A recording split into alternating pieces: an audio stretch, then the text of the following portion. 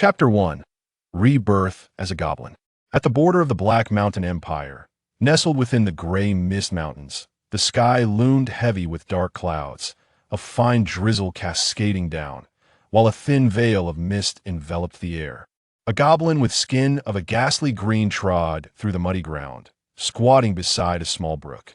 Gazing into the water's reflection, he beheld his new form with disbelief. What the hell? I've been reincarnated as a goblin?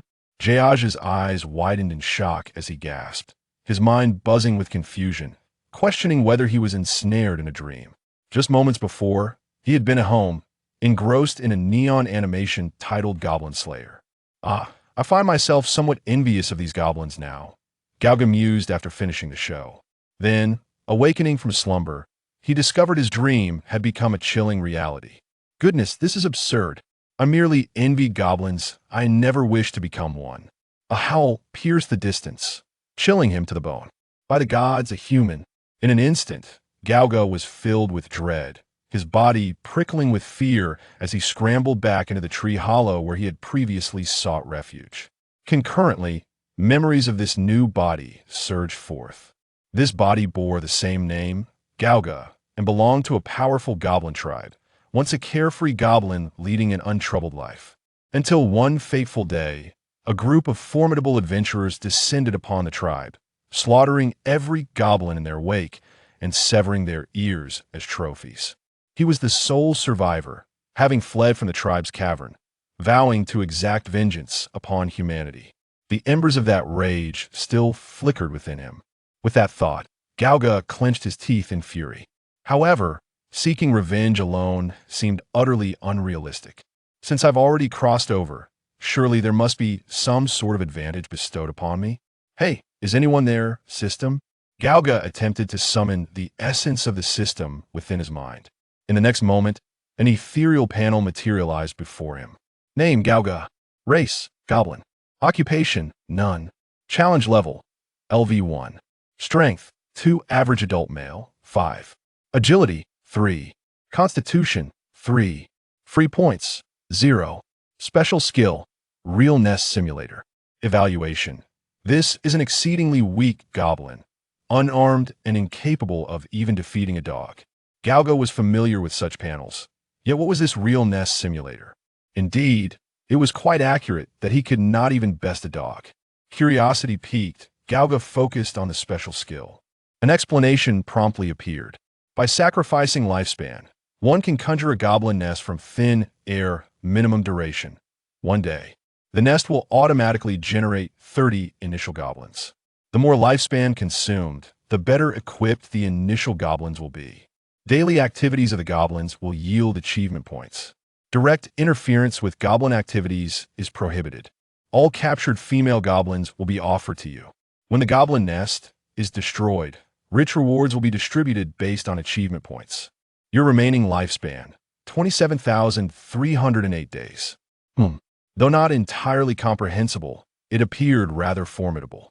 However, the notion of sacrificing lifespan was somewhat disconcerting. Gauga scratched his bald head. As the saying goes, one cannot catch wolves without sacrificing children having transformed into a goblin. Why fret over trifles?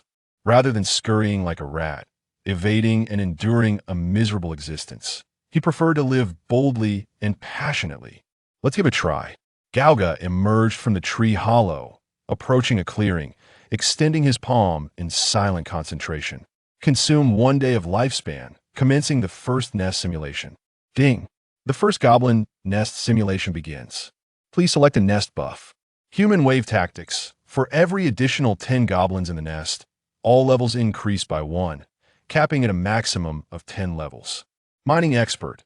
1 goblin with mining skills will be born among the initial goblins. Disease resistance. Goblins will have a reduced probability of falling ill. Oh, I can select a buff? Gauga was momentarily taken aback, then scrutinized the 3 options, pondering for a moment. The mining expert buff seemed quite advantageous, yet it was clearly more useful in the later stage of survival, was paramount at this moment, not mining. Disease resistance appeared somewhat superfluous, as goblins were not particularly prone to illness. With that eliminated, only the human wave tactics remained. Without hesitation, Gauga made his choice. In the next instant, an astonishing spectacle unfolded. The ground before him began to convulse violently, as if time and space were being distorted. The earth rumbled and heaved, swiftly forming a grand cave entrance. Within a matter of breaths, the shadowy depths of the cavern ignited with pairs of blood-red, menacing eyes. First nest simulation complete. Initial goblin count, 30. Current achievement points, 0. Nest buff, human wave tactics. Current goblin reproduction rate, 0. No suitable breeding grounds captured. Gauga ventured into the cavern, inspecting the panels of these goblins. Race, goblin. Occupation, none. Strength, 4. Agility, 4. Constitution, 4. Challenge level, 4. Human wave tactics effect bonus, 3. Skills, none. The attributes were largely uniform, with individual base stats fluctuating between 3 and 5.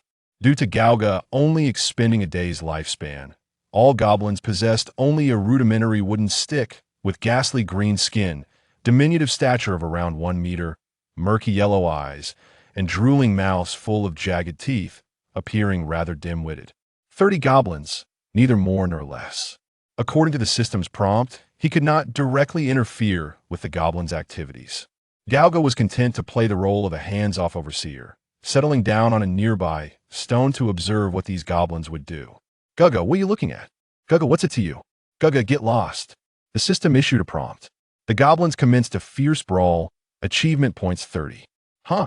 Fighting amongst themselves also yields achievement points? Gauga blinked, arms crossed, watching with great interest.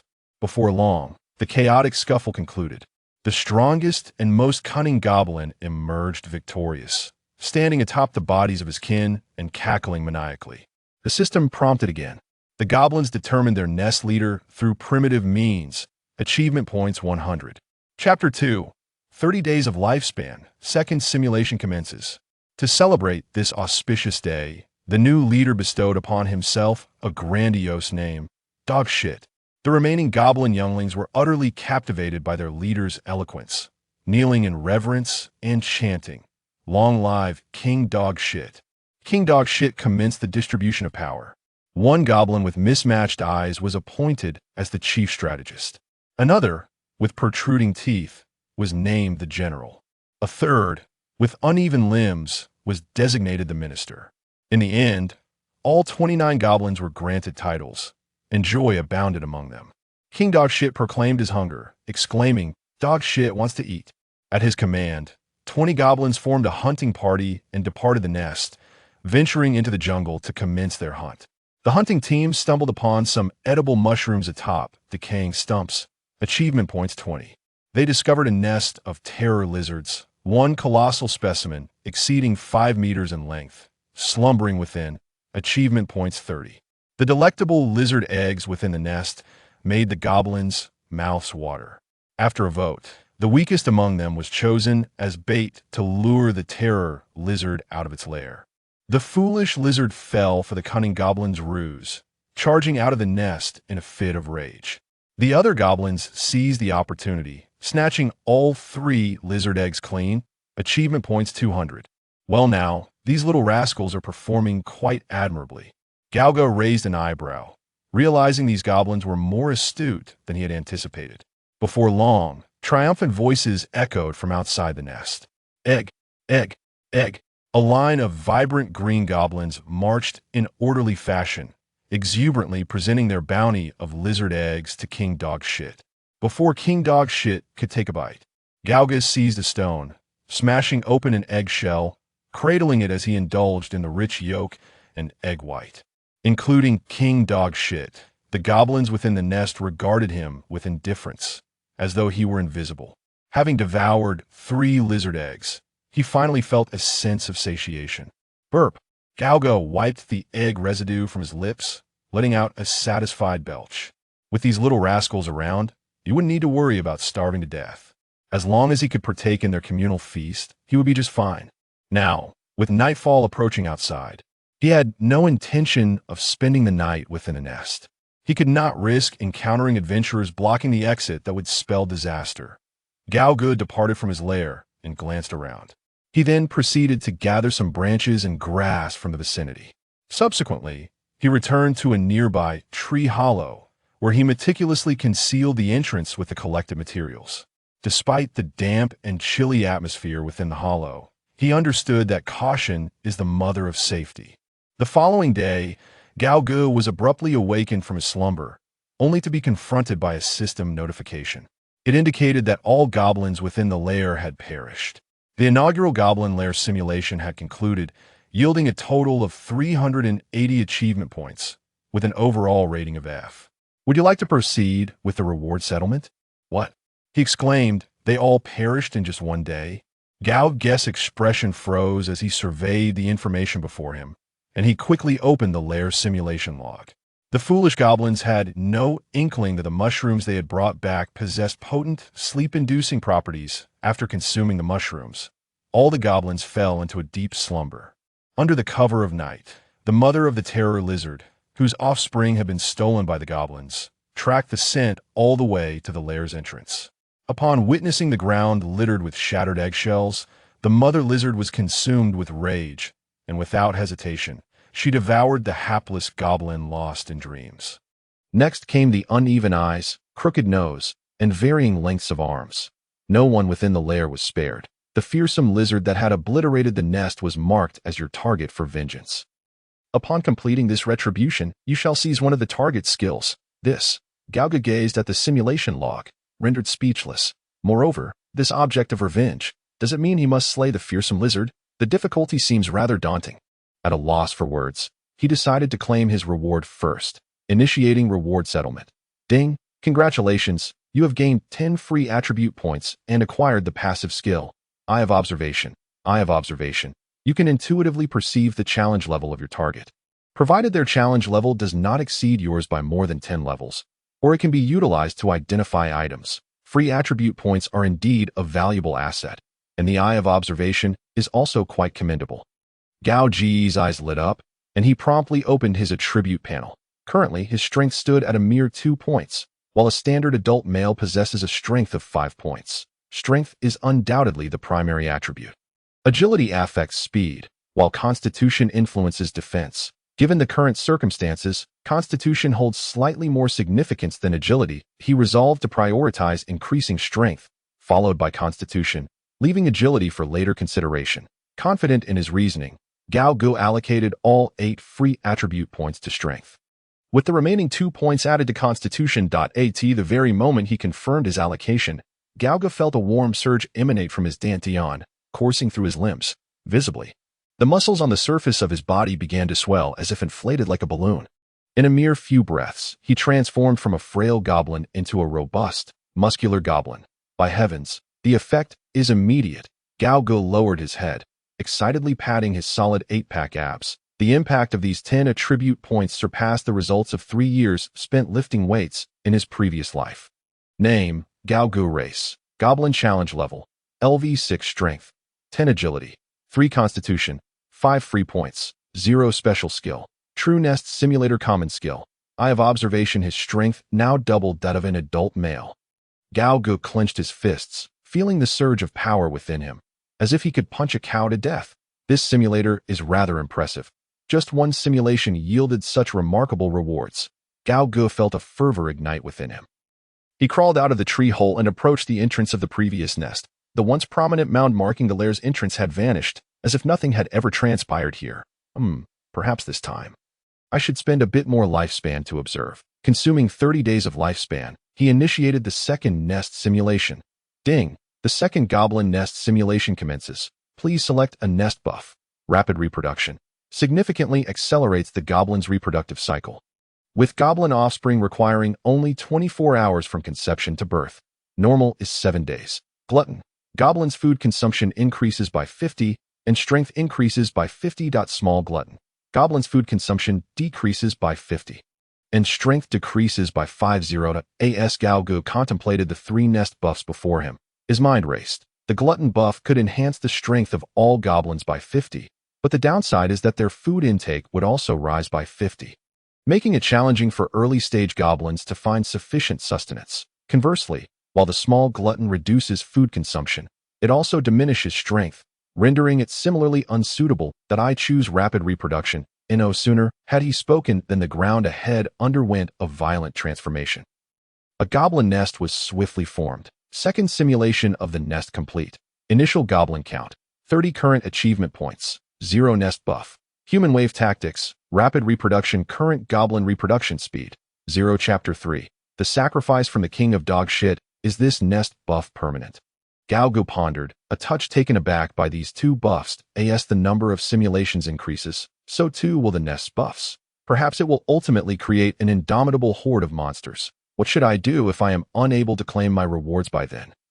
I must be overthinking it. After all, goblins are merely goblins. That it's a good thing that the nest can grow stronger. For now, let's see what differences arise from the goblin nest that consumed 30 days of lifespan. Gaogu took a deep breath and cautiously stepped into the cave. The internal structure of the cave was remarkably well designed, spacious where it needed to be, and cramped where required, complete with cozy little nests for the offspring. A storeroom for food, and cells for holding captives and sows. Everything one could wish for. In fact, at the innermost chamber, there existed a throne made of bones and wood, adorned with a splendid beast hide.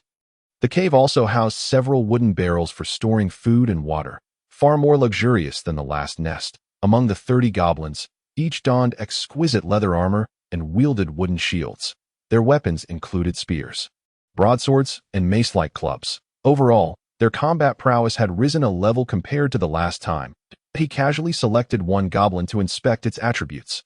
Race, goblin occupation, none strength, 4 agility, 5 constitution, 3 challenge level, LV7, human wave tactics 3, skills, human wave tactics. Rapid reproduction with a full set of excellent equipment. The goblin's average challenge level had increased by 3 levels compared to before. Indeed, there exists a considerable divide between being unarmed and armed. Gaogu observed himself. With 10 points in strength, his challenge level barely reached 6th. He stripped a goblin of its entire set of gear and donned it himself. Holding a mace, he swung it vigorously in the air, producing a whistling sound. His challenge level immediately surged from LV6 to LV9, that he wondered how high the challenge level of that fearsome lizard might be. With a reliable weapon in hand, Gao Ji's confidence soared, and he felt an irresistible urge to act. The location of the lizard was already marked on his map, approximately 4 kilometers southeast of the nest. Just as he contemplated whether to check on the lizard's situation, a commotion erupted among the goblins in the nest. Guga, what are you staring at? Guga, what of it?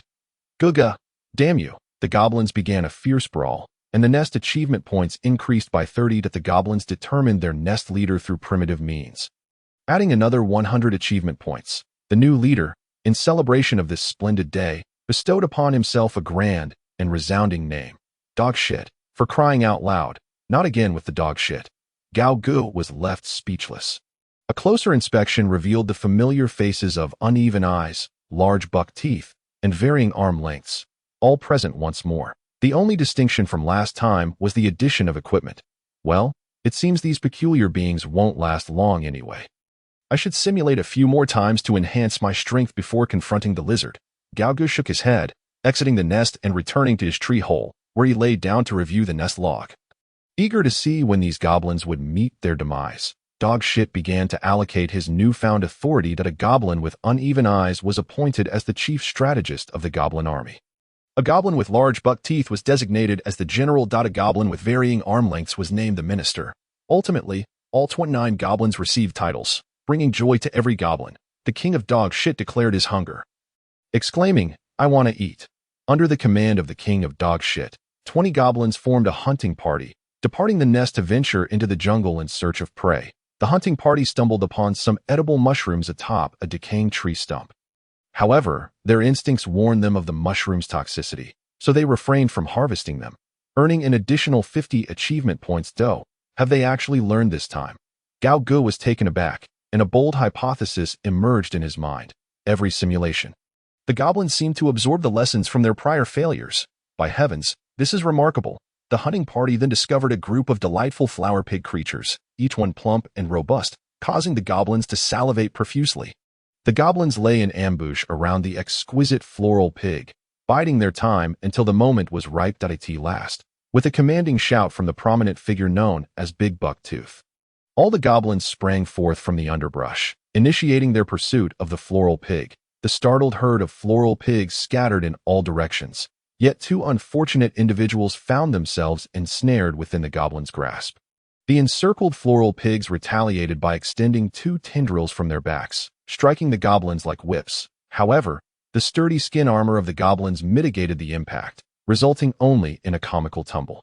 Big Bucktooth swiftly severed the tendrils of the floral pig with a decisive blow, subsequently capturing both floral pigs alongside his subordinates, earning a commendable 100 achievement points. The hunting party returned triumphantly with the two floral pigs in tow.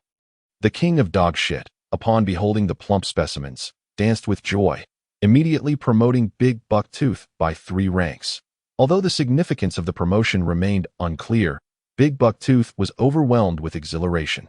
Fainting from the sheer thrill, the king of dog shit resolved to offer the most succulent of the pigs to the revered goblin god, securing another 100 achievement points. WTF? Gaogu was left dumbfounded by this turn of events. Shortly thereafter, another notification appeared before him. Your ever-loyal servant, dog shit, wishes to present a sacrifice to you. Should you accept the offering, the tribute will be directly transported to the ranch space. Dog shit proclaimed. Gaga, O great goblin god, your most devoted servant, dog shit, presents to you the fruits of today as harvest and hopes you will graciously accept.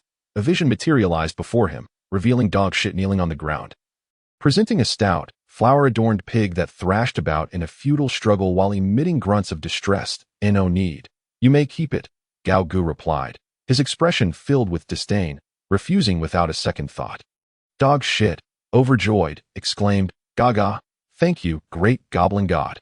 The following day, a goblin infant was born within the tribe, rewarding 300 achievement points.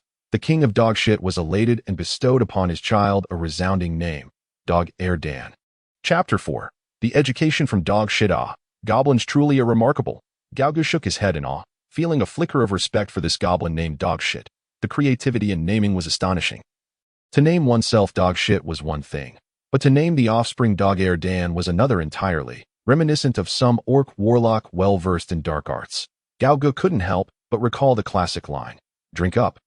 Hell's roar. This is the fate of the orcs. He departed from his tree hollow and ventured into the goblin's den. Within the den, most goblins had been dispatched for hunting, leaving only Dog Shit and a handful of subordinates in a deep slumber. A vibrant green goblin infant lay atop a haystack, indistinguishable from any ordinary goblin infant, save for its undeniable cuteness in comparison to the grotesque adult goblins, with an innocent visage and bright, sparkling eyes. It was incredibly charming. If a woman were to see it, she might very well shriek in delight and scoop it into her arms for a thorough pampering. However, such charm was fleeting. Limited to the brief infancy of goblins, upon reaching adulthood, their countenance would inevitably become repulsive. This trait had evolved as a means to enhance the survival rate of their young. The previous day's haul included 2 floral pigs, one of which had already been slaughtered for its delectable meat. The meat of the floral pig was rumored to be exceptionally delicious. Dog Shit, ever the miser, only allocated a meager portion of scraps to his subordinates, hoarding the majority of the pork for himself. Gaogu rummaged through Dog Shit's storage room and discovered the remaining half of a pig leg. The marbling of the meat resembled delicate snowflakes, exuding a unique floral aroma mingled with the fragrance of fresh pork. Such a delicacy seemed too extravagant to consume raw. Though now a goblin, he bore no aversion to raw meat, yet his former human sensibilities yearned for something warm. Unfortunately, given the current circumstances, starting a fire was a troublesome endeavor, so he reluctantly set it aside. He opened his mouth wide and bit into the pork chop, crunching through both bone and flesh. Swallowing it whole, perhaps due to the enhancement of his strength and physique, Gaogu noted a significant increase in his appetite. He found himself only half satiated after consuming an entire pig leg. Tiske. It seemed he would have to hunt for himself in the future. Merely relying on the den for sustenance might starve the other goblins. Patting his belly, he strutted out of the den, squatting in a patch of grass to relieve himself, before returning to his tree hollow to continue perusing the den's logs one by one. The logs detailing goblin activities refreshed before him. Big Bucktooth led a goblin hunting party back to the location where they had previously captured the floral pigs. But this time, luck was not on their side. Not even a trace of pig dung could be found. Big Bucktooth pressed onward, leading his team deeper into the wilderness. Suddenly, A chilling howl from a wolf echoed ahead, accompanied by the faint silhouettes of several towering figures within the mist-shrouded jungle. Alongside a chorus of low growls from beasts, hurried footsteps approached the goblins. Instinctively sensing danger, Big Bucktooth realized they had unwittingly intruded upon the territory of another tribe and promptly led his subordinates in a hasty retreat. Fortunately, they were not pursued, and the goblins breathed a collective sigh of relief, earning 50 achievement points. Although this hunting expedition was fraught with challenges, Big Bucktooth was determined not to return empty-handed. He ordered his subordinates to forage for edible roots and tree bark, gaining an additional 10 achievement points. While this might incite the ire of the king of dog shit, Big Bucktooth had already concocted an excuse that a vegetarian diet was beneficial for their health. The hunting party returned to the den with their meager haul of roots and bark. Dog shit, observing the pitiful offering, erupted in fury, utterly unconvinced by Big Bucktooth's feeble justifications, and promptly demoted him 6 ranks. Relegating him to the role of gatekeeper. It appeared that the Misty Mountains harbored other tribes. Gauga narrowed his eyes. The goblin's range of movement was meticulously recorded on the system's map. He marked all the locations of detected dangers for future exploration. In the blink of an eye, a week had passed. During this time, the goblin den remained relatively peaceful. Dogshit dispatched hunting teams daily, but fortune had not favored them lately, leading to a dwindling food supply. Reluctantly, Dogshit consumed the last remaining sow in the den. Gauga continued to conceal himself within his tree hollow, observing the den's developments and accumulating achievement points on the 7th day of den simulation. Dog Air Dan grew rapidly, brimming with energy as he wreaked havoc throughout the den. The air was filled with the innocent laughter of the little goblin, much to the chagrin of the other goblins who found themselves incessantly disturbed. Dogshit, stepping forward as the father, handed Dog Air Dan a wooden stick and began personally training his son's combat skills. However, even a 1-week-old goblin struggled to contend with Dogshit. Dog Air Dan was effortlessly knocked to the ground time and again. Gaga, Dog Air Dan, you've lost again. You are far too weak, a disgrace to goblins. Dogshit taunted, brandishing the stick with disdain. Father, I concede. Please, no more. The poor Dog Air Dan, bruised and battered, set down the stick, tears streaming down his face as he pleaded for mercy. Gaga, a worthless lump of mud. I shall show you mercy today. Dogshit scoffed, tossing aside the stick and turning away. Dog Air Dan, with a pitiful expression, wiped his tears and felt a sense of relief, thinking he had finally escaped the beatings. Little did he know. As soon as his father turned his back, Dogshit swiftly kicked him, sending him sprawling 3 meters away. Dog Air Dan wept bitterly, questioning what wrong he had committed. Dogshit seized Dog Air Dan by the neck, vehemently scolding him. You worthless fool. I had already turned away, and you should have seized that opportunity to pick up the stick and give me a good whack on the back of my head. Do you understand? Dog Air Dan, taken aback, nodded vigorously through his tears. Seeing that his lesson had been imparted, Dogshit nodded in satisfaction, releasing his son and preparing to leave. However, Dog Air Dan seized the moment. Brandishing the stick with all his might and leaping to deliver a surprise strike to his father's head, Dogshit let out a yelp, collapsing unconscious on the spot, earning 100 achievement points. Dog Air Dan stared incredulously at the stick in his hands, realizing he had learned a new skill, sneak attack, gaining an additional 500 achievement points. Chapter 5. Goblins and the Noble Young Lady He. This little one learns quickly. Hiding within the hollow of a tree, Gauga gazed upon the nest log, a smile of barely contained amusement gracing his face. What piqued his interest even more was the fact that the current achievement points of the nest had accumulated to a staggering 1540. Nearly 5 times that of the previous tally. Judging by the present operational state of the nest, it was evident that the goblins could not sustain themselves for much longer. The daily bounty from their hunts was dwindling, and relying solely on roots and bark could not possibly nourish such a multitude of goblins. To secure greater prey, they would need to expand their hunting grounds. However, such expansion would inevitably lead to conflict and death. Gauga licked his lips, filled with anticipation for the rewards that awaited. A faint gray mist perpetually enveloped the vast expanse of mountains above, casting a chill and dampness over the climate. Today, Gauga awoke naturally. Emerging from his tree hollow to the nearby stream by the nest, he splashed his face with the cool water, invigorating his spirit, before leaning over the clear stream, whistling as he relieved himself. Recently, his urine had taken on a yellowish hue, leading Gauga to suspect he might be slightly overheated and in need of a lighter diet. Just then, his long ears perked up, sensing an unusual sound emanating from downstream. This noise was unmistakably not that of beasts or monsters, humans. A shiver of danger coursed through Gauga's heart, prompting him to dive swiftly into the nearby thicket. Using the foliage as cover, he cautiously maneuvered some distance away. Hiding behind a rock, peering down the slope, to his astonishment, he spotted two humans, a man and a woman. Amidst the thicket along the stream's edge, the man was strikingly handsome, exuding an extraordinary aura, with short brown hair and a tall, muscular frame of at least 6 feet 3 inches, clad in silver armor adorned with intricate black patterns, a long sword hanging at his waist. The woman was equally stunning, her skin pale as snow, golden hair elegantly styled behind her head, dressed in a finely crafted brown leather armor that accentuated her ample bosom, slender waist, and curvaceous figure, complemented by high-heeled knee-high boots. She lowered her magic wand and knelt beside the stream where Gauga had just urinated. Cupping the cool water to her lips, savoring it with a satisfied wipe of her mouth, exclaiming, "Wow, Philip, this stream water is truly delightful. Lady Dolores, I possess clean water here. Should you feel parched, please inform me. Do not consume this unsanitary water, for should you fall ill, it would place me in a most difficult position," the man, named Philip, advised with a resigned tone, rubbing his forehead. "Humph, Philip, you are utterly dull. This water is as clear as a mirror." "How could it possibly be unsanitary?" Dolores retorted, hands on her hips, her cheeks puffed adorably in protest. While she smacked her lips, noting the slight aftertaste of the water, Gauga, concealed behind the rock upstream, observed this entire exchange.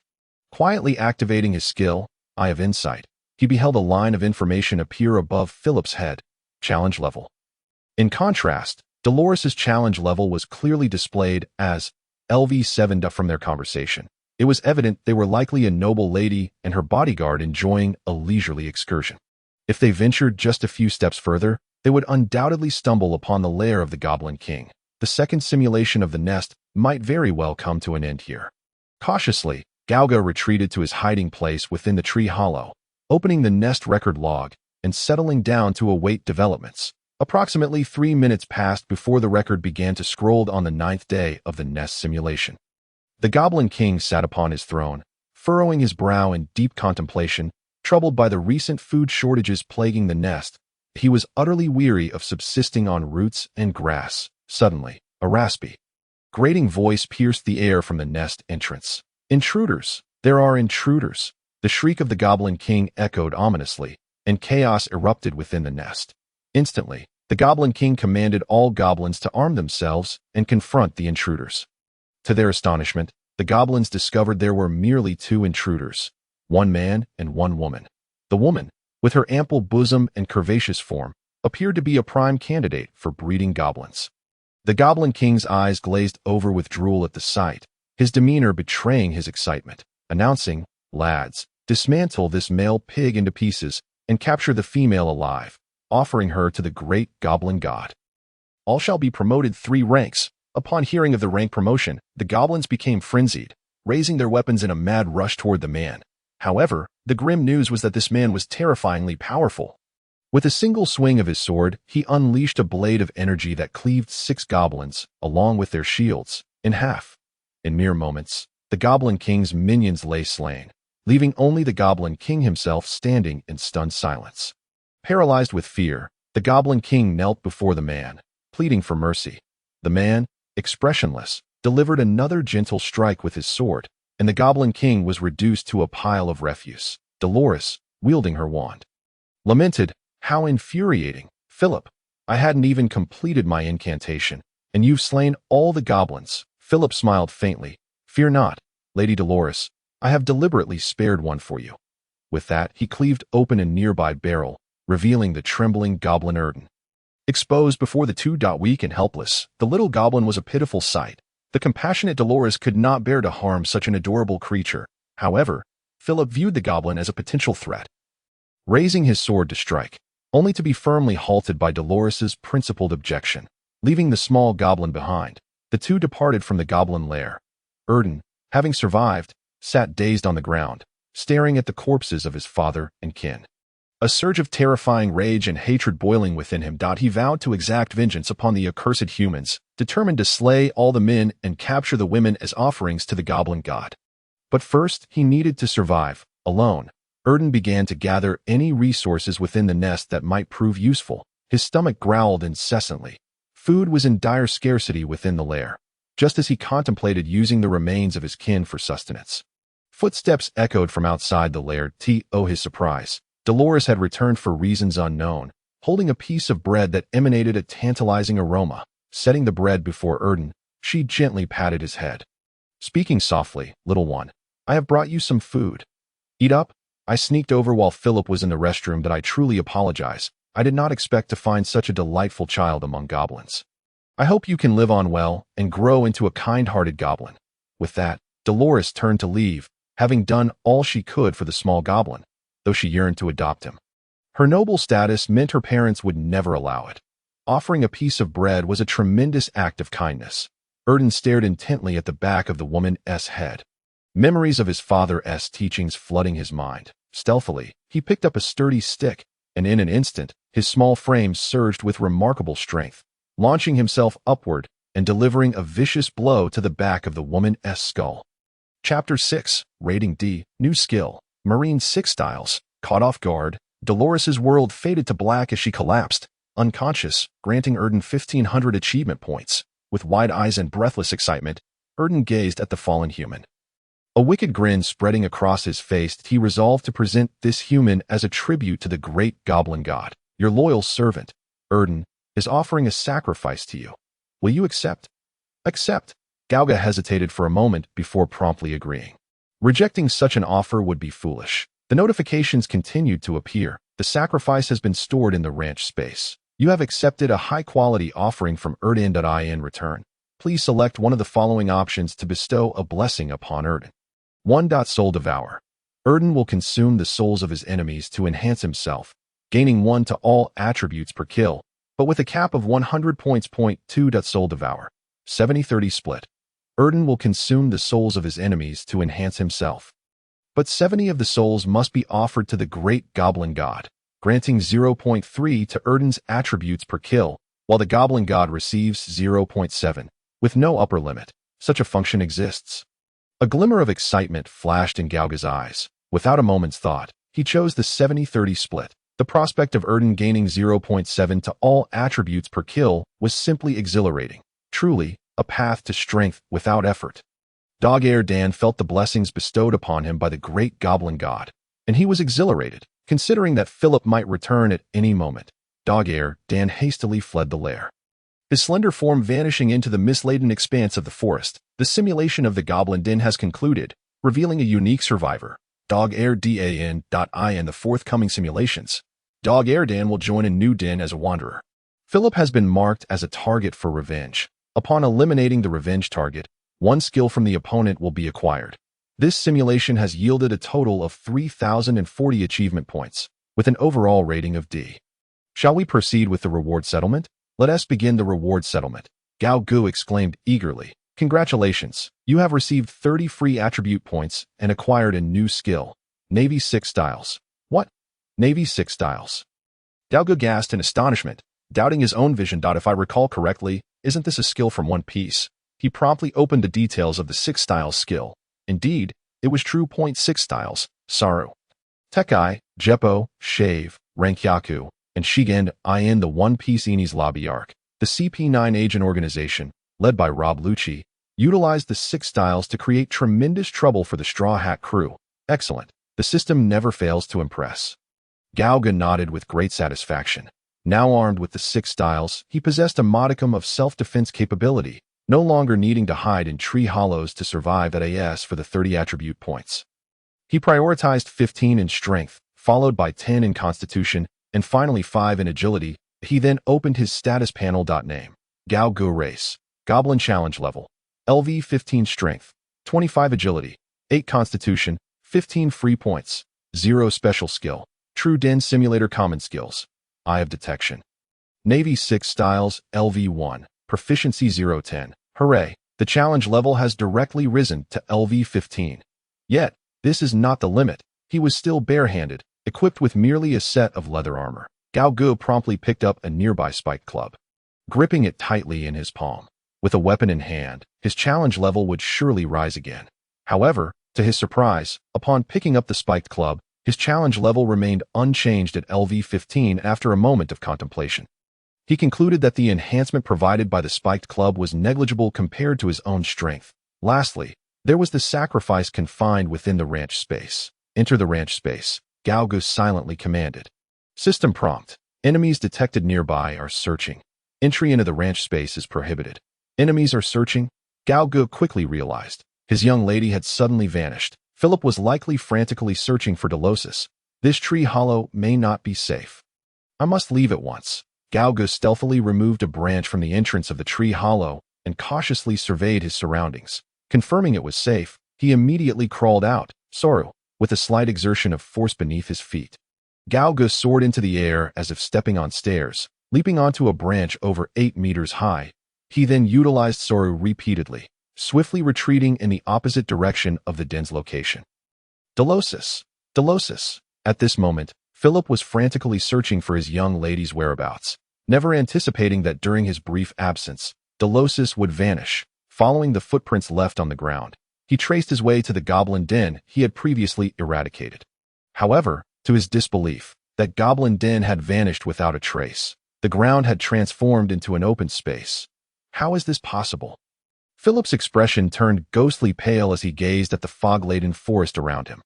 Feeling dizzy and cold sweat trickling down his back, Delosis had been abducted. Could that den be some sort of illusion? Oh heavens! Philip, what foolishness have you committed? Regret gnawed at him. Had he known, he would never have agreed to that ridiculous adventurer's game merely to please Delosis. The precious young lady ought to have remained in the courtyard, tending to flowers and playing with birds. What now? Lord Sterling will surely kill me. Philip's face turned ashen, collapsing to the ground in terror. Feeling as if he might vomit.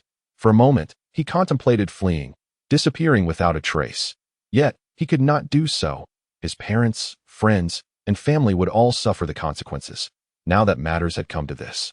He could only plead for mercy from the Lord. If the Lord could send people to find Delosis, she would surely plead for him, perhaps granting him a sliver of hope.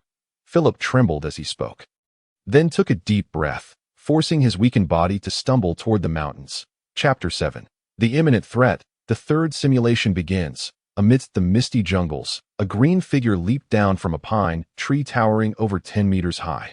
Gao Gu landed steadily on the ground. Supported by one hand, he gazed at his now muscular and robust physique, a surge of unprecedented confidence swelling within him. In his past life, running a kilometer would leave him breathless. Now, after traversing the jungle using Soru for about 30 minutes, he felt not a trace of fatigue. After such a long run, he should be in a safe area by now. Enter the ranch space. Gao Gu silently thought, and no sooner had he finished speaking than he vanished from sight. When he opened his eyes again, he found himself in a vast and eerie space. Looking up, he saw a colossal blood-red moon hanging in the sky. Resembling a grotesque eye filled with veins, gazing down upon everything below.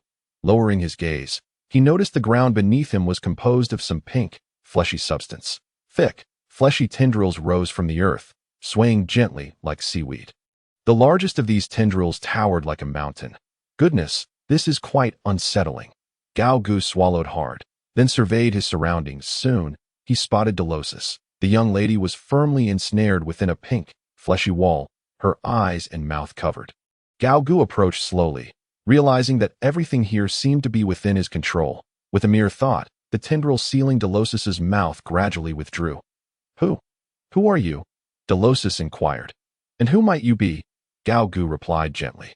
I am Delosis Castavon Basarez, the eldest daughter of the Basarez family, and my father is a baron appointed by the Emperor of the Black Mountain Empire. If you dare to harm me, my father will not spare you. Without hesitation, Delosis boldly proclaimed her lineage, her tone filled with conviction. Her illustrious background was her only hope for survival. Gao Gu blinked, asking, is it not you who slaughtered my kin and brought this upon yourself? Additionally, is your family's influence truly significant? Delosis proudly retorted, Of course, my father will soon send someone to find me. You must have heard of the renowned Lionheart mercenary group, right? The leader of the mercenary group was once my father's subordinate. If you are wise, release me at once. and I shall graciously pretend this never happened. Otherwise, when my father's men find you, you shall be doomed." Gao Gu replied, "I apologize. I am rather ignorant and have not heard of this Lionheart mercenary group. Is it truly formidable?" Delosis raised her chin with a haughty demeanor. "Humph, need I say more? The Lionheart mercenary group is one of the most powerful teams along the borders, boasting 7 silver-tier adventurers. The leader, Balaton, was once a golden-tier powerhouse. Even if you were a fearsome dragon, you could not withstand Mr. Balaton's blade." Gao Gu raised an eyebrow. "Once?" Delosis nodded. "Yes, due to injuries, Uncle Balaton's strength has fallen to silver tier. But he remains far stronger than ordinary silver tier adventurers." "Oh, how impressive." Gao Gu feigned surprise and asked, "Could you elaborate on the classification of adventurer strengths in this world, Miss Delosis?" Delosis looked at him in astonishment. "Really? Where do you hail from that you do not know this?" "Very well. I shall graciously enlighten you." A cacophony of chatter ensued. Gao Gu had nearly comprehended the classification of adventurers within the Black Mountain Empire. The hierarchy, ranging from the lowest to the highest, consisted of the following 9 levels: porcelain, black iron, bronze, silver, gold, platinum, mountain copper, mithril, and fine steel. After a moment of contemplation, Gao Gu inquired further, "The levels you mentioned seem rather abstract. Could you provide a more concrete description of their strength?" Dolores tilted her head slightly and pondered. My father once remarked that an adventurer possessing mithril-level strength could single-handedly withstand 1,000 troops, making them highly sought after by noble factions and even nations. That as for those of the fine steel level, they predominantly reside within the realm of legends, the notion of one individual fending off 1,000 troops. Gao Gu mused over this scenario. Was it not akin to catastrophic levels of combat prowess? Moreover, it was evident that this noble lady had yet to experience the world in its entirety, and her understanding might not encompass the full scope of reality. Beyond fine steel, there might exist even more formidable entities. He needed to expedite his own strength enhancement. At the very least, he had to ensure his survival against the Lionheart mercenary corps. Gao Gu slowly clenched his fist, noticing his silence. Dolores assumed he was frightened and smugly remarked, "So, are you scared now? Knowing that you are frightened, why not hasten to release this lady?" Upon hearing this, Gao Gu lifted his gaze, grinning at the woman before him, revealing a set of sharp fangs. "I'm terrified of your mother." After spending 2 hours in the pasture realm, Gao Ji's robust figure reappeared amidst the fog-laden jungle. He exhaled a long breath. Upon reaching a clearing, he extended his palm. Sacrificing 15 days of life, he initiated the 3rd nest simulation. His strength now vastly exceeded his previous levels, so even with the expenditure of merely 15 days, or perhaps even less, the goblins within the nest would undoubtedly possess superior initial gear. The 3rd goblin nest simulation commenced. Please select a nest buff. Target decoy. 3 decoys with taunt effects will be generated within the nest. Enemies entering the nest must eliminate the decoys before attacking other goblins. Genetic subsidy. Newly spawned goblins within the nest will inherit some of the parent S traits. Frenzied mutation. Newly spawned goblins within the nest will have a higher probability of evolving into higher-tier species. Chapter 8. Combat. Exhilarating. Decoys with taunt abilities seemed familiar, yet they appeared to offer limited utility. However, 3 decoys were evidently insufficient. If there were 10, it might warrant consideration. As for genetic subsidy and frenzied mutation, both buffs were exceedingly practical. Gao Gu desired both, but could only choose one. After much deliberation, he resolved to select frenzied mutation. The 3rd simulation of the nest was completed. Initial goblin count, 30 current achievement points, 0 nest buffs. Human wave tactics. Rapid reproduction. Frenzied mutation. Current goblin reproduction speed, 0. Due to the effects of frenzied mutation, a great goblin emerged among the initial goblins. Oh ho, the effects were immediate. A great goblin had indeed appeared. Gao Gu hurried into the nest. As he had anticipated, all 30 initial goblins were equipped with the same fine gear as before. Among them, 1 goblin had reached a size comparable to that of an adult human male, its muscular form exuding an air of menace, wielding a sharp battle axe. This time, the traditional brawl was absent. The great goblin let out a low growl, causing the other goblins to tremble in fear.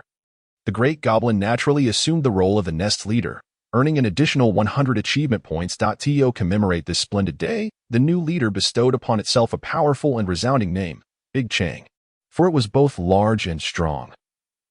This time it was surprisingly not nonsensical. Gao Gu was somewhat taken aback. He opened Big Chong's profile. Name: Big Chong race, Great Goblin strength, 15 agility, 6 constitution, 10 challenge level, LV 11, human wave tactics 3, skills, Berserk, a unique skill of the Great Goblin. Triggered automatically upon injury. In a Berserk state, all attributes increase by 30 for 3 minutes, after which it enters a weakened state, reducing all attributes by 30. Wow. So formidable. Truly a higher-tier species. Gao Gu could not help but feel a twinge of envy. Although he was considerably stronger than the Great Goblin, his race remained that of an ordinary goblin.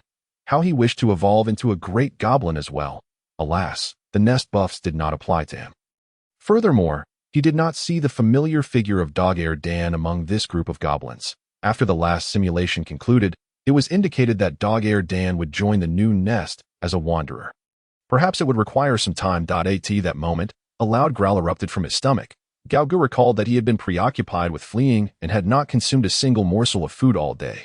This time, he would attempt to hunt for himself. That he exited the nest and leaped into the air with a moonlit stride, weaving through the jungle while keenly observing his surroundings in search of prey. However, the pervasive gray mist severely limited visibility, making the hunt more challenging than anticipated. After more than an hour, Gao Gu landed on a thick branch, his gaze fixated on a plump little deer grazing below. Its deep gray coat glistened, and its antlers, over a foot long, resembled razor-sharp blades. It was evident that this was no ordinary beast. Utilizing his eye of insight, he identified it. Bladehorn deer. Challenge level.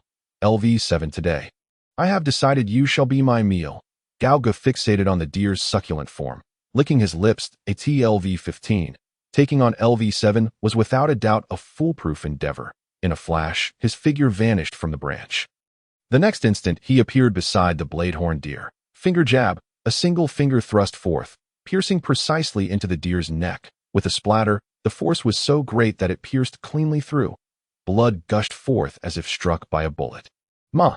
Startled, the Bladehorn deer let out a wail, violently thrashing its head and attempting to retaliate with its sharp antlers. Iron block. Gao Gu immediately crossed his hardened hands before him. The blade-like antlers struck with a sound akin to metal clashing. However, the already wounded Bladehorn deer, driven by survival instinct, disregarded its neck injury and fled at breakneck speed. Gao Gu stood firmly, arms crossed, his breath quickening, eyes wide with an unusual gleam. Was this the sensation of battle? Dopamine surged within his brain. His blood felt as though it were boiling. Combat, exhilarating. With a surge of energy, Gao Gu propelled himself in pursuit of the fleeing Bladehorn deer. The deer's speed was remarkable. Yet Gao Ji's was even swifter. Moreover, the deer, injured at the neck, could not run far before succumbing to blood loss. Before long, he spotted the Bladehorn deer collapsed in a patch of grass, crimson blood pooling around it. Its forelegs twitching gently, teetering on the brink of death. Just as he prepared to deliver a fatal blow, an unexpected turn of events occurred. A slick, enormous tongue suddenly shot forth from the nearby thicket, ensnaring the entire Bladehorn deer and dragging it into the gray mist. What in the world? Gao Gu was momentarily startled. Emerging from the fog was a colossal lizard, towering at approximately 3 meters with a body length exceeding 5 meters. Leisurely revealing itself, its massive jaws gnawing on the remains of the Bladehorn deer, swallowing it whole. Its entire body was adorned with armor-like dark green scales, a thick tail swaying casually behind it, and a pair of crimson vertical pupils fixated intently on the nearby goblins. Its slippery tongue flicked across its lips, suggesting it had not yet satiated its hunger. Terror lizard. Challenge level LV 16. Gao Gu swiftly activated his eye of insight, and comprehension dawned upon him. This was the very lizard that had previously decimated his nest. Moreover, it was marked as a vengeful target by the system. A challenge level of LV 16. At first glance, one might mistake it for a Tyrannosaurus rex. No wonder it was named the terror lizard. Goodness, those little brats had some audacity to steal eggs from such a creature. What to do now? Should he flee? Gao Gu felt a twinge of hesitation within his heart, for the challenge level of the fearsome lizard surpassed his own. The most prudent and rational approach would be to tactically retreat and continue honing his skills. Once he had leveled up sufficiently, he could settle the score at a later time. Though he contemplated this in his mind, his body, nearly boiling with fervor, had already taken matters into its own hands. Gale kick. Whoosh! A crescent-shaped vacuum shockwave tore a lengthy fissure into the ground, striking the fearsome lizard with considerable force. Hiss! The creature let out a pained roar, and from the wound struck by the gale kick. Scales shattered, revealing a gruesome gash. Chapter 9. Slaying the fearsome lizard. New skill acquired. Sonic Howl. Excellent. It can indeed be breached. Observing the laceration on the fearsome lizard, Gao Ji's confidence surged as long as he could bypass its defenses. Even with mere scraping techniques, he could bring the creature to its demise. Moreover, his damage output far exceeded that of simple scraping. Gale kick. Gale kick. Yet again, gale kick. Seizing the moment, he unleashed 3 consecutive crescent-shaped vacuum shockwaves, all striking the fearsome lizard. Scales exploded, muscles were torn apart, and ghastly white bone was exposed at the site of the wounds. The fearsome lizard was not particularly swift, wholly unable to evade the relentless assault of the gale kicks. Gao Gu had no intention of engaging in close quarter as the fine drizzle ceased. The mist in the mountains gradually dissipated, revealing a sky adorned with countless stars. The hour had progressed into the deep of night. With the proficiency of the gale kicks steadily enhancing, the surface of the towering gray boulder, nearly twice the height of a man, had become riddled with countless scars. 488, for 89, for 90, for 91. The sharp vacuum shockwaves continued to strike relentlessly against the rock's surface with horizontal, vertical, and diagonal kicks. For 96, for 97, for 98, for 99, 500. Proficiency in gale kick has increased. LV2, LV3, 0100. After 500 repetitions, his skills had finally ascended to a new level. The might of the gale kick now surpassed anything he had previously experienced. Should he face the LV15 challenge, the terrifying lizard, he felt confident that he could vanquish it within 3 strikes. Yet, as he prepared to lift his leg for further practice, a twinge of soreness coursed through his thigh muscles. It was evident that the intense training had placed immense strain on his body. Clearly, a brief respite was in order. Gao Gu exhaled softly.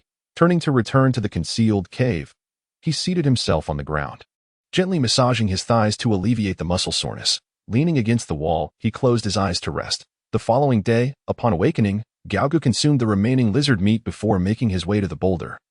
Resuming his relentless practice of the 6 forms, the crescent-shaped vacuum shockwaves mercilessly battered the boulder. By midday, hunger compelled him to hunt. After satisfying his appetite, he returned to the boulder to continue his training. That evening, he retreated to the cave to rest and recover his strength. On the 3rd day, just as the sun began to rise, he again approached the boulder to practice, persisting until sunset. 1996, 1997, 1998, 1999. Another 2,000 repetitions of the gale kick completed. Proficiency in gale kick has increased. LV3, LV4, 0200. Gao Ji's understanding of the gale kick deepened profoundly. He approached the battered boulder and gently placed his palm against its scarred surface. With a resounding crash, the towering stone shattered into a multitude of fragments. Gao Gu opened his attributes panel. Challenge level: LV20 strength, 25-27 agility, 8-10 constitution, 15-17 free points, 0. After 3 uninterrupted days of diligent training, not only had his gale kick proficiency increased, but his strength, agility, and constitution had also risen by 2 points each. His challenge level had also soared to LV19. He unleashed a sweeping strike towards the lush jungle. Swish! A crescent-shaped vacuum shockwave, thrice the size of its predecessors, surged forth, effortlessly severing every tree in its path. The clean breaks in the trees attested to the formidable power he wielded. Yet, he remained unsatisfied. Recalling a character from One Piece, Kaku, who excelled in the gale kick, he remembered how he had developed a technique capable of effortlessly slicing through entire judicial towers, and later, even cleaving a warship with a single kick.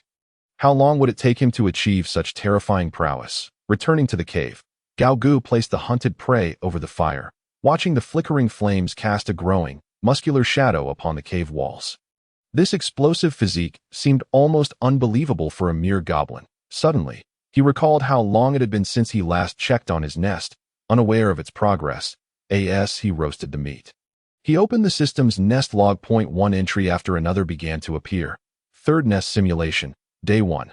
The nest leader, De Chong, was famished and commanded his subordinates to venture out for hunting. This time, the goblins were fortunate. capturing a considerable bounty, a large python, 2 foxes, and a litter of fox pups, along with a scorpion over a meter in length. Achievement points 50. However, Dechang devoured all the spoils alone, leaving nothing but a pile of hard bones for the goblins. Faced with Dechang's selfishness, the goblins could only seethe in silence, for he was both large and strong. They would have to endure a night of hunger. It seemed this new leader was quite lacking. Gao Gu mused, shaking his head. If he were a fool, he would ensure that all the goblins were content, at the very least sharing some meat with his subordinates. But Dechang, relying on his status as the alpha goblin, only offered bones. Such a selfish leader would hardly last long. Day 2. Before dawn, Dechang again forced his goblin subordinates to embark on a hunting expedition. Yet again, the goblins remained silent, for Dechang was both large and strong, requiring ample meat. This time, however, luck eluded them, as they only found some hay, tree bark, and foul-smelling insects. That Dechang, furious, seized one of the goblins and snapped its neck. Then, before all the others, consumed his own kin. That if tomorrow yielded no decent prey, he would feast upon 2 goblins. In the face of Dechang's brutality, the pitiful goblins trembled in fear, still unable to voice their anger. By evening, an outsider goblin appeared unexpectedly, introducing himself as Goblin Dan, hoping to join the nest and presenting a basket of sweet wild fruits as a token of goodwill. Dechang happily accepted Goblin Dan's gift, eager to gain another laborer. Only a fool would refuse. Day 3. Dechang dispatched Goblin Dan directly to hunt alongside the scouting party. During the hunt, Goblin Dan conversed earnestly with the other goblins. Learning of Dechang's tyrannical behavior and resolving to eliminate him. One starving goblin, in a moment of desperation, plucked a purple flower from the underbrush and hastily consumed it, only to suffer violent diarrhea, weakening him significantly. Goblin Dan discreetly noted the location of this flower. The hunting party soon encountered a prey, a horned rabbit with a sharp, single horn on its head, roughly the size of a yellow dog. A reckless goblin charged forward, brandishing a large blade. But Goblin Dan sensed the danger. He raised his shield and rushed to protect his comrade from the rabbit's lethal strike. The 2 were sent flying 3 meters away. Upon witnessing this, the other goblins recognized the threat posed by the horned rabbit and prepared to flee. Yet, Goblin Dan stood resolute, bravely engaging the rabbit in combat. Each time, his shield accurately deflected the rabbit's attacks. While he called upon the others to follow his lead and join the hunt, if they failed to bring back respectable prey today, Dechang would surely feast upon goblins again. With this thought, the other goblins found their courage renewed. Under Goblin Dan's calm command, they successfully triumphed over the ferocious horned rabbit. Achievement points 300. Goblin Dan delivered the final blow, slaying the rabbit and consuming a third of its soul, enhancing all attributes by 0.3. Naturally, the remaining 2/3 of the soul were to be offered to the great goblin god. The attribute points would be automatically claimed upon logging. Following this hunt, Goblin Dan, standing among the goblins, rose significantly. The goblin he had rescued became his friend, introducing himself as Baishur. This name reminded Goblin Dan of his father, who had met a tragic end at the hands of humans. As night fell, Goblin Dan and the hunting party returned to the nest. Dechang, still gluttonous, devoured the entire horned rabbit, leaving only a pile of bones for the others. Yet, unbeknownst to Dechang, the cunning Goblin Dan had secretly caught numerous frogs by the stream with the other goblins, ensuring that everyone had their fill. Little did Dechang know, a rebellion led by Goblin Dan was quietly brewing. Chapter 11. Training, Instant Kill. You have received a soul tribute from Goblin Dan, enhancing all attributes by 0.7. Strength, 27.7 agility, 10.7 constitution, 17.7. He, Goblin Dan seems to possess some remarkable abilities.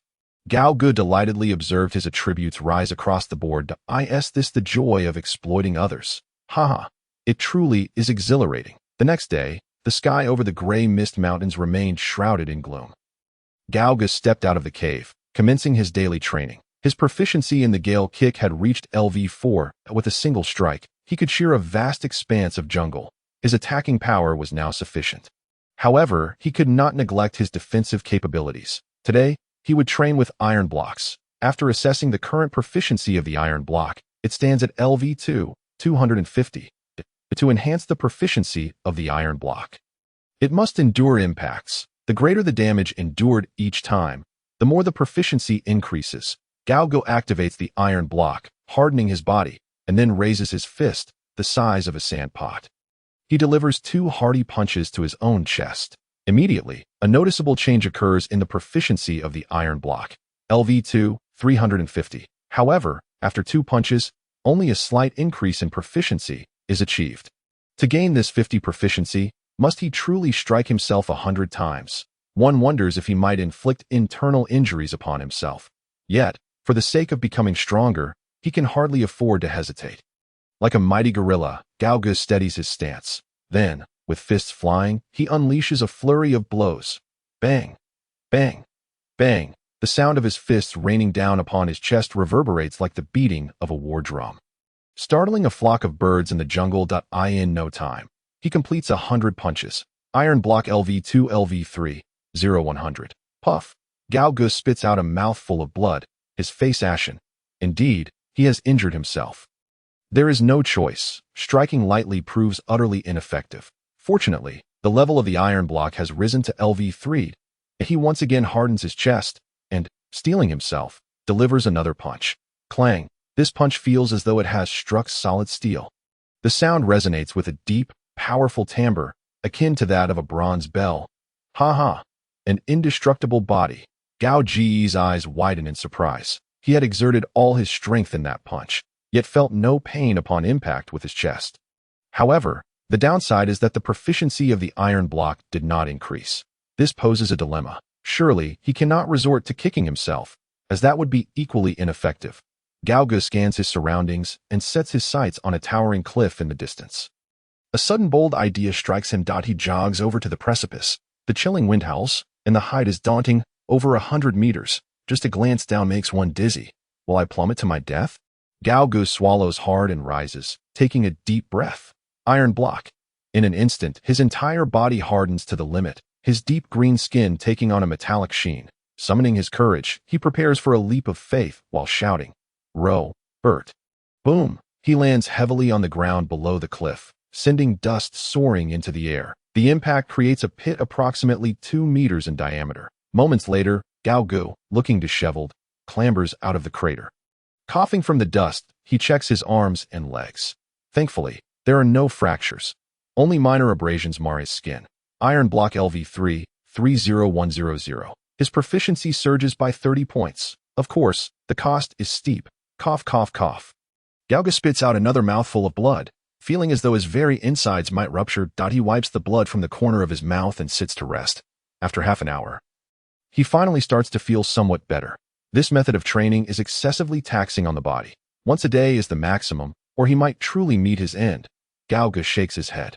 After confirming he is no worse for wear, he sets off toward the jungle, swiftly navigating through the foliage in search of today's prey. Along the way, he encounters various small beasts and monsters. A dual-tailed scorpion LV4, an electric slime LV3, and a twirling bird LV5. These meager creatures provide insufficient sustenance for him. He scarcely glances at them. After a brief time, Gao Ji's eyes light up. At last, he has spotted suitable prey. And it is an old acquaintance. A great terror lizard, challenge level LV20. It is a superior breed of the ordinary terror lizard, larger by a third. Its scales a profound black, adorned with 2 short black horns atop its head. Its robust limbs resemble stone pillars, and its tail could easily fell a tree with a mere flick. Upon noticing the great terror lizard, it too spots him, although this goblin appears slightly more robust. To the terror lizard, he is merely food, posing no threat whatsoever. The powerful goblin remains just a goblin. It opens its massive maw and charges at the goblin with lethal intent, its colossal size akin to a bulldozer barreling forth. Unfazed, Galgo inhales deeply, puffing his cheeks to their limit. A deafening roar erupts from his mouth. The sound waves ripple through the air, stirring the earth beneath him, while the trees and foliage sway as if caught in a tempest. Leaning back in surrender, the force of this roar far surpasses that of the previous terror lizard. The charging great terror lizard, taken completely off guard by the goblin's use of its ancestral skill, is left dazed, eyes rolling back. Raging kick. Next comes a 3-meter-high crescent-shaped shockwave that cleaves through the air, carving a path through the great terror lizard's body. The charging beast is instantly split in two, its halves collapsing to either side. The severed edges expose bone, organs, and blood vessels, reminiscent of a dissection model in a medical laboratory. Remarkably clean cuts. Gao Gu, maintaining a single-footed stance, is momentarily stunned by the sight. He had anticipated victory, but never imagined he would dispatch the great terror lizard in a single kick. An overwhelming sense of accomplishment surges within him. Humph, this is all thanks to my diligent training. Gao Gu, brimming with pride, approaches and hefts the massive body of the lizard, then disappears into the dense jungle. Approximately an hour later, two humans arrive at the scene in haste. Point 1, with a blind eye concealed beneath a black eye patch. Has a fierce countenance, sporting two small mustaches at the corners of his mouth, tall and broad-shouldered. His limbs are robust, and his hands bear the calluses of hard labor. He is clad in sturdy, dark brown leather armor, revealing a suit of solid silver chainmail beneath the collar, and at his waist hangs a glimmering curved blade. The sleeves and collar of his attire are adorned with a prominent emblem of a roaring lion's head. Chapter 12. Accumulating Strength. Were Lady Dorothea present, she would surely recognize these two as members of the Lionheart Mercenary Corps. The one-eyed mercenary, known as One-Eyed Tiger, is a seasoned warrior within the Corps, renowned for his formidable prowess. The other, with a shifty appearance, is nicknamed Rat, having joined the mercenary group less than a year ago. This moment, both observed the severed body of the great terror lizard. Their expressions varied. Previously, they received intelligence from scouts indicating the presence of a great terror lizard nearby. However, upon arrival, they found nothing but the remains. Rat, what do you think could have slain this great terror lizard? One-Eyed Tiger's rugged face bears an unusual gravity. Rat examines the scene carefully and replies, it must have been the work of a master swordsman, much like yourself. One-Eyed Tiger scoffs. Humph, spare me the flattery. I could handle this great terror lizard alone with ease. But look at its wounds, so smooth and cleanly severed. It is evident that it was sliced in half by a blade, a feat even I would find challenging. With that, he crouches down, drawing his curved blade to meticulously probe the remains. Eventually, he uncovers a walnut-sized, irregular black crystal. This black crystal, known as a magic core, is a concentration of magical energy that only powerful monsters possess within them. It holds extensive applications in alchemy and magic, with its value increasing with the strength of the monster. The magic core from this great terror lizard could fetch at least 20 gold coins on the market, sufficient for a family of 3 to live for half a year. Moreover, if a human were responsible, why would they leave the magic core within the lizard's body? One-Eyed Tiger wipes the blood from the magic core and inspects it closely. Rat cautiously suggests, so, brother, do you mean to say that this was the work of other monsters in the mountains? Very similar, and it is evident that the corpse of the terror lizard's other half has also vanished, unmistakably devoured. However, I find myself pondering one thing. What manner of creature lurking on the periphery of this misty mountain range possesses the ability to execute such lethal strikes? A flicker of confusion danced in the remaining eye of the cyclopean tiger as it stowed away the magic core and rose to its feet. Inform the others in the group to exercise utmost caution while exploring the jungle. Should they encounter any unidentified individuals, they are to signal the rest immediately and refrain from taking the initiative. Understood. The rat nodded heavily. As night fell, the mist thickened, obscuring the stars above in a stone cave halfway up the mountain. Gao Gu sat cross-legged on the ground, indulging heartily in the delectable roasted terror lizard meat. The rigors of daily training had drained a significant amount of his stamina, resulting in an insatiable appetite. Half a terror lizard had been consumed within 2 meals, reducing it by a third. Alas, if only there were chili powder and cumin. Gao Gu bit into a large, juicy morsel of meat, savoring the flavors while shaking his head in wistful contemplation. Human desires are boundless. Just 2 days prior, he was content with merely having cooked meals. Yet today he found himself longing for spices that in a few days, who knows what else he might yearn for. While dining, he casually opened the nest log. Third nest simulation. Day 4. Dog-Eared Dan had fully integrated into this new home, harmoniously coexisting with his companions, showcasing his wisdom and courage, earning the respect of the other goblins. Dechong felt somewhat disgruntled by this, but under Dog-Eared Dan's deft flattery, he quickly forgot his grievances and even appointed him as the second in command of the nest. However, Dog-Eared Dan was not content with this title. He aspired for greater heights. Today, he took the initiative to lead a hunting expedition, seeking food for Dechong, who was thoroughly pleased with his loyalty. During the hunt, Dog-Eared Dan commanded his team to avoid lethal force when capturing prey, reserving the final blow for himself. Though the other goblins were puzzled by this approach, they complied with Dog-Eared Dan's wishes. Today's hunting party yielded an abundant harvest: horned rabbits, fierce claw birds, giant mouth mushrooms, and two-pronged apes, various small magical beasts. All fell to the hands of Dog-Eared Dan, earning him 400 achievement points.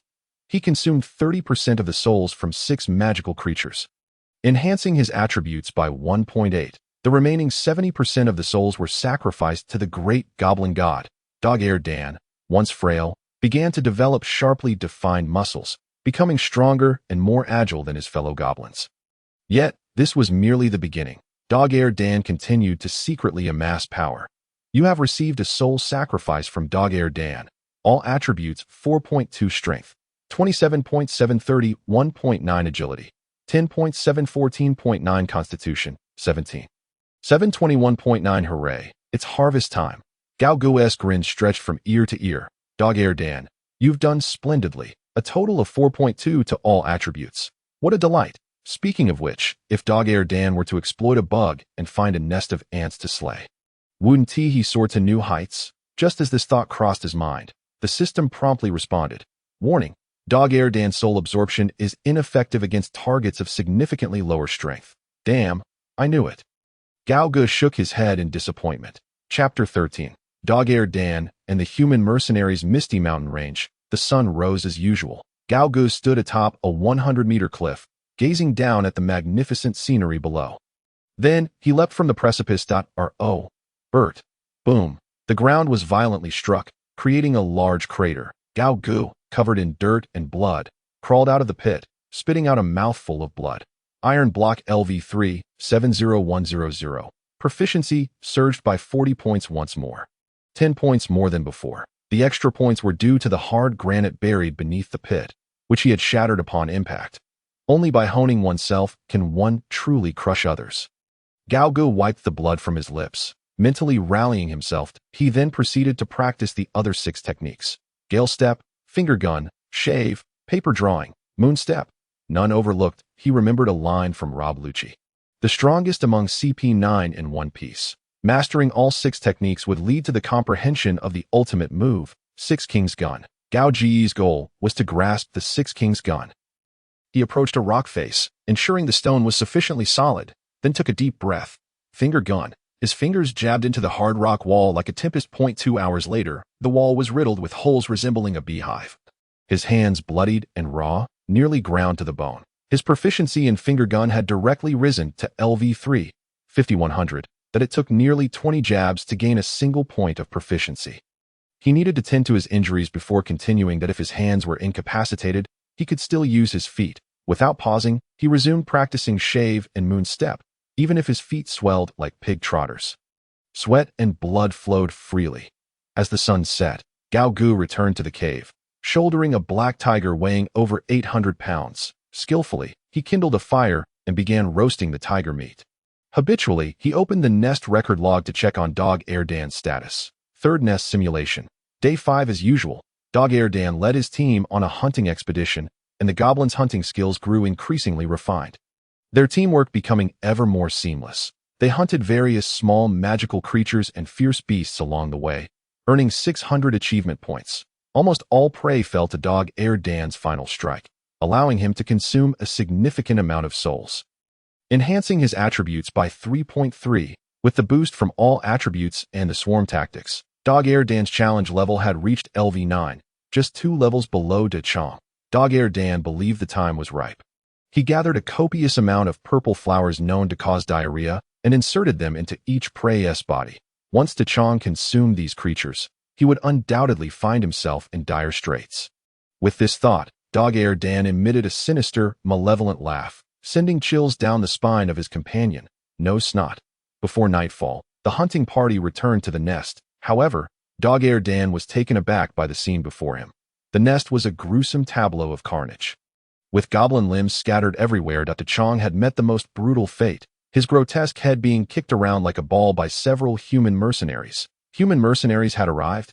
Gao Gu felt a flicker of alarm, immediately recalling the Lionheart mercenary group mentioned by Lady Dolos.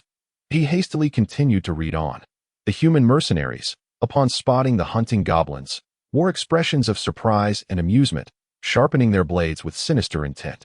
There were 5 mercenaries in total, and even De Chong had fallen easily to their hands. Dog-Eared Dan knew they stood no chance, so he swiftly commanded his fellow goblins to drop their weapons and surrender.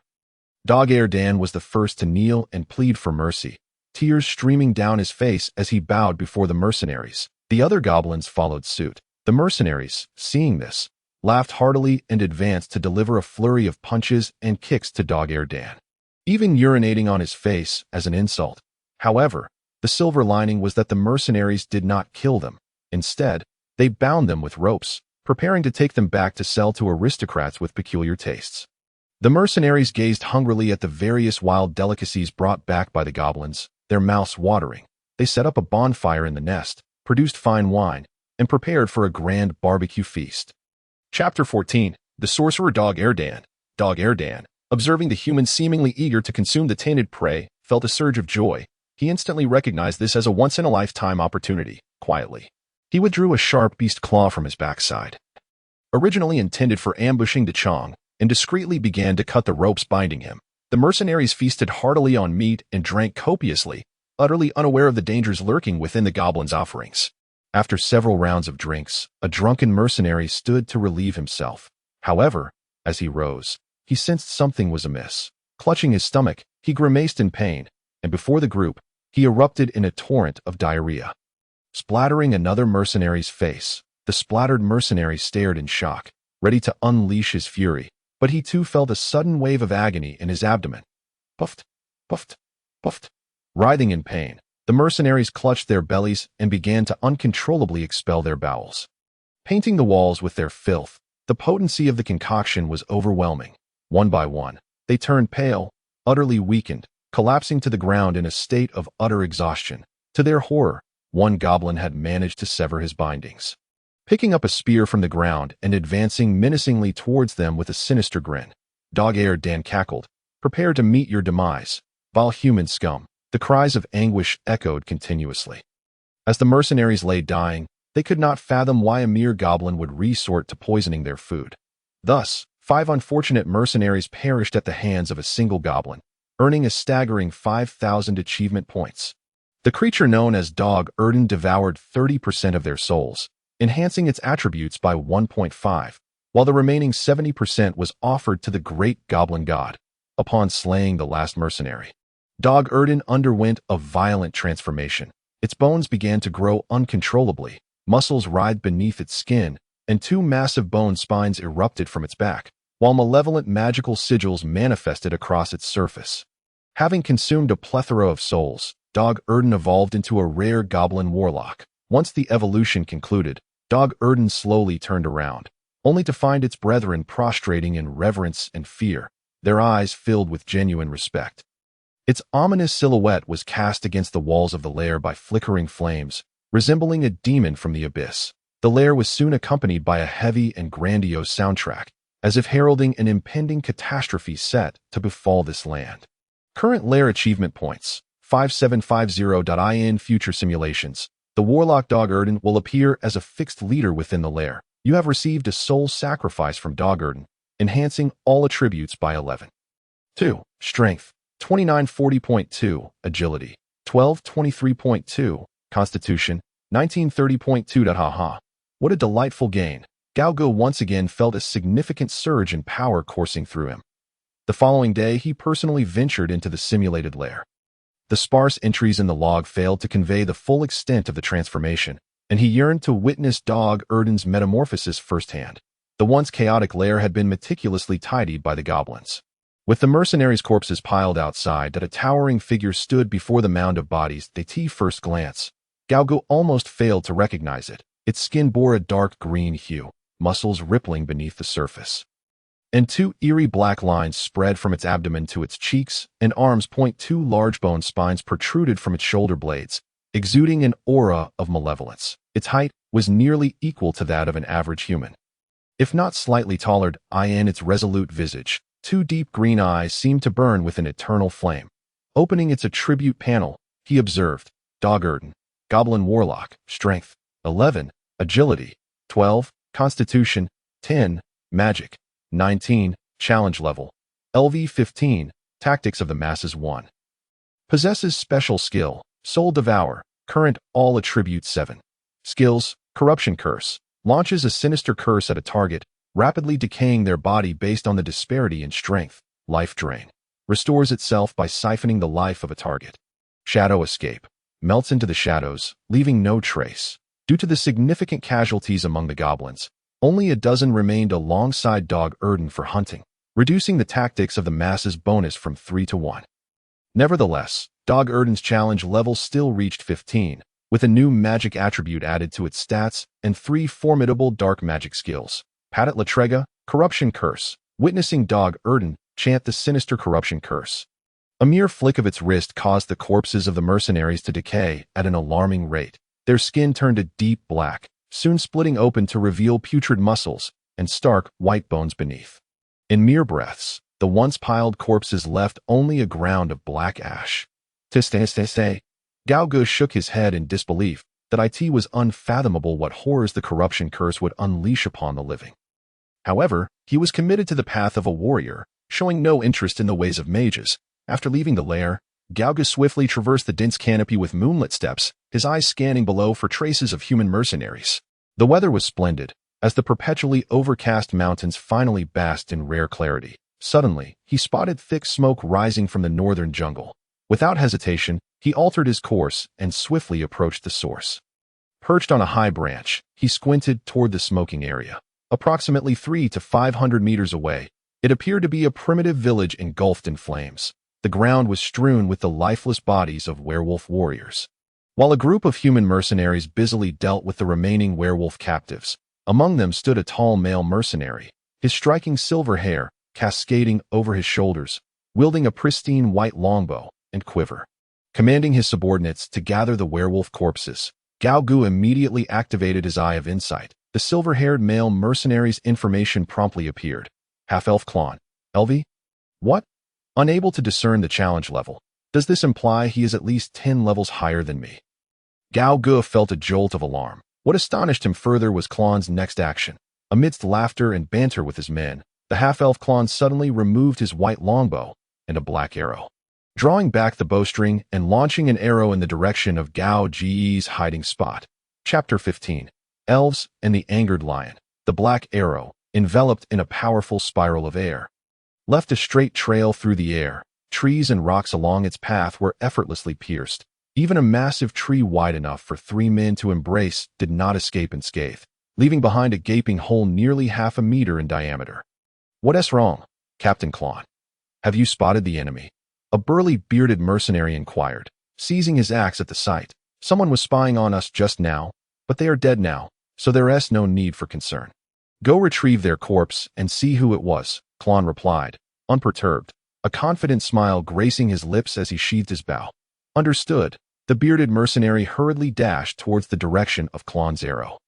Just as Klon turned his head, in the next instant, his long pointed ears twitched. Suddenly, a sharp whistling sound pierced the air from behind him. He swiftly turned. A gargantuan crescent-shaped vacuum shockwave surged from the jungle, obliterating everything in its path, piercing through the bearded mercenary's body with relentless force. Klon's expression shifted dramatically. He quickly raised his white longbow in defense, gripping its sides tightly. Boom! The razor-sharp vacuum shockwave collided violently with the bowstring, causing it to tremble violently as if emitting a piercing wail. The tremendous impact forced Klon to stagger back 2 steps, his hands numbed. Glancing down, he noticed a 2-millimeter deep gash had been cut into his beloved bow, crafted from the rare white moonwood of the elven race. Damn it! Klon, usually composed and gentle, was suddenly consumed by rage, a rare curse escaping his lips. How could his cherished bow, Isabella, sustain such an injury?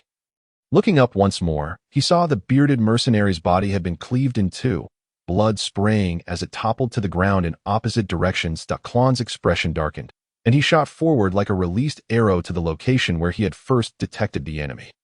The surrounding trees and foliage lay in disarray, resembling the aftermath of a tempest. Yet, no trace of the enemy was found. That he meticulously scanned the area, bending down to pick up a leaf. The drop of fresh blood adorned the leaf.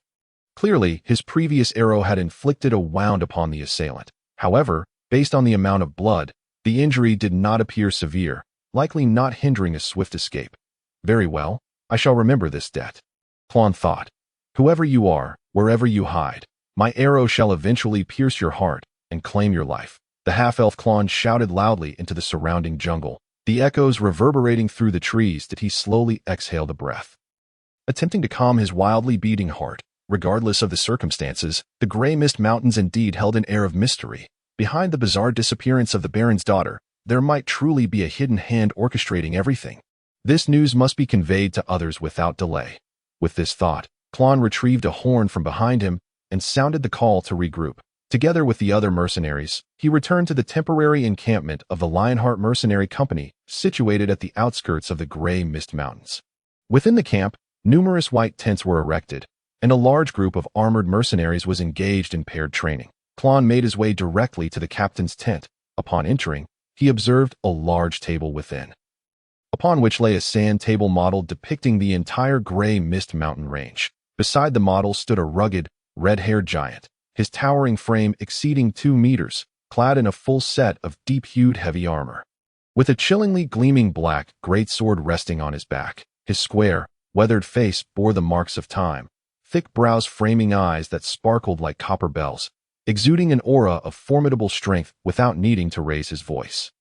This giant was none other than Baratin, the captain of the Lionheart Mercenary Company, recognized within the ranks as the strongest, with once golden prowess. What troubles you, long ears? Is your rear aflame? Baratin inquired, glancing at Klon while keeping his gaze on the sand table. Take a look at this. Klon, filled with ire, did not offer the captain a pleasant demeanor, striding forward to slam his beloved bow, Isabella, onto the table. Baratin picked up the bow, giving it a cursory glance before quickly noting a small dent approximately 2 millimeters deep on the bow's frame. What happened? Who did this? Klon replied in a low voice. I do not know who it was done. I had just eradicated a den of werewolves and was directing others in the aftermath when I suddenly sensed someone lurking in the distance. I shot an arrow at them, but to my surprise, not only did they survive, they retaliated. Even Big Beard fell at their hands. Something is watching us from the shadows. Oh, Baratin mused, visibly intrigued. To withstand an arrow from you is no small feat. I wonder how much strength you expended in that shot, Klon arrogantly replied. Merely 40%. Luckily, he was swift. Should I encounter him again, I assure you, one arrow will suffice to take his life. Baratin nodded. His faith in Klon's capabilities unshakable, he stroked his stubbled chin thoughtfully before declaring, the disappearance of the young lady from the Becerra's family in the mountains is likely indeed the result of a conspiracy. What shall we do next? Klon inquired. Baratin lightly tapped the sand table with his fingers, a confident smile gracing his face. We shall proceed as necessary. After all, searching for the young lady is merely a secondary task, just for appearances. Our primary objective is to defeat the monster lurking deep within the mountains. This opportunity is rare, and all expenses will be covered by the Baron. The cost of repairing your bow will be noted in the accounts. Upon hearing that expenses would be covered, Klon's expression brightened, and he exclaimed, That is excellent news. Baratin nodded again, adding, As for the ones scheming behind the scenes, their cowardice in hiding suggests they are not formidable.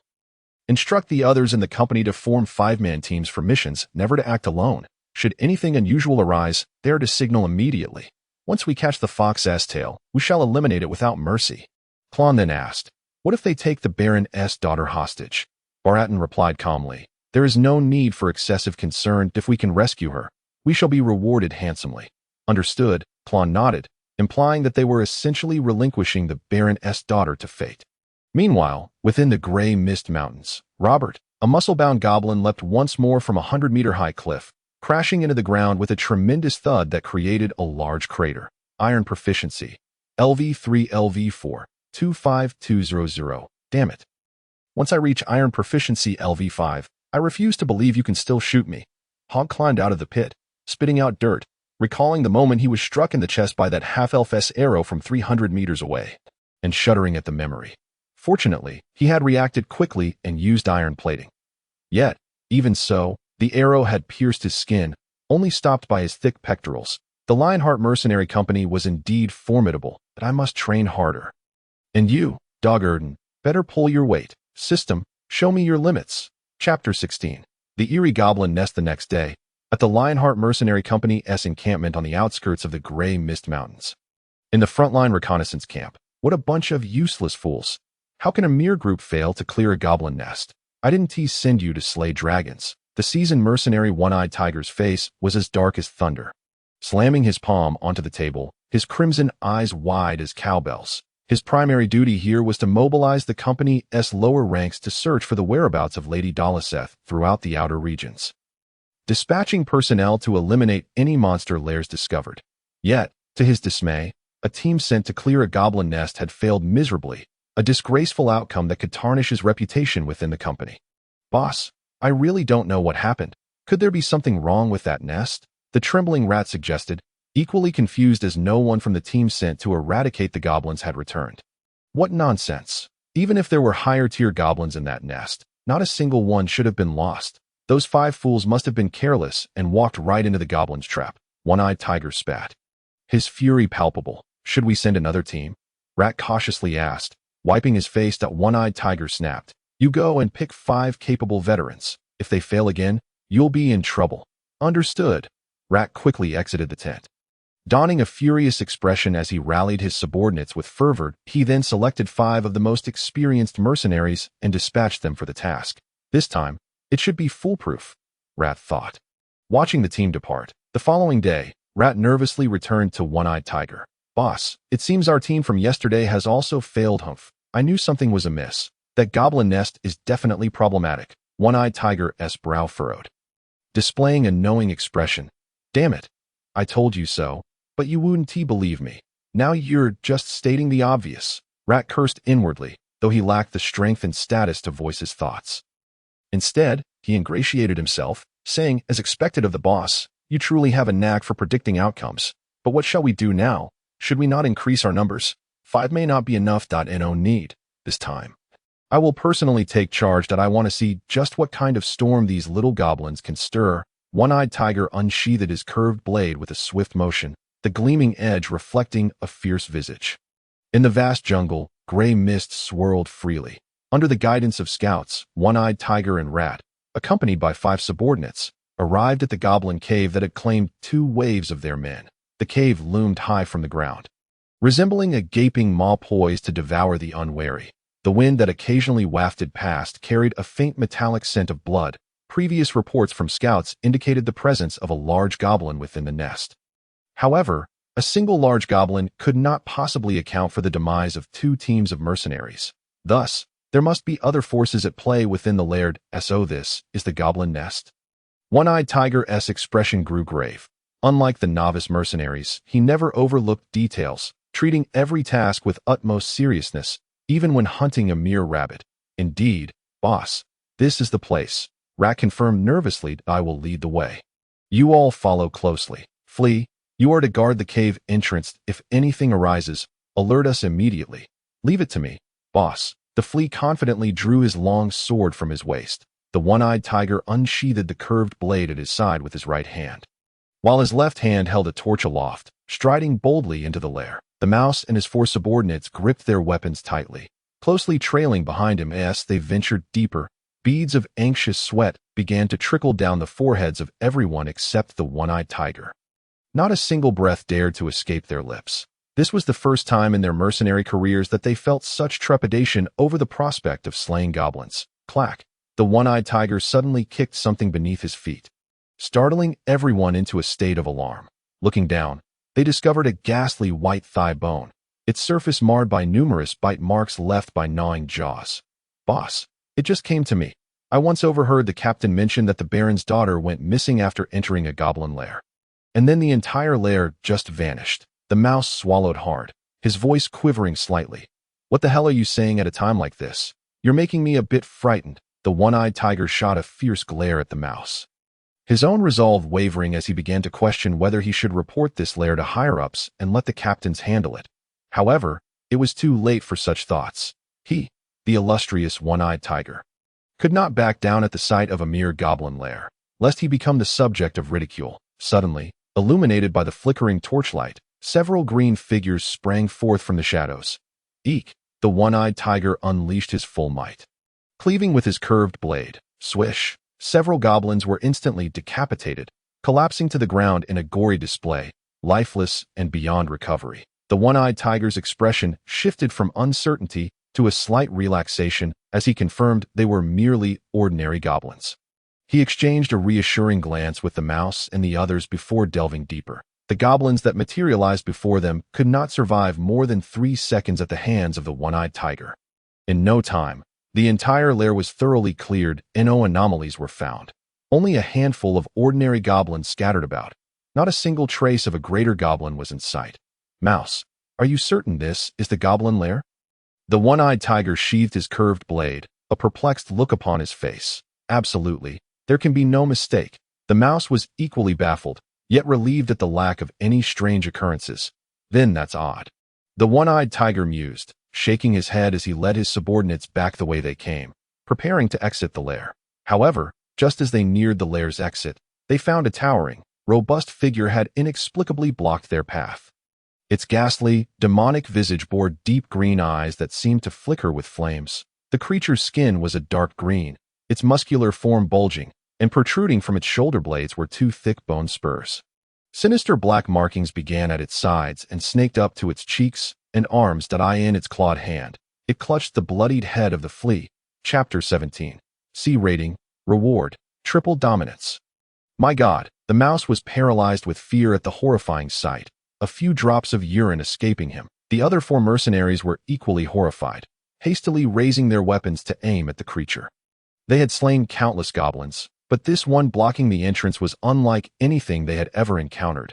Its grotesque appearance and bloodthirsty aura sent chills down their spines, every hair on their bodies standing on end. Is this really a goblin? The only one able to maintain composure was the one-eyed tiger. Though his strength paled in comparison to the 7 captains, he was still a seasoned bronze-level warrior, having clawed his way through countless battles. He would not be intimidated by a mere goblin, despite the creature's bizarre appearance, he thought. So it was you all along, the one pulling the strings from behind the scenes. The one-eyed tiger fixed his gaze on the monster, his sturdy frame unwavering as he slowly drew his curved blade. Human, die. The creature rasped out a few grating syllables before hurling the severed head towards the group. The one-eyed tiger did not flinch, cleaving the head in 2 with a single stroke. Just as he prepared to engage the foe, he saw the green-skinned monster turn and flee into the mist. Humph, think you can escape? Not so easily. The one-eyed tiger surged forward, darting out of the cave in pursuit. However, after dashing several meters, he found no trace of the creature nearby. Suddenly, the shrill cries of his comrades echoed from the goblin cave. Boss, help me. Damn it. A diversion. The one-eyed tiger's expression shifted dramatically as he felt like a fool. Swiftly turning around and rushing back into the lair, he found the mouse sprawled on the ground. Trembling uncontrollably, a large wet patch beneath him. Out of the 4 mercenaries, 3 lay dead, while the last was gripped by the creature's hand around his throat, one of his arms torn off and bloodied. Fly. The one-eyed tiger's rage boiled as he witnessed this scene, his knuckles white with tension. Gaha. The monster emitted a grotesque cackle, clutching the mercenary like a shield as it advanced towards the one-eyed tiger. Raising a massive hand and beginning to chant an eerie, incomprehensible incantation. Patter, patter, patter. Boss, save me. The mercenary, used as a human shield, gasped for breath, his last ounce of strength fading. He and the one-eyed tiger were from the same hometown, and it was through this connection that he had joined the mercenary group. Little did he expect that the one-eyed tiger would draw his blade without hesitation. Forgive me, fly. Swish. A razor-sharp arc of light sliced through the darkness like the dawn of a new day. The monster's incantation was abruptly silenced, its monstrous face contorting in shock as it glanced down at the now bisected human shield, innards spilling onto the ground. Not only that, but a deep gash was carved into its abdomen, blood gushing forth uncontrollably. The wounded creature dropped the remains of its human shield, collapsing to the ground in a wail of agony. Prepare to meet your end, the one-eyed tiger sneered, ready to swing his blade once more and sever the creature's head. Yet, the green-skinned monster's body began to sink, as if melting like butter under the scorching sun. What? The one-eyed tiger's eyes widened in realization that the creature intended to escape. He lunged forward, swinging his blade in a desperate attempt to strike. But alas, he was a moment too late. The monster vanished into the shadows. Damn it, you coward! The one-eyed tiger erupted with fury, brandishing his curved blade as he slashed wildly at the surroundings. Capturing this greenskin monster would have been a monumental achievement, for it could very well be linked to the mysterious disappearance of the Baron's daughter.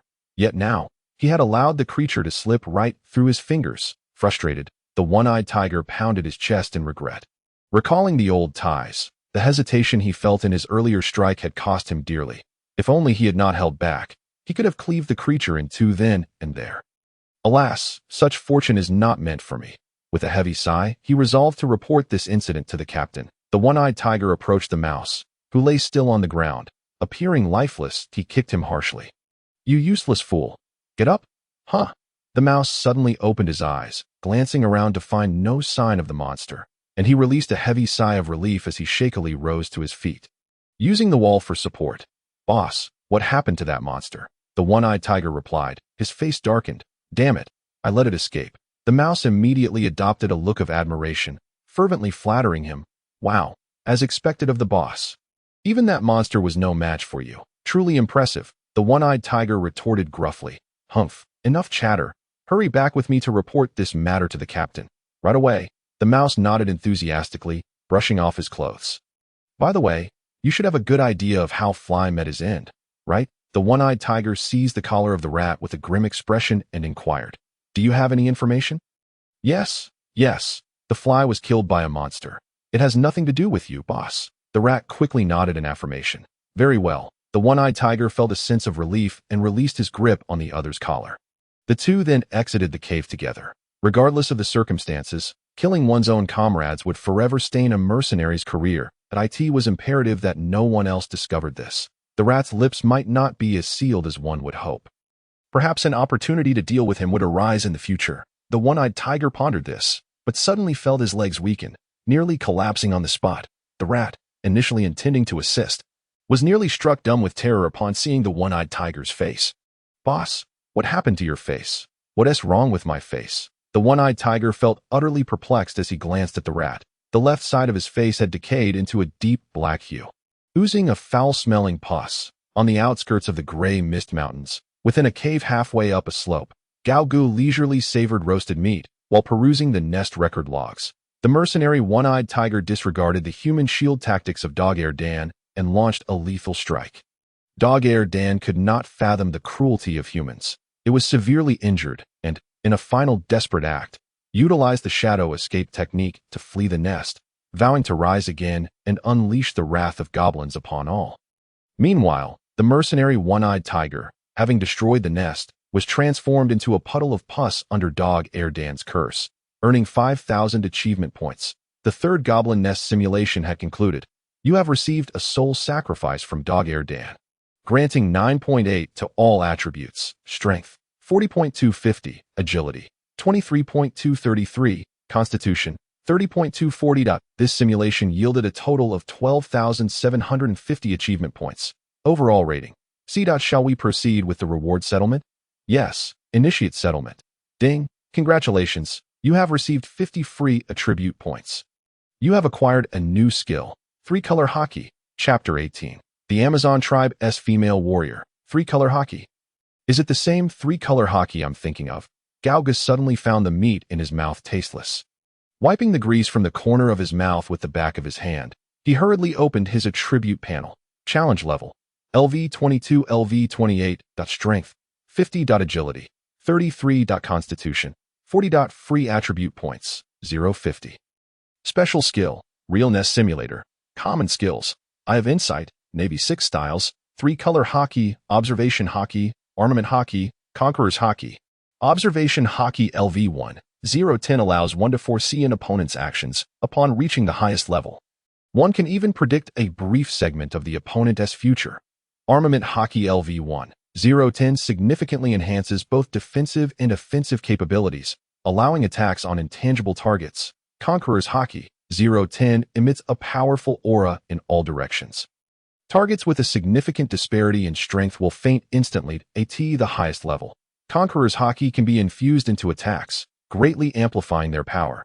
Indeed, it is the Tri-Color Haki from One Piece. Is this leading me to become the Pirate King?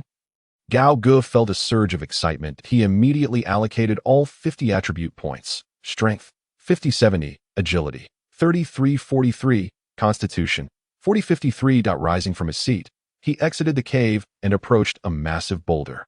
With a fist the size of a sand pot, he clenched it tightly. Instantly, the skin on his fist turned a deep, glossy black, resembling a layer of indestructible black steel. Unlike iron, the armament haki did not hinder his agility. Taking a deep breath, Gao Gu unleashed his finger gun technique. Whoosh! With a gentle jab, his entire fist effortlessly sank into the boulder as if it were a soft cream cake. When he withdrew his fist, cracks like spider webs rapidly spread outward. Crash! The boulder, weighing at least 5 tons, shattered into a myriad of fragments. It was unimaginable what such a jab would do to a human. Armament Haki Proficiency 1. My goodness, the enhancement of Armament Haki is truly terrifying. Gao Gu widened his eyes, gasping in astonishment. Glancing around, he then approached a small river. The clear water flowed briskly, and a school of tiny fish, about the size of fingers, swam joyfully. Crouching down, he swiftly thrust his hand into the stream, attempting to catch a fish. Yet, the fish always managed to slip away just before he could grasp them. Closing his eyes, he activated Observation Haki. Instantly, the world felt entirely different. Although his eyes were shut, the surroundings were cloaked in darkness, yet he could distinctly sense everything, from the fireflies in the sky to the fish in the water. Their movements appeared incredibly slow, allowing him to predict where the fish would swim next. This time, he slowly extended his hand into the water, and a small fish swam right into his palm. Observation Haki Proficiency 1. What a wondrous sensation. Gao Gu released the flopping fish back into the river. Next, it was time to test the mighty Conqueror's Haki. However, he needed to find a suitable target first. Moonwalk. Gao Gu lightly stepped on the ground, leaping onto the treetops, traversing the jungle with ease. 30 minutes later, a thunderous roar suddenly echoed through the forest. It seemed to be the roar of some large magical beast. He immediately changed direction and rushed toward the source of the sound. Eventually, he arrived at a cliff waterfall. Upon seeing the scene before him, Gao Gu quickly concealed himself behind a large tree. Hiding his presence, under the radiant moonlight, a remarkably tall and muscular woman was engaged in a fierce struggle with a black giant bear, whose size rivaled that of an African elephant. Activating Eye of Insight, he discreetly observed, Tyrant Bear, challenge level LV 24. Olivia, challenge level LV 38. Goodness, she is a full 10 levels above me. Gao Gu was slightly taken aback, continuing to watch from behind the tree. The massive Tyrant Bear, with its thick fur impervious to fire and water, could easily crush rocks and snap trees with its powerful paws.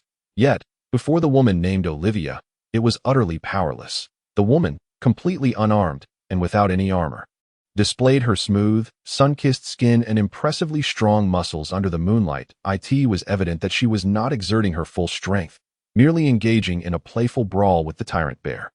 Nearby the waterfall stood a long-handled battle axe, towering over her, alongside a set of alluring armor and a pair of black knee-high leather boots. All right, little bear, thank you for playing with me for so long. You can leave now. The woman suddenly ceased her assault, smiled gently at the Tyrant Bear, and tossed her wavy, white hair over her shoulder, her strikingly beautiful face radiating an undeniable allure. Grr! The battered Tyrant Bear seemed to understand her intent. Scrambling away in fear of receiving further punishment, should I also take my leave? Gao Gu mused quietly from behind the tree. Come out from behind the tree. There's no need to be sneaky. The woman stretched and called out loudly in his direction that oh no. Just as Gao Gu was about to depart, he froze, feeling as though he was being targeted by a primal beast. Oddly enough, he sensed no malice from her through his observation haki. Considering her earlier decision to let the Tyrant Bear go, perhaps she was someone with whom he could communicate. After careful consideration, Gao Gu slowly stepped out from behind the tree and into the moonlight. Oh, it turns out to be a goblin? The woman's strikingly beautiful face displayed a hint of surprise. She had sensed a formidable aura emanating from behind the tree, but never expected it to belong to a goblin. Are you with the Lionheart mercenary group? Gao Gu cautiously inquired, keeping his gaze fixed on her. What? A goblin that can speak the human language? The woman was increasingly astonished, her delicate hands perched on her slender waist, her beautiful eyes wide with surprise. However, little goblin, you have made a mistake. I am not a member of the Great Cat Mercenary Corps. I hail from the distant southern Amazon tribe, and you may call me Olivia. I have ventured far from my homeland to hone my skills. So, you are not from the mercenary group. Hargo let out a slight sigh of relief. Olivia, unable to contain her excitement, rubbed her hands together and said with a grin, "Hey, this is my first time encountering such a formidable goblin. Come, let us engage in combat, so I may witness your prowess. You wish to spar with me?" After exchanging a few words, Hargo had gathered a sense of the other's character. She was likely one of those martial enthusiasts or battle maniacs. What benefit would there be for me in fighting you? Ah, benefit. Let me think. Olivia paused, for she had never fought for the sake of gain. She simply yearned for the thrill of battle. She looked up at the moon, pondered for a moment, and then declared, "Very well. If you manage to defeat me, I shall bear your child. How does that sound?" Chapter 19. The Might of Dominance. This woman. Why does she seem somewhat foolish? Nevertheless, it matters not. This opportunity shall serve as a means to test my limits. This woman before me seems to be a worthy opponent. Hargo exhaled slowly, relaxing his body while keeping a keen gaze on her, adopting a stance ready for free combat. Does that mean you accept? Then here I come. A glimmer of joy flashed in Olivia's beautiful eyes as she twisted her neck. Producing a crisp cracked eye in an instant, she lunged forward, her fists swinging down fiercely towards Hargo's face. Despite her towering stature, her speed was astonishingly swift. Almost in the blink of an eye, the fierce wind generated by her punch rushed towards him. To her surprise, the goblin deftly sidestepped her incoming strike with ease. Crash! A nearby immovable tree met a dreadful fate, splintered by her powerful punch, sending half of its trunk soaring into the sky. But that was not the end. Olivia, undeterred by her missed strike, spread her arms wide, pouncing at Hargo like a robust she-bear, attempting to embrace him. Yet, she still failed to make contact. She realized something was amiss.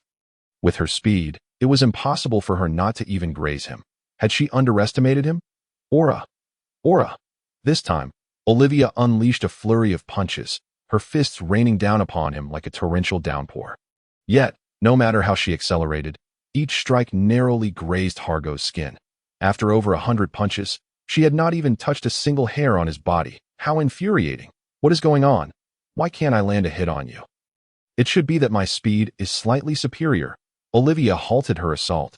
Incredulity etched on her face as she examined her fists, then gazed at the goblin before her. It's quite simple.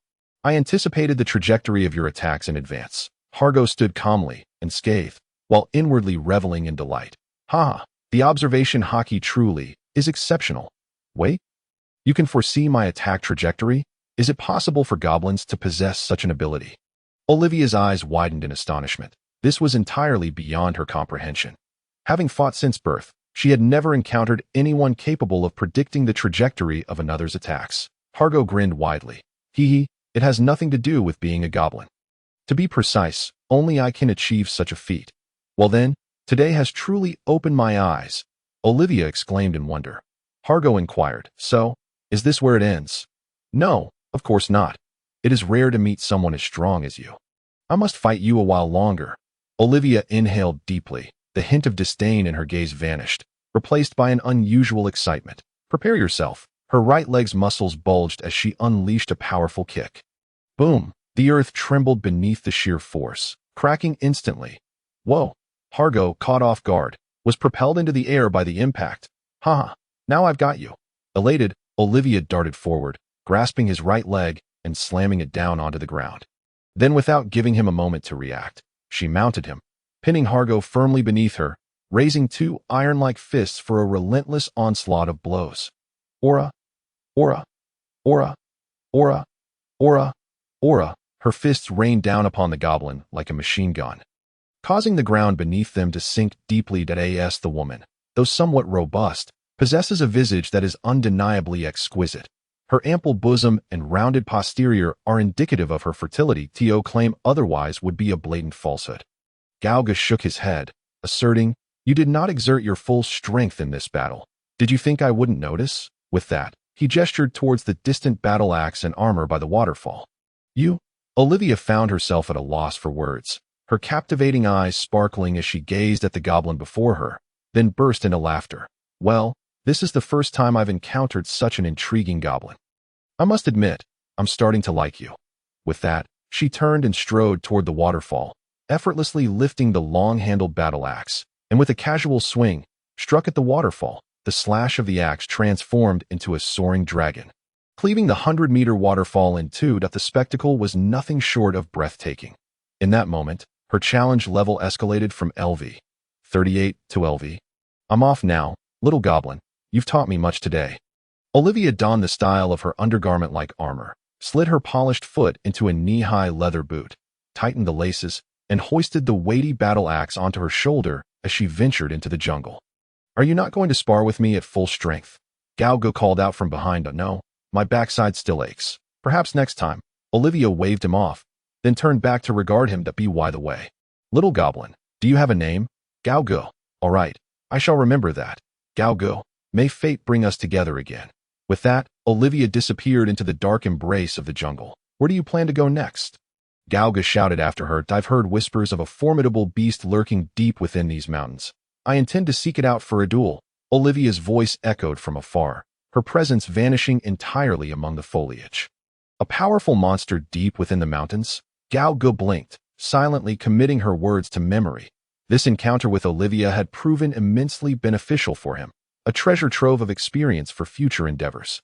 One cannot overlook the insurmountable gulf created by excessive level disparities. It is only through the exploitation of the three-colored domineering aura, an almost game-breaking skill, that he could stand toe-to-toe with an unarmed Olivia.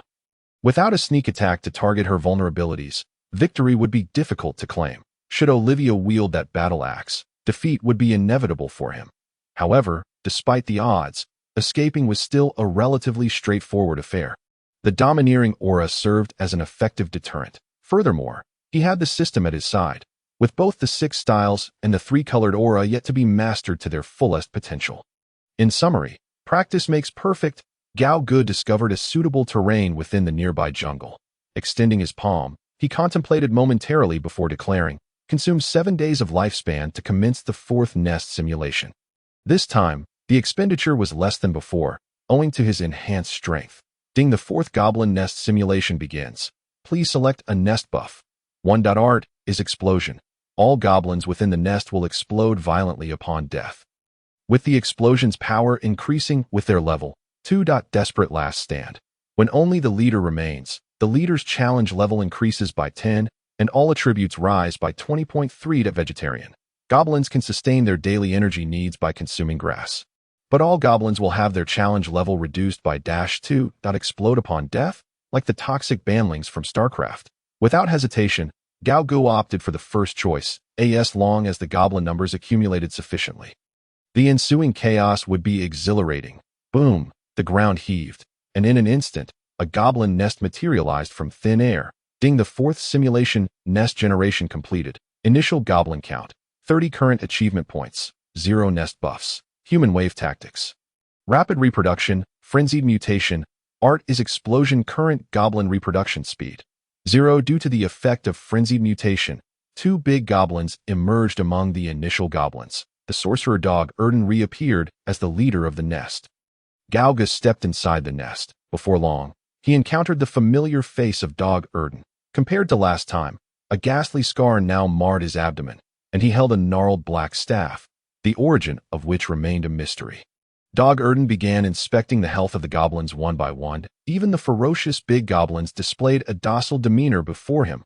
It didn't take long for Dog Erden to discover the goblins' newfound talent, their explosive demise. This is splendid. Praise be to the great goblin god. With this revelation, the path ahead became abundantly clear. Dog Erden commanded nearly all the goblins to mobilize under the cover of night, scouring the jungle for any suitable creatures to serve as breeding grounds. Dog Erden was poised to orchestrate a grand fireworks display for those detestable human mercenaries, a cathartic release of pent-up rage. Dog Erden's intellect was commendable. Galgo was quite pleased with this development. His 7 days of lifespan had not been squandered. The more mercenaries the goblins dispatched, the higher the quality of rewards he would receive. As for how many goblins might perish, it was of little consequence. Departing the nest, he returned to his concealed cave. Galgo reclined on a pile of hay, stretching languidly as he began to drift into slumber, at the outer periphery of the gray mist mountains. Within the temporary encampment of the Lionheart Mercenary Corps, Captain Balaton stood gravely at the sand table, listening to his subordinates report the death of the one-eyed tiger, having just entered the outskirts. Such severe casualties were entirely unexpected. You mean to say there was a goblin with 2 bone spikes protruding from its back that could cast malevolent curses? Yes, the one-eyed tiger. He turned into a puddle of pus right before my eyes. It was truly terrifying. The sole survivor, Rat, stammered as he recounted the harrowing events of that day. Balaton felt an ominous premonition swell within him. After decades as a mercenary, he had never encountered anything so bizarre. Without having witnessed it firsthand, he could not even ascertain whether that entity was indeed a goblin. Notify the 6 captains. I have something of great importance to discuss with them. Chapter 21. The mercenary captains approximately half an hour later. The true pillars of the mercenary corps, the 6 captains, successively arrived at the captain's tent. Surrounding the sand table from left to right were the handsome youth with long ears was Kieran, the arrow of the wind, possessing half-elven blood and remarkable archery skills, the strongest ranged DPS in the corps. The nameless assassin, clad in a black stealth outfit and wearing a skull mask, was the strongest assassin in the corps. Never failing in his dark and stealthy endeavors, his true identity remained a mystery. Even his name, the young woman draped in a white robe, wielding a slender wand, was Elisa, the mage of 100 spells, a top graduate from the Imperial Capital's Magic Academy. Despite her humble beginnings, her magical talent was extraordinary. During her graduation test, she had successfully cast over 100 different spells in succession. The cold swordsman with a blood-red scar on his face was Kane. The blood sword, reputed to be a swordsman from a distant island, wielding a peculiar blood sword known as Corpse Mountain Blood Sea, which drained the blood of its victims upon striking. The robust man in a black martial arts uniform. Barehanded was Long Jean, the master of Iron Fist, a renowned practitioner of the Iron Fist style in the Empire. His fists, honed through countless trials, could shatter stone. He was rumored to have been expelled from his sect for slaying a fellow disciple. The bare-chested, muscular man wielding double axes, exuding fierce vitality, was Walvin, the Great Whirlwind, a man who grasped the whirlwind slash from birth, knowing only that skill and having an unyielding passion for it. Each of the 6 present had been a powerful adventurer of silver rank before joining the mercenary corps. And together with the furious Lion Balaton, they had established the Lionheart Mercenary Corps. Within a mere 5 years, they had forged a formidable reputation throughout the Black Mountain Empire, effortlessly hunting beasts and supporting battlefields, becoming prime targets for many noble factions seeking their allegiance. Once all 6 captains had gathered, Captain Balaton recounted the situation he had learned, reiterating the details for everyone. I say, old man, you called us all together just for this? The youngest among them, the female mage Elisa, adjusted her round glasses and was the first to voice her grievance. The blood swordsman Kane coldly retorted, it's merely a goblin that dabbles in voodoo curses. It couldn't even hold its own against a one-eyed tiger. What is there to fear? The master of steel fists, Long Jean, extended his rough hands into the sandpit, scooping up a handful of sand, and calmly stated, Captain, our objective this time is indeed the monster lurking deep within the mountains, not to waste time on such trivial creatures as goblins. Assassins, Kron, and Vorwin remained silent, yet their expressions clearly reflected a similar sentiment. Balaton shook his head with a wry smile. I understand your perspective, but this goblin stirs an unsettling feeling within me that I believe it is prudent to address it first. Otherwise, it may become a significant nuisance in the future. Instantly, the faces of the group displayed signs of discontent, and they began to voice their grievances in a cacophony of complaints. Just as Balaton pondered how to persuade them, Assassin stepped forward, speaking in a raspy voice. Let us heed the captain's advice. His instincts have never led us astray. Do you not recall how we narrowly escaped from that underground labyrinth last time? Upon hearing this, the others fell silent, recalling the recent perilous adventure they had shared in the underground maze, where they had bravely fought through numerous challenges. Just as they were about to claim the treasures within, Captain Balaton sensed something was amiss and commanded an immediate retreat. As anticipated, mere moments after their departure, the labyrinth collapsed catastrophically. Balaton nodded in acknowledgement to assassins and continued, I assure you, we shall not delay for long, that we will search the perimeter together with the aid of numerous scouts. I am confident that we will soon locate that wretched goblin. Once dealt with, we shall advance into the depths of the mountains to hunt the true monster. The mage Alicia sighed resignedly. Very well, let us follow the elder's lead. The whirlwind Vorwin cheerfully proposed. How about a competition? Let us see who can capture the goblin first. The master of steel fists, Long Jean, blinked. Then we must wager something. Shall we? Bloodsword Kane suggested. Shall we bet on this year's year-end bonuses? Agreed. I concur. What say you, Captain? All right, I too agree. Chapter 22. The secrets buried within the mountains. With a swift motion, crescent-shaped vacuum shockwaves shattered the solid mountain. If the leg pain is too severe, switch to finger strikes. He transformed into a human excavator, digging deeper and deeper. 10 meters, 20 meters, 50 meters. His relentless momentum seemed poised to tunnel through the entire mountain. Skill and Raging Foot increased by 1. Skill and Raging Foot has reached LV5 maximum. You have comprehended a new skill.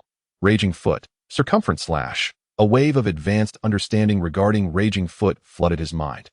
Gao Gu swiftly mastered this more potent derivative technique. Standing within the cavern he had excavated, he lifted his right leg, balancing on his left foot. He then spun rapidly, launching a 360-degree kick that left no blind spots. With a whoosh, an arc of light flashed. Gao Gu halted his rotation, steadying himself as he surveyed the surrounding rock walls. To his astonishment, a uniformly smooth notch, approximately 1 centimeter thick, appeared around him, seemingly cut by an industrial-grade cutter. In contrast, a regular Raging Foot strike would merely explode, leaving a rough wound. Clearly, the Circumference Slash had compressed the vacuum shockwave into an exceedingly fine line, amplifying its power immensely. Excellent. Now to continue practicing finger strikes. Gao Gu enveloped his index fingers with Tri-Color Haki and began to jab at the rock like a machine gun. Suddenly, he felt his finger strikes hit something extraordinarily hard. He pried apart the shattered rock wall, revealing a pristine white wall, smooth and incredibly hard. Certainly not natural stone. A gentle tap produced a profound echo. It seemed that behind this white wall lay an emptiness. Could it be that I've unearthed a tomb? Gao Ji's eyes brightened as he immediately covered his fist with Tri-Color Haki and struck the white stone wall with tremendous force. Boom! The sound was profoundly dull. Astonishingly, the white wall sustained minimal damage, merely chipping away a small piece. How incredibly hard! The harder it was, the more he relished it. Gao Gu retreated a bit, lowered his head, and assumed a running stance, then covered his head with Tri-Color Haki before launching himself into a headbutt. The combination rendered his head as tough as a diamond. Break! He charged at the white wall. Boom! Gao Gu reeled from the impact, sitting dazed on the ground for quite some time before regaining his composure. Iron Block Skill Proficiency has reached LV5 maximum. Goodness, that one charge maxed out my Iron Block Proficiency.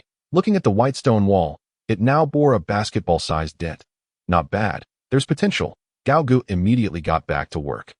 Raging Foot, Circumference Slash, Finger Strikes, Continuous Finger Strikes. Various techniques battered the white stone wall, gradually shattering it while his skill proficiency steadily increased. However, it seemed that completely breaking it would take considerable time. Gao Gu was not in a hurry. Once his body reached its limits, he would pause to rest, using that time to hunt and replenish his energy with ample food. Each day, he kept a close watch on the developments within the goblin nest. Fourth Nest Simulation Day 3. A total of 25 goblin pups were born in the nest. Due to the human sea tactic, all goblins challenge levels increased by 2. Dog Erden picked up an adorable pup. Naming it Bomb Kid, he took Bomb Kid outside the cave and hurled it like a grenade. Boom! Bomb Kid detonated violently, severing a large tree. Seeing the power of the explosion, Dog Erden beamed with delight and immediately commanded the production of more goblins. Day 4. Another 30 goblin pups were born in the nest. With the human sea tactic in effect, all goblins challenge levels increased by another 3. The food supply within the nest was somewhat strained. Yet this was inconsequential as the goblin pups possessed formidable vitality, remaining lively even after days without food. Under the influence of rampant mutations, 3 goblins evolved into great goblins. Day 5. Today, a total of 40 goblin pups were born in the nest. The human sea tactic had reached its maximum capacity, raising all goblins challenge levels by 10. The sorcerer Dog Erden's challenge level reached LV25, while the 5 great goblins achieved LV21, but even the ordinary goblins challenge levels had reached LV15. Ah, such immense power. The sentinels reported sightings of human mercenaries in the southeast direction of the nest. Dog Erden deemed the time ripe to teach those wretched humans a lesson. Chapter 23. The Goblins are raiding. The gray mist mountains were shrouded in ominous clouds. Two scouts clad in leather armor, swords at their waists, trudged along a rugged mountain path. Hey, monkey, why is the captain so fixated on going after a goblin? This endless pursuit, when will it end? Complained a young mercenary who had recently joined the group. Less talk, more action. At least finding the goblin's lair is easier than sneaking into a dragon's nest for eggs. The mercenary nicknamed Monkey replied coolly, casting a glance at his companion. They navigated over a boulder blocking their path, continuing their search. The misty jungle was eerily silent, save for the incessant grumbling of the young mercenary, which was grating on Monkey's nerves. Monkey, I'm going to take a leak. Wait for me here, said the young mercenary. Damn it, you're as lazy as a mule. Monkey glared at his companion. Come on, Monkey, we're only earning 20 silver coins a month. What's the point of risking our lives? The young mercenary scoffed, surveying the surroundings before leaping over a tall thicket, his figure obscured by the foliage. Monkey shook his head in exasperation, halting to wait while scanning the environment, contemplating where to find goblins to report back to the captain, which would surely be a significant contribution. Minutes later, Air, are you done yet? What's the rush? Came Air's voice from behind the bushes. Hurry up, Monkey urged impatiently. That a few more minutes passed. Air, you insolent wretch. If you do not come forth soon, I shall report your lethargy to the commander. This time, Ergo chose to ignore him entirely. How dare you presume me to be a sickly cat just because the monkey has yet to show its might? The monkey, now truly incensed, rolled up its sleeves, preparing to deliver a forceful kick to Ergo's backside. Just at that moment, something the size of a human head was hurled from the thicket. Rolling to rest at his feet, the monkey was momentarily taken aback, and as he focused his gaze, his eyes widened in horror. That head-sized object was none other than Ergo's own severed head. The monkey's hair stood on end, and he let out a terrified scream, instinctively drawing the long knife from his waist. At the same time, from the fog-shrouded heights all around, countless green figures gradually emerged, their grotesque faces fixed upon him, revealing a cruel, bloodthirsty grin. Among them stood the largest figure, adorned with two strange, thick-boned spikes protruding from its back, wielding a gnarled black staff, with green flames flickering within its piercing eyes. My God! Surrounded, the monkey was overwhelmed with terror, swallowing hard as he slowly reached for the signal flare concealed at his waist. Whoosh! An arrow shot forth, piercing straight through his palm. Ah! My hand! The monkey stared at the arrow lodged in his hand. The pain tearing at his very soul. Ergo, staff in hand, began descending the slope slowly, step by step, approaching him ominously. The chilling, terrifying aura emanating from him sent shivers down the monkey's spine. Human, if you wish to live, answer my questions. Ergo spoke in a halting human tongue. You vile demon, I, the monkey, stand tall and proud. I shall never yield to you, even in death. The monkey gripped his large knife tightly, glaring defiantly at the enemy. Prepared for a noble sacrifice. Ha ha ha.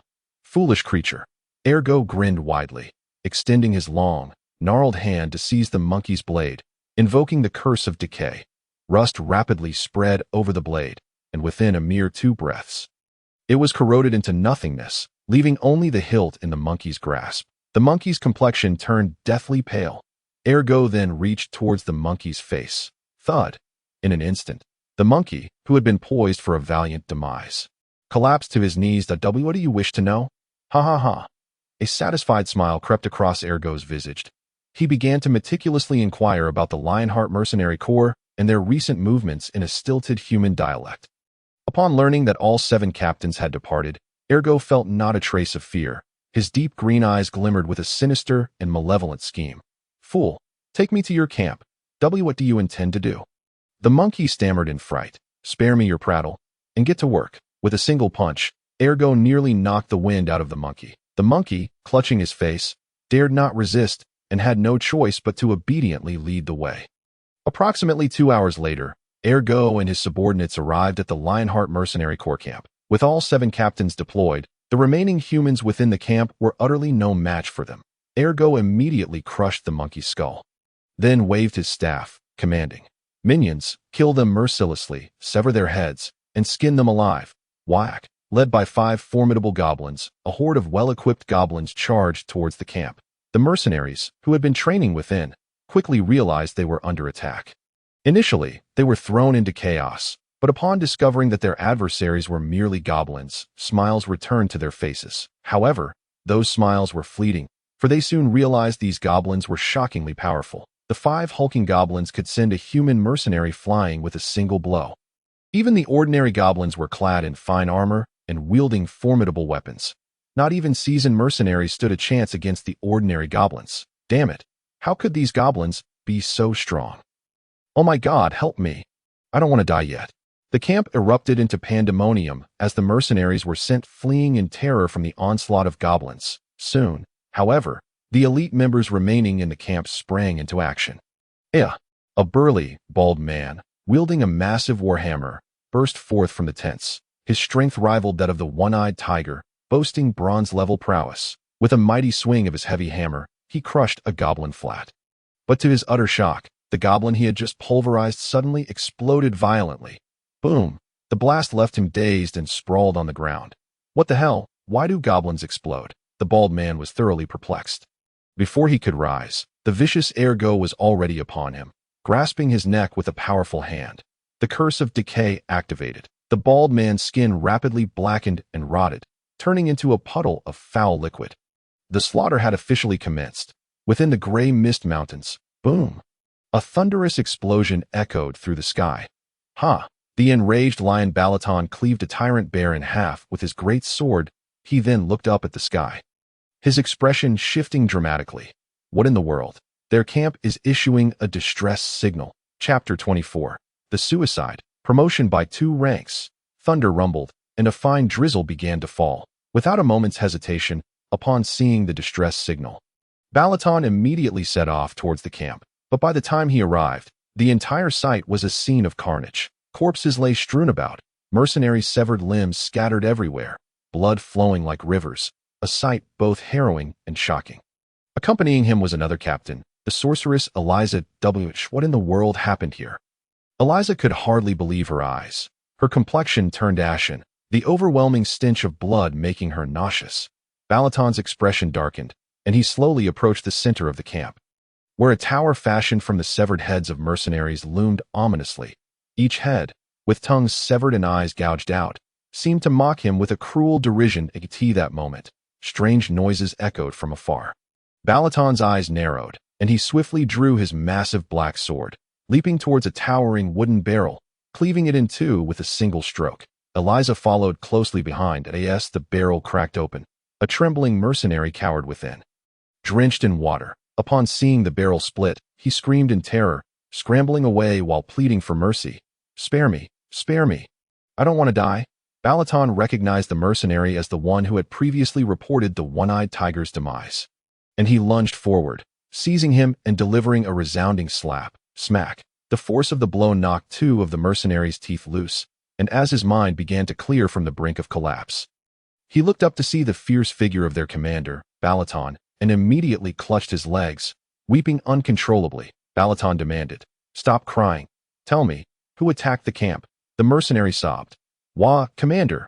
It was that creature with bone spikes on its back. And it brought a whole horde of goblins that slaughtered all the brothers. If I had been clever enough to hide, I fear I would not be here to see you." Eliza frowned and interjected, "This cannot be. Did you not say that creature was no match for the one-eyed tiger?"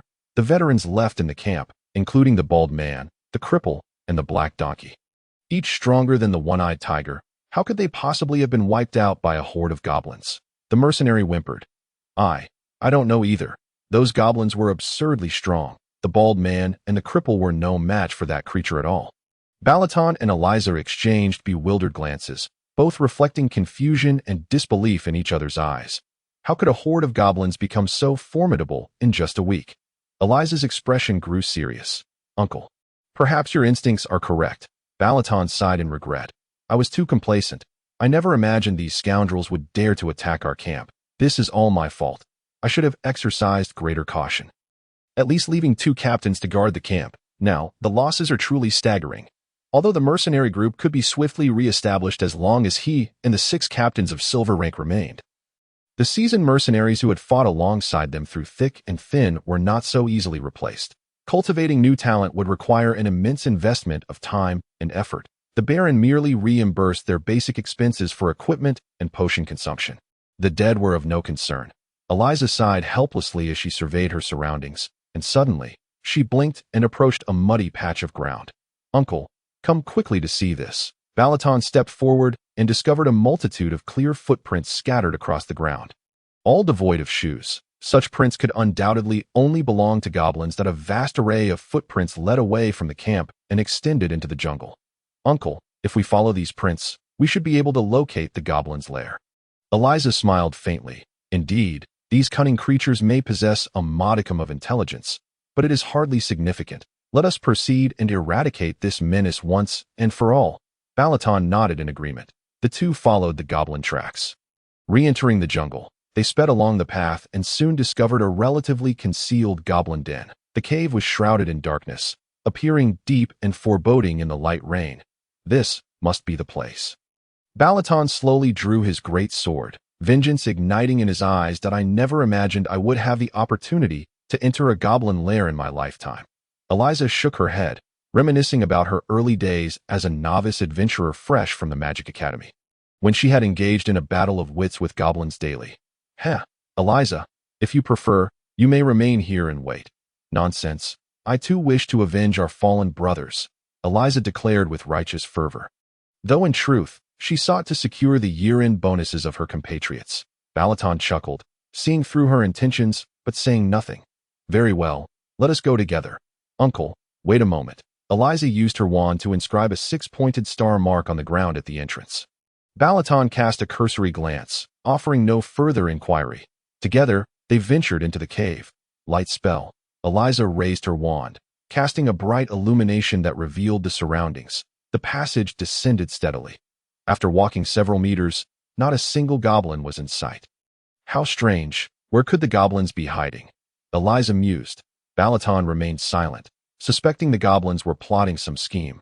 Yet, no matter how insidious their machinations, they would prove futile in the face of overwhelming strength. The two continued deeper into the cave. After covering some distance, a hoarse, grating voice suddenly echoed from behind them. "You little ones, now the suicidal ones will be promoted 2 ranks. Guru Aya." The previously silent cave erupted into a cacophony. The goblins' excited shouts surged like a tide. Balaton and Eliza momentarily struggled to comprehend the command. The next instant, boom, a resounding blast followed, accompanied by a series of explosive sounds akin to firecrackers. The entire lair began to tremble violently, with sand and stones raining down from above. Finally, with a thunderous crash, the entire den collapsed. "Gaha! Foolish beings! Foolish beings! Death! Death!" Dog Erden emerged outside the lair, jubilantly flailing his arms at the sight of the collapsed entrance. A surge of intellectual superiority washing over him. From the very beginning, he had devised this wicked scheme. The footprints on the ground were deliberately left by him to lure intruders deeper into the cave. He then commanded all the goblins to commit suicide, detonating the lair to entomb the invaders. The only regret was that merely 2 had come. If more had arrived, it would have been splendid. Overwhelmed with excitement yet tinged with regret, Dog Erden pondered how to eliminate the other mercenary captains. He turned to leave, but at that moment, the magical circle left by Eliza at the cave's entrance radiated a dazzling light. Chapter 25. I live, I die, I reincarnate immortal. What is this? Dog Erden's eyes widened, a sense of foreboding creeping into his heart. As expected, the enraged lion Balaton and the esteemed mage Eliza, who should have perished deep within the cave, materialized within the magical circle. So this is the vile creature scheming behind the scenes, truly possessing an appallingly grotesque visage. You wish to bury us underground. Should I call you evil or merely Navi? However, had I not preemptively arranged the teleportation magic, you may have truly succeeded. Eliza, wand in hand, delicately adjusted her glasses, taking a keen interest in the grotesque goblin before her. Its robust physique, the bizarre patterns adorning its body, and the 2 pallid bone spikes protruding from its back, all characteristics signifying this goblin was indeed the mastermind they had been seeking. What could have caused such a mutation in a goblin's form? Perhaps a brief dissection would reveal the truth. Be cautious. Eliza, try to capture it alive that we may be able to extract information about the Baron's daughter, Balaton advised calmly from the side. The two appeared to regard Dog Erden with utter disdain. Damn humans! How dare you look down upon me? Dog Erden seethed with anger, yet he was acutely aware that he was no match for these two, that a wise man does not expose himself to unnecessary risks. It would be prudent to slip away for now. Dog Erden suddenly donned a triumphant expression, bellowing, "Now is the time. Attack." What? Balaton and Eliza were taken aback, immediately on guard, scanning their surroundings. Yet, nothing transpired. It dawned on them that they had been duped. When they turned to look, Dog Erden's body had nearly completely melded into the shadows beneath them, with only his head remaining visible, grinning maniacally as he taunted, "You two fools, just wait. I shall not let you off easily." Gahaha. Humph, foolish goblin, do you think you can escape? You underestimate me, the esteemed mage. Eliza's expression turned cold, and with a forceful strike of her wand against the ground, magical energy surged forth. The earth trembled as if boiling. Rippling with waves, Dog Erden, on the verge of fully merging with the shadows, was instantly jolted by the overwhelming magical force, his entire body going numb. The shadow transfer technique was abruptly interrupted, and his body re-emerged into view. Damn it! How powerful! Is this the strength of silver rank? I have no room to retaliate. Dog Erden was filled with dread, collapsing to the ground and coughing up a mouthful of blood. Yet Eliza offered him no respite. Continuing her incantation, fire explosion, a surging fireball erupted against his chest, searing him with excruciating heat. Ice bolt, for sharp ice spikes then plunged mercilessly into his shoulders and ankles, freezing his very blood. Dog Erden's consciousness began to blur. Wooden shackles, as Eliza cast another spell. Two small saplings sprouted beneath him in mere moments. They grew into a binding form, firmly ensnaring him and rendering him immobile. Sharp vines even burrowed into his flesh, siphoning his magical energy. Well done, Eliza. You truly are the esteemed mage. Balaton applauded from the side. Heh, this is merely a trifle, Eliza replied with a sense of pride, approaching the captured Dog Erden and placing her wand against his forehead, beginning to construct an intricate soul-searching magic array. Uncle, I will directly read this creature's memories. During this time, I will be unable to act, so please keep watch. Rest assured, I will handle it. Balaton unsheathed his black greatsword, plunging it into the ground as he stood guard. You wish to read my memories? Dog Erden's previously hazy mind began to clear upon hearing those words that I absolutely must not allow this woman to access my memories. I must not let her discover the existence of the goblin god, Maurice Jia, and Lita Gula. Elisa, with her eyes closed, chanted the incantation necessary for her spell. She began to extract the memories of Go Erden. From his birth to the moment he learned to walk, scenes unfolded before her like a cinematic reel. The squalid nest, the stern father, the human Philip who had slain all his kin, and the merciful Miss Dolises who spared him. Upon witnessing Dolises being struck down from behind by Go Erden, a flicker of joy ignited within her heart. She mused that this monster was indeed the mastermind behind the disappearance of the Baron's daughter. She continued to delve deeper. Yet, at that moment, the guardian Balaton's expression suddenly changed. He forcefully pulled Elisa away, interrupting her spellcasting. Cough, cough. Uncle, what are you doing?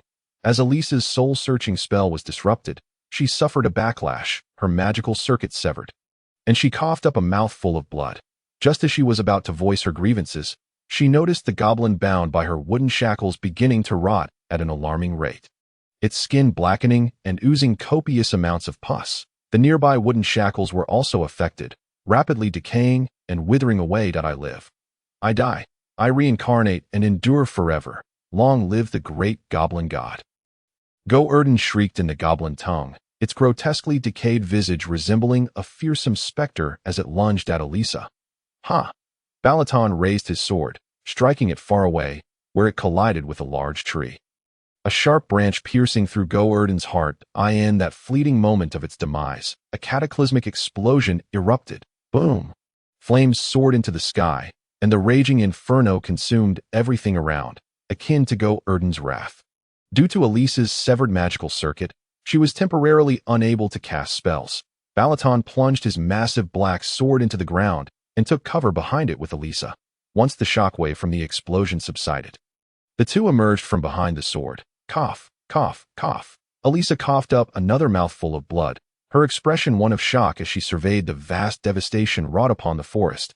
Balaton inhaled deeply, his profound eyes reflecting astonishment as he turned to her. Elisa, are you all right? Elisa coughed twice and replied, I'm fine, just temporarily unable to use magic. It will take at least a day to recover.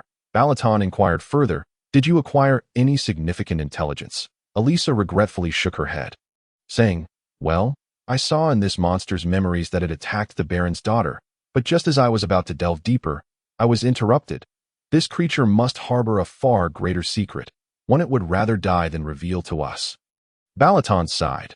Though it was an enemy, it was also a commendable being. Soon, the violent explosion attracted several other captains who had been scouting the perimeter. The nameless assassin Assassin, the Bloodsword Cain, the Master of Steel Fists Long Jean, and the Great Whirlwind Walvin, all arriving at the scene. After understanding the circumstances, each captain expressed disappointment, for the target was already dead, and thus the wager was nullified. Balaton noticed a missing figure. Where did the long-eared one go? Chapter 26. Fish Fruit Mythical Zoan Azure Dragon Form. In the gray mist mountains, within a certain thicket, a roaring bonfire roasted a massive swamp crocodile. Large droplets of fat dripped into the fire, crackling audibly. The ravenous Gao Gu sat on a stone, eagerly tearing into a piping hot crocodile leg, devouring it voraciously. Meanwhile, the system prompted the conclusion of the fourth simulation.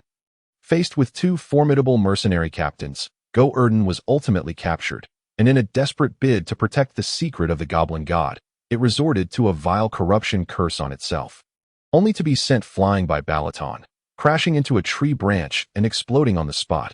Go Erden, born great, died gloriously. Its name would forever be etched upon the Goblin Hall of Heroes. Revered and recounted by future generations to eye in the subsequent simulations, one could resurrect a hero for an additional payment of 7 days of life, retaining all acquired attributes and skills. Current heroes, Go Erden. The fourth Goblin Nest simulation has concluded.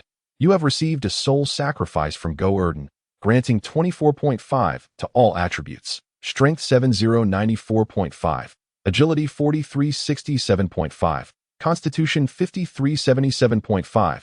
The enraged lion Balaton has been marked as a target for revenge. Upon slaying the revenge target, you shall seize one of their skills. This simulation yielded a total of achievement points, 56,550, with an overall rating of B-. Would you like to commence the reward settlement? Although this nest survival time was relatively short, Go Erden had directly annihilated the Lionheart mercenary corps camp, with over 100 nameless mercenaries perishing. Thus, the achievement points and rating were considerably higher than before. Haha, what rewards await this time? Gao Gu, filled with anticipation, confirmed the reward settlement. Congratulations, you have obtained a rare item.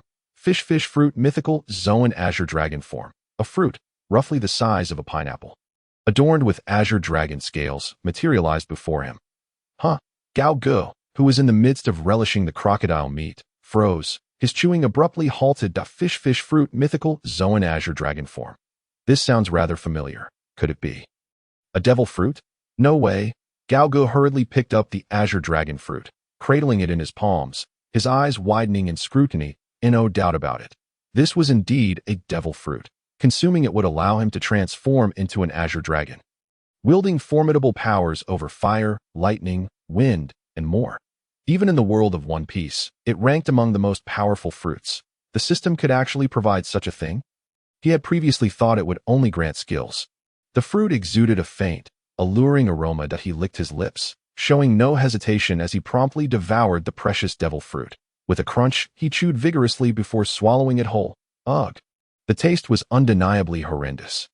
Bitter, astringent, and with a strange aftertaste, it felt akin to consuming chalk that he fought against the nausea, managing to keep the fruit down. The ingested fruit quickly transformed into a warm current within his abdomen, spreading throughout his limbs. So, how does one become an azure dragon? Gao Gu observed his hands, then took a deep breath, tightly clenching his right fist, straining the muscles in his arm. Instantly, patches of hard azure dragon scales sprouted upon his skin. Now I understand. He began to grasp the method of utilizing the devil fruit. However, at that moment, his observation haki suddenly activated. He tilted his head slightly. Whoosh, an arrow, whistling through the air, narrowly missed his ear. Gaogu immediately sprang to his feet and turned to look back. There, perched upon a tall tree, was a strikingly handsome half-elf, holding a completely white longbow, a confident smirk gracing his lips. Haha, at last. I have found you. I told you. No matter where you hide, my arrow, claws, will pierce your heart and claim your life. This half-elf was none other than Klon, the Wind Arrow, one of the 7 captains of the Lionheart Mercenary Corps, who had a vendetta against him. How did you know it was me? You shouldn't have seen me before, should you? Gaogu, unfazed, crossed his arms and curiously inquired. Simultaneously, he activated his Eye of Insight. Wind Arrow Klon. Challenge level LV 34. Quite simple. You escaped after I shot you, leaving behind a drop of blood, and I can identify your identity through the scent of that blood. That I never expected that someone who could withstand my arrow would turn out to be a goblin. What is this mountain about that so many peculiar goblins inhabit? Klon squatted on the branch, looking down imperiously, aiming his bow at him, his tone dripping with arrogance, as if he did not regard Gaogu at all. Yet, his actions betrayed no trace of disdain, for Gaogu had just evaded his deadly arrow while facing away. Klon was acutely aware that this goblin's strength was likely formidable from the quiver on his back. He retrieved a peculiar blood-red arrow. This unique arrow was crafted from the elven specialty, Blood Moon Redwood, and possessed a lethality several dozen times that of ordinary arrows, capable of shattering even the target's soul. Named the Demon Slayer Arrow, it is regarded as a forbidden weapon, so cruel that even within the elven kin, it is subject to strict surveillance. The mere presence of a goblin could compel Klon to resort to the Demon Slayer Arrow. A testament to your worthiness. Upon your demise, I shall sever your ears and fashion them into trophies to adorn the highest place upon my wall of spoils. A torrent of formidable crimson energy began to swirl around the spiral arrowhead, emitting a shrill sound as the surface of the arrow gleamed with intricate runes inscribed in elven script. Just before releasing the arrow, Klon uttered his final words. Tell me your name before you perish. Goblin, to demand a name from an adversary is a mark of respect between the powerful. However, to his astonishment, Gaogu chuckled lightly and replied, No need. I never disclose my name to the deceased. Such arrogance. Klon's face twisted in fury as he strained to draw Isabella into a perfect crescent, then abruptly released the bowstring. Embrace your death. Whoosh. The Demon Slayer arrow shot forth, transforming into a streak of red light through the air. In that instant, Gao Ji's expression hardened, and azure scales erupted across his body, 2 dragon horns sprouting from his forehead as he assumed his draconic form. Raging winds, circular severance, a silent silver ring radiated outward. After both combatants unleashed their most powerful strikes, they stood motionless in their respective places. In his dragon form, Gaogu was enveloped in armed color haki, every azure scale transforming into a deep, lustrous black akin to steel that he effortlessly endured. Klon's Demon Slayer arrow centered around him. Trees began to topple, alongside boulders and hunting beasts, even the leaves drifting in the air. Everything within his vicinity was neatly cleaved in two by his circular severance. This is impossible. Klon crouched on a branch, his pupils dilating in disbelief as he beheld the dragon-transformed goblin before him. The longbow Isabella, crafted from the sacred white moonwood, had split in a straight line along with his upper body. Chapter 27. The Undead in the Mist. What immense power, truly worthy of the Azure Dragon Fruit. Its strength flows like an unending spring. Gaogu glanced at his challenge level, which had astonishingly reached LV 40. Even without the Azure Dragon Fruit, he was confident in defeating Klon, though it would not be quite so effortless. The defensive capabilities bestowed by his draconic scales were terrifyingly formidable, coupled with armed color haki. His defenses were nigh unbreakable. Even Klon's Demon Slayer arrow could not pierce through. He leapt lightly to stand before Klon's lifeless body, that of the half-elf marksman who had once wounded him from 100 meters away.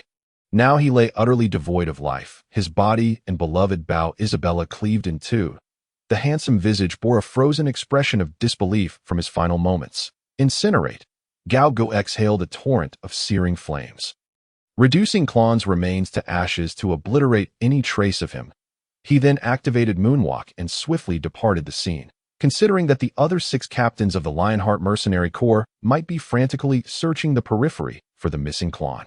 He refrained from commencing the 5th den simulation at once. Instead, he ventured into the cave he had unearthed with his bare hands, eager to discover what lay behind the white wall. Dragon Claw. This time, his claws, covered in dragon scales, plunged forcefully into the wall. The once resilient white rock crumbled before his dragon talons, yielding like tofu that in little time. He excavated a passage large enough for a single person to enter. The wind echoed within the cave. Whoosh, whoosh. A chilling breeze rushed to greet him.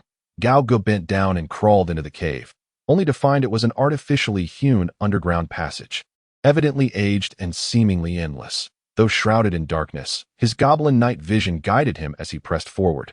After an indeterminate duration, a spine-chilling sound resonated around the corner. Clatter. Following that, peculiar footsteps echoed that a towering skeleton wielding a rusty longsword emerged before him. By the gods, a true undead, Gao gasped in astonishment. This was his first encounter with authentic undead. He promptly used his eye of inspection. Orc skeleton soldier, challenge level. LV-12 few. What a fright, just a trifling nuisance. Gao swiftly dispatched the orc skeleton soldier with a casual slap, reducing it to a heap of shattered bones. He advanced a couple of steps, only to confront another orc skeleton soldier. This one brandishing a tattered axe and charging toward him with a growl.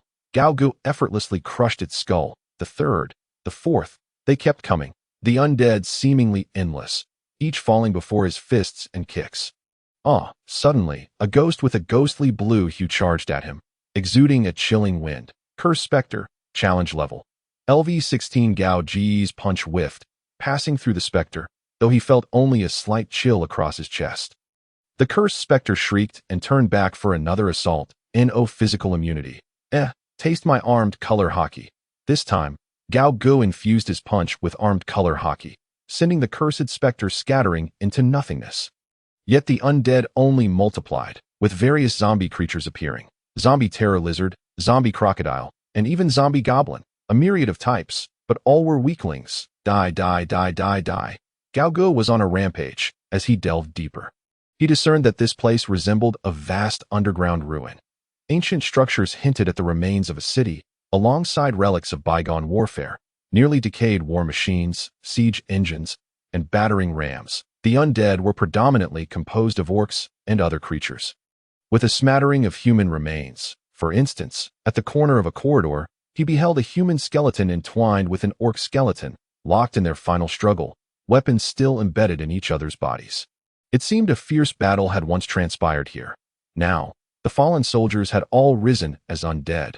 But did these fallen warriors transform into undead of their own accord, or had someone cast a spell to convert them? Gao was intrigued. However, the presence of undead near his base was not a favorable situation that he resolved to eradicate all the undead in this place. The long-eared one had mysteriously vanished. Balaton, the leader of the Lionheart Mercenary Corps, along with the other 5 captains, searched the mountain's periphery until nightfall, but found no trace of Kalon. It was as if he had evaporated into thin air, completely out of contact, after fruitless efforts.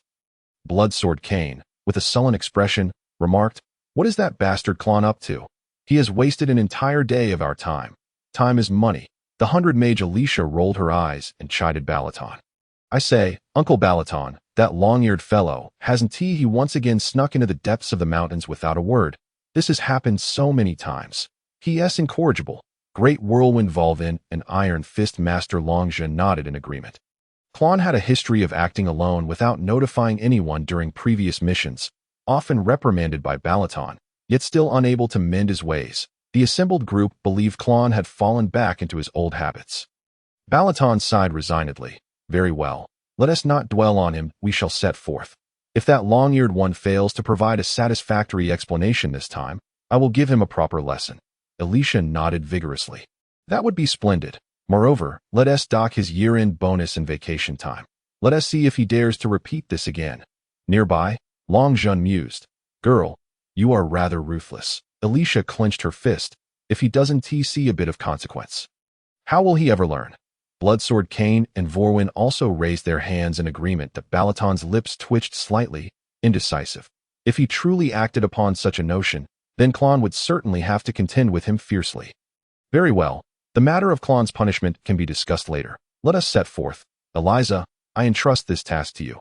Very well, uncle. Eliza pointed her wand at the ground, infusing it with magical power, conjuring a hexagram-shaped magic circle. A giant worm, resembling a centipede, was summoned forth, and the captains swiftly mounted its back. They then hurriedly ventured deeper into the misty mountains. Within the valley, the gray mist thickened even further, sitting atop the giant worm. Eliza wrinkled her nose in disgust and remarked, "Ugh, the stench of the undead is so strong."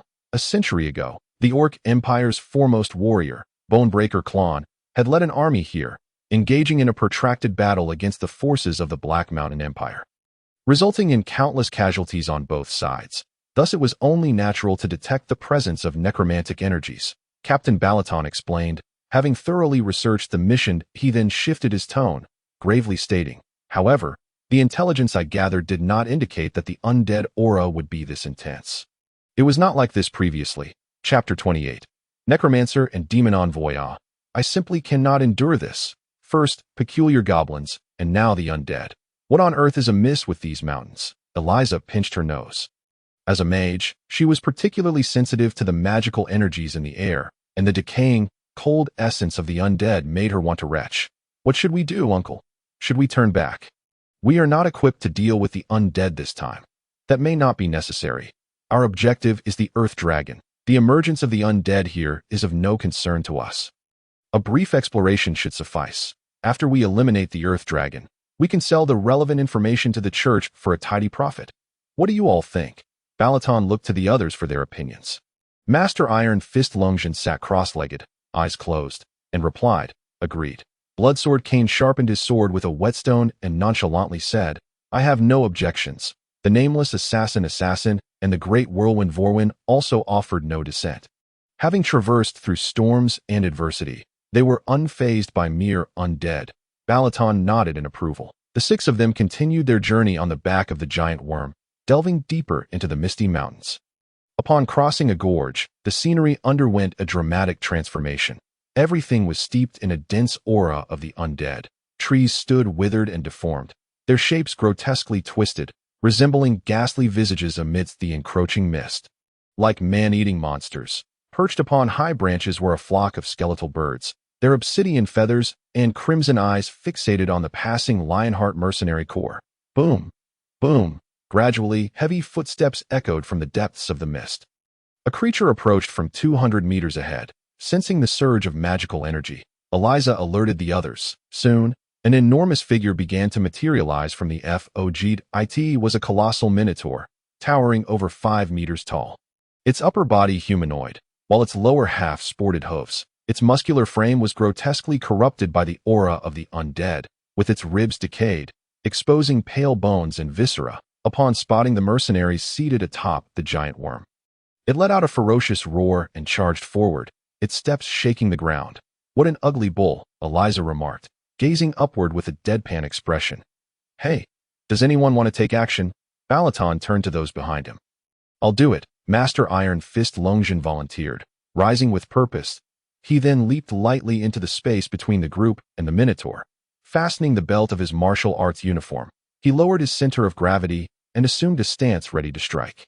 Roar! The Minotaur, veins bulging, swung its massive axe down upon Longzhen with tremendous force. Longzhen exhaled softly, then suddenly opened his eyes wide, his body becoming a blur that vanished from sight. Moment, 7-star slaughter.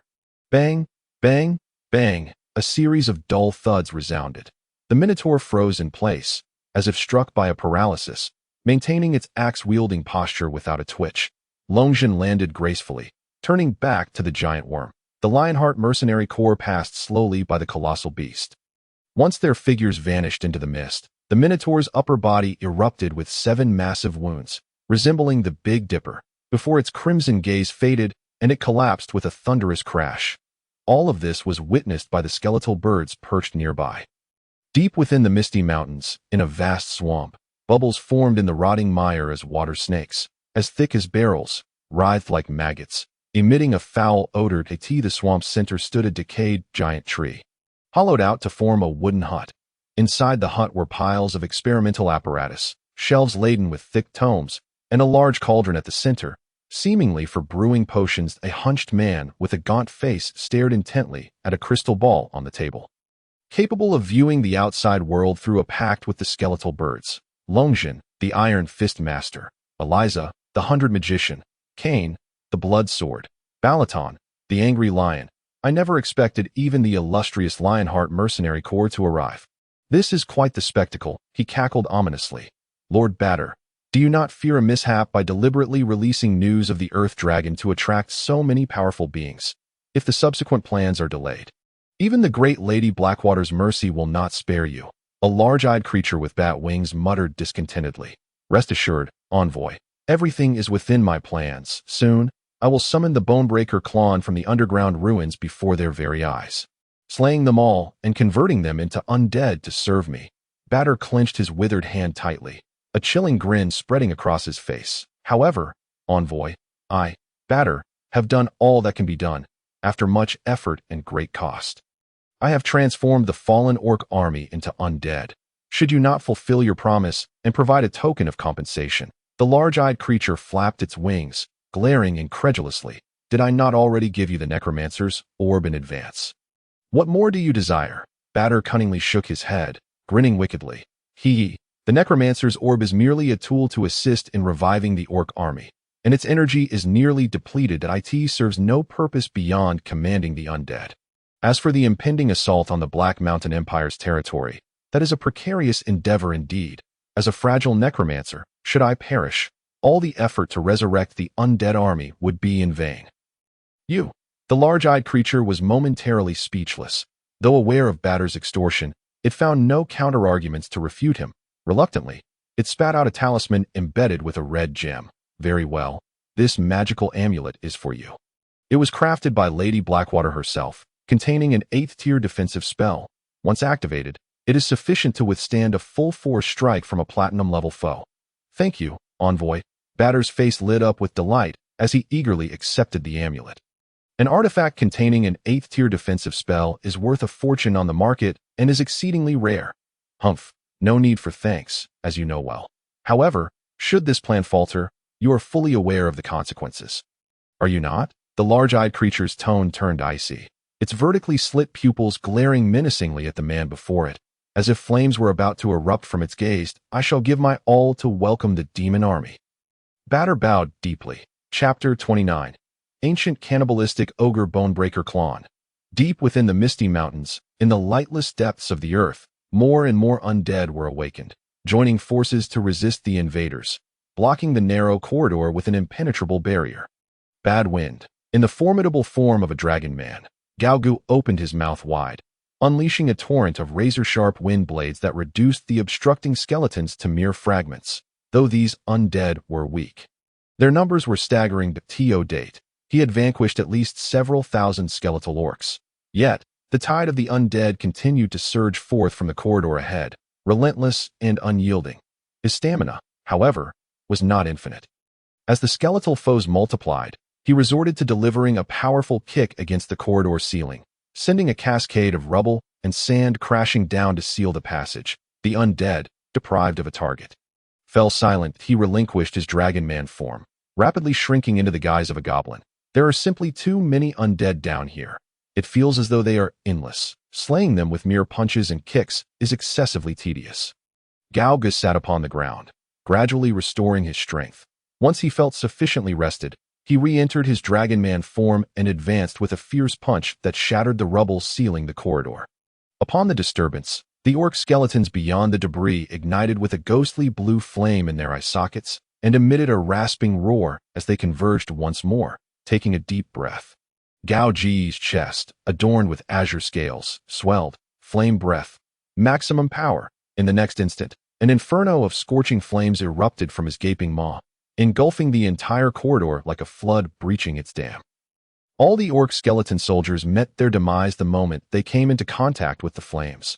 This fiery breath persisted for a duration of over 30 seconds. As Gao Gu extinguished the flames, he closed his smoke-emitting jaws. The corridor lay in ashes, everything reduced to fine dust. The steel weapons melted into molten iron, flowing across the ground, while the surrounding rocks that comprised the corridor glowed a fierce crimson. Indeed, dealing with mere minions is far more efficient with widespread area of effect attacks. Gao Ge shrugged, hastening his pace through the corridor until he arrived in a more spacious area.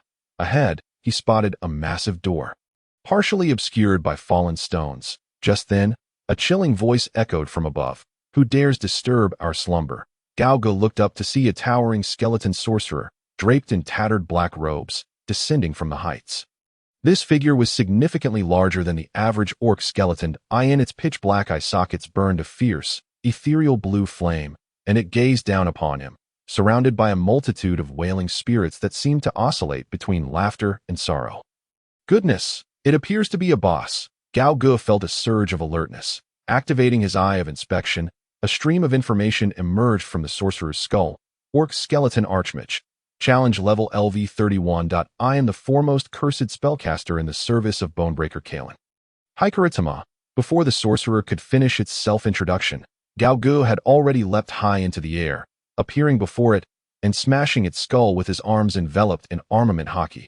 After brushing the bone fragments from his hands, he turned his gaze toward the massive door partially concealed by rubble. Instinct told him that a formidable presence awaited beyond. That he soared forward, placing his scaled hand upon the door and giving it a forceful shove. Boom! The door shattered instantly. Gao Ge stepped through the threshold, only to be taken aback by the sight within. There, seated upon a decayed throne, was a colossal skeleton exceeding 10 meters in height. Beside the throne lay a massive wolf-toothed mace, measuring 3 meters long. Unlike ordinary skeletons, this one was clad in pristine steel armor devoid of any rust, exuding an imposing aura. The front of the armor bore a tremendous gash, revealing the bones within. The skull had but a single large, dark eye socket, and within its jaws were menacingly sharp fangs. With a thigh bone as thick as a pillar, Gao Ge entered. The dark eye socket ignited with a blood-red soul fire. Activating the eye of inspection, he gleaned the information. Ancient Ogre Bonebreaker Kalen. Challenge level LV48. Excellent. Just the opportunity one need to test my limits. Gao Ge cracked his neck, his eyes ablaze with fervent battle spirit. Although the challenge level of his opponent exceeded his by a staggering 8 levels, with the 6 styles, Tri-Color Haki, and the Azure Dragon Fruit at his disposal, he was not deterred. "Goblin, strong, come to battle."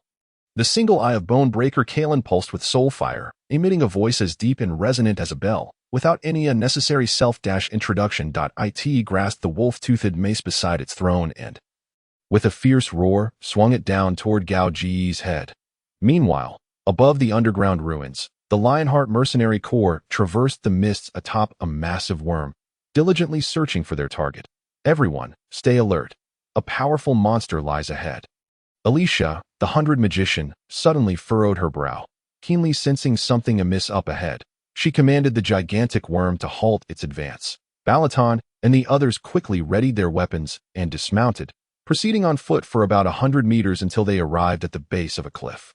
Before them loomed a lizard-like creature, entirely covered in pale scales. Its massive head was adorned with 2 long, dragon-like horns, and its robust body showcased bulging muscles beneath the white scales, apart from its lack of wings.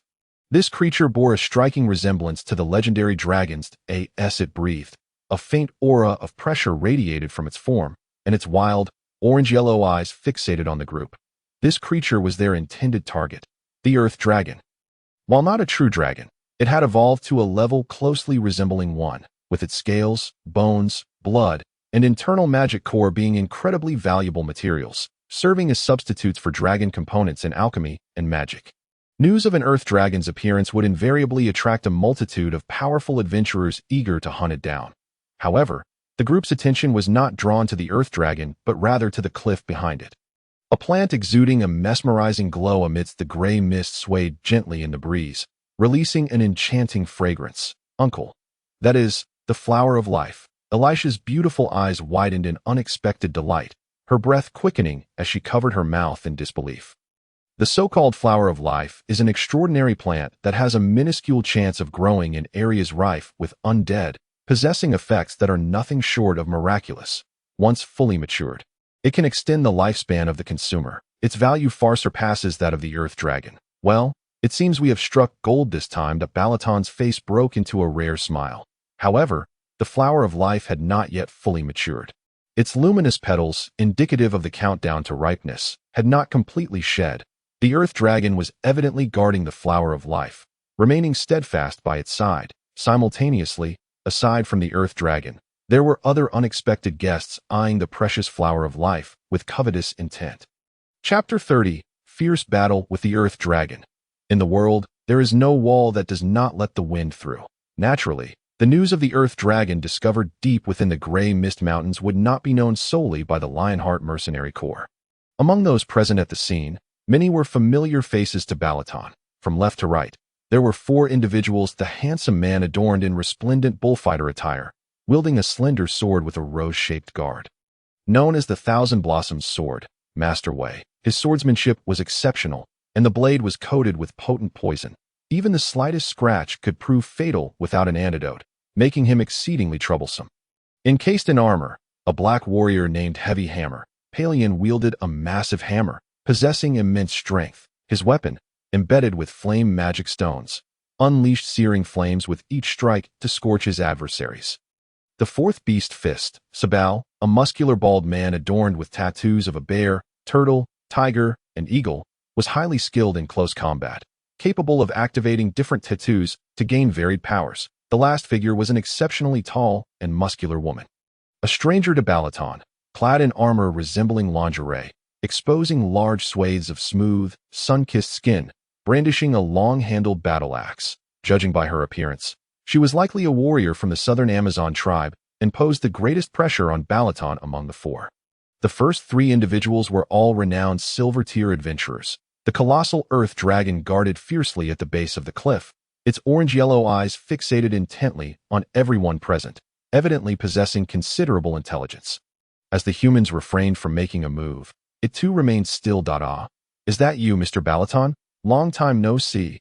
And the esteemed Miss Eliza, you appear even more beautiful than before. The Thousand Blossoms Sword, Master Wei greeted the crowd with a smile. A vibrant, peculiar flower swaying gently in his left hand, dispersing a sweet floral fragrance into the air. Humph. Eliza rolled her eyes, ignoring him. Haha. Good evening, Flower Sword. Balaton chuckled heartily, glancing around before teasingly inquiring, what brings everyone out here at this late hour instead of resting comfortably in bed? With a resigned shrug, the Thousand Blossoms Sword, Master Wei replied, Mr. Balaton, why feign ignorance? We are all here to hunt this earth dragon. However, we did not anticipate its strength to be somewhat beyond our expectations. And having discovered that thing growing upon the cliff, everyone is wary of making the first move for fear of disadvantage, hence the standoff. The clam and the snipe contend, and the fisherman profits. A tale I believe all of you are familiar with, grumbled the 4-beast Fist, Sabal. Everyone wishes to be the fisherman, leading to the current impasse of glaring at one another. Balaton laughed heartily in response. Well, that does pose a dilemma, but lingering here in stalemate is not a viable solution. That I propose that we unite our efforts to defeat this earth dragon, then harvest the life flower and share the spoils equally. How does that sound to everyone? The Thousand Blossoms Sword, Master Wei was the first to raise his hand in agreement. I concur, it's best to avoid strife if possible. Agreed, said the 4-beast Fist, Sabal. Heavy Hammer, Palion nodded as well. Sounds good. All right then, I'll count to 3, and we all charge together. Balaton unsheathed his black greatsword, pointing its tip at the earth dragon guarding beneath the life flower. 3, 2, 1. Yet, when the countdown concluded, none made a move, not even Balaton himself. Blinking in surprise, Balaton lowered his greatsword with a sigh. It seems everyone still does not trust me. Balaton, the 4-beast Fist, Sabal scoffed. Humph, do you take us for children? There are only 4 of us, while your Lionheart Mercenary Corps consists of 6. If we slay the Earth Dragon, what share would be left for us? The Thousand Blossoms Sword, Master Wei added with a chuckle. Mr. Balaton, why not let your people strike first to demonstrate sincerity? We will follow suit thereafter. Balaton snorted in disdain. He was no fool to have made it this far, even with all 6 members of his mercenary corps. Defeating the Earth Dragon would be no easy feat should a scuffle ensue.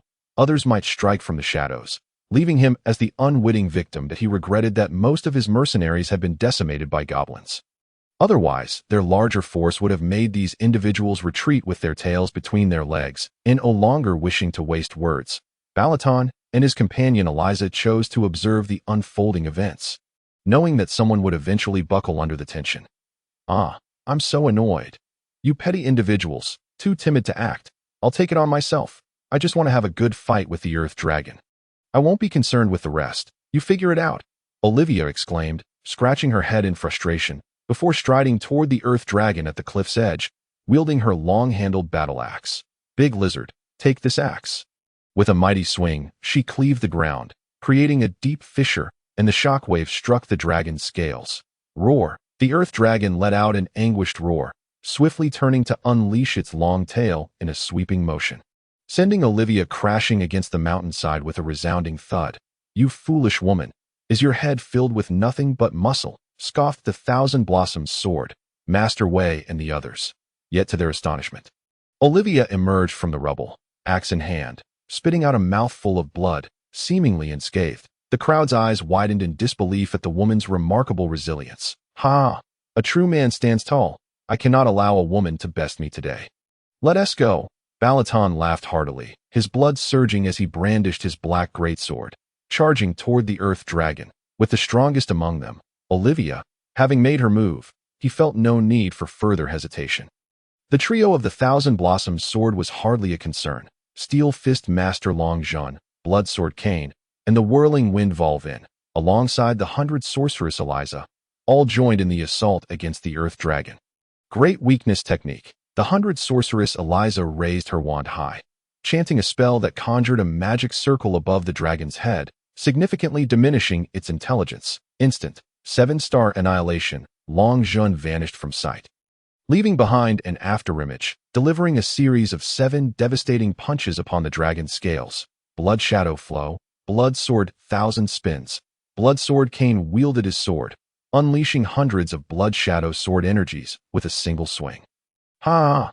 I'm about to spin. Whirling Wind Volvin cackled, twirling with dual axes, transforming into a tornado that relentlessly sliced at the Earth Dragon's body. Stealth. The nameless assassin silently melded into the shadows, seizing the opportunity to strike at the dragon's vital points amid the chaos. The Thousand Blossoms Sword, Master Wei and his companions, hiding at a distance, exchanged glances, each wearing a smile of conspiratorial success. Under the moonlight, the colossal beast danced wildly, blades flashing as the battle raged fiercely. No matter how formidable the Earth Dragon's strength, it could not withstand the simultaneous onslaught of so many skilled fighters. Its massive form began to accumulate numerous wounds. After a fierce clash, Roar, the Earth Dragon, now at its wit's end, emitted a mournful cry, teetering on the brink of collapse. Balaton gathered his strength, swinging his greatsword to deliver the final blow to the Earth Dragon. However, just then, he noticed the surroundings distort before his eyes. Suddenly, his body felt weak, and he swayed precariously, nearly toppling over. What is? Balaton gasped in shock, his eyes wide. Not only he but the other members of the Lionheart Mercenary Corps exhibited similar symptoms. Even Olivia halted her assault, clutching her forehead, a pained expression crossing her face as she wobbled unsteadily. Clearly, they had all been poisoned. Balaton immediately turned his gaze toward the distant trio of the Thousand Blossoms Sword. As expected, the three showed no signs of poisoning. A sinister smile crept across the Thousand Blossoms Sword, Master Wei's face. Oh dear, it seems the poison has finally taken effect. Despicable villain, when did you poison us? Balaton leaned heavily on his great sword, his voice weak. The Thousand Blossoms Sword, Master Wei smugly waved the vibrant flower in his hand. This flower is called Drunken Dragon Fragrance, a new type of poison flower I painstakingly cultivated. Even merely inhaling its scent will gradually paralyze the body, rendering one immobile. He, along with the mighty hammer wielder Pelion and the 4 beast fists Sabal, had already consumed the antidote in advance, thus evading the effects of the flower's poison. Damn it, I was still too careless. Baradon ground his teeth in frustration. He was aware of the poison on the opponent's sword, yet he had not anticipated that the adversary could also poison the air itself. Everyone, do not panic. I shall assist you in purging the toxins from your bodies. In the distance, the feeble mage Elisa struggled to raise her wand. Although she too had been afflicted by the poison, she managed to chant a spell with great effort, Hey, little girl, now is not the time for casting spells. That earth dragon is still alive, the flower sword master Wei chided mockingly. The group turned to look, only to witness the seemingly dying earth dragon rise once more, as if revived. Its gaping maw filled with jagged teeth stretched to its limit, a searing light began to emanate from its abyssal throat. Get back! Baradon shouted, his eyes wide with alarm. The next moment, there was a deafening explosion, flames erupted, and a small mushroom cloud of fire ascended into the air. The force was immense, the scorching waves of heat rolling relentlessly. The Amazonian warrior Olivia bore the brunt of the blast, her skin severely burned, collapsing to the ground as she coughed up a mouthful of blood, slipping into unconsciousness, never to rise again. Next were the members of the Lionheart mercenary co. Elisa could scarcely believe her eyes. The once respected and highly promising Professor Battle Yellenfeg, a grand sorcerer of peaked golden tier prowess, had succumbed to the path of necromancy. Professor Battle, what on earth has transpired? How could someone as inherently kind and helpful as you have fallen into the abyss of a necromancer? Little girl, you should direct that question to your esteemed dean. It is entirely his doing that I, Battle, have reached this point. With a sinister smile, Battle twisted his neck, producing a series of crisp, crackling sounds. Yet, were it not for him, I would never have had the chance to grasp the profound magnificence of necromancy. I owe him my gratitude. Kakik, the dean of the Magic Academy. Elisa furrowed her brow, quickly realizing that there might be hidden truths concerning this magic professor. She spoke with heartfelt urgency. Professor Battle, I am unaware of what has befallen you, but please believe me, it is not too late to turn back. If you have faced any injustice at the Magic Academy, do not hesitate to tell me. I can be your witness and help you reclaim your dignity. Upon hearing Elisa's words, Battle's corpse-marked face flickered with a hint of emotion. But he quickly shook his head. Navi, little girl, I appreciate your goodwill as a token of our teacher-student bond. I shall be the first to send you on your way. But do not worry. After your demise, I shall transform you into a lich as well. Thus we will become companions, and we can together delve into the captivating intricacies of necromancy, as we once did. With that, Battle gently waved his skeletal staff. Whoosh! A sharp bone spike shot forth, aimed directly at Elisa's heart. Just as Elisa believed her end was nigh, a shadow suddenly interposed itself before her, absorbing the lethal blow. The shadow was none other than the gravely injured nameless assassin, Asasin. The pallid bone spike pierced through his chest, embedding itself beside Elisa. Asasin, Elisa gasped, hastily rummaging through her belongings for a healing potion, pouring it over Asasin's wound. Yet such grievous injuries, his heart pierced, rendered the potion utterly ineffective. Hurry, help. Help the captain detoxify. It's up to you, girl. Asasin spoke laboriously, and then his pitch-black eyes lost their luster, faced with the golden tier necromancer battle. The entire Lionheart mercenary corps had only Balaton, the furious lion, who stood a chance of contending. Should Elisa perish, with a gentle leap, he arrived before his opponent. Before him lay the massive skull of the Bonebreaker Kalong, now marred by numerous cracks. The crimson soul fire within its eye sockets flickering weakly, as if it might extinguish at any moment. It fixed its gaze on the formidable goblin, imbued with the bloodline of a dragon, and raised its skeletal arm with great effort, presenting a 3-meter-long wolf fawn club before Hoger. Goblin, quite strong. Kalong, very satisfying. Here, take the club. You wish to give me this wolf fawn club? You are rather generous. Hoger, somewhat embarrassed, touched the dragon horn on his forehead and reached out to accept it. The instant his fingers brushed against the club, information regarding it materialized before his eyes. Shattered dragon bone, legendary quality. This is a legendary weapon crafted specifically for Kalong by ancient dwarven masters. To forge it, Kalong hunted countless ancient dragons, extracting their most resilient spines and fangs as primary materials. Only those recognized by Kalong may wield it, and it will automatically adjust to fit the wielder's size, dealing an additional 50 damage to dragonkind. What a marvelous item. Hoger's eyes sparkled with delight as he grasped the shattered dragon bone, which promptly resized to match his own stature. Your challenge level has increased. LV 44, LV 46. Kalong feels sleepy. Kalong wishes to rest. The Bonebreaker Kalong intoned dully, the soul fire in its eyes dimming further. Rest easy. I shall not tarnish the honor of this weapon you have bestowed upon me. Hoger replied, raising the shattered dragon bone high and delivering a decisive blow that shattered Kalong's skull completely. He then reverted from his dragon form at that moment, beneath the colossal form of the Bonebreaker Kalong. A six-pointed star magic array suddenly illuminated, enveloping him as well. In the depths of the gray mist mountains, the necromancer Bathel, standing upon a precipice, called out the name of the Bonebreaker Kalong, shocking everyone present. The renowned sorceress Eliza widened her beautiful eyes in disbelief, exclaiming, "How is it possible? Did he actually transform the mightiest of the ancient Orc Empire into a white?" Steel Fist Longzhen spoke in a grave tone. "Assuming a combat stance, if it truly is the Bonebreaker Kalong, then we are all likely to perish here." Bloodsword Kane's weapon glimmered with a sanguine hue, his expression cold. "Humph, even if it is the Bonebreaker Kalong. Having become a white, it likely retains little of its former power. We shall fight with all our might." Furious Lion Barrelton's countenance was more serious than ever. "There is no turning back now." Great Whirlwind Volvin, wielding dual axes, laughed maniacally. "Ha! It seems today will be a thrilling battle." Cackling madly, the necromancer Bathel declared, "The Bonebreaker Kalong shall show you the taste of terror." His skeletal staff trembled violently in his grip, and the brilliance of the massive six-pointed star magic array surged to its zenith, dazzling all.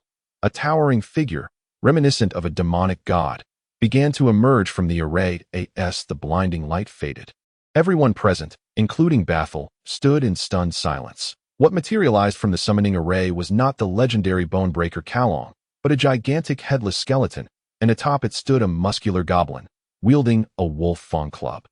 Chapter 34. The men of the mercenary corps, Hoger, who had suddenly appeared on the ground, surveyed his surroundings in confusion. Upon spotting the members of the Lionheart mercenary corps in the distance, he paused in surprise. Hadn't he just been in the underground ruins? The Lionheart mercenary corps, who had been poised for battle against the legendary Bonebreaker Kalong, were equally astonished. They had never anticipated that the necromancer Bathel would summon a heap of bones and a goblin. Am I seeing things? This old fool summoned a goblin? Great Whirlwind Volvin couldn't contain his laughter at this absurdly weak opponent. Could it be that the legendary Bonebreaker Kalong was actually just a goblin? Furious Lion Baralton wore an incredulous expression, rubbing his bearded chin in disbelief. Steel Fist Longzhen and Bloodsword Kane shared equally perplexed expressions, shaking their heads in resignation and bursting into laughter. They felt like fools for preparing to face death moments before. What is happening? The necromancer Bathel, standing atop the precipice, wore a grim expression, rubbing his eyes vigorously, suspecting he had made some errors in his incantations due to age-related confusion. It seems the so-called Great Mage Bathel is merely a name without substance. We nearly fell for his trickery. Bloodsword Kane snickered coldly, his blade, the sea of blood and corpse mountain, radiating a crimson glow as he prepared to strike. Be cautious and don't underestimate it. Even a goblin summoned by Bathel may possess considerable strength, Baralton cautioned, choosing not to engage, believing that a mere goblin would be no match for Bloodsword Kane alone. "Fear not, I shall take its head." Bloodsword Kane vanished in an instant, appearing before the goblin and unleashing a fiercely precise strike. Blood shadow, shattered wind, clang, the resounding clash of metal rang out. Bloodsword Kane found himself frozen mid-strike, his eyes widening in disbelief. The blade of his weapon, the sea of blood and corpse mountain, was firmly gripped by the goblin's two black fingers, though bewildered. Hoger remained expressionless, tilting his head slightly before activating the Azure Dragon Fruit. His muscles swelled rapidly, large plates of shimmering azure dragon scales enveloping his body, two formidable dragon horns sprouting from his forehead, and a thick, elongated tail appearing behind him. The fingers gripping the blade transformed into sharp dragon claws. With a slight exertion, clang, the sea of blood and corpse mountain was cleaved in two. Damn it. Bloodsword Kane's face contorted in sheer terror, and in that moment, he felt a chill run down his spine. Hastily retreating, finger gun, Hoger flicked his fingers, unleashing an air bullet. Bam! Bloodsword Kane's head exploded instantaneously, blood gushing from his neck like a torrential rain. Bathed in the crimson downpour, Hoger flicked his dragon tail, reminiscent of a demon descending upon the earth. Furious Lion Baralton, Great Whirlwind Volvin, and the renowned sorceress Eliza all stared wide-eyed in shock at this horrifying scene. The only one to react was Steel Fist Longjin, who charged towards Hoger without a moment's hesitation, his determined gaze filled with murderous intent, unleashing the culmination of his martial arts training. Longjin, come back. Furious Lion Barlton shouted in a desperate roar. Alas, it was too late. Longjin's fists began to rain down on Hoger like a machine gun. Extreme. 7-star 100 cracks. Bang, bang, bang. The explosive sounds echoed like firecrackers. Rippling waves of air spreading outward, in the blink of an eye. Longjin unleashed 100 consecutive strikes, slowly exhaling as he observed the shimmering dragon scales adorning Hoger's form, then glancing at his own twisted, broken fists, a resigned smile gracing his lips. Indeed, my fists are woefully inadequate. You may strike. Very well. Hoger's merciless hand reached forth, claws piercing through Longjin's chest, crushing his heart in an instant, in less than a moment. The illustrious Lionheart Mercenary Corps had lost 2 of its key members. All it took was a single encounter for them to be instantly slain, while their adversary remained unscathed. Esperalasi. The necromancer Bathel, standing atop the precipice, was both astonished and elated, having never anticipated that the goblin he accidentally summoned would be this powerful. How could this be? The tear-streaked face of the sorceress Eliza crumpled in despair as she collapsed to the ground. Utterly terrified, Eliza, pull yourself together. At that moment, a gentle hand caressed her head.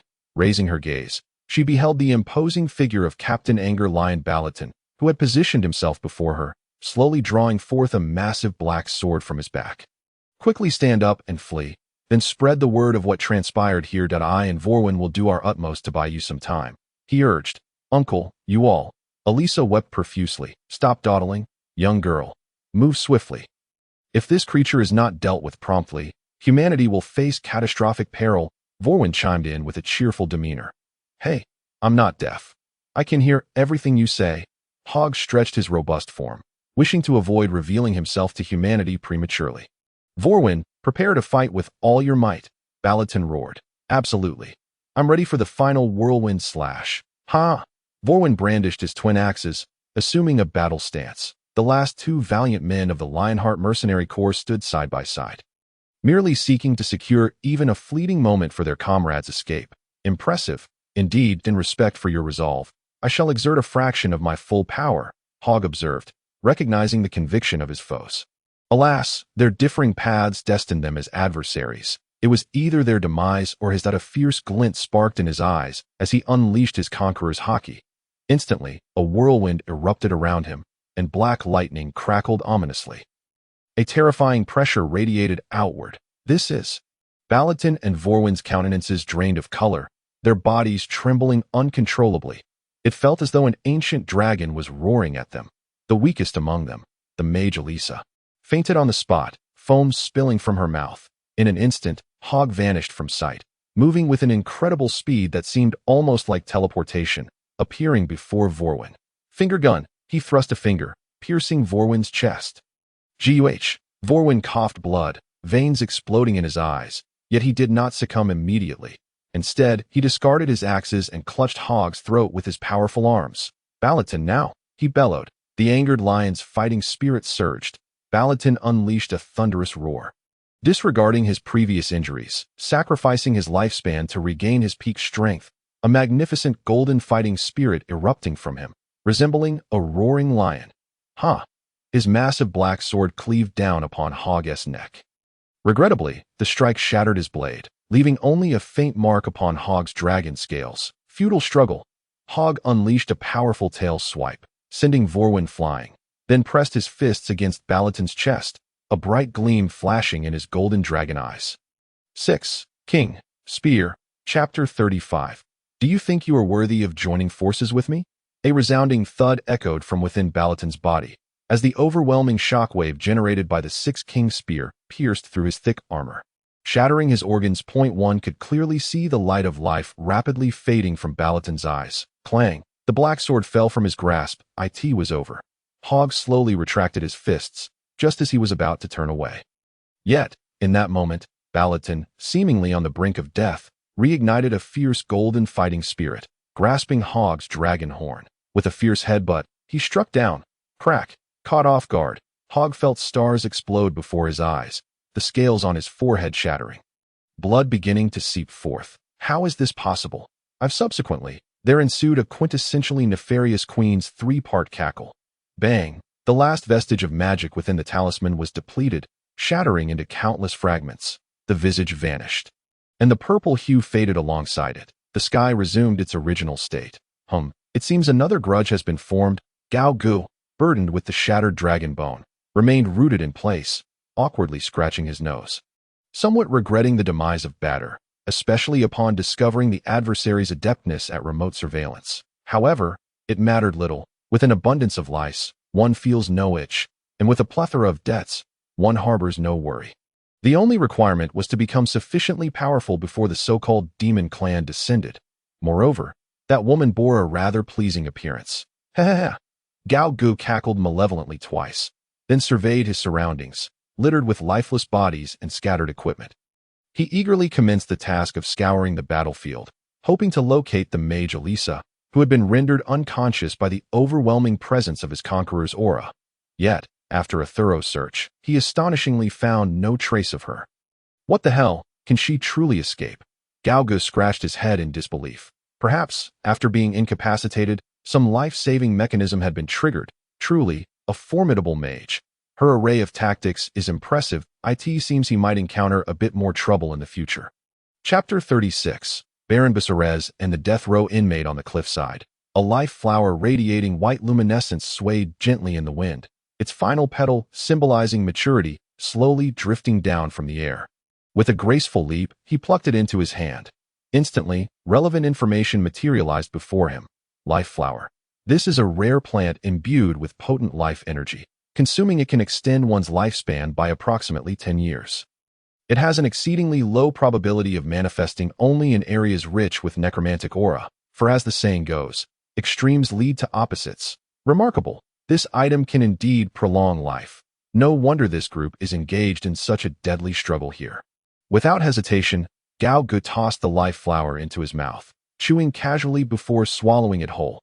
Moments later, a surge of vibrant life energy began to radiate from his lower abdomen, coursing through his limbs. Feeling exceedingly comfortable, he couldn't help but emit a sound of satisfaction. You have consumed a mature life flower. Lifespan increased by 3650 days. Current remaining lifespan, 30,905 days. Not only had he replenished the lifespan consumed during the previous den simulation, but he had also gained significantly. Gao Gu felt immensely joyful. Wait a moment, since this item can extend lifespan, the glowing petal that just fell must also be valuable, right? What if it can add another 3 to 5 days to my life?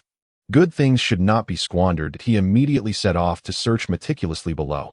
Eventually, he found the fallen white petal in the soil, while the other petals had been swept away by the wind to an unknown location. Life flower petal. This is a petal containing a modicum of life energy. While it cannot extend lifespan, it can facilitate rapid healing of injuries. What a pity. Gao Gu shook his head in regret. It being unable to extend his life rendered it of little use to him. However, it was not entirely without merit. He then approached the gravely injured Amazonian warrior, Olivia. Her robust and statuesque form bore severe burns. Her beautiful eyes tightly shut as she gasped for breath, beads of cold sweat dotting her forehead. If left unattended, she could face life-threatening consequences. Gao Gu held no ill will towards this warrior, whose mind was filled with thoughts of combat. During their first encounter, even upon realizing he was a goblin, Olivia had never displayed disdain or condescension towards him, but in light of this, Gao Gu resolved to save her life. He gently pried open her mouth and placed the life flower petal within to in no time. The petal began to take effect. The injuries on Olivia's body visibly healed at an astonishing rate. Her pale complexion gradually regained its rosy hue, and her breathing became steadier. Satisfied with the outcome, Gao Gu nodded, lifting Olivia onto his shoulder while dragging the massive corpse of the earth dragon behind him, swiftly departing the scene. Eventually, he arrived at a cave situated halfway up the mountain. Due to the enormity of the earth dragon's carcass, he had no choice but to leave it outside. He set Olivia down first, then gathered some branches and grass nearby to kindle a fire. Afterward, he ventured outside to skillfully dismantle the earth dragon's body. By the time he returned to the cave, carrying a portion of the earth dragon's tail, he discovered that Olivia had already regained consciousness at that moment. She sat cross-legged on the ground, scratching her head in a daze as she surveyed her surroundings. It appeared she had fully recovered. "Oh, you're awake." Galga glanced at her, then placed the prepared earth dragon tail on a makeshift grill, adding more wood to the fire as his stomach growled in hunger. "Huh, you are, Galgo?" Olivia's eyes widened as she recognized the familiar goblin. Her memory not particularly sharp, yet the impression Galgu had left was indelibly profound, allowing her to immediately recall his name. "Little goblin, how did you end up here? Did you save me?" "Well, who else could it be if not me?" "How do you intend to repay my life-saving grace?" Galgo boldly acknowledged the truth, turning the grill to cook the earth dragon's tail meat. "Oh, you are truly kind. Thank you so much. Otherwise, I might have indeed met my end." Olivia relaxed her body, stretching luxuriously, her beautiful eyes narrowing into crescent moons as she smiled happily, saying, "As for repayment, I have no money. All I have is this person that do as you please." Hee, as expected, Galgo gently shook his head. Olivia glanced at the earth dragon tail on the grill, blinking as she inquired, "What about the others? I remember there were many people present at the scene, right?" "I killed them all," Galgo replied nonchalantly. "Are you serious? That group was quite strong." Olivia gasped, covering her mouth in shock. "Humph, indeed formidable, but I am even stronger," Galgo scoffed disdainfully, relishing in the satisfaction of boasting before the woman. "Oh, so you were hiding your strength when we fought initially?" "How cunning of you!" Olivia pouted angrily, shaking her fist at Galgo in protest. Despite her tall and athletic physique, her voice was soft and gentle, combined with her strikingly beautiful face, making her attempts at pouting particularly endearing. Galgo, focused on roasting the meat, felt as though his bones were turning to mush, his heart racing with excitement. Just then, he caught a whiff of a sour odor.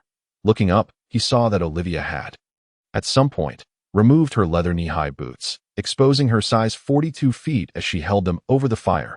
"What the hell? You foolish woman! Quickly remove your stinky feet. You've tainted the dragon meat with your foul odor." "Oh, you little goblin are so mean." Days later, at the border of the Black Mountain Empire, in the town of White Stone, within the residence of Baron Busserez, crash, a fine porcelain vase was hurled to the ground, shattering into 1,000 pieces. A pack of useless fools, a bunch of imbeciles. What a so-called Lionheart mercenary group. I would rather call them a pile of dog excrement. Baron Busserez was currently in a furious rage. Having just received a report from his subordinates regarding the status of the Lionheart mercenary group, which had completely gone off the grid, the only information obtained came from a mercenary nicknamed the Rat, who was the sole survivor of the group. The mercenary camp had been ambushed by a horde of goblins, resulting in complete annihilation. The leader, Balaton the Angry Lion, and 6 captains had ventured deep into the mountains for investigation and had since vanished without a trace. Now, far beyond the agreed-upon deadline, with neither living nor dead to be found, it seemed Balaton and his companions were in grave peril. Piecing together the clues, it was highly probable that his daughter had fallen into the clutches of the goblins. "My lord, please think of a way to rescue our precious daughter." The elegant Madame Damara sat in a nearby chair, continuously dabbing at her tears with a handkerchief. Her weeping only exacerbated his irritation. "Stop crying." Baron Busserez was nearly beside himself with rage. He had just ordered the brutal execution of Philip, who had taken the young lady out without permission, but this did not alleviate the pressing dilemma at hand. Hiring the Lionheart mercenary group was the utmost limit of what this baron could afford. It would be one thing if it were merely a daughter at stake. But the dire situation was compounded by the fact that Dolores had recently become engaged to the son of the Count of the White Eagle.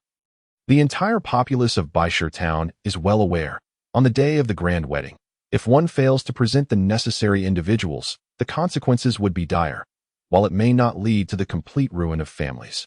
The reputation of the Bazairs family would undoubtedly plummet. That a solution must be devised. "Let me ponder."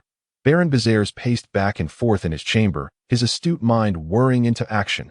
At that moment, a servant entered and quietly reported, "My lord, we have just received word that in 2 weeks, the Holy See will dispatch an archbishop to Baishur town for a sermon. We must prepare for the reception and related arrangements." I understand. Just see to it and do not bother me." Baron Bazairs waved his hand impatiently. Suddenly, a spark of inspiration ignited in his mind. "Of course, the Holy Light Church. I can harness the power of the Holy Light Church." I shall concoct an excuse to have the Archbishop send the Holy Army to cleanse the Grey Mist Mountains. As for the pretext, it must undoubtedly involve the necromancers, whom the Holy Light Church despises most. If I can find a death row inmate to send into the Grey Mist Mountains, offering him some incentive to masquerade as a necromancer, and then conjure a few skeletons to create a ruse. Next, I will pay to secure a witness to spread false rumors about a necromancer residing in the mountains. I am certain the Holy Army will scour the Grey Mist Mountains thoroughly. Surely, they will find my daughter brilliant, simply brilliant. As for candidates to impersonate the necromancer, there is no shortage. Baron Bezairs immediately dashed out of his home and boarded a carriage bound for the underground prison of Bishur Town. This prison housed an innumerable array of criminals. After revealing his identity, he briefly explained his requirements to the prison guards, seeking a death row inmate with a sufficiently sinister appearance and a gaunt frame.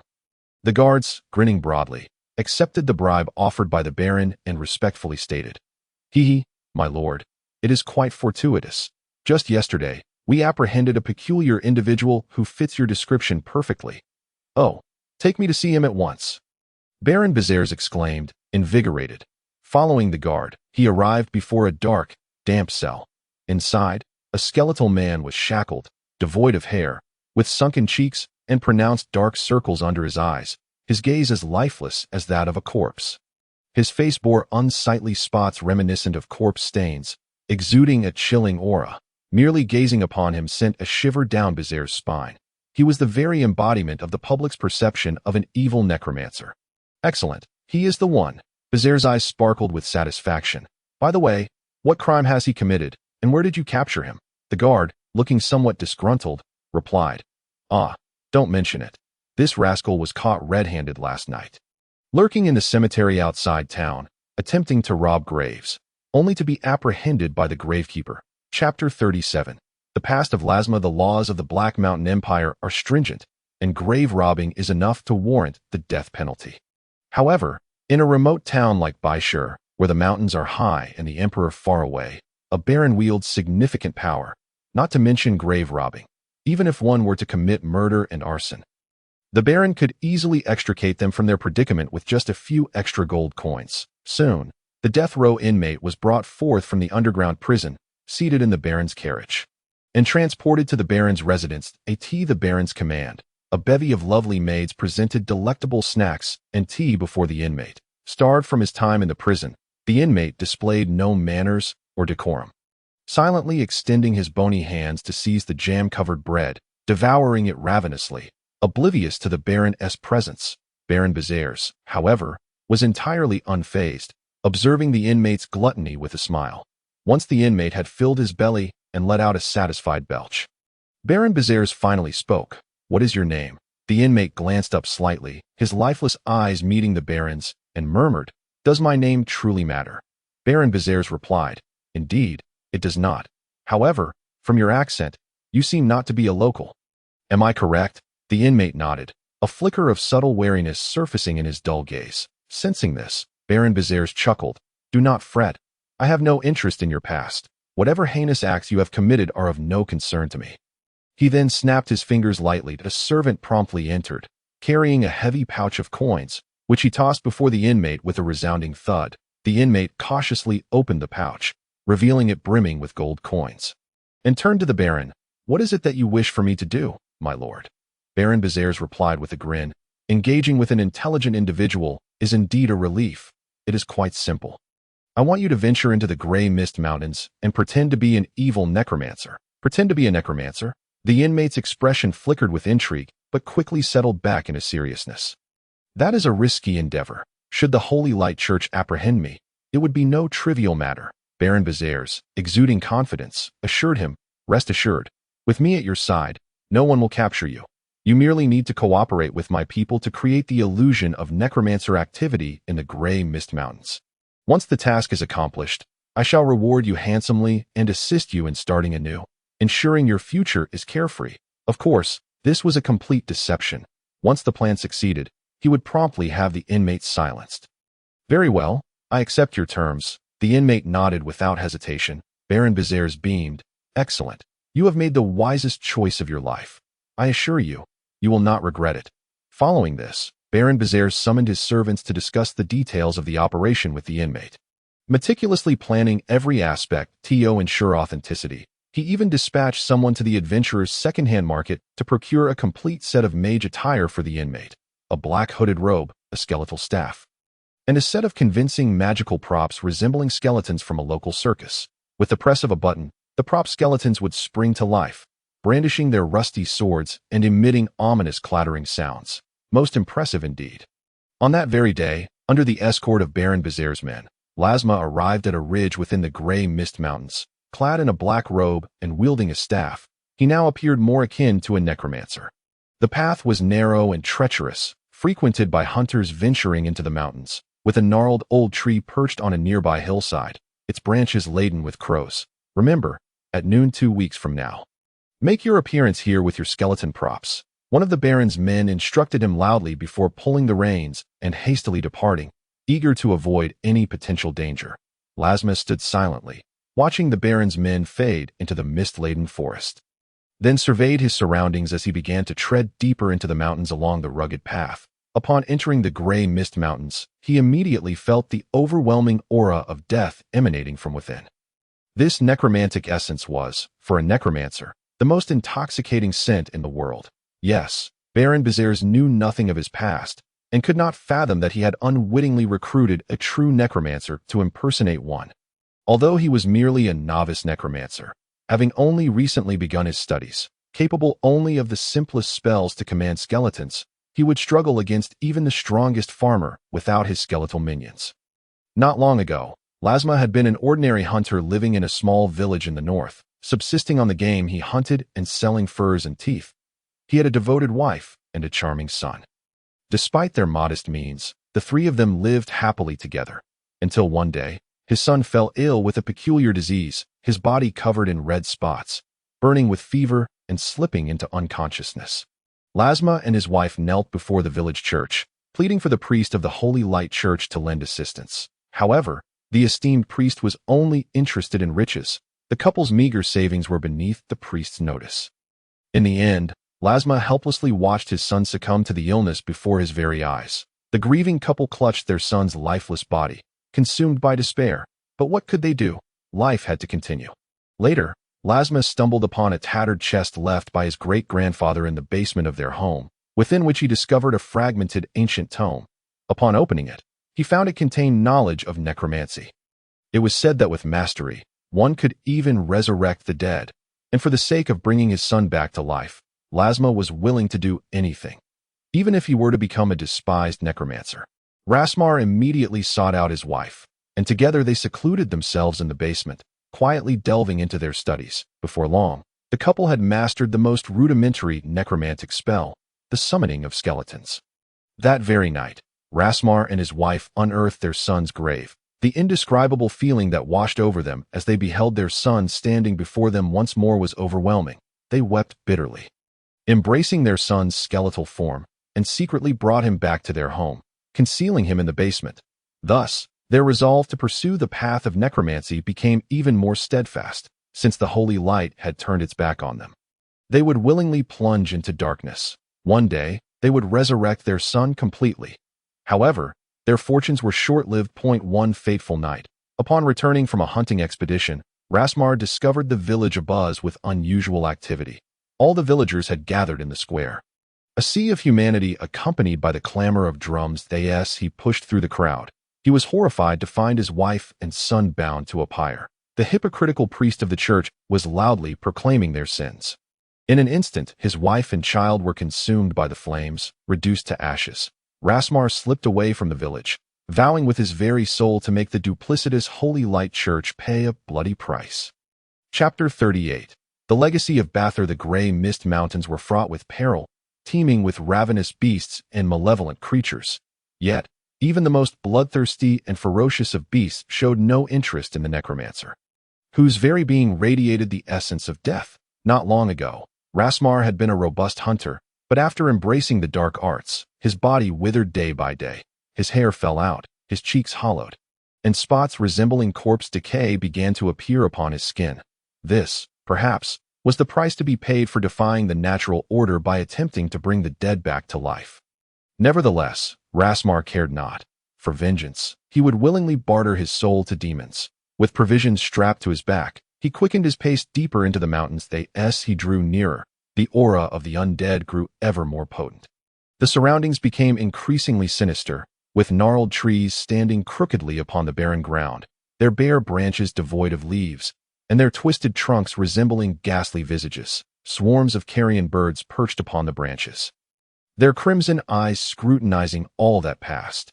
Inhaling the thick miasma of death invigorated Rasmar, filling him with an unusual vitality. He passed by a crumbling cliff, where he discovered numerous signs of battle, along with several corpses that had yet to fully decay. Judging by the gear upon the remains, they had likely been adventurers or mercenaries in life. One skeleton was missing its skull, yet clutched a broken crimson blade. Another bore a gaping wound in its chest, adorned in black martial attire, its robust bones indicating a life of combat. Others wielded hammers, slender swords, and bore claws resembling those of a tiger. Each skeleton appeared to possess remarkable prowess. If he could animate them as undead, they would undoubtedly become a formidable force. Fallen warriors, reclaim your heads and fight for me. Rasmar raised his bony staff, chanting incantations to channel the magic within him. Attempting to rouse the skeletons, alas, they merely trembled slightly. It seemed his magic was insufficient to command these powerful warriors. Setting down his staff, he surveyed his surroundings and continued his exploration deeper into the unknown. Soon, he felt something calling to him from the depths. Before long, he arrived at a vast swamp. The putrid mire bubbled ominously, exuding a foul stench, while the surface churned as if a beast lay in wait beneath. At the center of the swamp stood a decaying titanic tree, hollowed out to form a wooden cabin, its walls stripped of their former glory, revealing signs of decay and ruin. Rasmar cautiously traversed the small bridge spanning the swamp and approached the cabin. Confirming that it was unoccupied, he gently pushed the door open. Inside, a thick layer of dust blanketed the floor, indicating that it had long been abandoned. In the center sat a large black cauldron, surrounded by an array of experimental apparatus, while shelves against the walls were lined with hefty tomes. A hum resonated from a cabinet before him, pulsating with magical energy. Upon opening the cabinet, Rasmar discovered a black crystal orb the size of a human head, flickering ominously and radiating an evil glow. What is this? He instinctively sensed the orb's significance and slowly placed his hand upon its surface. In an instant, the orb began to voraciously siphon the magic from his very being. Rasmar's expression shifted in alarm as he attempted to withdraw his hand, only to find it seemingly glued to the orb. Simultaneously, his surroundings transformed, revealing an immense underground battlefield where countless skeletons and undead roamed aimlessly. Roaring in fury, finally wrenching his hand free from the orb, Rasmar fell heavily to the ground, eyes wide and sweat pouring down his pale face. The necromancer's orb. In that fleeting moment of contact, he had gleaned the orb's name. This artifact could command the thousands of undead lying dormant below. What manner of place was this? Rasmar gazed around in bewilderment, rising to retrieve thick tomes from the shelves, each one detailing various aspects of necromancy. A beginner's guide to necromancy, advanced techniques in necromantic arts, how to select quality skeleton material, the craft of becoming a necromancer. The knowledge contained within these volumes far surpassed that of the incomplete ancient texts he had discovered in the basement. All the questions he had harbored regarding necromancy were suddenly illuminated. This cabin must belong to a formidable necromancer of old. The more he read, the more astonished and elated he became. He immersed himself in the study of everything contained within the tomes, reveling in the vast ocean of knowledge. On the outskirts of the gray mist mountains, a waterfall cascaded down a towering peak, resembling a white silk ribbon descending into the pool below, producing a crisp, thunderous sound. Two figures darted around the waterfall, engaged in a fierce battle, the air filled with explosive sounds. Take this. Earth shatter. Olivia leapt high into the air, her long-handled battle axe swinging down with tremendous force. Standing below, Hog crossed his arms, enveloped in armed color, bracing himself against the blow, the sheer force causing the ground beneath him to crater. He then launched himself, delivering a powerful kick to Olivia's abdomen. She flew backward like a cannonball, crashing into the mountainside, sending debris flying and dust swirling. After a moment, Olivia emerged from the haze, coughing from the dust, and raised her hand that I surrender. Little goblin, you're amazing. Cut it out. You're not even hurt, Hog retorted, glancing at her unscathed abdomen. They both sat by the pool beneath the waterfall, dipping their feet into the cool water while admiring the surrounding scenery. Little goblin, I'm preparing to return to my village. After training with you, I feel I've grown stronger and should be able to defeat the invaders threatening my home, Olivia said, gazing at the sky, her tone tinged with melancholy. She then removed a beast tooth earring from her left ear and placed it on Hog's ear. This earring is a magical talisman crafted by the shaman of our tribe that if you find yourself in trouble, simply channel your thoughts into the earring, and I will come to your aid immediately. All right, Hog blinked, saying little more. By the way, my tribe lies far to the south. From here, cross 2 great mountains, traverse 2 mighty rivers, and pass through a stretch of wilderness before entering a rainforest to find my village. Olivia added, standing up and brushing off her backside. Remember to visit me. I will treat you well. We have plenty of delicious food. Sure. Hey, little goblin, you're being a bit too aloof. I'm genuinely feeling sad, Olivia pouted. Her brows knitted in dissatisfaction. Stop whining. If you don't hurry, I'll make you regret it. Gao Gu gazed at the distant waterfall, impatiently waving his hand to shoo it away. Suddenly, a tremendous force struck from behind him, and he was kicked into the water, swallowing 2 big mouthfuls of cold, fresh water. Climbing ashore, he saw Olivia had already dashed far away, a long-handled battle axe slung over her shoulder, laughing as she turned back to make a funny face at him. Woohoo! You big, silly goblin! Damn it, what a childish woman. With a resigned expression, Gao Gu emerged from the pool, staring at his reflection in the water. His days spent with Olivia had nearly made him forget that he was a goblin. This was not a good thing. He used to train relentlessly every day. Now, with a hint of newfound strength, he had begun to slack off. Such behavior was unacceptable. Love is a poison that seeps into the bones, and affection is a blade that takes lives. Women truly are a source of calamity. Although he had defeated the Lionheart mercenary corps, Miss Dolores still remained in his grasp. One could never be sure what schemes that Baron might concoct. He must continue to grow stronger, to the point where he could act with impunity. Gao Gu slapped his face, shaking off the distracting thoughts. Consuming a day of his lifespan, he commenced the 5th simulation of the Goblin Lair, additionally sacrificing 7 days of life to resurrect the heroic spirit, Dog Erden. The 5th Goblin Lair simulation begins. Please select a lair buff. This is Sparta. Implement Spartan education within the lair. All newly born goblins have their base challenge level increased by 10, but at the cost of a 70 reduction in the survival rate of offspring. The Great Thieving Band. 5 goblins skilled in thievery will spawn in the lair, periodically presenting you with various stolen treasures. Fortune smiles. All goblins within the lair gain an additional 500 years of lifespan. Chapter 39. The Thieving Goblins. Astonishing, an additional 500 years of lifespan. Can it be granted to me as well? Upon seeing this buff, Gao Gu felt an overwhelming mix of envy and jealousy. Unfortunately, lair buffs did not apply to him. He wasn't raising turtles. The goblins in the lair did not require such longevity.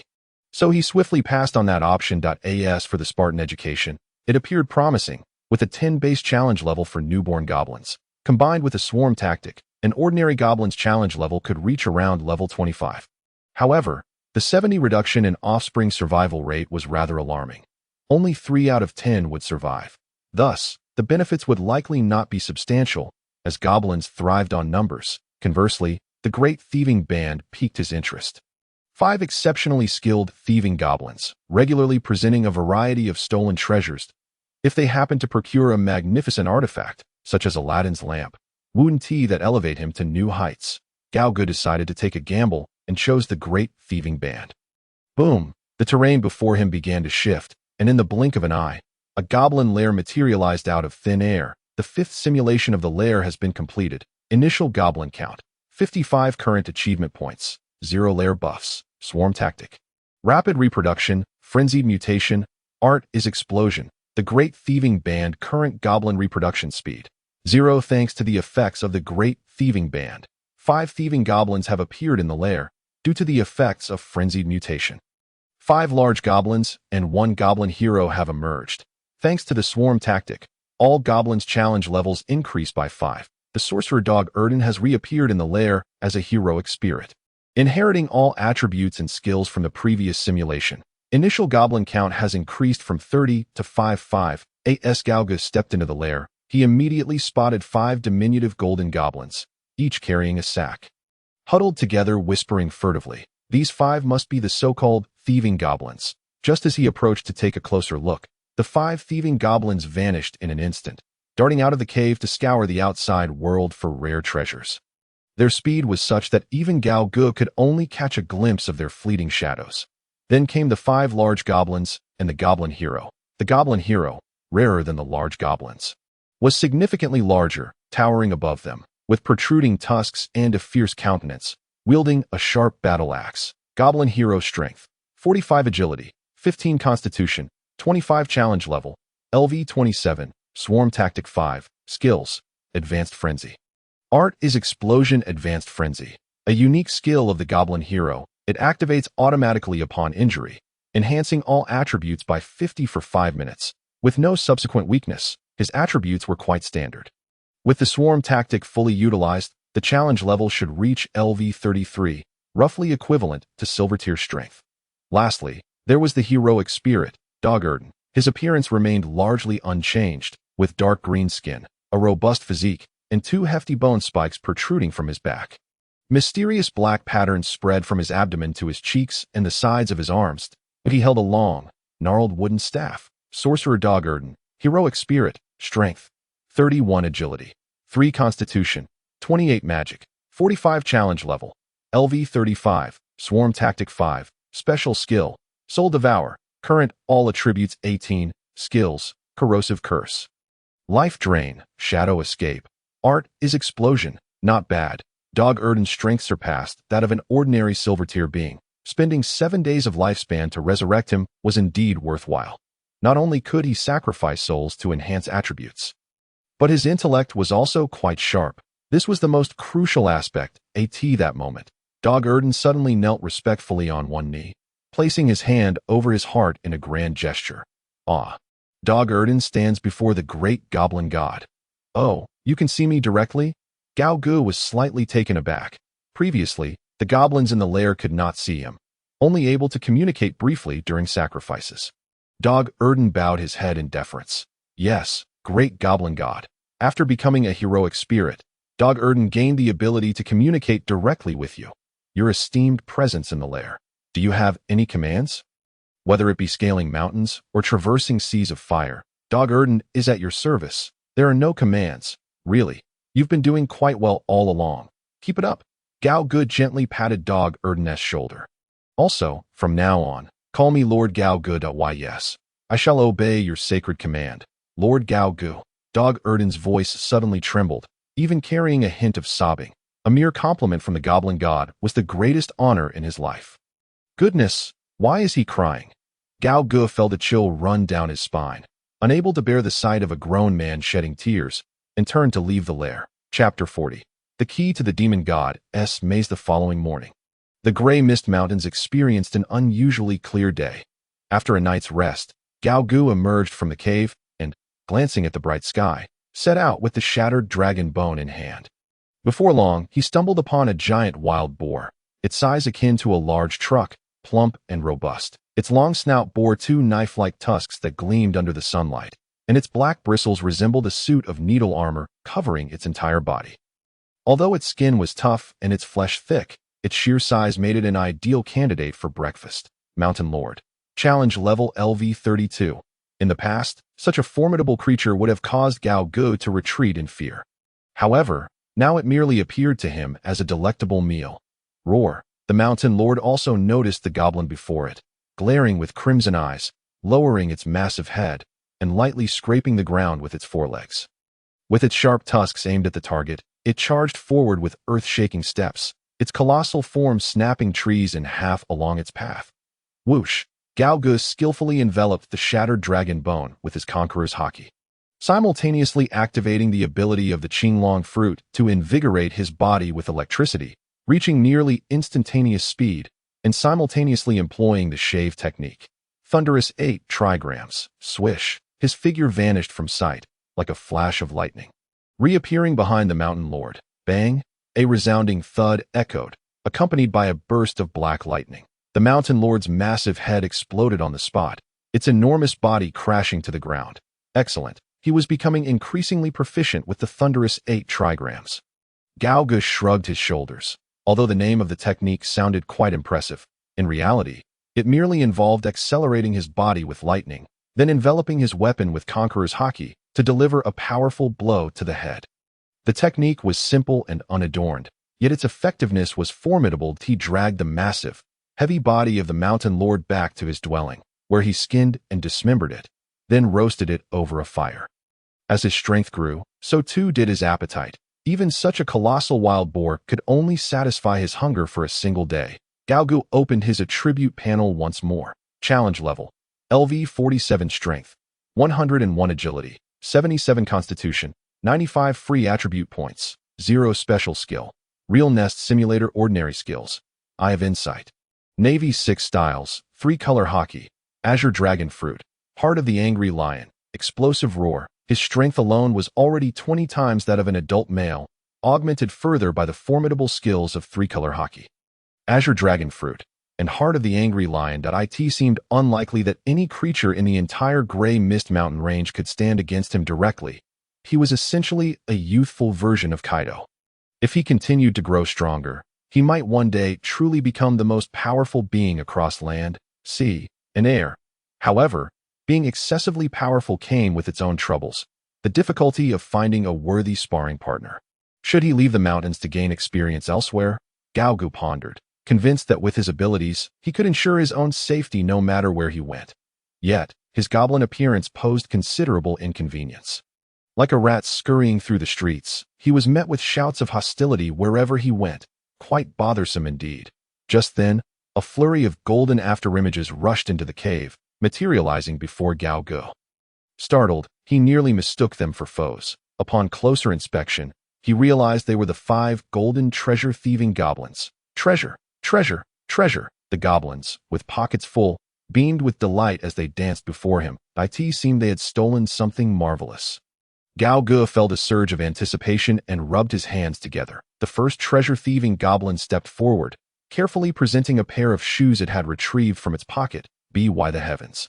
Are these high heels? Gao Ge could hardly believe his eyes and immediately used Eye of Insight to identify them. They were magical shoes, imbued with a low-level levitation spell, allowing the wearer to move a touch faster.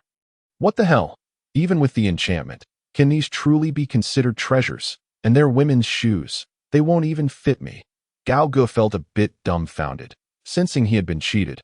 Next, the second treasure-thieving goblin eagerly emerged.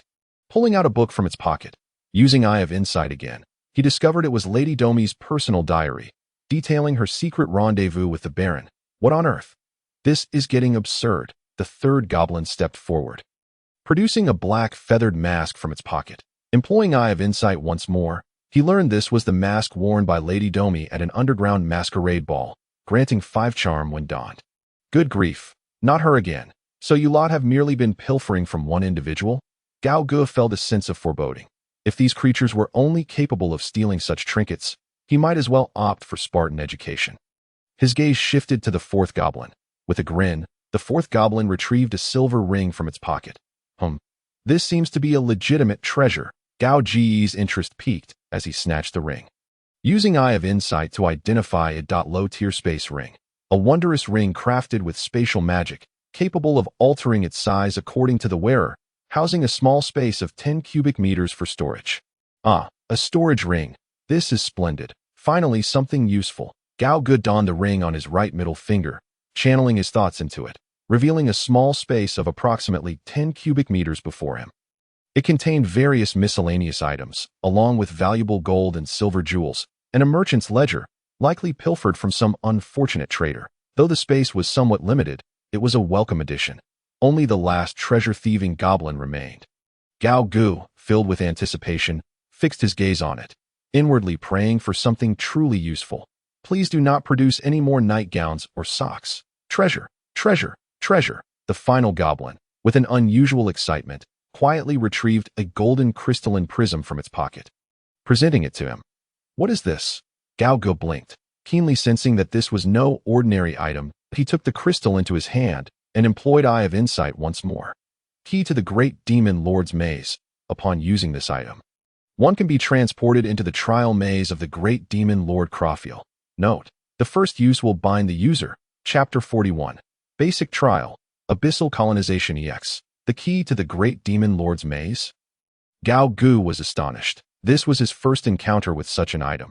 The golden crystalline prism, about the size of a candle, felt heavy and icy in his palm, but as he wondered what treasures lay within the Great Demon Lord's trial maze. The prism began to pulsate slightly, and information and rules about the trial maze materialized before him. Rule 1. All participants in the trial are prohibited from engaging in private combat within the maze. Rule 2. Those who successfully complete the final trial will inherit all legacies left by the Great Demon Lord Croffiel, and the maze will subsequently vanish. Rule 3. Each trial room may only be entered once every 24 hours. Rule 4. The difficulty of the trial will vary according to the participant's strength. Rule 5. Failure in the trial will not result in actual death, so feel free to challenge it. The legacy of the Great Demon Lord Croffiel. Although he was unsure of its nature, the name alone suggested it was something extraordinary. Furthermore, the prohibition of private combat within the maze and the assurance that failure would not lead to death alleviated many concerns. The design of this maze by the Great Demon Lord seemed to provide all participants with a fair environment to identify those worthy of inheriting the legacy. Moreover, it hinted that there were likely multiple such keys in existence. Perhaps many others possessed them as well. All right, let's explore this maze. Gao Gu clenched the maze key in one hand, silently chanting, "Enter the maze that I in." The next moment, the golden crystalline prism transformed into countless golden beams of light, merging into his body. Instantly, the surrounding space twisted like a vortex, engulfing his figure. Gao Gu found himself enveloped in a chaotic darkness. Before him, like a virtual screen, lines of information appeared. Welcome to the trial maze of the Great Demon Lord Croffiel. You are the 666th participant in the trial. After a countdown of 10 seconds, you will enter the basic trial room. Should you fail to pass the basic trial, you will be expelled from the maze and permanently deprived of the qualification to participate in trials. Please prepare for battle point 10, 9, 8, 3, 2, 1, 0. With a whoosh, the surrounding darkness rapidly dissipated. Gao Gu opened his eyes to find himself in a room of approximately 30 square meters, although there were no visible light sources. The room was astonishingly bright. There were neither doors nor windows, and the walls were constructed of an unknown, sturdy material. So this is the basic trial room.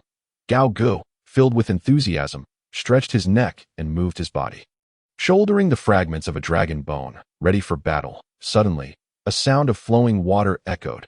From the crevices in the ceiling, a thick, transparent liquid began to seep down, pooling on the ground until it formed a giant slime. Roughly the height of a person, this low-tier magical creature, the slime, was commonly found throughout the Grey Mist Mountain range, often regarded as even less valuable than goblins, existing at the bottom of the food chain. With challenge levels typically ranging from LV1 to LV4, and a maximum size comparable to a large dog. Yet this slime was not only extraordinarily large, but it also emanated a bizarre purple hue. Its liquid body floating with a menacing eye, which served as its core. If the core was not shattered, the slime would regenerate infinitely. Utilizing Eye of Insight, Gao Gu quickly obtained information about the slime. Corrupted Giant Slime. Challenge level LV47. A slime with a challenge level of 47. Gao Ji's expression instantly turned grave. He recalled the rules stating that the difficulty of the trial would fluctuate according to the participant's own strength. And his current challenge level was precisely 47. Even if his opponent was merely a slime, he could not afford to be careless. After all, a misstep could lead to the forfeiture of his trial qualifications. Without hesitation, he activated the Qinglong fruit, transforming into his Dragon Man form, Screech.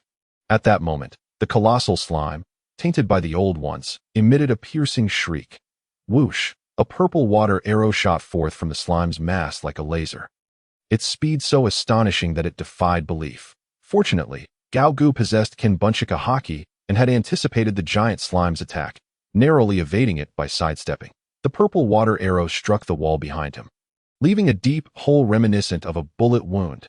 Thunderous 8 trigrams. Gao Ji's form morphed into a flash of lightning, vanishing from sight as he wielded the shattered dragon bone. infused with formidable Conqueror's Haki, and swung it towards the slime's core. Screech. The giant slime let out another agonizing scream, its eyeball-like core darting rapidly within its enormous body in an attempt to evade the impending strike. Yet, no matter how swiftly the core moved, it could not escape the predictions of Kinbunchika Haki. Crack. The shattered dragon bone struck true, the hard, eyeball-like core shattered into fragments. The immense body of the giant slime disintegrated on the spot, dissolving into a puddle of purple liquid. Phew, if it weren't for Kinbunchika Haki, this creature would have posed quite a challenge. Gaogu exhaled in relief. Not only was the giant slime's attack immensely powerful, but it also bore no warning, with its vital core capable of rapid movement to avoid strikes, making it exceedingly troublesome. One could only imagine the plight of other trial participants lacking similar skills. Meanwhile, a notification popped up before him. Congratulations, you have passed the basic trial. Time consumed, 0.006 seconds. Rating, SSS. Calculating rewards based on trial rating. You have received 10,000 Demon God Coins. You have received an exclusive reward for SSS rating. Abyssal Bioarmor EX. Buzz. Gaoga noticed a shimmering light surrounding his body, as copious purple liquid seeped from his skin, enveloping and encasing his muscles, ultimately solidifying into a bizarre yet striking set of purple active biological armor. His face was entirely concealed, resembling a Cayman rider. Abyssal Bioarmor EX. This is a set of biological armor crafted by the great demon god Clafiel himself, primarily sourced from the old abyss. Possessing greater power than the standard models, with the enhancement of Abyssal Bioarmor EX, your challenge level has increased from LV47 to LV50. Impressive, truly worthy of the great demon god's craftsmanship. It has boosted my challenge level by 3 tiers.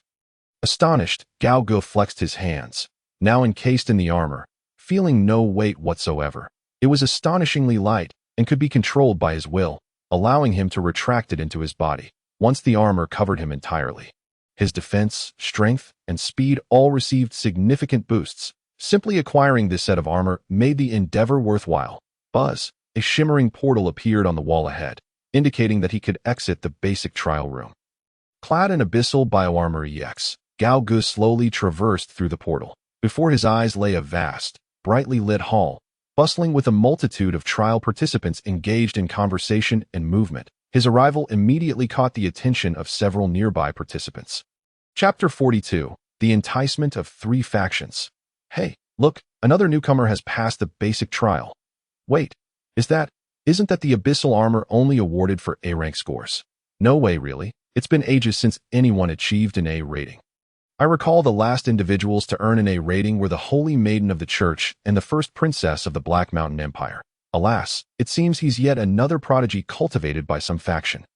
Us commoners are increasingly left with little hope. The other trial participants, upon seeing the newcomer adorned in abyssal bioarmor, displayed expressions of profound envy, shaking their heads in dismay, lamenting their own humble backgrounds. Excellent. With this armor on, no one will realize I am a goblin. Gao Gu felt immensely satisfied. The abyssal bioarmor not only enhanced his strength, but also alleviated many unnecessary troubles. Otherwise, if someone were to witness a goblin emerging from the basic trial room with an S rating, it would undoubtedly lead to chaos. He carefully surveyed the hall, noting that it was equipped with all manner of amenities, from dining to entertainment, served by magical automatons powered by sorcery. In the center of the hall stood a large circular service desk, staffed by numerous smiling and friendly female magical dolls. Above the desk loomed a large screen made of crystal, displaying the current progress rankings of the trial participants. First place, Ayla Bian in Slona, completed the 3rd-tier trial room in 11 minutes and 33 seconds. Second place, Cornelia Yelancia Icevale, completed the 3rd-tier trial room in 13 minutes and 32 seconds. Third place, Napura Shulendel, completed the 3rd-tier trial room in 20 minutes and 43 seconds. Fourth place. After a brief glance, Gao Gu made his way toward the service desk, while the surrounding participants instinctively parted to create a path for him. Greetings, esteemed trial participant number 666. How may I assist you? The magical doll behind the service desk wore a formulaic smile, its iron throat modulating its voice. Gao Gu inquired, what is the purpose of the demon god coins here? He had just completed the basic trial and received 10,000 demon god coins, which, like the demon god key, were automatically stored within him. The magical doll replied, "Demon God coins are the fundamental currency of this trial labyrinth. Participants receive a substantial amount of Demon God coins upon passing trials, primarily used for purchasing training time in gravity rooms, as well as various daily expenses and transactions between trial participants." Galgo further asked, "How do I challenge the trial rooms?" The magical doll responded, "Trial rooms can be accessed through corresponding teleportation arrays located approximately 100 meters to the south of the hall. Challenging trial rooms incurs no costs, but please note that you may only challenge once per day. And upon a successful challenge, you cannot attempt it again." That seems to clarify things. Galga nodded. Having grasped the key points and details of this trial labyrinth, he proceeded toward the southern part of the hall. Before long, he spotted a row of colorful teleportation arrays, ranging from the first-tier trial to the 13th-tier trial, with the final trial only appearing after completing all preceding challenges. Participants continuously emerged from the first-tier teleportation array. Most of them dejected after failed attempts that a select few who succeeded wore expressions of excitement and ecstasy, evidently having reaped considerable rewards. Not far from the teleportation arrays, a purple array led to a gravity training room, where each hour spent required the expenditure of 10 Demon God coins. Gao Gu decided to first enter the first-tier trial room to test the waters. At that moment, 3 individuals unexpectedly blocked his path. They consisted of an elegant elderly man in a black tailcoat, a beautiful young woman in a nun's attire, and a golden-haired female knight with a sword at her waist. "Dear sir, please hold a moment." The 3 spoke in unison, exchanging glances that clearly conveyed annoyance and irritation. Gao Gu narrowed his eyes. "Who are you? I don't believe I know any of you." The elderly man in the black tailcoat bowed respectfully, stating, "I am Jabez, the personal steward of Napura Shulendel, son of the Duke of Tulips. My young master wishes to meet you. May I inquire if you would grant him this honor?"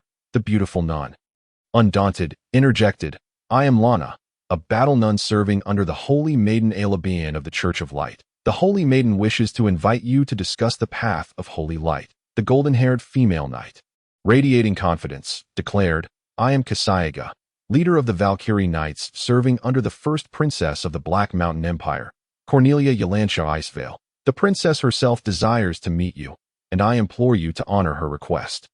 Goodness gracious, 3 esteemed individuals have suddenly arrived. There's the son of a Grand Duke, the radiant saintess of the church, and the first princess of the Black Mountain Empire. Are they attempting to win me over?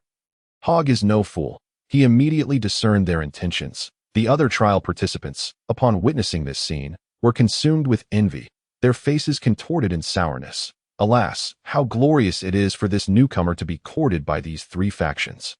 I am utterly envious that I yearn to serve the princess as her loyal hound. No, no, it would be far better to serve the radiant saintess, for the first princess is simply too domineering. You 2 worthless beings, only dreaming of serving women. If it were me, I would choose the Duke's son, renowned for his appreciation of talent. Nonsense. As far as valuing talent goes, the first princess is not inferior to the Duke's son at all. The radiant saintess is equally commendable. A group of individuals began to argue over such trivial matters, clearly dreaming of aligning themselves with these 3 powers. However, what none of them anticipated was that this newcomer, who had just completed the basic trial, would shake his head that "I'm sorry, I have no interest, seek someone else." With that, Hog strode directly into the teleportation array for the first-tier trial, a flash of light engulfing him. And he vanished from sight. My goodness, how audacious this person is. The onlookers were left gaping in astonishment. The butler Jabaz, Nun Lana, and Valkyrie Commander Kasia all wore expressions of discontent. Chapter 43. Have they all misjudged? How audacious of this fellow to spurn the goodwill of Princess Cornelia. The knight Kasia furrowed her brows tightly, her face darkening, and her beautiful eyes betrayed a fury that could not be contained. Her left hand tightened around the hilt of her sword at her waist. Had it not been for the prohibition against fighting in this place, she would have ensured this individual paid for his insolence. Youth is often impetuous. A mere hint of achievement can lead to arrogance. The old butler Jabaz chuckled lightly, shaking his head, his hands clasped behind his back, revealing that his composure was not as calm as it appeared. Those who stray from the path of the holy light shall ultimately be forsaken by it, the battle nun Lana stated coldly, her expression devoid of emotion. Having already introduced themselves, the audacity of their opponent To so brazenly insult them was an affront not only to themselves, but also to their esteemed patrons. And all of this in plain sight. Regardless, they could not swallow this indignation. Even though Hogg had already entered the first-tier trial room, they did not leave immediately, but chose to wait outside in silence. Unlike the basic trial, the formal trial posed an extraordinary challenge. Even the simplest first-tier trial room was not something an ordinary person could conquer. When the first princess of the Black Mountain Empire, Cornelia, completed the first-tier trial, she took 15 minutes and 50 seconds. The Radiant Saintess, Ollie Bane, completed it in 14 minutes and 16 seconds. Meanwhile, the son of the Tulip Duke, Nipra, took 20 minutes and 33 seconds. They were eager to see just how much true ability this audacious newcomer possessed. Within the still chaotic darkness, the countdown for the trial began to materialize before him. The first-tier trial was set to commence after a countdown of 10 seconds. Please prepare for battle. This trial is limited to 30 minutes. Defeat all enemies within the allotted time. The countdown commenced. 10, 9, 8, 3, 2, 1, 0. In an instant, the encroaching darkness receded like a tide. Hogg opened his eyes to find himself in a realm of ice and snow. Snowflakes danced in the air, and towering ice mountains stretched into the distance, with vast icy plains extending endlessly, where a herd of robust yaks gathered. Was this the first-tier trial room? Was it an alternate space, or merely an illusion? Hogg was astonished, surveying the surroundings for any threats. Just as he began to suspect that the trial target might be the herd of yaks, a deafening roar erupted. The ground of the icy plains suddenly split open, revealing a massive chasm that from above resembled an enormous purple eye.sssssss. An eerie howl reverberated from the depths of the chasm. The torrent of purple monsters surged forth from the fissure, each resembling a cat-headed humanoid, the size of an ordinary monkey, their purple skin pulsating with writhing veins, and grotesque purple pustules sprouting from their backs. Using his eye of insight, Hogg assessed the situation. Corrupted Icefield Cat Demon. Challenge level LV20. SSSSSSS. The horde of cat demons surged toward him like a tidal wave. Their levels were not particularly high, but their sheer numbers were overwhelming, and they were limited by a 30-minute timer. Each cat demon possessed razor-sharp claws and elongated fangs, swiftly decimating the yak herd until only bones remained. Based on his previous experience with the basic trial, it seemed that the shorter the completion time, the better the rewards, faced with such a multitude of foes. Hogg had plenty of strategies at his disposal. He took a deep breath and unleashed his Conqueror's Haki. In an instant, a tempest surrounded him, and black lightning crackled ominously. A terrifying pressure radiated outward like a shockwave, causing all the cat demons to roll their eyes back and foam at the mouth before collapsing in a faint.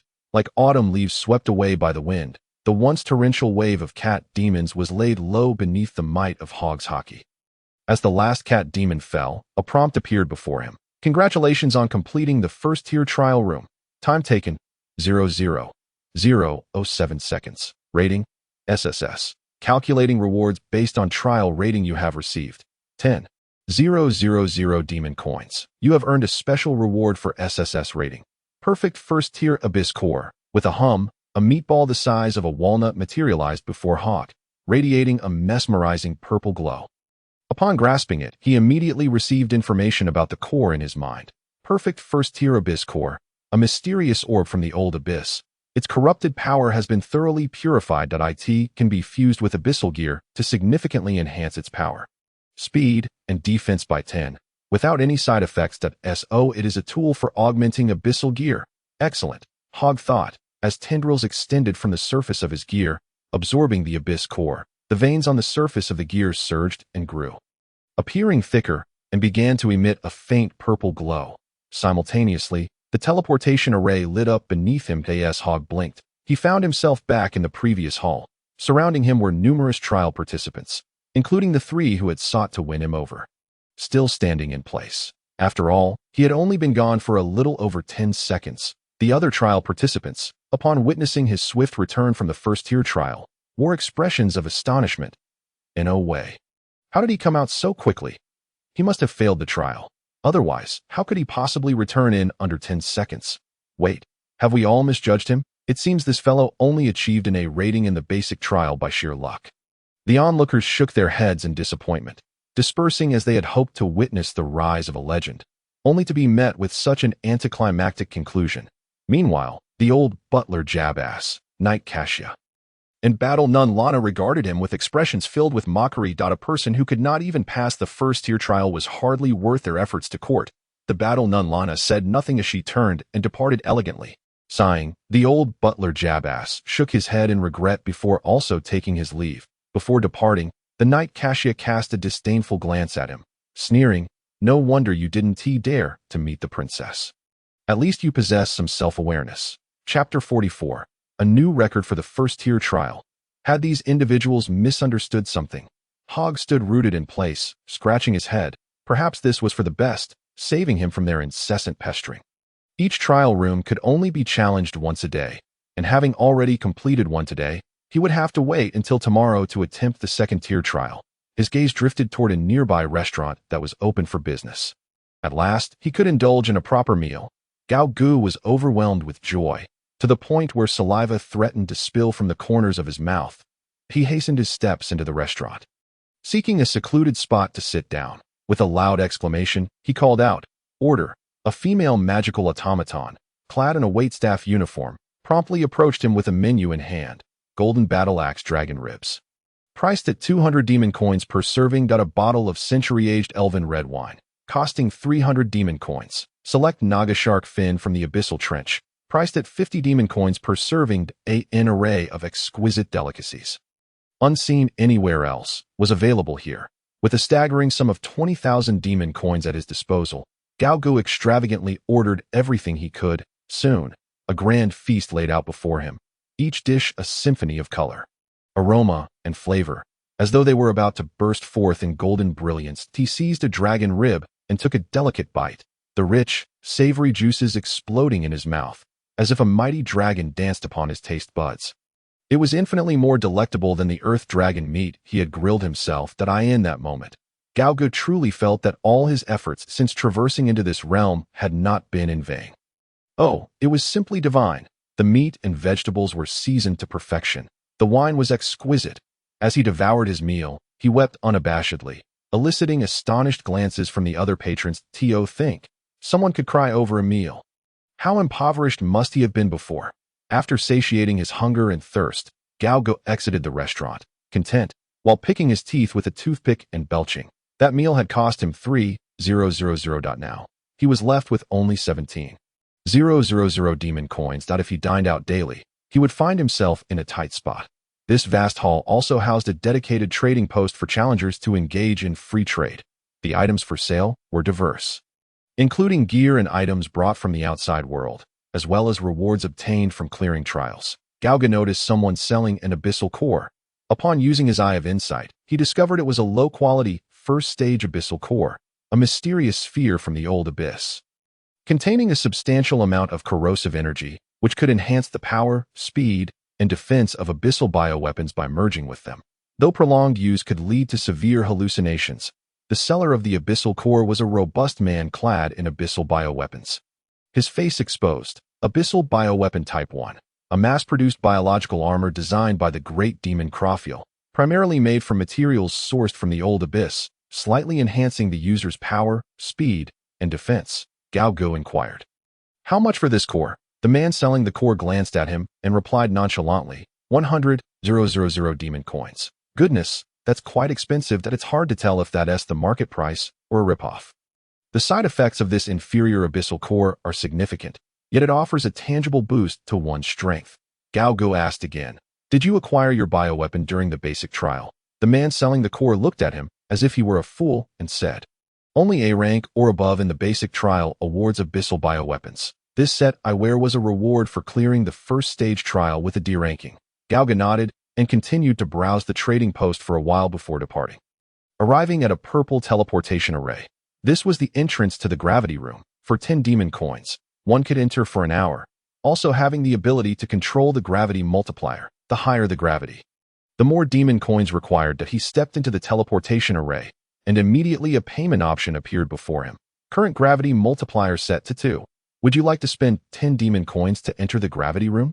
Confirmed. With a flash, Gao Gu opened his eyes to find himself in an immensely spacious room, void of any furnishings, stretching into infinity. Under the influence of double gravity, his body felt significantly heavier. Not far away stood a row of humanoid training dummies crafted from an unknown metal. Their surface surprisingly hard. This was indeed a splendid place for training, though the mere double gravity was somewhat lacking. Gao Gu moved his body and declared, paying 100 demon coins to activate 20 times gravity. The current gravity setting has been changed to 20. Suddenly, the gravity surged around him. It felt as though a mountain were pressing down upon him. His usually light and agile body felt weighty once more. Finally, this felt somewhat substantial. Gao Gu exhaled softly, retracting the bioweapon that enveloped his body, reverting to the most ordinary goblin form. He placed his hands on the ground and began to perform push-ups. Counting 1, 2, 3, 4, 5. In the luxurious and spacious living area of the great Demon-S trial maze, steam wafted through the air. Neprashio Lander, son of the Tulip Duke, reclined in a vast bathing pool, a towel draped over his handsome face. His muscular arms resting on the edge of the pool, quietly listening to the butler Jabba's report on the newcomers in the trial maze, if he cannot even pass the first stage trial in one go. It merely signifies that he is nothing more than a buffoon. Clearing the basic trial must have been sheer luck, devoid of any value for recruitment. However, his audacity to disregard my face, as Neprashio Lander indicates, he must have some background. I shall find a way to ascertain his true identity and discern what sort of person he truly is. Neprashio Lander spoke in a flat tone, yet the water in the bath suddenly began to boil. Yes, young Master Nepra, the old butler Jabba's replied respectfully to I in the southern living area of the trial maze. Within the abode of the Holy Light Church, the dwelling of the Saintess of Light, a beautiful girl with cascading pure white hair lay sprawled on a large bed. Her silver eyes shaped like crosses, her small hands incessantly stuffed various delectable candies and snacks into her mouth, clad in a pristine white nightgown, her delicate feet swinging in the air, chewing. To think this newcomer is just a pretty face. How disappointing. Chewing. What a letdown. It's vexing to have the Saintess distressed. This is the fault of my subordinates. A battle nun named Lana knelt on one knee, apologizing. You are punished to 1 week without bathing. In the northern living area of the trial maze, within the residence of the Black Mountain Empire's first princess, Cornelia Yelancia Icevale. Katia, did you say he reappeared just over 10 seconds after entering the first stage trial room? A tall, purple-haired beauty stood before a long table, adorned in a golden-embroidered imperial military uniform, exuding an air of authority and dominance unique to the nobility and royalty. Her deep purple eyes and subtly lavender lips resembled a thorny purple rose. Intimidating to behold. Yes, Your Highness, I witnessed it myself. He is surely a mere facade of a useless individual. Katia knelt, affirming her claim. Then, Katia, have you consulted the clearance records of the first stage trial room up to now? The astute first Princess Cornelia inquired once more. Of course not. Isn't the record holder for the first stage trial the Saintess of Light? Katia momentarily faltered, failing to grasp the implication of the princess's words. Cornelia's eyes widened in fury as she chastised. That may no longer be the case. Immediately investigate for me. You fool. Yes. Katia trembled, swiftly exiting the room. When she returned, her face was etched with disbelief and regret. Your Highness, the current record holder for the first stage trial is Gao Gu, and the time taken to clear it is 7 seconds. With a resounding slap, Cornelia struck her face without mercy. Chapter 45. The subordinate realizes her mistake with a resounding slap. Kasaiga felt blood trickle from the corner of her mouth, her pupils dilated in shock, her shoulders trembling violently, tears welling in her eyes. She had followed Cornelia loyally for many years. The princess had always showered her with affection. This, however, marked the first time the royal had laid a hand on her. Kasaiga, you have never disappointed me in your duties. That I have always believed you to be a trustworthy ally. Yet I never anticipated that you would commit such a grievous error at this critical juncture. You have truly let me down, and it is a shame to see my careful nurturing of you go to waste. But Your Highness, Kasaiga protested stubbornly, that individual refused your invitation without hesitation, which clearly indicates that he holds you in contempt. Cornelia retorted sharply. Fool, how could someone of such capability be swayed by your trivial words? After our initial setback, we must endeavor to demonstrate our sincerity even more. If the first attempt fails, we must try again, and if the second attempt fails, we shall make a third. Do you not recall how my ancestor, the great emperor of the Black Mountain, founded the Black Mountain Empire? He was desperate for talent and humbled himself to seek out wise ministers, which ultimately led to the empire's current strength. Kasaiga could see that Cornelia was genuinely enraged this time, and she dared not continue to be obstinate. She recognized that the princess was entirely correct. Had her vision not been clouded by anger over the rejection, her usual diligence would have prevented such a colossal blunder. Your Highness, I acknowledge my fault and beseech you for another chance.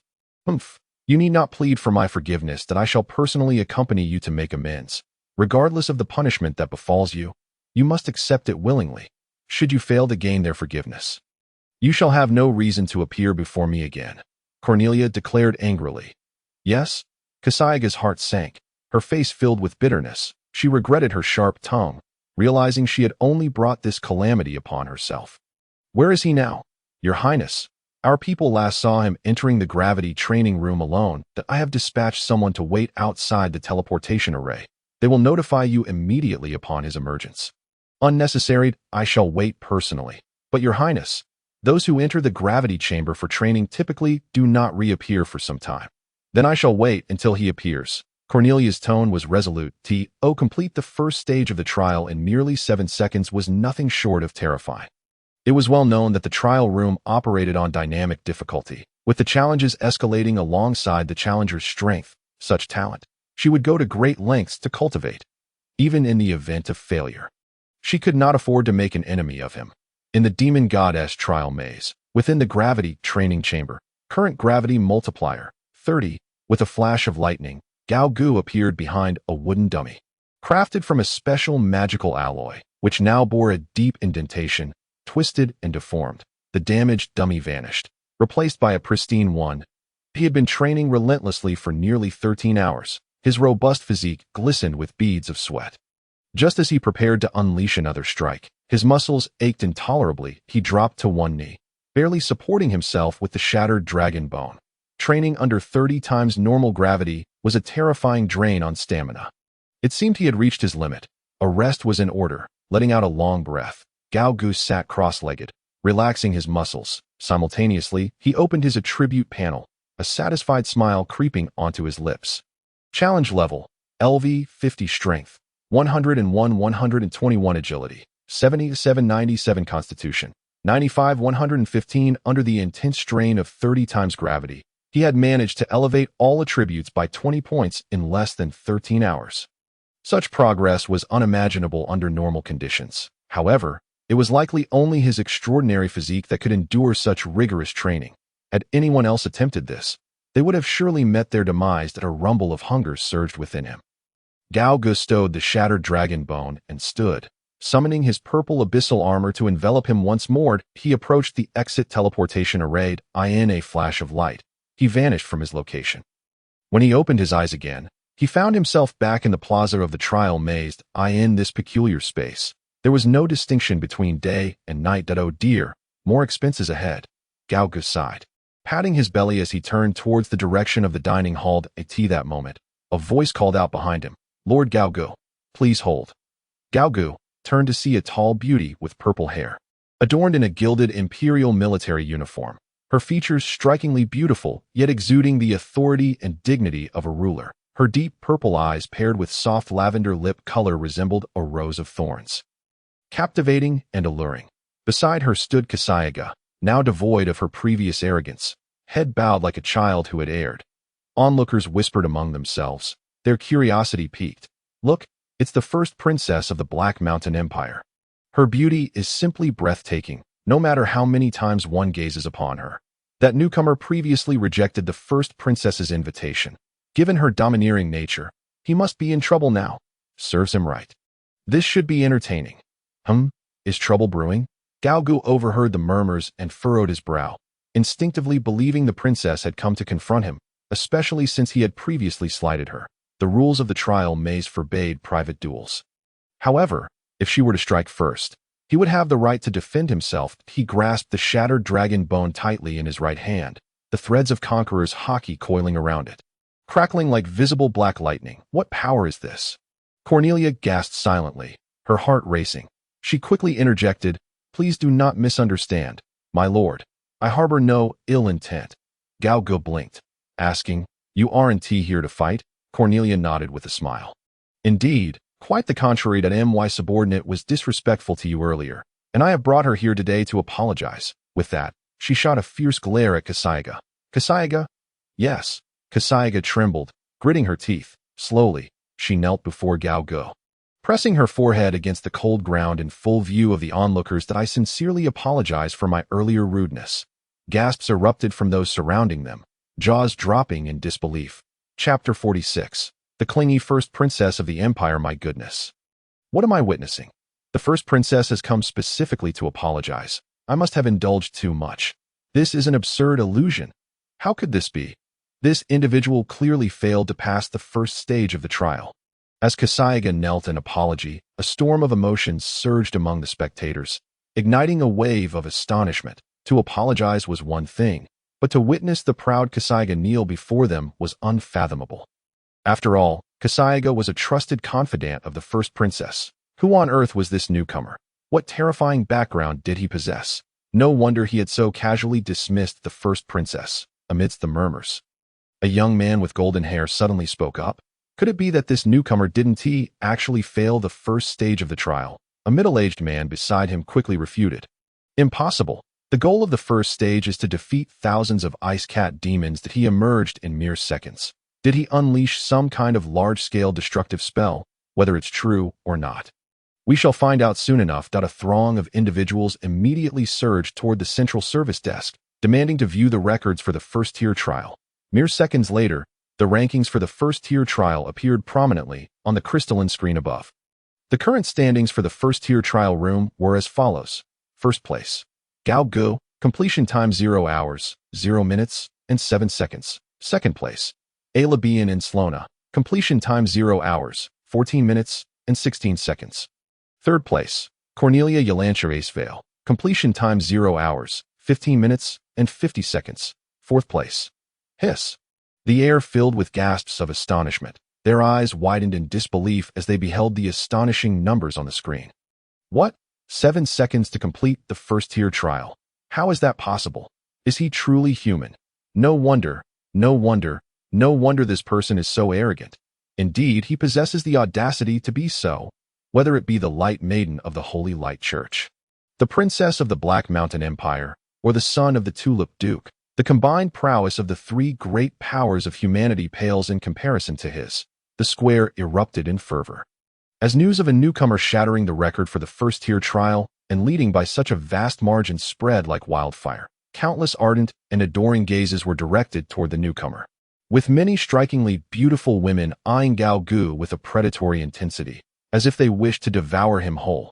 Fortunately, with the first princess of the Black Mountain Empire present, the crowd maintained a semblance of order.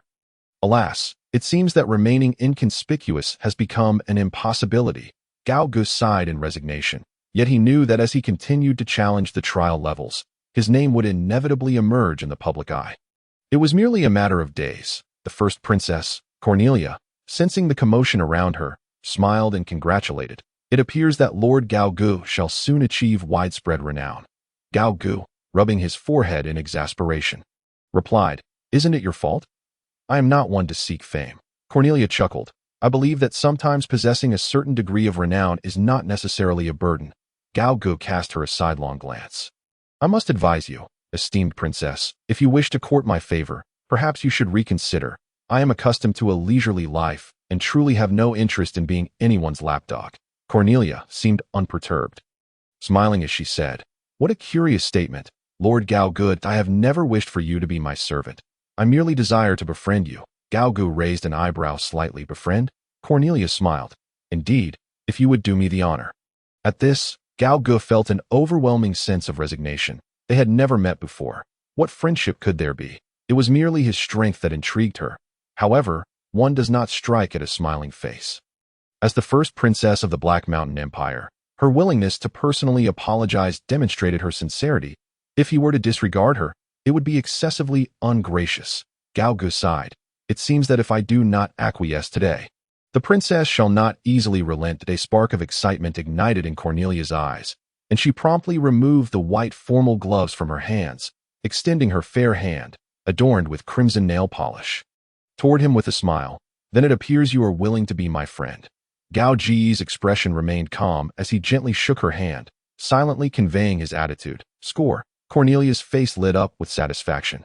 And then she turned to the side, where the kneeling cashier remained in a submissive posture, asking, "This subordinate of mine was previously disrespectful to you. How would you wish for me to handle her?" "Regardless of the punishment, she will harbor no complaints. Please, I implore you, Lord Gaogu, feel free to punish me." Cassia trembled inwardly. Having heard the princess's reconciliation with Gaogu, she had secretly breathed a sigh of relief. Thinking she had escaped a calamity, little did she know that the princess did not intend to let her off easily. Gaogu shrugged. "There is no need for such severity. I am not a petty person. It was merely a misunderstanding." Cassia, kneeling on the ground, felt a surge of overwhelming emotion at his words, nearly moved to tears. However, Cornelia remained unyielding, stating, "Without rules, chaos ensues. Mistakes must be met with consequences, especially such a grave error. If you are unwilling to intervene further, then I shall personally see to her punishment." Gaogu inquired curiously, "Oh, what do you intend to do?" Cornelia produced a spiked whip from her storage ring, effortlessly cracking it against the ground, leaving a deep mark. "I command her to remove her armor and publicly receive 100 lashes. How do you find this measure?" "Your Highness," Cassia raised her head, her face a mask of sheer horror. She had witnessed a maid being killed in public for theft. Receiving 3 lashes from Cornelia, 100 lashes would surely spell her doom. Gaogu frowned. "This seems rather excessive." Cornelia laughed. "If that is the case, then let us leave it to you." "Well, it appears a punishment is indeed unavoidable." Gaogu scratched his head, his gaze roaming over the night before him, finally settling on her high-heeled iron boots. Those non-breathable boots must be quite stifling. After a moment's thought, a wicked smile crept across his face. "How about this? Let her go a week without washing her feet." Cornelia's face registered surprise, her long lashes fluttering as she stifled a laugh. "You are quite amusing. This punishment is rather fitting. Cassia is a bit of a neat freak. This should serve as a more effective lesson than 100 lashes." Meanwhile, Kasia's complexion shifted between red and white, her eyes wide with disbelief as she stared at the man before her, struggling to comprehend the twisted mind capable of devising such a horrifying punishment. A week without washing her feet. Wouldn't that be enough to suffocate someone? Simultaneously, the son of the Tulip Duke, Niprisho Lander, received the latest news from his butler, Jabas, upon learning that the newcomer named Gaogu had completed the first-tier trial in a mere 7 seconds. His expression turned remarkably animated, as if the world were mocking him. Damn it, such a prodigious talent. And he let Cornelia seize the opportunity first. Chapter 47. Not interested. This time, the old servant misjudged the situation. "Please punish me, young master." The elderly butler Jabas, clad in a black tailcoat, knelt on one knee, respectfully bowing his head in apology. "Never mind. The primary responsibility does not lie with you. No one could have anticipated that someone would complete the first-tier trial in just 7 seconds. It is simply unfathomable." Niprisho Lander reclined on a luxurious sofa, his left elbow propping up his chin, while his right fingers lightly tapped the table, producing a rhythmic sound, his sapphire-like eyes glimmering. As for Cornelia, I must admit I underestimated her. She was quick to discern the anomaly and promptly deigned to come in person, even going so far as to have her subordinate kneel in apology. Her insight and magnanimity are truly remarkable. No wonder she stands out among the many princesses and enjoys the favor of His Majesty. What the young master says is indeed true. Jabez nodded in agreement. "Shall I make another trip? If we display our own sincerity, there may still be an opportunity and no need. Simply have someone keep watch, and the moment an opportunity arises, notify me immediately that I wish to speak with him personally." As long as Gaogu is not a fool, he should reconsider his choices. Understood. Meanwhile, at the Holy Light Church, within the residence of the Light Maiden, Elabian and Slona sat upon a plush bed, pausing in her consumption of snacks. Her silver cross-shaped pupils widening in astonishment as her mouth fell agape, causing a fruit candy, glistening with saliva, to tumble out. "What? You mean to say that my record has been shattered by that insignificant newcomer?" "Indeed, dear maiden. Moreover, he leads by a considerable margin, completing the first-tier trial in merely 7 seconds, reported the battle nun, Lana, standing by the bedside. Ah, that insufferable novice. How dare he disregard me? Had I known, I would have exerted my full strength from the very beginning. Alabian Inslona sprang from the bed like a cat whose tail had been stepped on, angrily hurling the snack-filled bag across the room, scattering its contents everywhere, fuming. That detestable novice. I shall challenge him to a duel. Huh? Is a duel truly necessary? Can't you discern your own gender? Lana earnestly advised. Your Holiness, if I may speak candidly, it would be wise to prioritize winning over the other party in this situation. I believe this individual will undoubtedly become a significant ally in your journey along the path of the Holy Light. Olivine, puffing her cheeks in indignation, retorted, What do you mean by winning over? He has surely been seduced by that wicked woman's charms. Just wait until I find the opportunity to eliminate him. Lana was left speechless, as long as your Holiness is pleased inside the restaurant of the trial maze. Tables were lavishly adorned with an array of costly delicacies. Today, all expenses were graciously covered by the first princess, Cornelia. Howl. Gorg, disregarding all decorum, voraciously tore into his food with a terrifying speed that could easily lead one to suspect he was a humanoid dragon. Gorg's appetite was indeed astonishing. Seated opposite him, Princess Cornelia could hardly maintain her composure as she watched Gorg devour his meal with such fervor, her eyes twitching and furrowing in disbelief. Despite her noble status as the imperial princess, the vast wealth of the treasury bore no relation to her personal finances. Like many other princesses, she could only draw a meager allowance from the Ministry of Internal Affairs each month.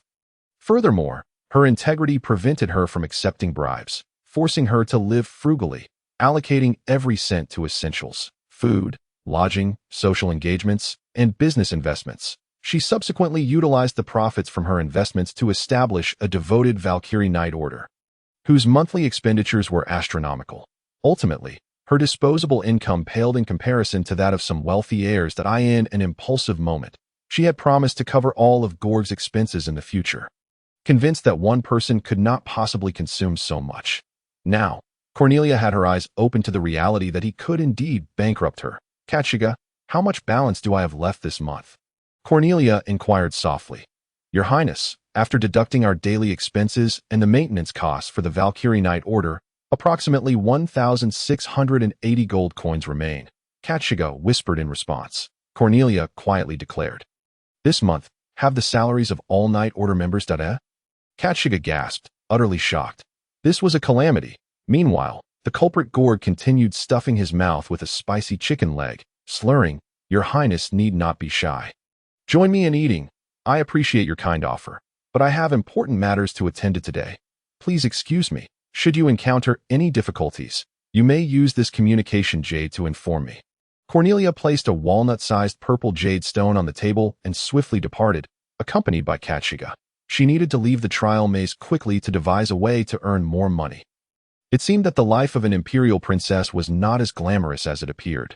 Gorg sat alone at the table, watching Cornelia hastily exit, feeling an inexplicable amusement, and slowed his eating pace. Taking another large bite of meat, the food in the trial maze's restaurant consisted of rare delicacies seldom seen in the outside world. Though pricey, they were rich in energy, perfect for a practitioner like him. With a princess willing to foot the bill, he saw no reason to refuse. Not long after Cornelia's departure, a handsome nobleman approached uninvited, seating himself directly across from Gorg. Gorg glanced up and remarked casually, You must be the son of the legendary Duke of Tulip, Nipra Silrindal. He recognized him from the trial rankings let us forego the legendary title. However, you did manage to clear the first stage of the trial in 7 seconds, which is bound to become legendary in itself. Nipra Silrindal wore a gentle smile, exuding a warm demeanor that lacked any aristocratic airs, even more approachable than the princess herself. Would you mind if I joined you for a meal? I have yet to eat. Gorg shrugged. Do as you wish. Thank you. Nipra Silrindal seized a bone-in piece of meat and took a hearty bite, nodding in satisfaction. This meat came from the now extinct Tamir barbarian cattle, whose flesh was deemed too delectable, leading to their extinction. Gorg stated, Speak plainly. Spare me the riddles. Nipra Silrindal replied with a chuckle. Very well. I prefer conversing with someone as astute as yourself. Allow me to be direct. Aligning yourself with the first Princess Cornelia may not be the wisest choice. Why is that? Gorg inquired, continuing to eat. Nippra Silrindal smiled. It appears you are unaware of the current state of the Black Mountain Empire's royal family. The reigning monarch, Emperor Black Mountain VI, is gravely ill and has little time left. Only two individuals are in line for succession. First Princess Cornelia and the Crown Prince, Shanazar. The Emperor holds Cornelia in high regard. Gorg paused, blinking in surprise. If that is the case, why would joining the princess's side be unwise? Nippra Silrindal explained. It is simple. The princess is overly principled and cannot tolerate any injustice. If she ascends to the throne, it would not bode well for the noble lords of the court. The throne cannot be claimed by a single individual. It requires the support of countless others to elevate one step by step. So, there aren't many who support the first princess's claim? Gorg asked. Not entirely, Nippra Silrindal admitted. Cornelia has indeed garnered a following, but though she has won over wield little actual power and cannot influence the larger picture. As you may know, my father, the Duke of Tulip, commands an army of 200,000 and holds significant sway in the court. He shares a close friendship with Crown Prince Shanazar, and if the prince does not ascend the throne, my father would not let the matter rest. Aside from my father, the only other influential parties in the empire are the Holy Light Church and the loyal four heroes of the royal family. Currently, the stance of the Holy Light Church is ambiguous, yet the Light Saint and Cornelia do not get along. Among the four heroes, only the Water Hero has a good relationship with the first princess. The other three heroes are aligned with Crown Prince Shanazar. Are there truly heroes? Gorg asked with curiosity. Are these four heroes formidable? Nippra Silrindal confidently responded. Each hero surpasses your imagination in strength. One alone can stand against thousands. They are indeed pivotal figures capable of shaping the entire situation. Gorg pondered for a moment before asking. Then why haven't they come to participate in this trial maze of the great demon god? Nippra Silrindal shook his head with a smile. They have indeed come. Everyone desires the legacy of the great demon god, Clafiel. However, their overwhelming strength left them with no hope of passing the fourth stage of the trials. After repeated failures, they chose to abandon their efforts. Since this maze adjusts its difficulty dynamically, being strong does not guarantee an advantage. Unless one can surpass the great demon god Clafiel, there is little challenge left. The first Princess Cornelia, the Light Saint Ollie Bane, and the individual before me, Nippra Silrindal, have all found themselves stuck at the fourth stage, unable to proceed. It seems the fourth stage trial holds some intrigue. Gorg mused, taking another large bite of meat, remaining silent. Nippra Silrindal watched him intently and continued to advise. Surely, you now grasp the current situation. Regardless of whom the Emperor chooses as his successor, it is destined to be Crown Prince Shanazar who ultimately ascends the throne. The fate awaiting Cornelia and her allies is one I need not elaborate on. The imperial family is notorious for its ruthless pursuit of power, and should Cornelia fail in her bid for the throne, her demise is all but guaranteed, along with the downfall of all who support her. Gorg nodded. Indeed. Does this mean you are considering abandoning the shadows for the light? Nippula Sho Randall's eyes sparkled with intrigue. For the individual before him was undoubtedly the most promising candidate to inherit the legacy of the great demon lord. Should he successfully win this person over, his confidence in discussions with both his family and the Grand Prince would undoubtedly be bolstered. However, to his astonishment, despite his earnest entreaties, Hogg merely shook his head. Puzzled, Nippula furrowed his brow and inquired, "My lord, have you not heard the adage that wise birds choose their trees? If you were to pledge your allegiance now, I assure you, I would speak highly of you before the Grand Prince. Wealth, fame, power, these would all be within your grasp." Hogg replied nonchalantly, "No need. I have no interest. You." Nippula was left speechless. It was his first encounter with someone so impervious to persuasion. Having said all that he could, he clasped his hands and turned to depart. Hogg shrugged, continuing with his meal and drink, utterly unfazed. The difficulty of the fourth-tier trial appeared to be considerable. He stifled his curiosity, opting instead to witness the trial firsthand. After satisfying his hunger, he exited the restaurant and checked the time. Exactly 24 hours had passed since his last challenge of the first-tier trial, allowing him to proceed with the second-tier trial. He retrieved the shattered dragon bone from his storage ring, gripped it tightly, and stepped into the teleportation array for the second-tier trial. The second-tier trial would commence after a countdown of 10 seconds. Please prepare for battle. This trial is limited to 30 minutes. Defeat the enemy within the allotted time. The countdown began. 3, 2, 1, Eero. A flash of light enveloped him. Upon opening his eyes, he found himself once again in the frigid, snow-laden plains that on the ground. The massive crack no longer spewed forth the ice-field cat demons. Instead, a gigantic purple claw, riddled with tumors, thunderously emerged and struck the ground with tremendous force. Chapter 48. The hidden reward of the second-tier trial. This claw was undoubtedly several times larger than his own form. At a glance, it measured at least 50 meters from arm to fingertip. The enormous palm boasted 28 twisted, deformed claws, and the tumors on its purple skin pulsated as if alive, thumping like a heart. Thud, thud. Standing at a distance, Hog's brow twitched slightly upon witnessing this sight, prompting him to activate his eye of insight. Information about the colossal claw surged forth. Twisted Hand of Suffering. Challenge level LV 55. The sheer challenge level of this grotesque hand exceeded his current level by 5. The difficulty was evident. However, engaging in battles beyond one's level was, for Hog, an everyday occurrence. Dragonkin form. In an instant, Hog's physique swelled dramatically. 2 elongated dragon horns sprouted from his forehead. Thick dragon scales enveloped his body, and a magnificent draconic tail emerged behind him. He opened his mouth wide. Fiery breath. A torrent of searing dragon fire erupted from his maw, akin to an electromagnetic railgun, striking the twisted hand with pinpoint accuracy. Creak. The surface of the twisted hand was blasted away, a gaping wound forming as streams of thick purple blood gushed forth. Subsequently, the tumors that adorned its dorsal surface ruptured, transforming into massive eyeballs. Sizzle, sizzle. Each gigantic eye unleashed countless beams of purple laser rays in all directions, wherever as he gazed upon the 3 cores. A spark of delight flickered in Gao Ji's eyes that he promptly commanded the tendrils of his bioarmor to extend, entwining the cores and integrating them into the suit. Upon the infusion of the second-tier Abyss core, his bioarmor's surface twisted and surged like a living creature, its muscular contours growing more robust, and its attributes received a comprehensive boost of 20 with the integration of the third-tier Abyss core. Sharp purple bone spurs began to sprout from the joints of his bioarmor, transforming it from a mere skin-tight suit into a strikingly flamboyant purple armor, with another substantial enhancement of 30 to its attributes. Finally, the perfect distorted Abyss core was assimilated. Gurgling sounds erupted as the surface of the bioarmor underwent another dramatic transformation, revealing a colossal eye at the chest, seemingly imbued with consciousness, surveying its surroundings. Wow, that is incredibly impressive. Gao Ge marveled at the eye on his chest, his smile nearly distorting his face. Behold, disintegration ray, a thick purple laser shot forth from the eye, cleaving the ground ahead in 2.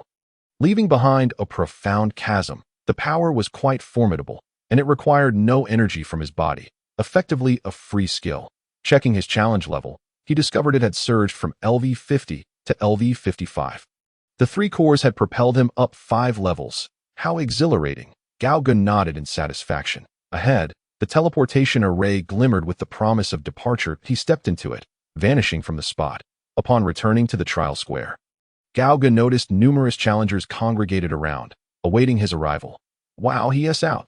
That was fast. Barely took 3 minutes, right? The leaderboard displayed a total of 2 minutes and 15 seconds. Indeed, he had shattered the record set by the Light Saintess, who had taken a full 12 minutes. The surrounding challengers buzzed with admiration. Among them, one particularly observant individual noted an anomaly. Wait a minute. Look at his bioarmor. Has it grown an eye? It's true. How cool. And the bioarmor has transformed into a suit of armor. The challengers gazed at his striking bioarmor with wide-eyed awe, contrasting it sharply with their own, which seemed utterly pathetic in comparison.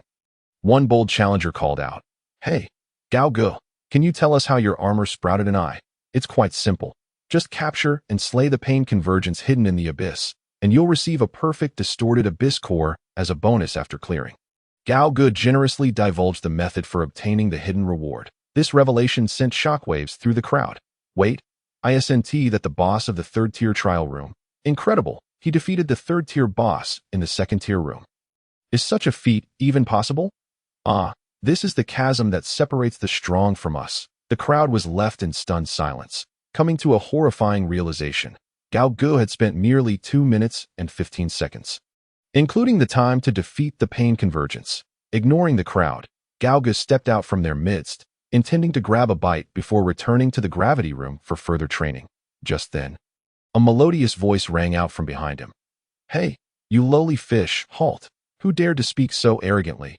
Gao Ji's expression darkened as he turned to see a silver-haired girl, her hair cascading like a waterfall. Standing nearby with a defiant glare, flanked by the exasperated battle nun, Lana Do. "So you are the Light Saintess, Alabine Insolona, are you?" "Indeed, I am the Saintess. You have some audacity to break my records consecutively. Are you tired of living?" Alabine exclaimed fiercely, her demeanor akin to that of a ferocious little tiger, ready to pounce. "What kind of Saintess behaves like a delinquent?" Gao Gu mused, taken aback by the contrast. But he was no pushover. "Little girl, itching for a fight, are we? Hasn't anyone taught you to be polite when addressing your elders? I am your mother." Alabine's eyes widened in shock, her cross-shaped pupils seemingly ready to emit lasers. Enraged that someone dared to speak to her in such a manner. How utterly uncouth. Gauga shook his head with a cold smirk and turned to leave a rational adult. He had no intention of engaging with a petulant little girl. Had this been outside the maze, he would have swiftly dealt with her. "Wait, you can't leave. Hey, lowly fish, I command you to stop." Furious, Alabine dashed in front of Gao Gu once more. "What do you want?" Gao Gu replied, his tone irritable. "That I challenge you to a 1v1 duel." Alabine pointed a slender, pristine finger directly at Gao Ji's face. "That I in this trial maze. Private combat is prohibited. However, if both parties consent, they may proceed to a designated PK arena.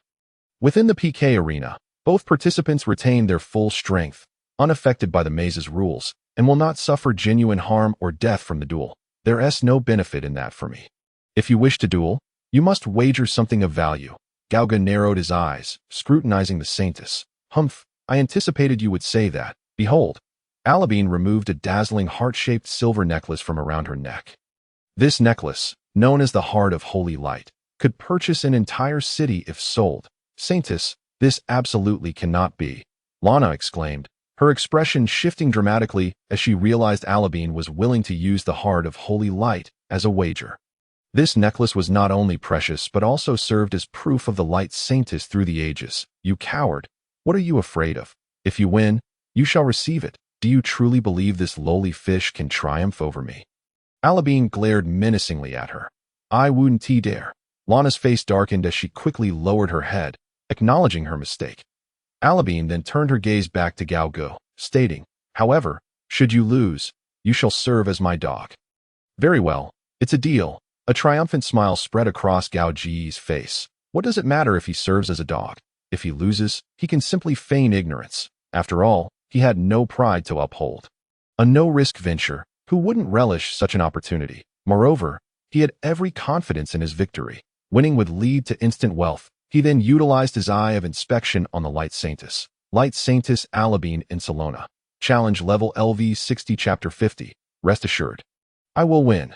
In the Grand Hall of the Bayergen Trading Association in the Haitian Empire, the first Princess Cornelia sat before the VIP service desk, her violet eyes meticulously reviewing the business documents in her hands.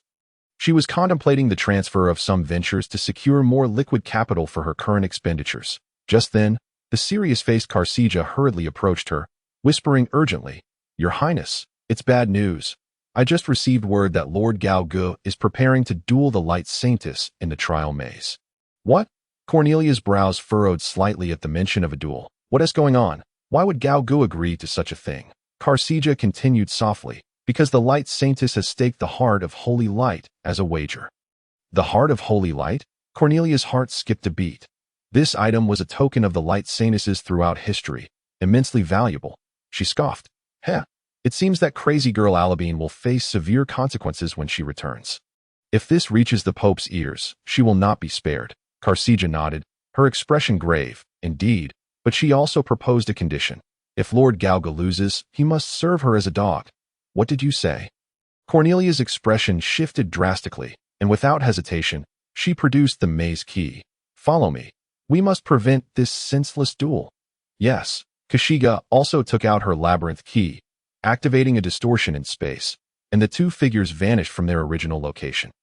They arrived within the trial labyrinth of the great demon god. The trial square was already teeming with people, bustling with activity, and the central service desk was surrounded by a throng, impenetrable as water.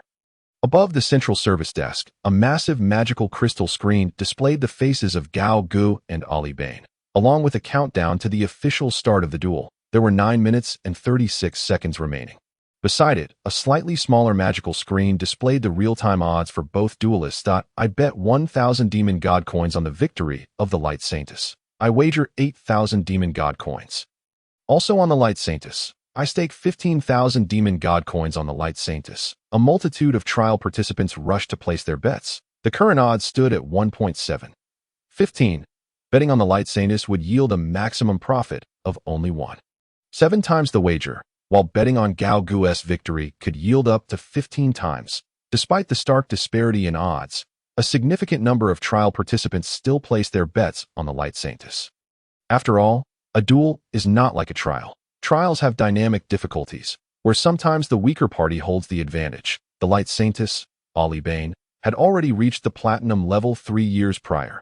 Furthermore, she was the only one among the historical Light Saintesses to display exceptional talent in combat. The Holy Light Church spared no expense, pouring resources into her training. The likelihood of such a formidable individual facing defeat was exceedingly slim, even though the individual named Gao Gu had repeatedly broken records in trials. Facing off against the Light Saintess might not be a match he could win. Kashiga, where is he now? He is dining at a restaurant. Cornelia immediately turned and headed toward the restaurant.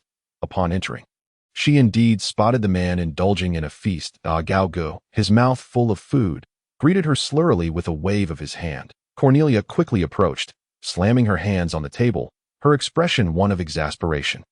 Lord Gao Gu, your agreement to duel with the Light Saintess is exceedingly reckless. Gao Gu swallowed his food with a gulp and took a large swig of wine, casting a casual glance at the woman before him.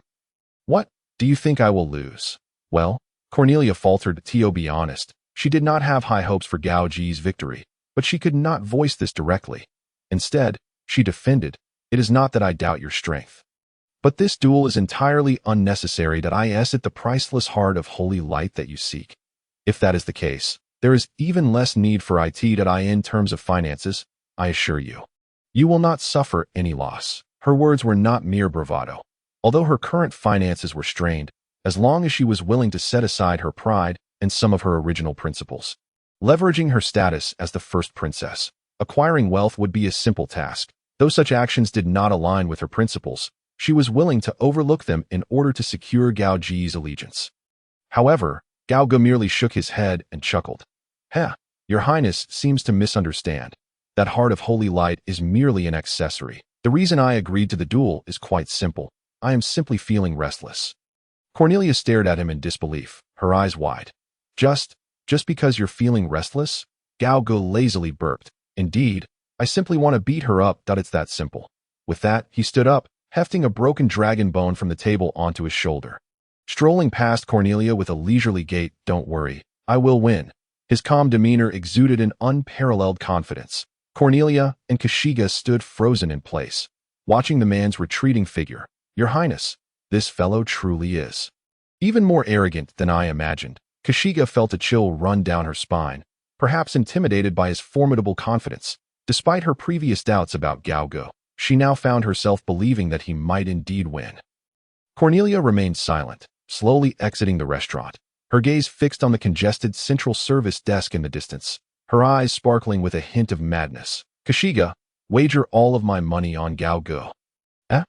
Kashiga's eyes widened in disbelief, unable to comprehend her ears. The usually prudent and rational princess had suddenly made such a reckless decision. Your Highness, please forgive my frankness, but such an action is truly unwise. Indeed, but I choose to trust him. Cornelia's tone was unusually resolute. As you command. Kashiga could only bow her head in acquiescence, fully aware that once Cornelia made a decision, she would never waver. She hurried toward the central service desk, inhaling deeply before shouting to the crowd, the princess has arrived. Clear the way.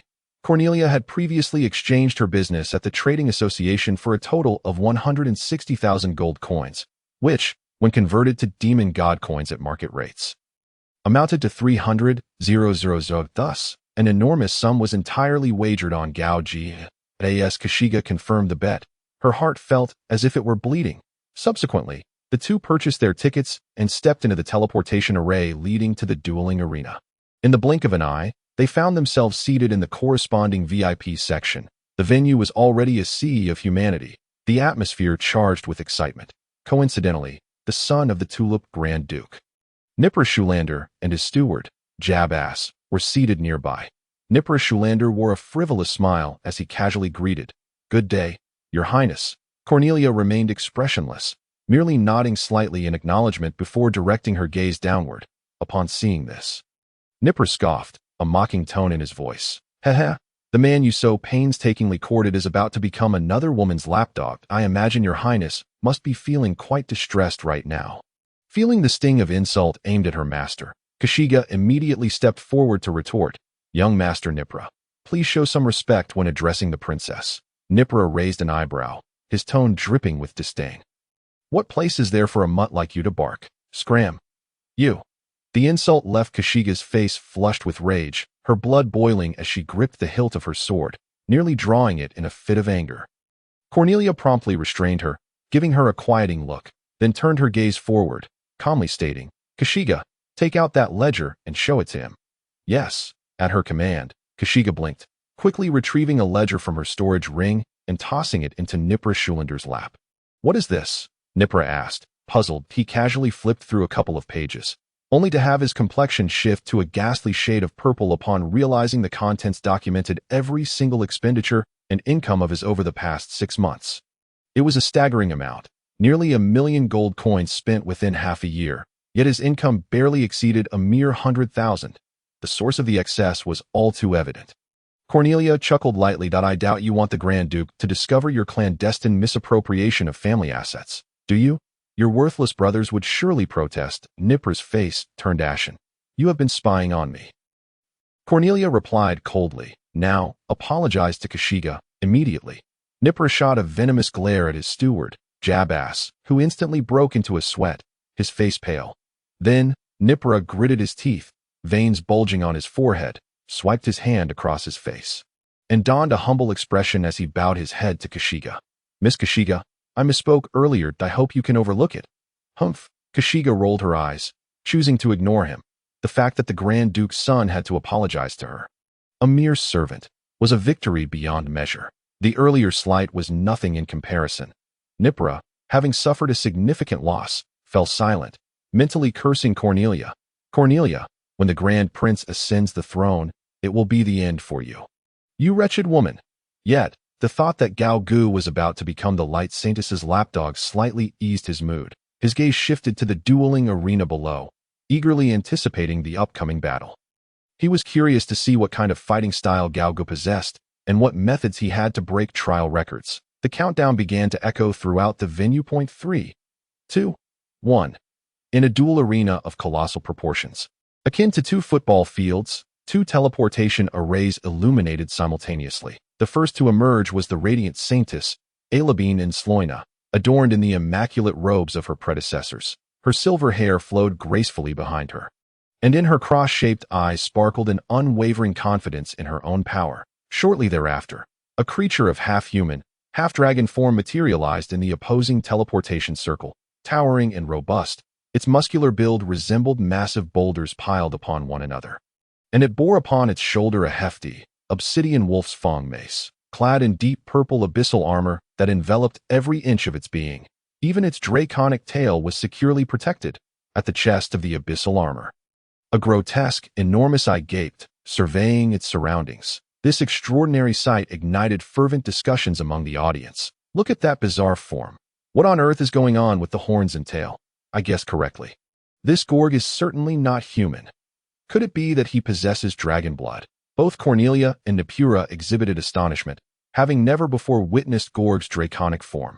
It is no wonder he has worn the abyssal armor, concealing his true visage. "Humph, so this is your true form. Indeed, an unsightly creature," mused the radiant saintess, Alabine, as her beautiful eyes scrutinized her opponent with keen interest. "Little girl, are you not going to utilize your abyssal armor?" Gorg tilted his head, assessing the saintess's elegant gown. "The dress is lovely, but alas, the wearer is a diminutive, flat-chested princess. Such an item is incompatible with my powers and against a mere fish like you. It is utterly unnecessary, Alabine declared with haughty pride, extending a delicate, alabaster finger towards Gorg. Let me blind those unpleasant eyes of yours. Light of blindness. A blazing beam of white light erupted, consuming all in its path. Even with the magical barrier erected by the great demon god protecting the audience, all spectators were momentarily engulfed in a blinding flash. Wings of light unfold. Behind Alabine, a pair of resplendent wings of pure light materialized, fluttering gently as she instantaneously appeared before Gorg. Yet, Gorg's eyes remained tightly shut, clearly blinded, utterly oblivious to the looming peril. Die, fish. Alabine's face radiated triumph as she deftly conjured a sharp sword of light, aiming for Gorg's neck. However, to her astonishment, Gorg leaned back ever so slightly, evading her deadly strike. With a whoosh, the arc of the light sword grazed Gorg's nose, extending behind him and ultimately crashing against the audience's magical barrier, creating ripples. What? Alabine gasped, her eyes widening in disbelief, before she defiantly unleashed a flurry of dozens of strikes. Yet each sword was narrowly evaded by Gorg. Even more astonishingly, he launched a counterattack. The weighty shard of dragon bone hurtled towards her waist with a whistling sound. However, as soon as the shard made contact with Alabine, she disintegrated into countless motes of light, retreating to reconstitute herself at a distance. Did I just witness that correctly? He managed to evade the Radiant Saintess's assault while blinded. This is utterly unfathomable. Could it be that he isn't truly blind? The audience erupted into animated discussions, for evading attacks with closed eyes was an extraordinary feat indeed. In the VIP section, Nepura covered her mouth in astonishment, her brow furrowing as she murmured, such an ability exists. This Gorg is indeed remarkable. Beside her, the butler Jabas remarked, young master, as far as I know, the sword saint who defeated the mightiest warrior of the Orc Empire a century ago possessed a similar capacity to foresee his opponent's strikes. Nepura's lips twitched slightly at this revelation. Are you implying that Gorg could evolve into a peerless powerhouse akin to that sword saint? Jabas shook his head. This old servant dares not speculate. But even with this ability, he cannot defeat the Radiant Saintess. She can transform any part of her body into light elements, rendering her immune to all physical attacks, and even most magical ones. That is the true terror of the Radiant Saintess, and she is yet to unleash her more formidable techniques. Nepura nodded in agreement. Indeed, no one can triumph over the untouchable light on the opposite side. Cornelia and Cassia wore expressions of concern, fully aware of the daunting challenge ahead. Without extraordinary measures, defeating the Radiant Saintess would be an insurmountable task. You insolent fish, dare you feign blindness to deceive me? Alabine glared, her eyes wide with fury. No, I truly cannot see. Little girl, your previous attack was extraordinarily effective. Gorg's eyes remained shut, still blinded, perceiving only a blinding white haze before him. Your claims are absurd. If you cannot see, how did you evade my attack? Quite simply, I anticipated your strike. You anticipated my attack. Alabine's expression was one of disbelief, while Gorg cracked his thick neck, producing a series of crisp pops, and mockingly waved the shard of dragon bone in his hand. Hurry up, flat little girl. I am growing somewhat impatient. Surely, the legendary Radiant Saintess possesses more than this paltry prowess. Let me savor the experience. No sooner had he spoken than the previously cacophonous arena fell silent. Every spectator gaping in horror. Did he just utter that forbidden word? It appears so. Gorg surveyed the surroundings, keenly sensing something amiss. Simultaneously, a chilling aura emanated from the Radiant Saintess. You wretched fish, how dare you call me flat? Alabine trembled, unleashing a terrifying wail akin to that of a banshee. Her eyes transformed into two crimson orbs, and a powerful gust erupted from beneath her feet, her once melodious voice now a jarring cacophony. Like a powder keg on the verge of explosion, she radiated searing beams of light. Suddenly, the hue of the light darkened, morphing into deep, inky shadows. In the VIP area, the first Princess Cornelia closed her eyes in resignation at the sight. Meanwhile, Cassia turned pale, trembling uncontrollably, seemingly haunted by a horrific memory that at last, the true visage concealed beneath the mask of light was unveiled. The Saintess of Chaos, Chapter 51, Descent of the Three Realms, Invoking the Abyss. In the year 213 of the Sacred Divine Era, the renowned trading hub of Blue Star City in the Black Mountain Empire fell victim to an unidentified assault within a single day. Two-thirds of the city was reduced to ruins, with civilian casualties numbering in the tens of thousands. After the Empire's military efforts yielded no success, the Holy Light Church dispatched a paladin, who ultimately subdued the threat responsible for the city's devastation. In the aftermath, the Empire and the Church publicly claimed that the city had been attacked by a horde of magical beasts. However, the true culprit behind the destruction of Blue Star City was none other than the rampaging Saintess. Alabine. Napura Shulander sat calmly in his seat, gazing down at the duel arena, casting a sidelong glance at the trembling Valkyrie, Cassia, and internally sneering. Such matters were no great secret among the Empire's elite. And at that time, Cassia was merely an adventurer, a first-hand witness to the calamity, having lost her parents to the wrath of the rampaging Saintess. The blinding radiance concealed a fathomless darkness. How ironic it was. Wouldn't you agree, Princess Cornelia? Cornelia's heart weighed heavily, for had the radiant Saintess not succumbed to madness, perhaps Gorg would have had a chance. Yet, now that she had entered a state of fury, Gorg's defeat was all but assured. She gently tapped her forehead, sighing as she lamented her oversight in failing to forewarn others of such matters. Cassia, if you feel unwell, you may withdraw. No, I am quite all right. Cassia inhaled deeply, striving to calm herself and attempting to suppress the haunting memories that threatened to resurface. Yet, her complexion remained as pale as death.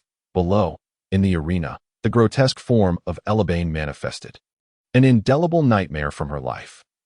Hissus. At that moment, Elabane had completely lost all semblance of humanity.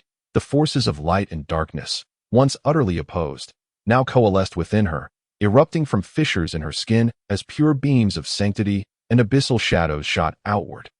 Her consciousness, overwhelmed by the surging power, was now consumed by an insatiable fury and a thirst for carnage. Amidst her agonized roars, countless lines of white and black twisted together, gradually forming a chaotic armor that enveloped her entire being, sending tremors through the ground, fracturing it beneath her terrible aura. Hissus. Elabane arched her body like a beast, two enormous wings unfurling from her back, one a radiant wing of light, the other a dark, ominous wing. Hey, you look far more hideous than I do. Hog, shouldering a fragment of dragon bone, observed the sudden transformation of the Saintess from a distance with keen interest, eyeing the face of such a terrifying creature. He felt no fear. Rather, he stoked the flames of her fury. Little girl, why do you still resemble a washboard? I thought you might grow a bit bigger. Ha ha. Hissus. In a primal stance, Elabane suddenly raised her head and opened her monstrous maw wide. Buzz, a spiraling ray of black and white pierced through the arena in an instant. Decomposition ray. Hog's chest swelled as the enormous eye on his abyssal armor flared to life, unleashing a straight purple beam that collided violently with Elabane's chaotic light. Initially, the momentum of the black and white spiral ray diminished. However, Elabane immediately intensified her output. The black and white ray erupting from her mouth grew thicker, swiftly engulfing the purple decomposition ray. Drink this. Hog swung his weapon, dispersing the oncoming chaotic ray, but in the next moment, a monster, cloaked in gray and white lines, charged before him, its massive claws gripping his neck and slamming him forcefully to the ground. Boom! The earth instantly caved in, creating a massive pit. The sheer power was beyond belief. Behind her, the black and white wings coalesced into two overlapping halos, generating an immense thrust. Whoosh! Hog was pressed into the ground by Elabane, dragged across the vast arena like a plow, carving out a deep trench until the area equivalent to 2 football fields was utterly destroyed. With a fierce grip on his throat, Elabane yanked him from the ground and hurled him toward the audience stands. Thud! Hog collided with the magical barrier like a cannonball, producing a sound akin to a tolling bell, sending ripples across the barrier's surface. There was no time for him to react. Hundreds of black and white orbs sliced through the air, exploding around him with deafening roars. Hissus. Elabane's power seemed boundless. Countless chaos orbs, each the size of a human head, coalesced around Hog, bombarding him relentlessly. It was as if an infinite barrage of firecrackers was unleashed, exploding from head to toe without pause. The violent detonations nearly consumed everything, plunging the world into darkness and chaos. The audience was left in stunned silence, witnessing the true might of the light Saintess Elebane for the first time. Just observing from the sidelines drenched them in sweat, their clothes soaked through. Had it not been for the protective barrier set by the great demon lord, the casualties would have been catastrophic. Even the residual shockwaves could obliterate most present. Was this truly the power of the light Saintess? It was terrifying beyond measure. Surely, it resembled that of a witch. Shoo, such words must not be spoken lightly.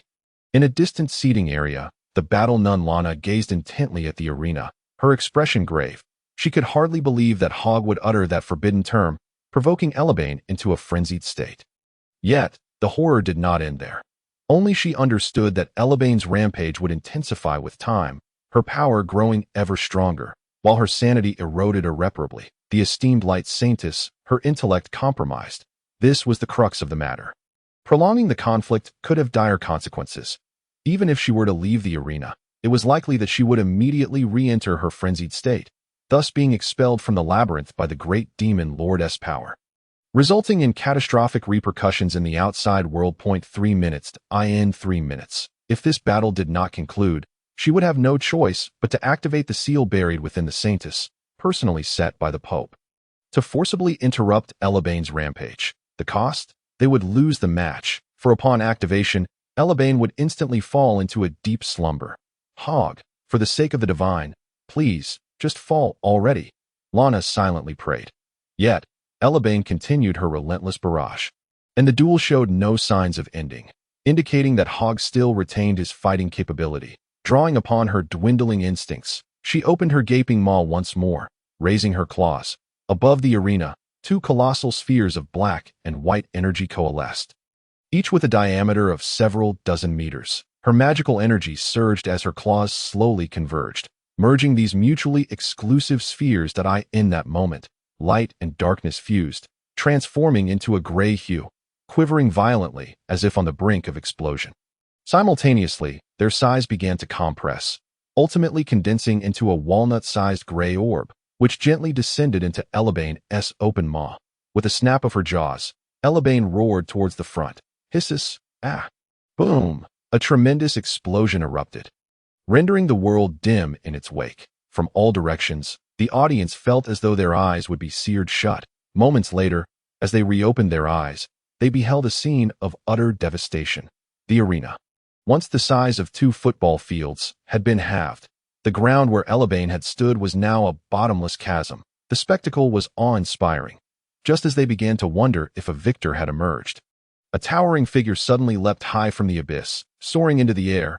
Whoosh, whoosh, whoosh, whoosh, whoosh.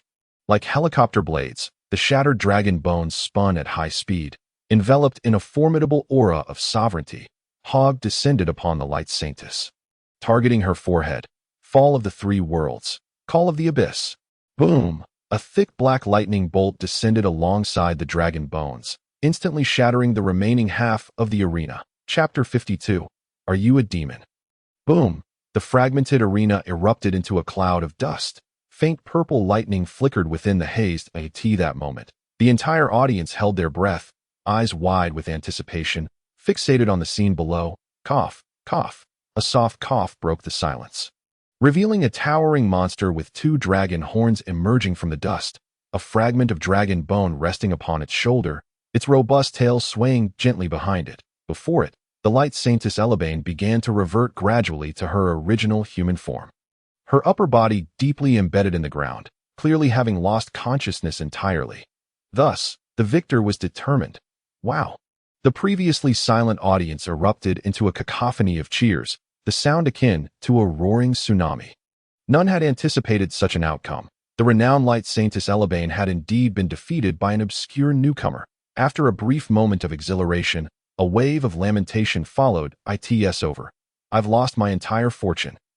Me too. I'm bankrupt now. Regret consumes me. Had I known, I wouldn't have wagered on the light Saintess. The challengers who had placed their bets on Elebane lamented their misfortune. Your Highness, Hog. He truly won. Cassia gasped in disbelief, her lips covering her mouth, her azure eyes trembling violently, her eyelashes quivering in shock. She could hardly fathom the reality before her. Ah, It seems I have indeed placed my bet wisely this time. The first princess, Cornelia, gazed downward, her beautiful eyes shimmering with an array of emotions, her heartbeat quickening and her breath becoming unusually rapid. The stature of Gao Gu in her heart had once again ascended to a height that seemed insurmountable. Simultaneously, she cast a sidelong glance at the Duke's son, Nipra Shulander, and deliberately remarked with a smile, I have wagered 160,000 gold coins on Gao Gu, and with a 15-fold return, I have won over 2 million gold coins that I wonder how much you, young Master Nipra, have profited? Nipra Shulander's expression was exceedingly grim, his brow furrowed tightly, his gaze incredulously fixed on the tall figure below, his fists nearly crushing with frustration. Even the well-versed butler, Jab-Ass, wore an expression of disbelief. They could not fathom why the Light Saintess, immune to any physical attacks, had been struck down by Gao Gu with a single blow. Nipra had staked a substantial 500,000 gold coins on the Light Saintess, believing it to be a surefire investment, only to find himself facing utter ruin. Humph, do not celebrate too soon. Let us not forget that the stronger he becomes, the less likely he is to pass the fourth stage trial. After delivering this harsh proclamation, he stormed off the scene with his butler, Jab-Ass. Cornelia scoffed at this, although there was truth in his words. It mattered little if Gao Gu could not pass the fourth stage trial. After all, the content of the fourth stage trial was exceedingly demanding. One could only wonder what the great demon god, Clafiel, who created this trial labyrinth, was thinking when he devised such an almost impossible challenge. In the dueling arena below, buzz, a flash of light appeared before him, and a silver heart-shaped gemstone pendant materialized out of thin air. Floating in front of Gao Gu, emanating a faint holy radiance, resplendent and breathtaking. This pendant was the token of the Light Saintesses of past generations, a priceless treasure known as the Heart of Holy Light. The two parties had confirmed their stakes before entering the dueling arena. Once the victor was determined, the labyrinth's rules would automatically enforce the outcome. This meant that if he were to lose, he would indeed have to serve the Light Saintess for a lifetime. Fortunately, his strength was formidable. He secured a decisive victory in this confrontation. Moreover, the Light Saintess had indeed provided him with some unexpected surprises. The final move, the fusion of light and darkness, was quite powerful, inflicting a certain degree of harm upon him. However, such damage was far from sufficient to defeat him, in fact, had he unleashed his full power from the outset. The Light Saintess would likely not have had the chance to strike at all. A single thunderous bagua would suffice to resolve the matter. The elementalization, which posed significant challenges to others, was utterly trivial before his overwhelming might. Ahem, Gao Gu coughed lightly twice, wiping the blood that had trickled from the corner of his mouth, and employed his eye of insight on the Heart of Holy Light. Heart of Holy Light. This is a precious necklace left behind by the first Pope, Shang. The bearer will possess a 70 resistance to light attributes, and it also symbolizes the Light Saintesses of the Church throughout the ages. Furthermore, it seems to possess some special utility. What the heck? It actually provides a 70 resistance to light attributes. Rather than calling it the Heart of Holy Light, it should be renamed the Nemesis of Holy Light. Gao Gu was taken aback and hurriedly stored the necklace away. With this item, facing enemies of the light attribute would be an absolute breeze. Simultaneously, a teleportation array ignited beneath his feet, whisking him back to the plaza of the trial labyrinth. Upon his reappearance, the other trial participants cast adoring glances in his direction. Gao Gu, Gao Gu, Gao Gu. It was unclear who initiated the chant, but soon everyone joined in, calling out his name in unison. Having defeated the Light Saintess, he had undeniably become the most dazzling star within the trial labyrinth, surrounded by admiration and acclaim. Ah, this sensation is truly delightful. Gao Gu grinned broadly, raising the shattered dragon bone in his hand and letting out a triumphant roar. Roar! The surrounding crowd echoed his exuberant cheers. At that moment, the crowd parted to reveal Sister Lana, the battle nun, approaching him with the Light Saintess, Eli Bane, at her side. The once haughty and disdainful Light Saintess now stood before him with lowered eyes.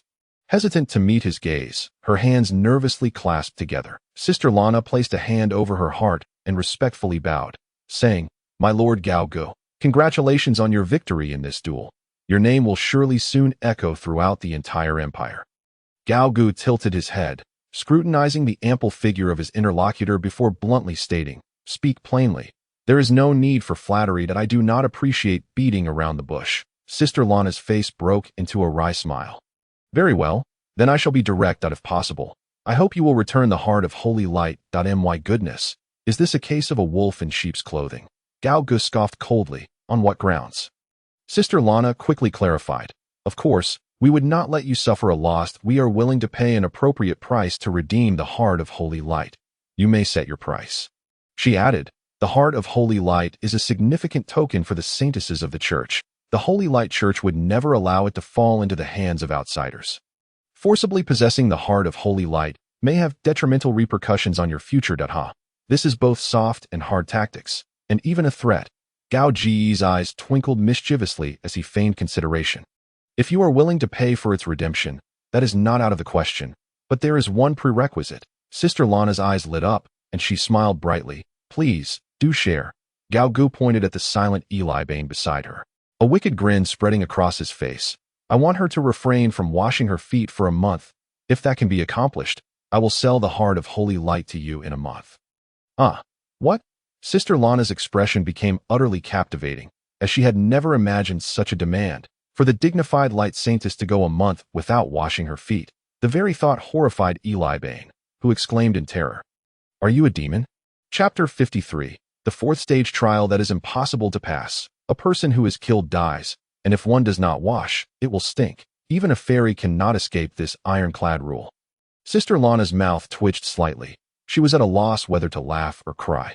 Just recently, she had punished Eli Bane with a week without bathing, and now, karma had swiftly returned to Eli Bane herself. Moreover, it was a full month. It was beyond imagination. This was more unbearable than killing Eli Bane.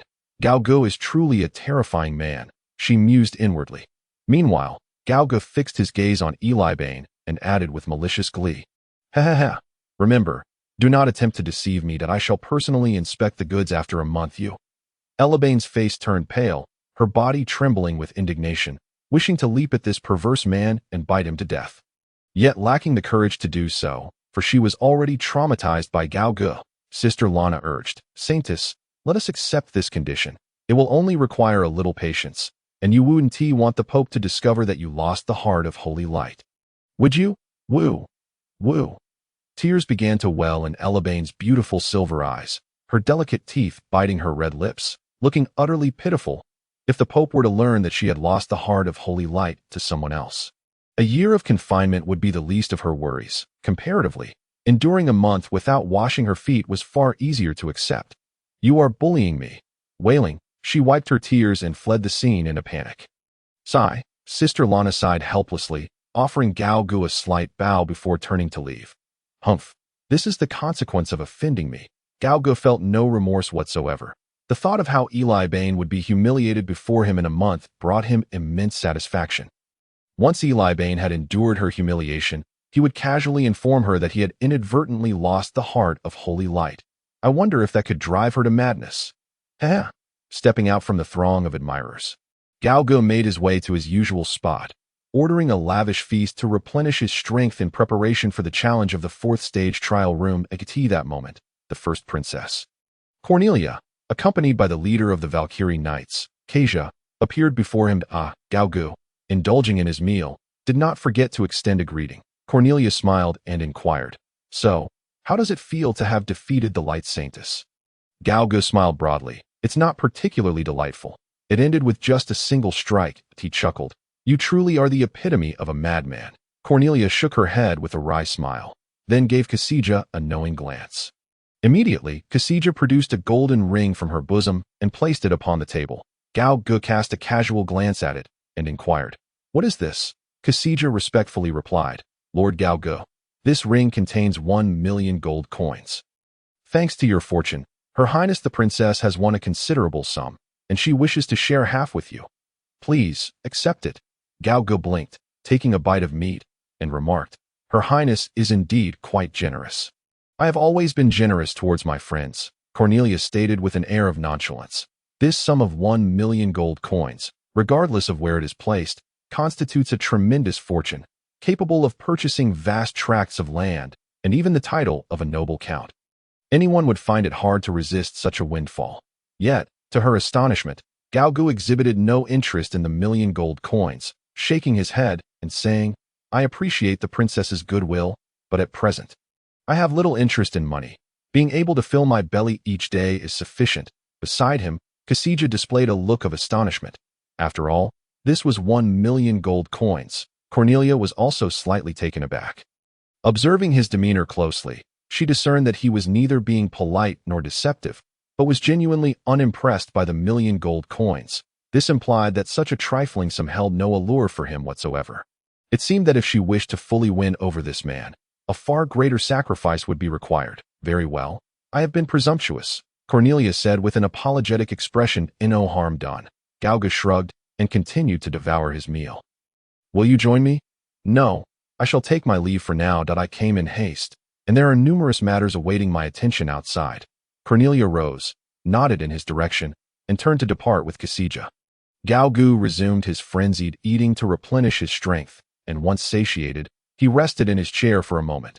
When he felt fully restored, he approached the teleportation array for the 4th-tier trial. Upon stepping inside, he was enveloped in a profound darkness. The countdown for the trial began to appear before him. The 4th-tier trial would commence after a countdown of 10 seconds. Participants are advised to prepare for battle. This trial has no time limit. Participants must exert 120 of their strength to defeat the enemy. The countdown begins. 3, 2, 1, 0. Whoosh. The darkness began to recede like a tide. Gaogu opened his eyes to find himself surrounded by an intense purple hue. The ground beneath him was covered in thick, vein-like purple tendrils, bizarrely pulsating as if alive. That it was reminiscent of the interior of some creature. Suddenly, he realized that this space bore a striking similarity to his own ranch, albeit with a different color scheme.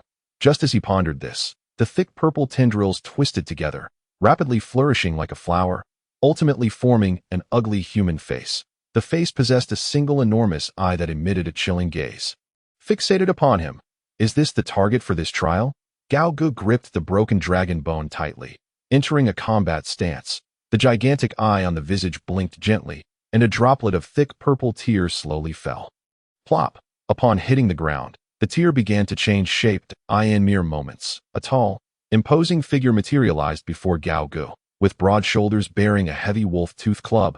A dragon's tail swayed gently behind him, and 2 dragon horns sprouted from his forehead. His robust muscles resembled stacked rocks, and a menacing grin revealed sharp fangs. "By the heavens!" Gaogu gasped, his eyes widening in awe, as a foreboding suspicion surged within him.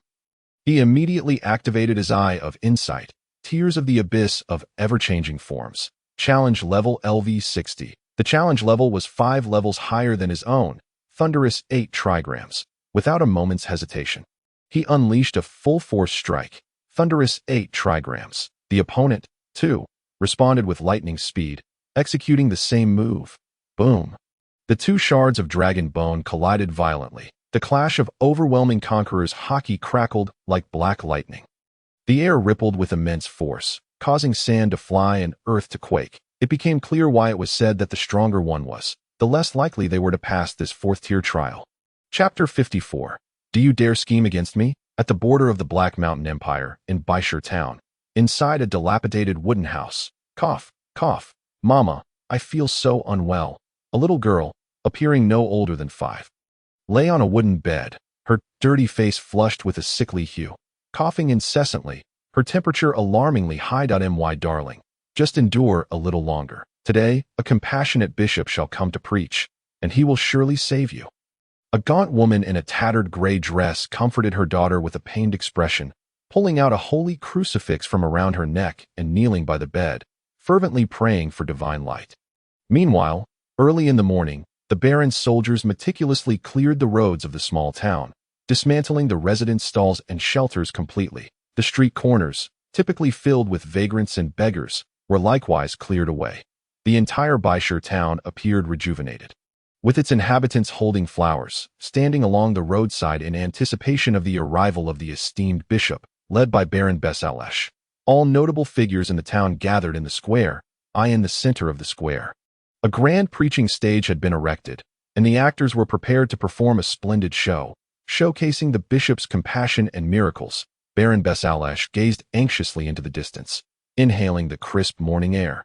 his clenched fists betraying his nervousness as his right foot tapped restlessly on the ground. At that moment, Kevin, one of the Baron's subordinates, quietly approached and whispered in his ear, "My lord, our preparations are complete, and soon we shall receive news of necromancers appearing in the gray mist mountains." Understood.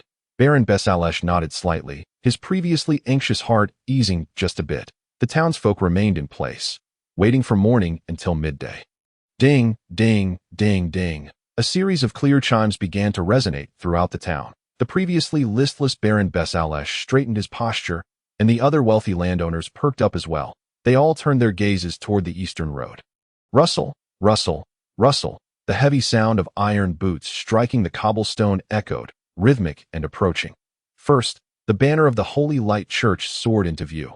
Then, rows of fully armed church knights marched in perfect unison, their silver armor emblazoned with the cross glistening in the sunlight. Upon entering the square, the knights spread out, raising their banners high. Following closely behind, a lavish carriage rolled into Azure town, escorted by the knights.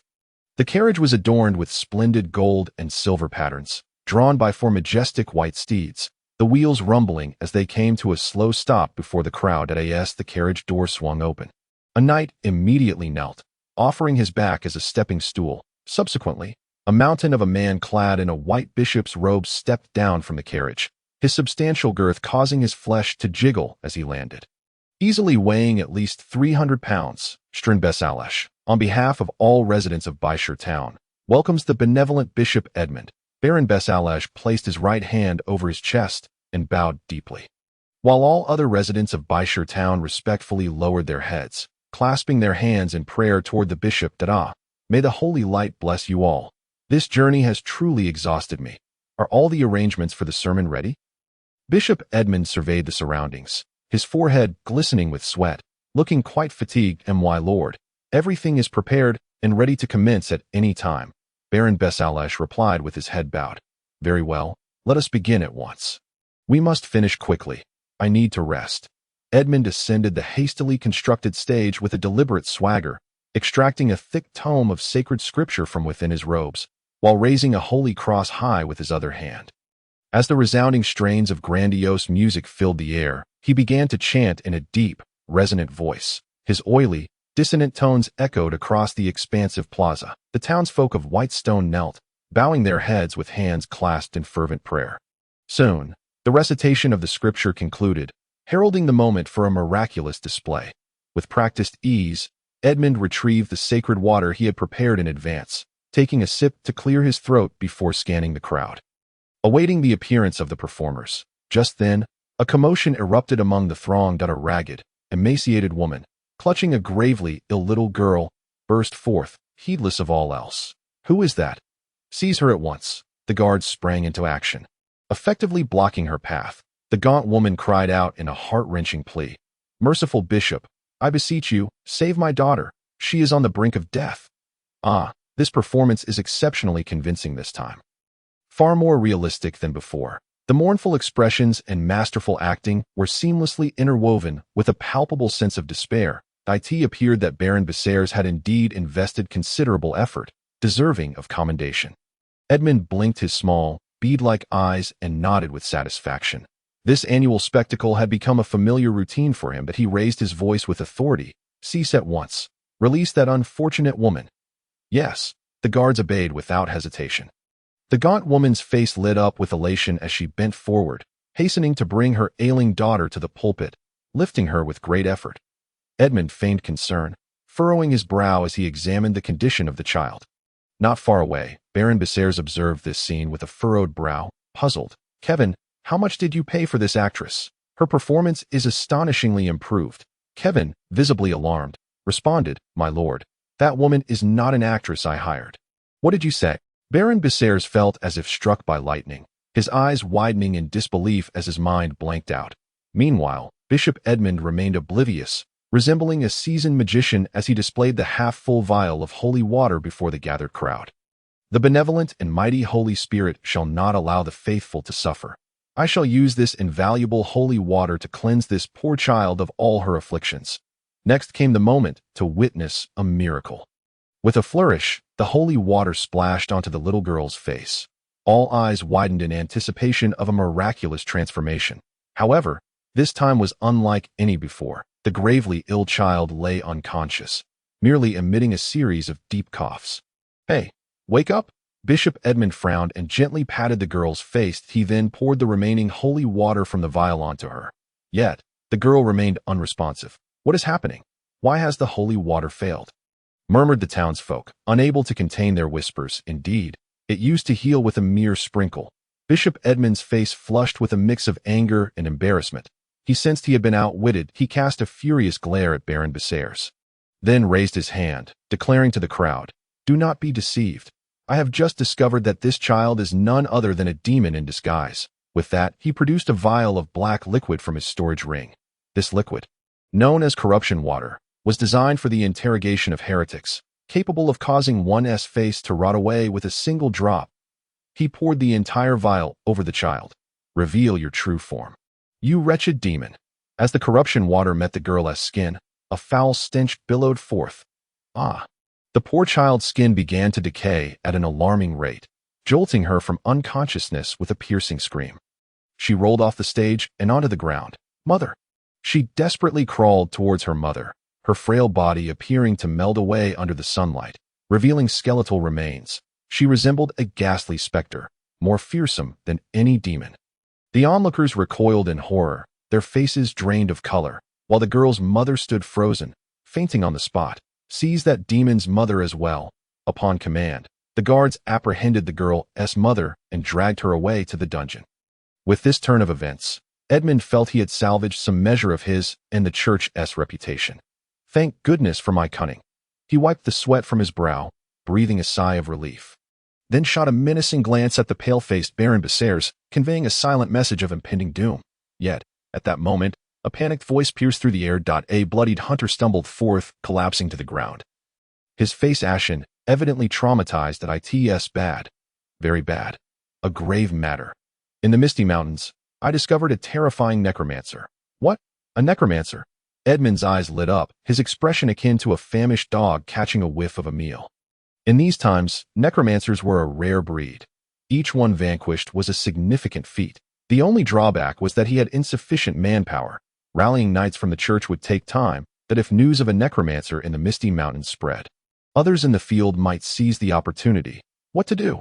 Edmund found himself in a quandary, his flesh visibly wrinkling with anxiety. Baron Bessers clenched his teeth, weighing the pros and cons in his mind. He approached Edmund with a forced smile, whispering, "Your Grace, I have orchestrated a splendid performance for you. Rest assured, there is no danger whatsoever." Having previously offended the bishop, he felt compelled to remedy the situation.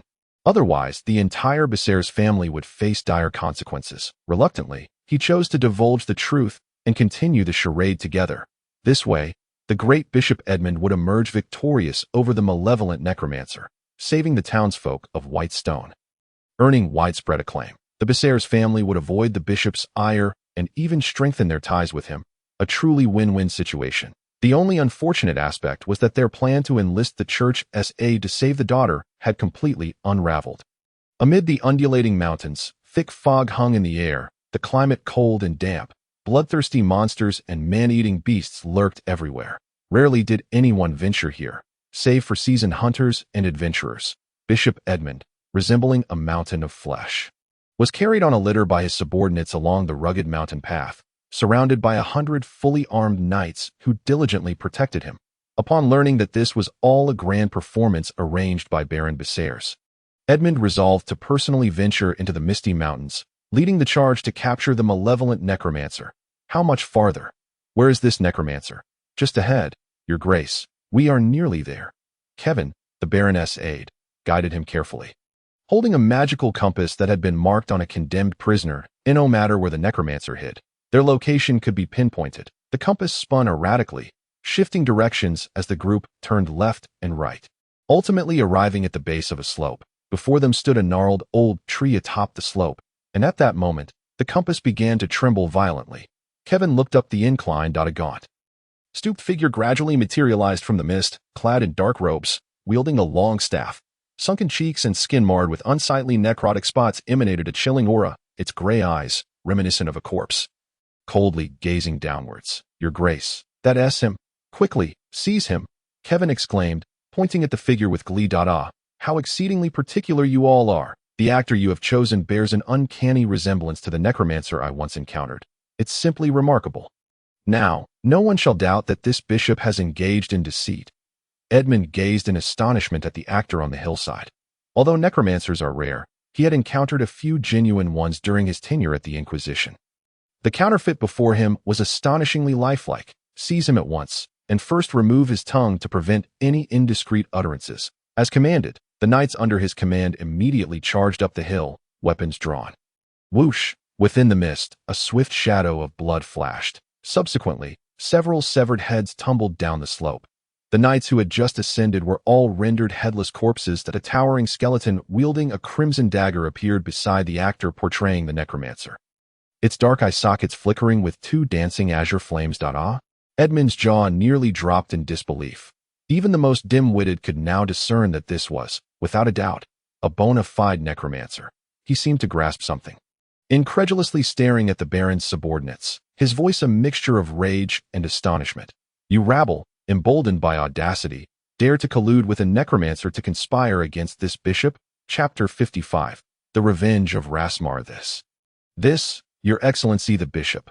This is impossible. Kevin, trembling in fear, was utterly at a loss, his words quaking as he spoke. He could scarcely believe that the condemned man rescued from the cells by the Baron was indeed a necromancer. This was a colossal predicament. The Baron had undoubtedly stepped in it, collaborating with a necromancer to conspire against a bishop. What a heinous crime this was. It was likely that not a single member of the Bessairs family would survive. Not even the chickens, ducks, cats, and dogs they kept. Your Excellency, please allow me to explain. Just as he was about to speak, a sharp pain pierced his chest, and he felt a dagger protruding from his front. The knight behind him kicked him to the ground. Fear not, for the moment of witnessing your faith has arrived. This wicked necromancer is accompanied by but a single skeleton. The holy light shall surely protect you. Charge forth for the bishop. Edmund waved his hand, igniting a fervor among his subordinates. For the holy light. For the holy light. The legion of loyal and fervent knights of the church roared in unison, fearlessly launching themselves at the necromancer on the hillside once more. Humph! Rasmar scoffed, gently shaking his skeletal staff. 6 more skeletons, their eyes ablaze with soul fire, emerged slowly from the mist behind him. These were the members of the Lionheart Mercenary Corps. Transformed into undead, Bloodblade Cain, Whirlwind Volwyn, the Nameless Assassin, Steel Fist Longzhen, the Thousand-Flower Sword Master Wei, and the hammer-wielding Pelion, along with the 4 Beast Fist Sabal. Given the recency of their demise, they retained most of their former prowess. Dealing with these knights was akin to slaughtering pigs and dogs. In mere moments, the 100 knights led by Edmund were all ruthlessly dispatched. The ground was littered with their bodies in disarray. Only Edmund remained, a hefty figure awkwardly seated in his palanquin, his legs weak with fear, utterly devoid of the strength to flee as he watched Rasmar gradually descend from the hill and approach him. A grotesque smile contorted Edmund's fleshy face as he stammered. Respected necromancer, might we negotiate? This bishop is willing to swear an oath to the holy light. Whatever you desire, I shall provide.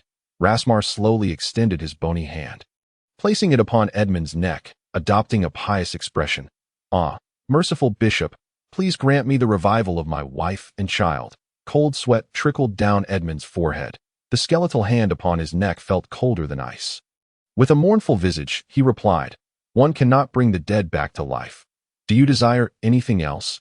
Rasmar's voice turned frigid. The one thing I seek, alas, is likely your life, merciful bishop. The grip around his neck tightened slightly. The purple nail slowly piercing his skin. Edmund's eyes widened, emitting a wail akin to a slaughtered pig. Ah, do not kill me. I can offer you riches. I possess great wealth, and women. I shall give you all. Please, spare my life. I do not wish to perish. Yet Rasmar remained unmoved. The skin on Edmund's neck began to manifest dark veins, and he felt his life swiftly ebbing away, his body growing colder. In the final moments before death, he expended his last strength to utter a prayer. Ah, holy light, save your most devout follower. But in response, he was met only with an endless darkness. Edmund's neck slumped, and he breathed his last. Yet, it did not end there. Rasmar gently shook his staff, and Edmund's tightly shut eyelids gradually opened, revealing eyes now clouded with the pallid hue of a corpse, emitting a low, eerie growl as he staggered from the palanquin. It was evident that Edmund had been transformed into an undead being. Go forth. Let the world witness your repugnant visage. Growl, growl. Edmund grotesquely twisted his corpulent form, shuffling his hefty feet toward the direction of Whitestone Town. Meanwhile, Rasmar raised the necromantic orb high, unleashing a mighty roar. The orb emitted a strange glow. In an instant, from the mist surrounding, azure flames surged forth, rapidly spreading, awakening countless undead souls that had perished on ancient battlefields from the gray mist mountains. Outside Whitestone Town, in the chilling depths of night, two guards sat by the campfire, idly discussing matters from home. Growl, growl. A chilling, bone-chilling wail suddenly pierced the darkness. The guards immediately sprang to their feet, brandishing their spears in readiness. From the shadows emerged an exceedingly corpulent figure, swaying unsteadily. Who goes there? Halt, the guards bellowed in unison.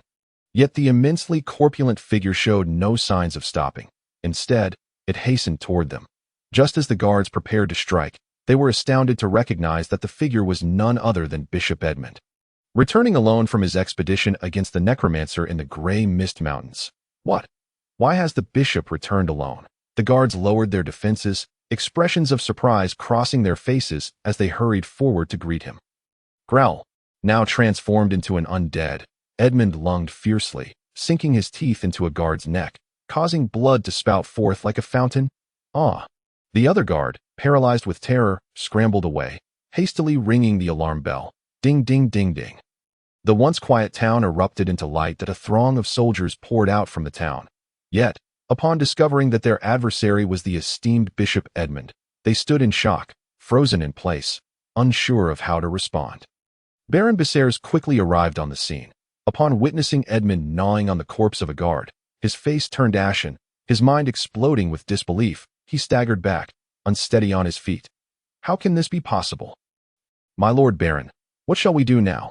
Bishop Edmund has turned into an undead, his subordinates asked in a panic. First, bind the bishop and confine him in a secure location, Baron Viserys stammered, clutching his dizzy head.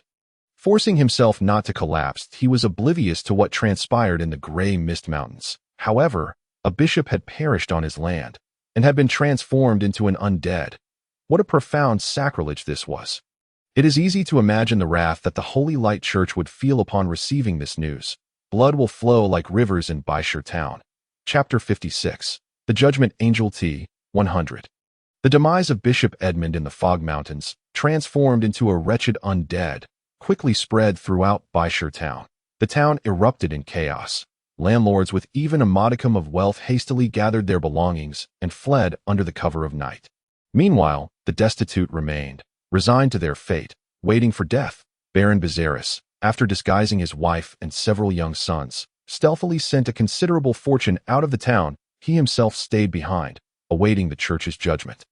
The Baron understood all too well that if he were to flee in fear of retribution, it would likely mean the end for his entire family. 3 days later, the Holy Light Church's judgment arrived, as anticipated. The Inquisition dispatched 5,000 judgment knights who swiftly took control of Azure Town. Unlike ordinary church knights, these judgment knights donned pitch-black armor, emanating an aura of coldness and lethal intent. Additionally, there were 100 enormous iron puppets resembling young girls, their crude craftsmanship evident, each towering over 5 meters. That a closer look would reveal that the faces of these puppets bore an uncanny resemblance to the church's Saintess of Light, Ali Ben. The individual responsible for this affair was none other than Kenneth Elwindy, the seventh judge of the Inquisition, notorious for his mercilessness, having condemned thousands of heretics to death in the town square. Upon the execution platform, Baron Viserys found himself stripped of his former grandeur, kneeling with his head bowed. He had been subjected to brutal torture, his body a canvas of wounds, his eyes devoid of life, muttering incessantly about his transgressions. Fully aware of his impending doom, he confessed all, taking upon himself every charge laid against him. The church cared little for the truth. As long as someone confessed, that sufficed. The fallen Baron Viserys colluded with necromancers to murder the benevolent Bishop Edmund. Kenneth Elwindy, seventh judge of the Inquisition, hereby sentence him to death in the name of the Holy Light. With a swift motion, the Judgment Knight executed him, and the Baroness' head fell to the ground. Below the platform, there was no applause or cheers. The townsfolk stood pale-faced, covering their mouths to stave off nausea.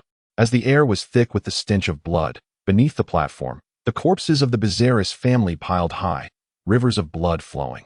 Even those with the slightest connection to Bezeris were swept up in the turmoil. In a matter of hours, over 1,000 souls met their end. May the holy light purify your soul. Judge Kenneth, clad in black formal attire, stood nearby, lightly applauding, his face obscured by a dark helmet adorned with a cross pattern emanating a faint glow. A Judgment Knight approached and whispered, "Lord Kenneth, as you anticipated, there are at least 30,000 undead residing within the Fog Mountains. Excellent. This is truly a divine opportunity for us to test our combat prowess." Judge Kenneth exclaimed, spreading his arms wide, before retrieving a magic crystal for communication. The crystal pulsed with energy, and a commanding male voice resonated from within. "Is it you, Kenneth?" "Yes, Your Holiness. The stage is set. It is time to showcase our latest power to the world." Judge Kenneth knelt, holding the crystal. "Very well. Let us commence." "Yes, Your Holiness." Judge Kenneth stowed the crystal and produced a magic projection orb, activating it with his mana, allowing it to hover beside him. This orb would broadcast the astonishing sight of the 100 judgment angels annihilating thousands of undead to the leaders of various factions, serving both as intimidation and promotion to in the trial maze of the great demon god Clafiel. The fourth-tier trial space, the first layer of the old abyss, lay in ruins. Hargo, wielding a fragment of dragon bone, panted heavily as he stared at his opponent, a chill running down his spine. It had been a full 7 days since he entered the fourth-tier trial chamber, battling a replica 5 levels higher than himself. Days and nights passed without rest, without food or water. The combat had devolved into a grueling contest of attrition. The defensive power of his Azure Dragon scales combined with armed color Haki was utterly ridiculous. Neither could gain the upper hand, forcing them to rely on sheer stamina. Yet, the replica possessed a challenge level 5 tiers above his own, undoubtedly boasting superior endurance. The copy born of abyssal tiers remained invigorated. While Hargo felt himself on the brink of collapse, both physically drained and mentally exhausted from the unrelenting pressure of combat, the scene before him began to blur. How in the world am I supposed to overcome this? Hargo mused, filled with doubt. How could one possibly defeat a version of oneself that was stronger? It defied logic, contradicted reason. Yet, the great demon god Clafiel would never set an insurmountable trial. There must be a way. Though it had yet to dawn on him. "Ha!" The replica, brandishing the dragon bone fragment, approached him with a sinister grin. Thunderous 8 trigrams. Boom. This time, Hargo chose not to defend but to take the hit directly. The world around him faded to white. When he opened his eyes again, he found himself teleported back to the trial square. Look, he has emerged from the fourth-tier chamber. The rankings showed no change. Indeed, even he could not pass the fourth-tier trial. However, the fact that he had battled a stronger version of himself for an entire week was no small feat. It seems no one can pass the fourth-tier trial. The other trial participants, witnessing his failure, displayed expressions of disappointment mixed with resignation. After all, even the 4 cardinal heroes could not conquer the fourth-tier trial. It was only natural that others would struggle as well. Ignoring their gazes, Hargo hurried to the tavern, ordering several tables worth of delicious meat to devour ravenously, quickly replenishing his energy. Then, with a thought, he exited the trial maze. His form reappeared in the cave where he had lingered before entering the maze.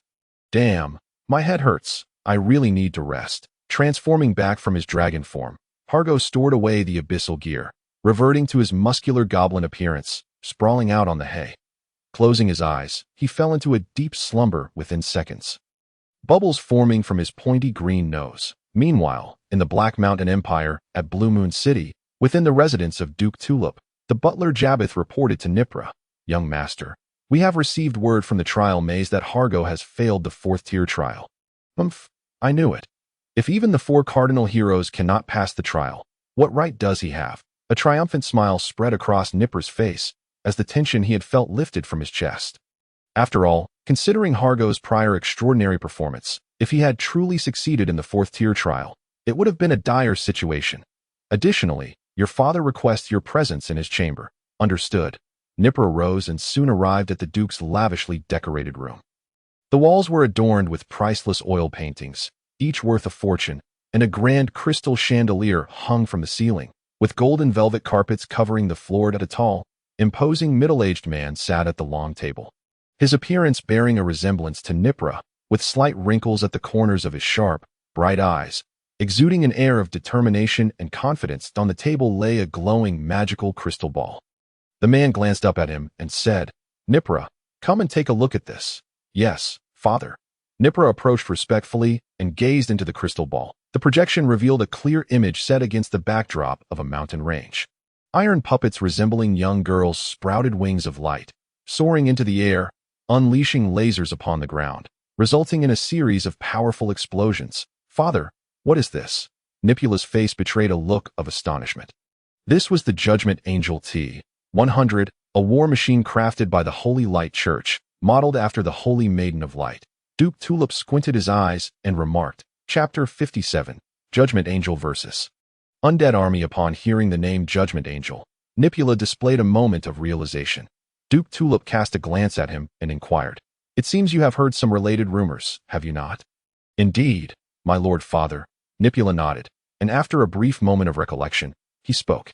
"As early as 10 years ago, I received intelligence that the Holy Light Church was conducting research on war automatons. Naming it the Angel Project, they spared no expense in hiring all the esteemed puppet masters from the Black Mountain Empire specializing in automaton studies. Initially, this project garnered considerable attention, yet the research and development process proved to be fraught with difficulties. The resulting products were plagued by various defects. Either their costs were prohibitively high, rendering mass production impossible, or their efficacy was subpar, failing to perform in actual combat. Gradually, news of the project dwindled, fading from public consciousness. Quite right. At that time, everyone believed it to be an unattainable endeavor. Duke Tulip sighed deeply, gazing at the scene within the crystal ball, shaking his head in admiration. Everyone thought that the church's billions of gold coins had gone to waste. Yet who would have anticipated that these zealots would actually succeed? Having said that, Duke Tulip turned his gaze towards his son and asked, "Nipula, do you consider this a blessing or a curse?" "Certainly a curse." Nipula hesitated only briefly before declaring decisively, "If the Judgment Angels can indeed be mass-produced, then the Holy Light will likely cast a perpetual shadow over the Black Mountain Empire. In the future, whoever is in power within the Empire will have to live under the Church's scrutiny. Indeed, the world has long suffered under the Holy Light." Duke Tulip lamented, "The current Holy Light Church resembles a parasitic leech, feeding off the immense body of the Black Mountain Empire, continuously draining its lifeblood to grow stronger, inflicting suffering not only upon the Empire's populace, as the illustrious Duke Tulip, a man of grand aspirations and military might. He had been biding his time, amassing strength for a moment of opportunity. However, he found himself unable to wait for the right moment and was compelled to ally with and support the Grand Prince Senazar, hoping for a change in fortune. Now, he watched helplessly as the Holy Light Church expanded its influence, poised to ride atop the royal family. Even if he were to succeed in a rebellion and seize the throne in the future, it would be utterly meaningless. In the imperial capital, the magnificent Black Mountain City was built against the mountains, resembling a colossal, ancient dragon of pure black, slumbering at the foot of the hills. The visages of past emperors were intricately carved into the immense mountainside, each expression vivid and lifelike, gazing into the distance. Within the solemn and majestic palace, the aged emperor of Black Mountain 6 sat regally upon the iron throne, resembling a lion in its twilight years. His square face exuded an unyielding authority, his demeanor tranquil yet piercing, his slightly clouded gaze surveying those below. Behind him, a black flag symbolizing the nation and imperial power hung high, cascading down to the ground. Court mages manipulated the magical crystal ball, projecting the valiant figures of countless Judgment Angels T-100 in battle. The first princess, Cornelia, clad in the imperial women's military uniform, stood to the left below the throne. Her tall and slender figure upright, her gaze fixed intently on the scene projected by the crystal ball. Opposite her stood the Grand Prince Senazar, a strikingly handsome youth adorned in traditional royal attire of pristine white. Appearing youthful and considerably younger than Cornelia, the edges of his garments and cuffs were embroidered with exquisite golden patterns, his slightly effeminate features remarkably handsome, his skin as pale as snow, and his eyes bright as stars.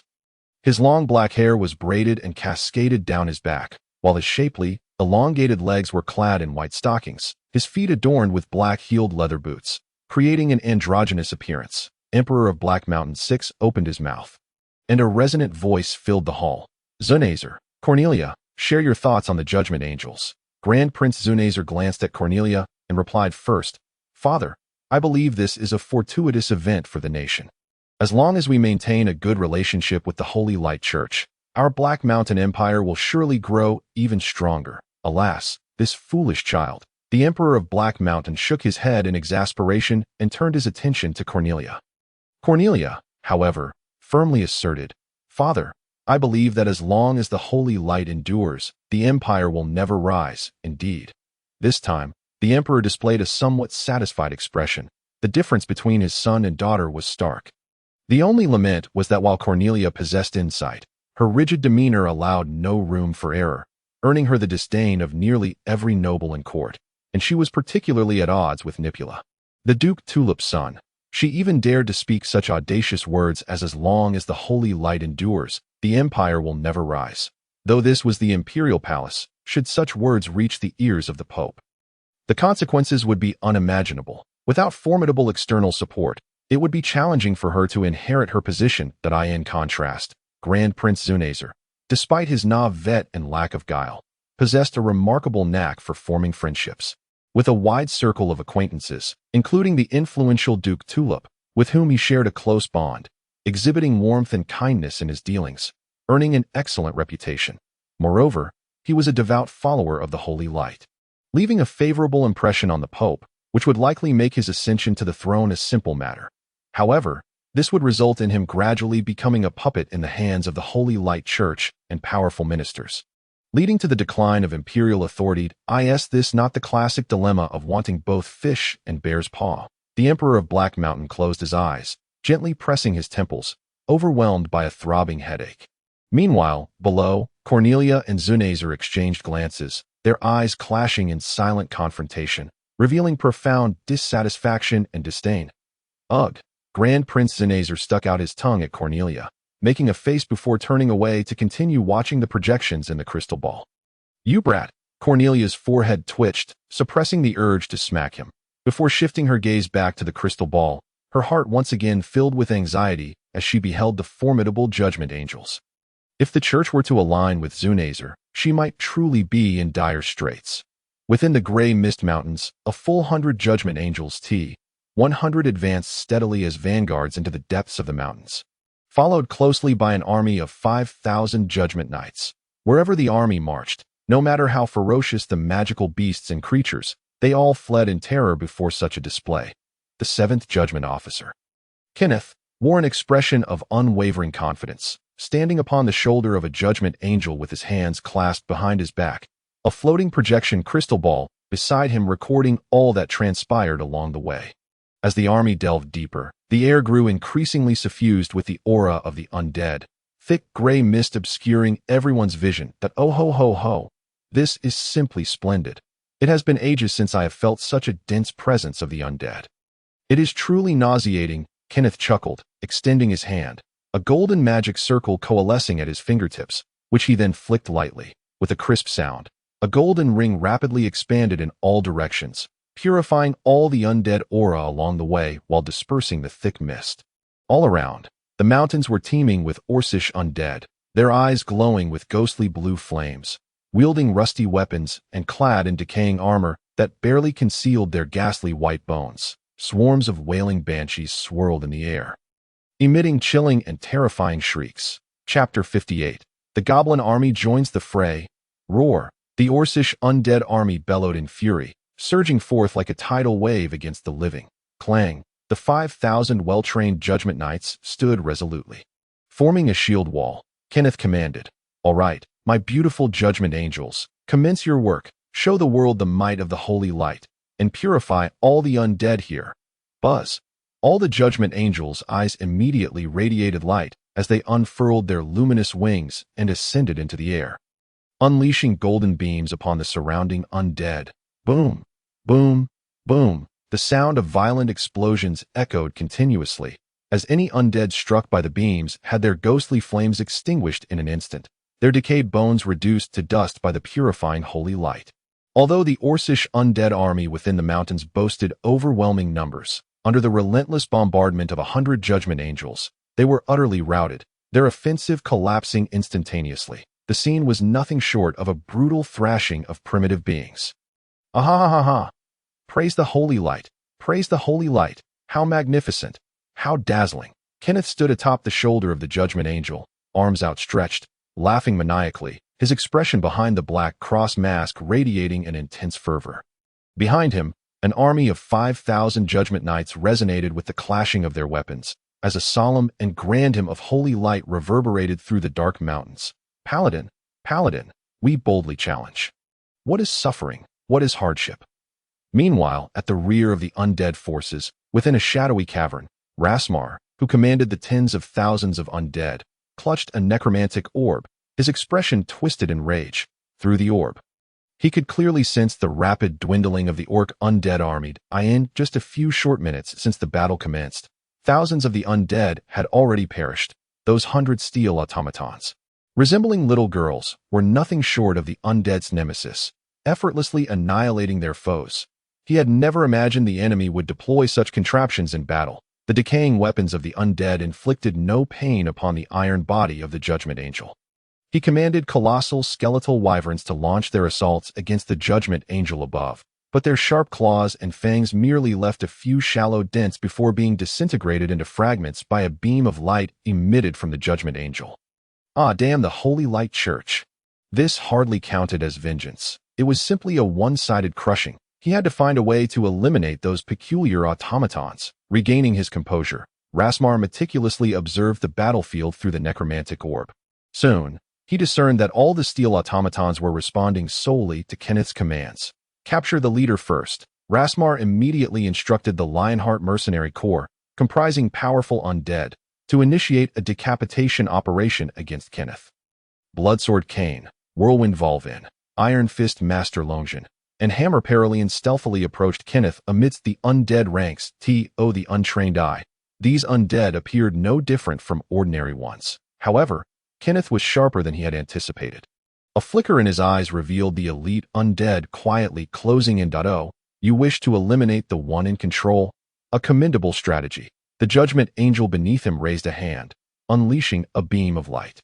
Boom! The skeletal head of Whirlwind Volvin was instantly vaporized, the ensuing explosion obliterating Hammer Paralian nearby. Their strength was not meant to be so feeble, yet the Sacred Light's assault inflicted far more grievous harm upon them as undead. Swish! Bloodsword Cain unleashed a flurry of lethal blood shadows towards Kenneth, but all were effortlessly intercepted by the Judgment Angel, with only a few cracks left in its palm. Subsequently, the Judgment Angel's hands smashed down, reducing them to a heap of bones. Then two beams of light shot forth, obliterating Iron Fist Master Longian and Whirlwind Volvin into mere fragments of skeletal remains. Aha! Kenneth's laughter grew increasingly maniacal. Just then, the nameless assassin, suddenly leaped from the shadows behind him, aiming a sharp dagger at his nape. Wouldn't big. The Judgment Angel beneath Kenneth rotated its upper body 180 degrees, its eyes emitting golden rays that turned the airborne assassin into dust. With a disdainful expression, Kenneth remarked, "Fool, the Judgment Angel possesses the ability to sense undead. No matter if you hide in shadows or crevices, you cannot escape its gaze." The decapitation operation was thus declared a failure. With his elite undead exhausted, despair crept onto Rasmar's face. He was loath to accept this outcome. He had intended for the church to pay a heavy price. Yet here he was, facing such a dire situation. Tens of thousands of undead could not breach a mere 100 steel automatons' defenses. This scene did not escape the eyes of the leaders from various factions of the Black Mountain Empire. Whether it was the Tulip Duke or the First Princess Cornelia, their faces were grim. The Judgment Angel T-100's performance against the undead far exceeded anyone's expectations, although the Sacred Light inflicted additional damage to the undead. Regular human soldiers would not fare much better. Rough estimates suggested that, discounting the undead's vulnerabilities, each Judgment Angel possessed at least silver tier strength. The combat capability of these 100 judgment angels surpassed that of a regular army of 10,000 humans. Furthermore, the terrifying aspect was that the Holy Light Church could produce these judgment angels at will, creating as many as they desired, provided they had the finances. Praise the sacred light. Praise the sacred light. The seventh Judgment Master Kenneth stood upon the shoulder of a judgment angel, his face splitting with a smile, reveling in what was perhaps the easiest battle of his life. After this battle, the renown of the judgment angels would surely echo throughout the world. On the battlefield, the orc undead army fell in droves under the bombardment of the judgment angels, their numbers rapidly dwindling. Necromancer Rasmar stood upon a peak, allowing the cold wind to buffet him as he gazed hopelessly at the unfolding chaos. Having lost this vast army of undead, he saw no prospect for vengeance. "Forgive me, my wife and children. Forgive my incompetence." He prepared to leap off the cliff to end it all. Just then, an unexpected phenomenon occurred. Chirp, a sound resembling something slicing through the air, echoed across the battlefield. Splat!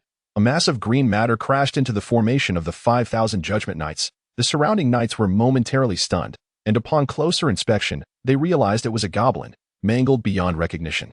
In the next instant, this goblin's body began to twist and swell rapidly. Boom! A violent explosion sent the nearby Judgment Knights soaring into the sky. What? Kenneth, sensing the commotion, turned to look. He beheld countless green figures appearing in the mountains behind the church's forces. Their numbers swelling into the thousands, some tall, some small, some grotesque. A robust goblin adorned with two massive bone spines on its back brandished a staff, grinning wickedly as it commanded, "Little brats, annihilate these foolish humans. The gates of the Hall of Heroes are open to you. Guga! Long live the great goblin god." The goblins behind him erupted into a fervent cheer, more zealous than the church's knights. Makeshift catapults brimming with exuberant green goblins launched themselves into the air, severing the ropes binding them, soaring like green meteors before crashing down into the ranks of the church's army. Boom, boom, boom, boom, boom. In an instant, the church's forces suffered devastating casualties. Chapter 59. Bear witness for me. Goblins? How could there be so many goblins? Kenneth's expression beneath the cross mask momentarily froze. In his high position, he had not encountered such diminutive creatures in a long time, but a cursory glance revealed that the ambushing goblin army numbered at least over 10,000, with a significant presence of higher-tier variants. Among them were goblin heroes, known for their immense strength and ferocity, capable of rivaling bronze-tier adventurers. Typically, one could expect to find only one such hero among 100 goblins, and their emergence would wreak havoc upon nearby villages, causing destruction and chaos, making them prime targets for mercenaries and adventurers alike. However, amidst this goblin horde, he spotted nearly 1,000 goblin heroes. Furthermore, there were countless great goblins and goblin trolls. This goblin army before him was akin to a natural disaster, posing a threat far greater than that of the undead in the mountains. What is happening? How could mere goblins evolve to such an extent? This was utterly inconceivable. Kenneth was filled with confusion, yet he felt little fear. No matter how numerous the goblins, they remained just goblins. Moreover, he commanded 5,000 elite Judgment Knights, well-equipped, along with 100 invincible Judgment Angels T-100. Even facing both the undead and goblin armies simultaneously, he was confident of an effortless victory. "Listen to my orders. Everyone, raise the holy light shields to defend against the enemy's attacks, and prepare to engage."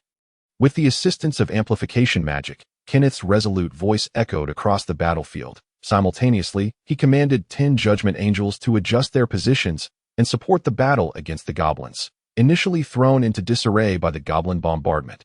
The Judgment Knights swiftly regained their composure, realigning their formation, and raised their black cross shields towards the sky.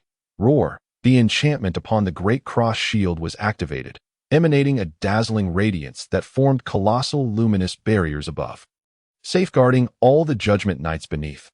Whoosh! A multitude of goblin bombers plummeted from the sky once more, yet were entirely intercepted by the light shields, exploding mid-air without inflicting any harm upon the Judgment Knights below. Gurgle! Those damned human beings resort to such despicable tactics. Witnessing this from atop a mountain, Go-Erden was infuriated, hopping in place, before brandishing his battle standard. "Lads, reveal your weapons. Unleash the lizard creatures, and prepare to charge." Gurgle! The goblin horde erupted in cheers. 30 enormous lizard beasts, their jaws agape, surged forth from the verdant sea, a throng of goblins riding upon their backs, gripping the reins tightly. 1 goblin wielded a long fishing rod.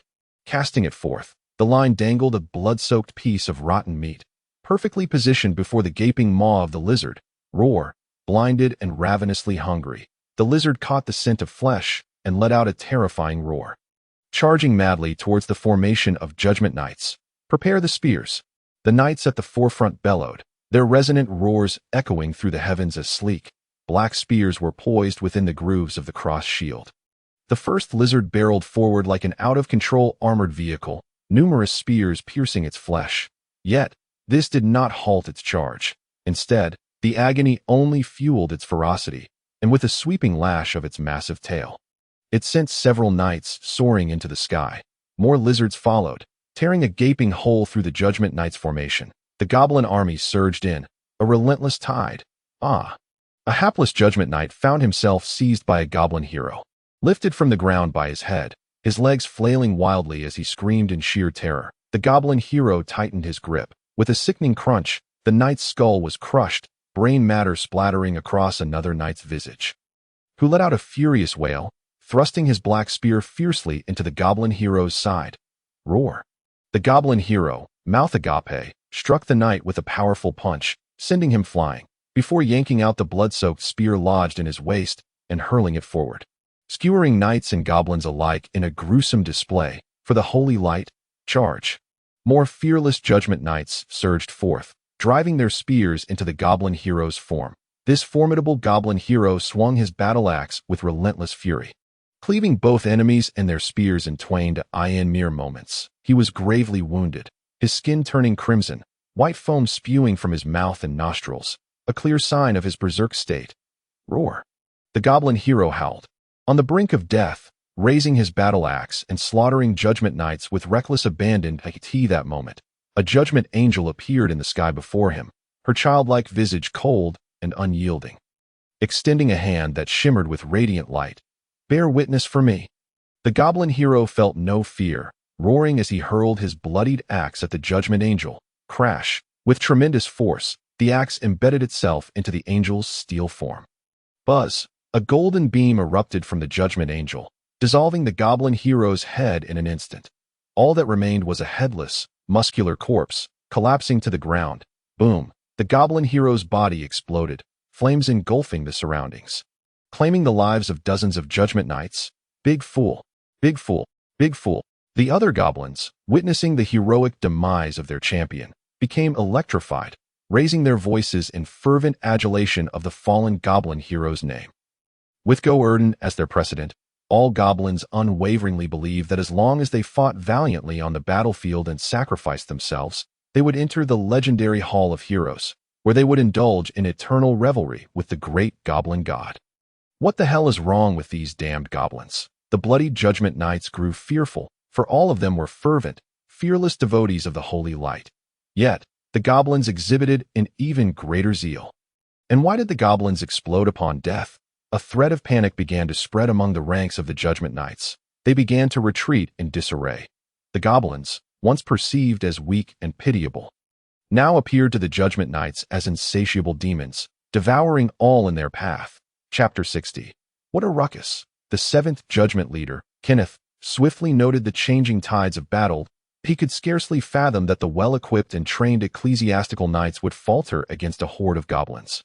Logically, these 5,000 Judgment Knights should easily handle 50,000 goblins. This was utterly abnormal. These goblins were far beyond what was expected. All Judgment Angels, heed my command. Abandon the undead and prioritize the goblins as our targets. Kenneth hesitated momentarily before altering the orders for all Judgment Angels. The undead posed no significant threat. The debut of the T-100 Judgment Angels was being broadcast live, with leaders from various factions of the Black Mountain Empire observing. Should it be discovered that 5,000 Judgment Knights were unable to defeat a mere band of goblins, the ecclesiastical authority would suffer a catastrophic loss of face. Whoosh, whoosh, whoosh. The 90 Judgment Angels, previously focused on vanquishing the undead, swiftly redirected their assault towards the goblin horde. The goblin numbers began to dwindle rapidly. Each laser emitted by the Judgment Angels resulted in explosions that obliterated large swathes of goblins. Even the formidable goblin heroes would sustain heavy injuries if struck directly by a laser. Yet, the goblins were not without means of retaliation. The robust goblin heroes and trolls seized nearby goblins, snapping their necks with a crack, and before the corpses could explode, hurled them towards the Judgment Angels. Boom! Boom! Boom! The continuous explosions engulfed the Judgment Angels, and each goblin's demise inflicted minor damage upon their steel exteriors. The ordinary goblins were virtually limitless in number. Zzz. One Judgment Angel lost an arm to an explosion, billowing smoke as it plummeted from the sky, only for the goblins below to swarm over it, dismantling it into scrap metal in mere moments. It was akin to a helpless maiden falling into a goblin den. Damn it. Seeing this, Kenneth's expression darkened beneath his mask. Meanwhile, far away, the Imperial high-ranking officials observing the battle through a magical crystal ball wore peculiar expressions. They had anticipated a one-sided crushing of the undead by the ecclesiastical forces. However, the sudden emergence of the goblin horde changed everything, their combat prowess far exceeding their previous notions of goblins. What was expected to be a display of the church's might now seemed to be turning into a farcical spectacle. Nipper Shulander gazed incredulously at the projection within the crystal ball, asking, "Father, could the Holy Light Church truly fall to a mere band of goblins?" Duke Tulip decisively shook his head. Impossible. The Judgment Angels, crafted with immense resources by those zealots, surely possessed more capability than this. Behind the undead army, the necromancer Rasmar was overjoyed. Once a seasoned hunter, he had often encountered goblins during his hunts, harboring a deep-seated loathing for them, as his village had suffered greatly at their hands. Yet now, he yearned to seize a goblin and kiss it fervently. The appearance of this goblin horde rekindled his hopes for revenge.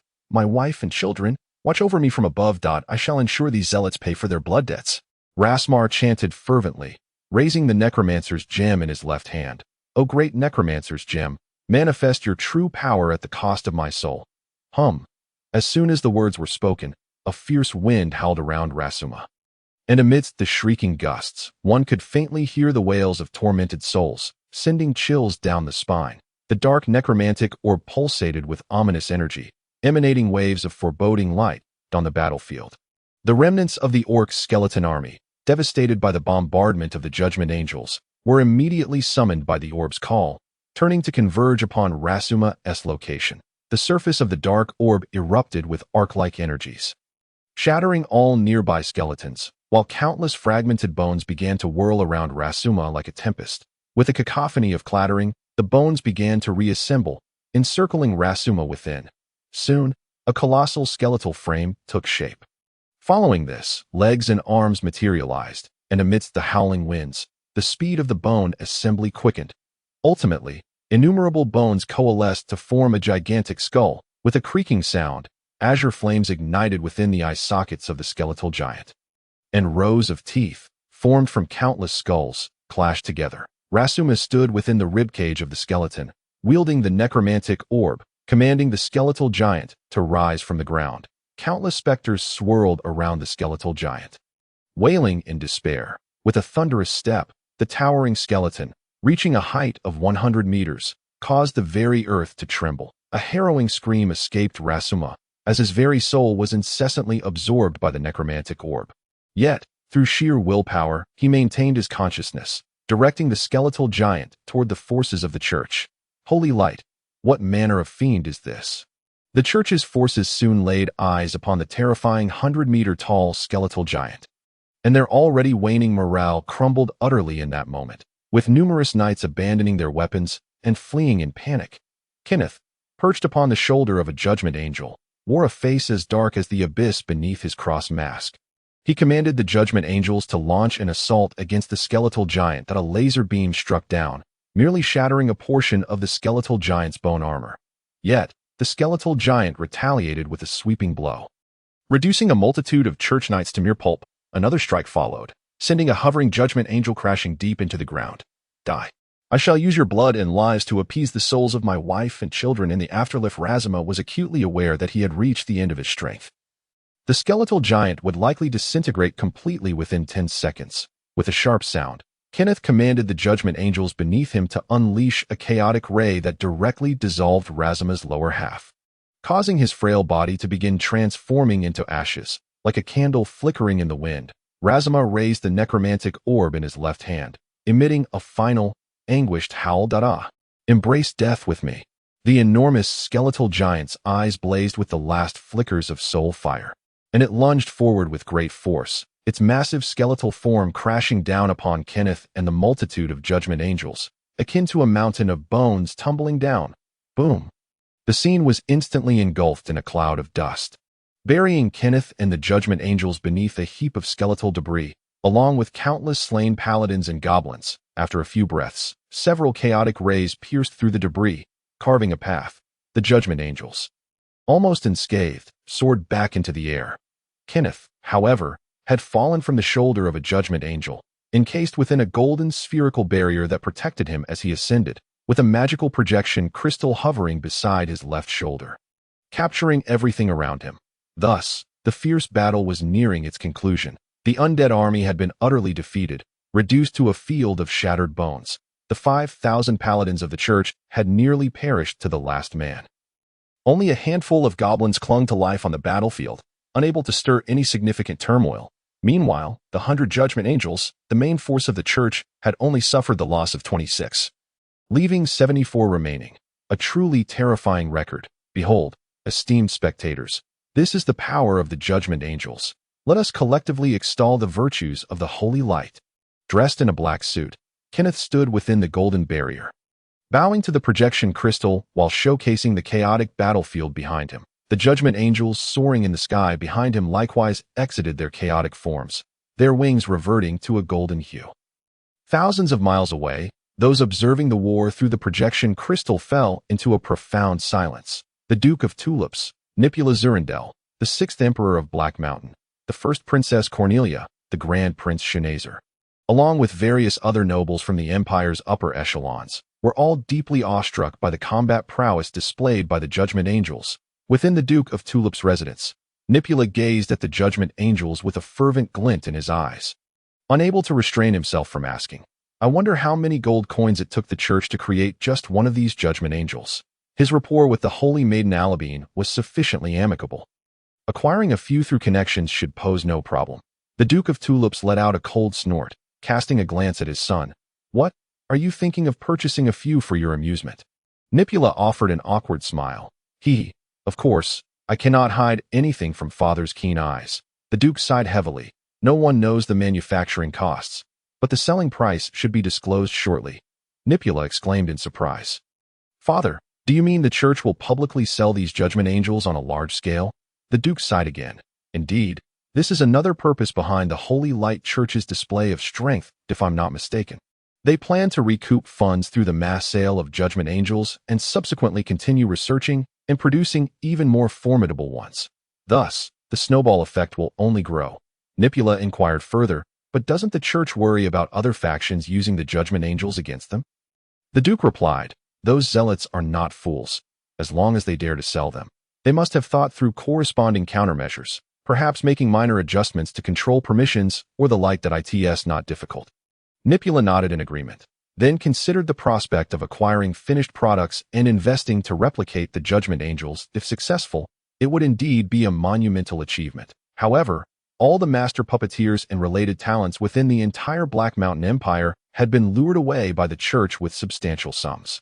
Even if he wished to replicate them, it would hardly be an easy task, and if discovered, would surely offend the Holy Light Church, the consequences of which remained uncertain at that moment. Nipula suddenly noticed some unusual movement in the scene projected by the crystal ball. His brow furrowed slightly, and an expression of disbelief crossed his face. Father, look quickly. What is that? The Duke of Tulips was momentarily taken aback. Refocusing his gaze on the crystal ball, he beheld a thick layer of dark clouds in the sky behind Kenneth, suddenly illuminated by flashes of lightning, and within it, a colossal creature resembling a great serpent writhed ominously.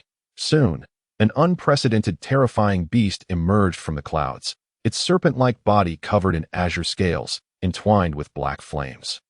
Boasting 4 robust dragon claws, its length exceeding 1,000 meters, a massive, menacing dragon head loomed, coldly surveying the battlefield below, as if a deity from another realm had descended, even through the crystal ball. The terrifying pressure exuded by this beast was palpable. Kenneth gazed upwards in horror, his body trembling violently as he issued a heart-wrenching command for all judgment angels to attack the creature in the sky. Beams of golden light struck the Azure Dragon's scales, leaving not a trace behind. The dragon then opened its maw and unleashed a searing breath that swept across the battlefield in that instant. All the judgment angels exploded, and even a distant mountain was instantly melted into flowing magma. The sole remaining judgment angel concentrated a light sword in its grasp, trembling its wings as it launched a desperate attack at the Azure Dragon. The dragon, extending its enormous claw, effortlessly captured it, and with a gentle squeeze, the judgment angel was reduced to a heap of scrap metal, falling directly before Kenneth. What is this monster? Kenneth's face, hidden behind his cross-shaped mask, turned ashen, trembling uncontrollably, unable to even turn to flee. The terror stemmed not from the prospect of death, but from the vast disparity in biological levels between them. The immense dragon head descended slowly. Looming close to him, its golden pupils resembling two massive mirrors reflecting Kenneth's figure. The entire projection of the crystal ball transformed into the visage of that colossal, terrifying dragon face, its cold, merciless gaze seemingly fixated on everyone through the crystal ball. Then, the beast opened its cavernous mouth and spewed forth flames once more. The image abruptly darkened. The projection ended there. Nipula's expression was one of utter astonishment. This battle had truly taken an unexpected turn. No one could have foreseen such a complete annihilation. The sight of the beast, towering over 1,000 meters, had left an indelible impression on him. This is indeed surprising. Who would have thought that such hidden talents lay within the humble gray mist mountains? Striking a blow to the face of the Holy Light Church, a glimmer of schadenfreude appeared on the Duke of Tulip's face as he stroked his beard and commanded, "Nipula, send some reliable personnel to the gray mist mountains to ascertain the situation there. But remember, regardless of what occurs, we must not engage the enemy first." "Yes, Father." In the grand hall of the Imperial Palace, even the normally composed 6th Emperor of Black Mountain furrowed his brow tightly, his expression growing grave. Despite the obvious external differences, the sudden emergence of the terrifying beast evoked memories of the ancient dragon clan, which had cost the Black Mountain Empire a century of effort and countless elite lives to defeat and expel from the continent. Those not of our kind must have a different heart. Compared to the blood-sucking Holy Light Church, these foreign beings posed a greater threat to the Empire and humanity, and they must be eradicated first.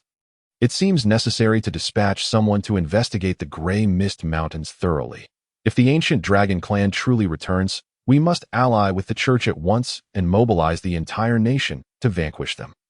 Cornelia, I command you to immediately send people to the Gray Mist Mountains to investigate the details. As you command, Father. Cornelia bowed in obedience, then turned to gaze at the now pitch-black crystal ball. Her beautiful eyes still unable to conceal her shock. For some inexplicable reason, that terrifying beast evoked a sense of familiarity within her. It felt as though she had seen it somewhere before.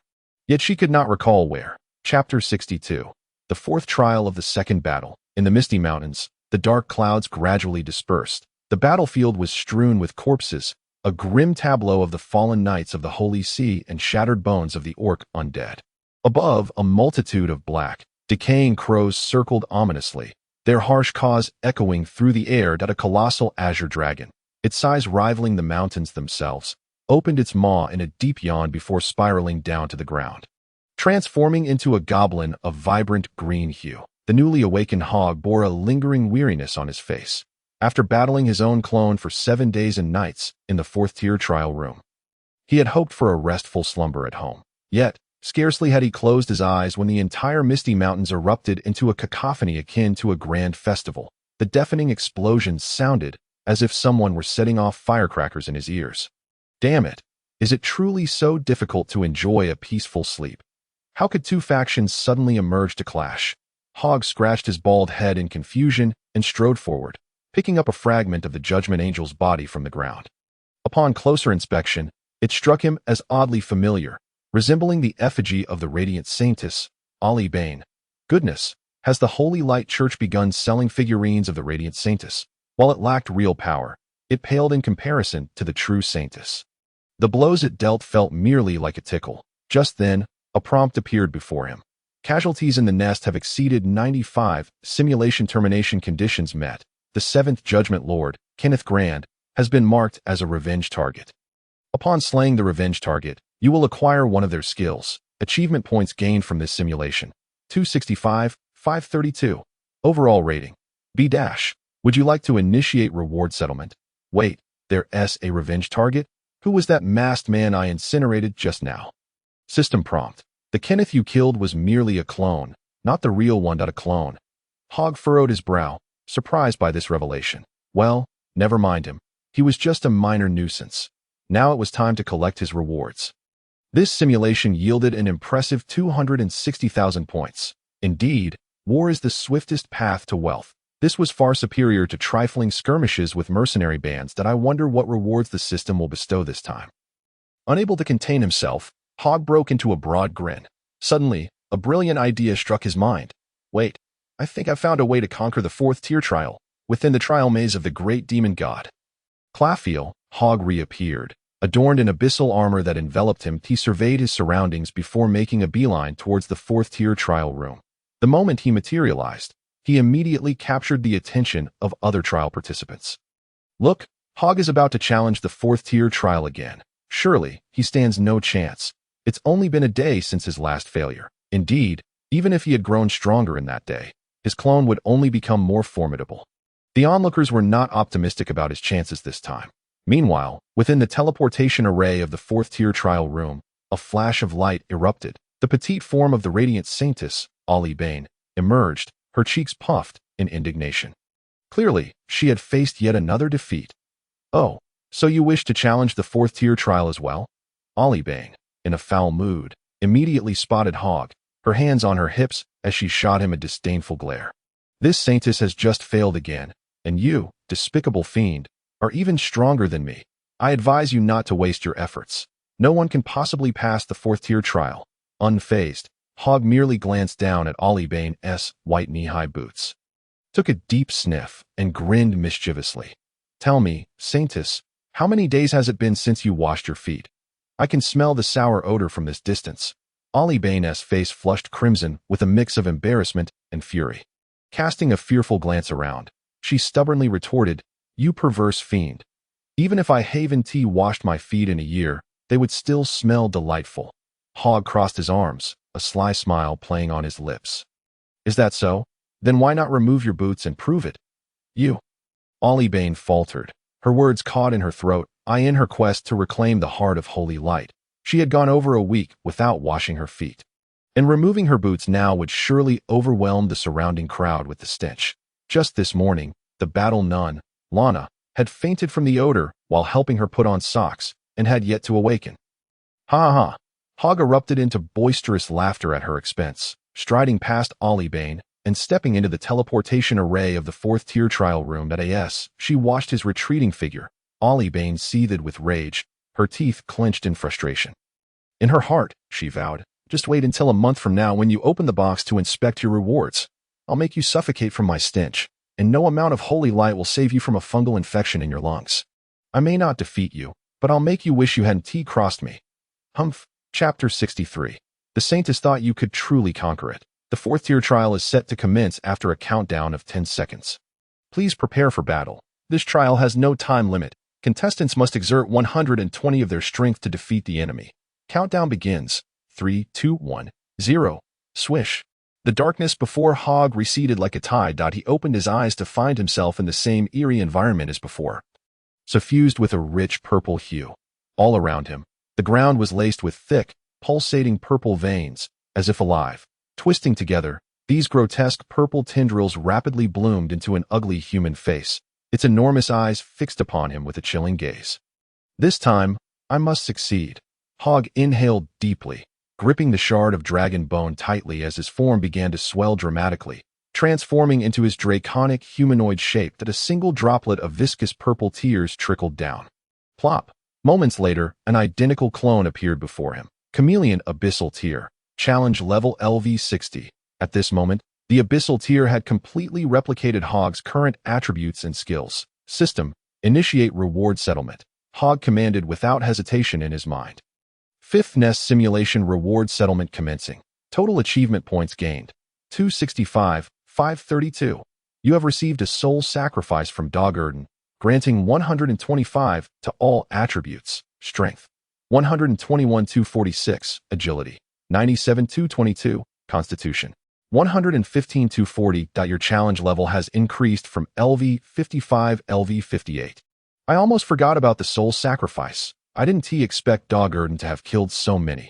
Moreover, the doubling of base attributes only raised my challenge level by 3, which is quite surprising. However, upon closer reflection, it makes sense. The higher the level, the more difficult it is to level up. Overall rating. B. Rewards are now being distributed. Congratulations, you have received the reward. Exotic Evolution Stone, a stone the size of a fist. Inscribed with 4 different runes, materialized before him. Upon grasping the Evolution Stone, 4 distinct options appeared before him. Lightning type Exotic Evolution. Choosing this will evolve you into a lightning goblin, granting you control over lightning. Fire type Exotic Evolution. Choosing this will evolve you into a flame demon goblin, granting you control over fire. Ice type Exotic Evolution. Choosing this will evolve you into an Ice King goblin, granting you control over ice. Face type Exotic Evolution. Your appearance will become quite handsome. The first 3 evolutions seemed somewhat lackluster. With the Azure Dragon Fruit, he could already wield lightning and fired at AS for ice attributes. He estimated they wouldn't be much different. What on earth was this face type Exotic Evolution? Are you joking with me? Hog's expression was one of astonishment. Just then, as he was lost eye in an instant, a golden aura erupted around his body, almost solidifying into a tangible form. Ha! The doppelganger laughed loudly, charging forward once more with shattered dragon bones in hand. Thunderous 8 trigrams. A golden opportunity. Gao Ji's gaze sharpened, and he unleashed a roar reminiscent of an enraged lion.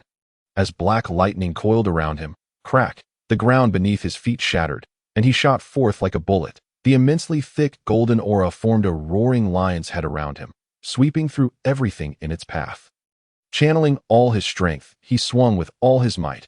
Raging lion thunderous 8 trigrams. Boom. Before Gao Gu, everything fell into a blank void, and he didn't even witness how the doppelganger met its demise. A clearing notification popped up. Congratulations on clearing the 4th stage trial room. Time consumed. 0:0:0:23 seconds. Rating. SSS. Calculating rewards based on trial rating. You have obtained Demon God coins. 40,000 that you have received the exclusive reward for SSS rating. Purified Abyssal Tear. Purified Abyssal Tear. Upon use, it generates an identical doppelganger to fight for you, lasting 30 minutes with a cooldown of 24 hours, and the doppelganger's maximum challenge level is LV 85. Ding! A purple, tear-shaped liquid slowly dripped from the air. Gao Gu reached out to catch it. The purple tear immediately merged into his abyssal armor. The armored abyssal suit seemed to come alive, with the menacing eye on its chest trembling violently. With a thought, the eye on his chest began to secrete a large quantity of purple liquid that flowed to the ground, gradually taking the shape of Gao Gu himself, differing only in color. Purified Abyssal Tear, Gao Gu Challenge Level LV 58. Not bad. This reward certainly lives up to the difficulty of the 4th stage room. With this item, future confrontations will indeed be a righteous 2 against 1. Gao Gu was immensely satisfied, and with another thought, he retracted the abyssal tear back into the armor at the same time. A teleportation array lit up before him, and he stepped in. His robust frame reappeared in the trial square. He noticed that the other trialists surrounding him were all staring at him in astonishment. Even the light saintess, Elabin, stood rooted in place, her face displaying a look of shock upon seeing him appear so swiftly. After all, he had entered for less than half a minute. Ayla, did you fail again? Seeing you so confident, I thought you might actually clear it. Elabin leapt forward with a triumphant grin, exuding a sense of schadenfreude. Chapter 64. I don't believe he isn't moved. Haha, just a slightly stronger fish among the minnows, daring to be so arrogant. Who do you think you are? In the end, you are just like everyone else. Stuck at the 4th stage trial. What a disappointment. Why don't you accept it? If you can't, come and fight me, you fool. Ha ha ha. Elabin frantically made silly faces and exaggerated expressions, trying to provoke him. Yet Gao Gu did not show any signs of anger. Instead, he laughed at her antics. Her foolish demeanor reminded him of a certain blue-haired goddess from an otherworldly animation he had seen in his past life. It was strikingly similar, truly a talent. "Saintess, you are endearingly foolish," he said, gently ruffling Alabian's hair before directly exiting the trial maze, his figure dissipating into countless specks of light. Alabian stood there, dazed with her hands on her head, a look of utter confusion on her face. If she were in her position, facing such taunts from others, she would have exploded with rage by now. Oh no! Could it be that this perverse individual is the type who finds joy in being insulted? Wouldn't that make him invincible? How could this saintess compete with him in the future? Alabian's expression turned gloomy, and she began to stuff her mouth with candies from her storage ring to alleviate her stress. Just then, the center service desk of the trial square suddenly became bustling with activity. That a multitude of trialists gathered around the service desk, their faces filled with disbelief, pointing at the leaderboard hovering above. "No way! How is this possible? He really cleared it. Oh my goodness, this is huge." The atmosphere surged with excitement as more and more trialists flocked to the leaderboard, chattering animatedly. What is happening? Did someone break the record for the third stage trial again?" Alabian, noticing the commotion, quickly made her way through the crowd to gaze intently at the leaderboard. Thud! The bag of candies in her hand fell to the ground, scattering sweets everywhere. To her astonishment, the leaderboard had indeed refreshed once more. First place, Gao Gu, cleared the fourth stage trial room in 0 minutes and 23 seconds. Second place, Alabian and Slona, cleared the third stage trial room in 11 minutes and 33 seconds. Third place. What the heck? Alabian's silver eyes widened in disbelief, her cross-shaped pupils vibrating. She suspected she was dreaming and rubbed her eyes vigorously, staring again. That Gao Gu had truly cleared the fourth stage trial room. And he did it in just 23 seconds. How is this even possible?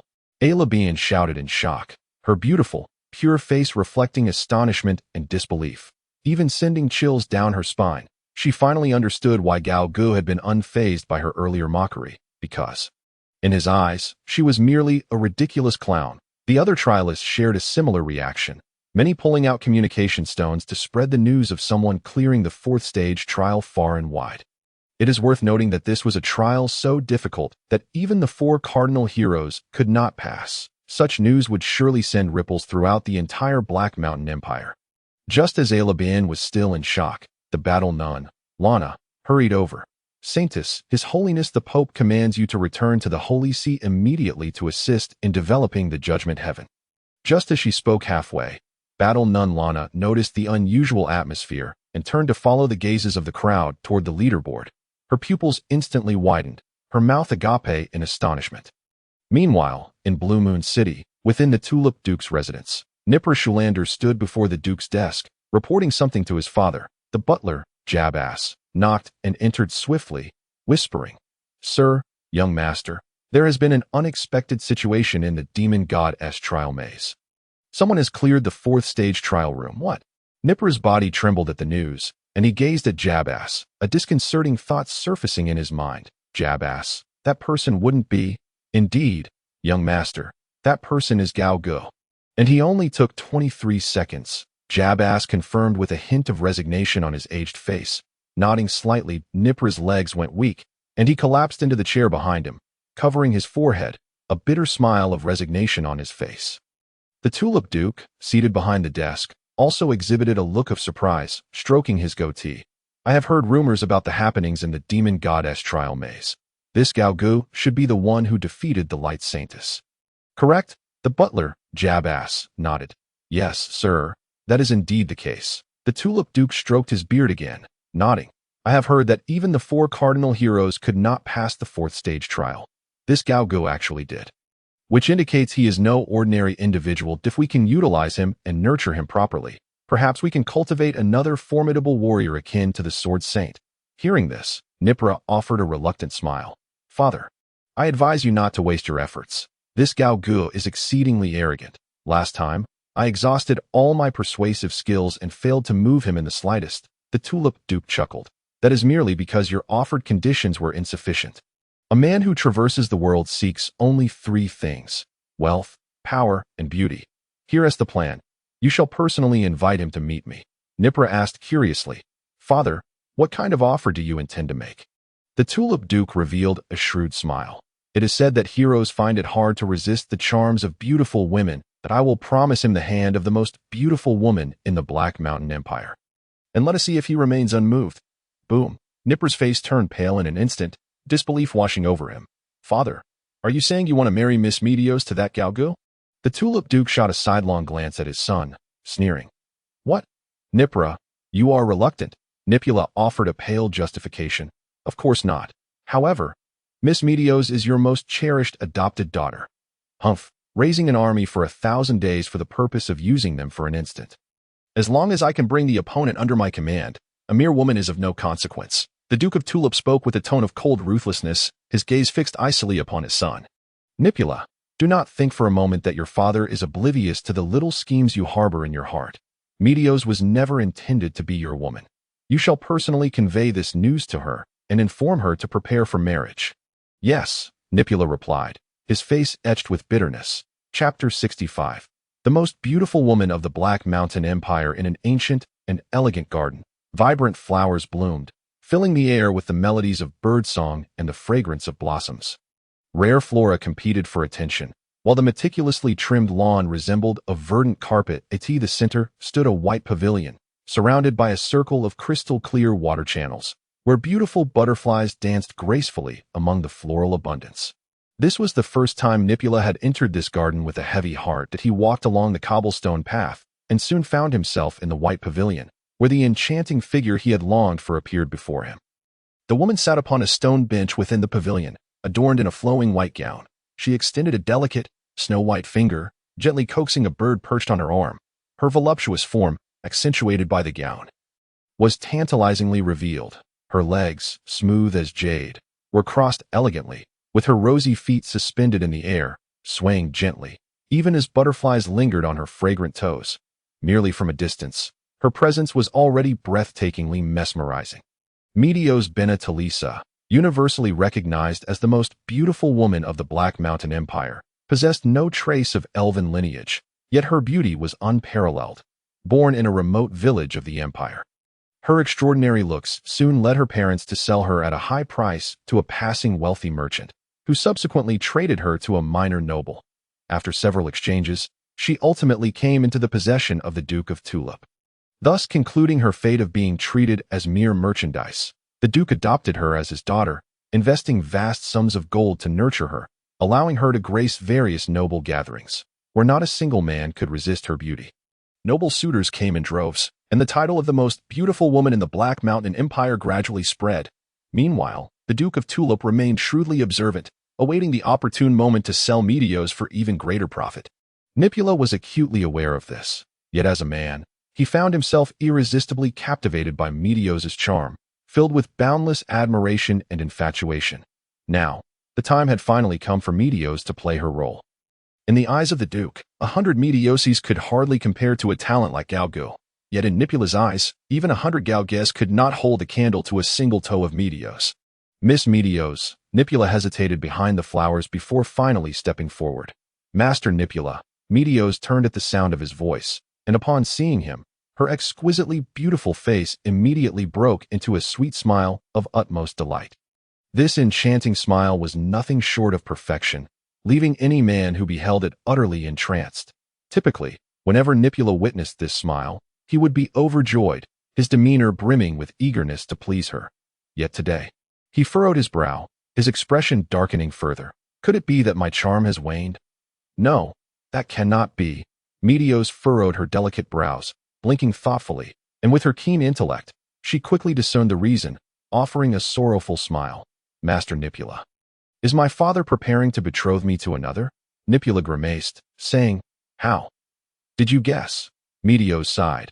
Because your expression resembles that of those who have sold me before. Nipula lowered his gaze in silence, his expression one of profound anguish. Inwardly loathing his own impotence, the two remained silent for a long while. Master Nipula, do you love me? Meteos inquired.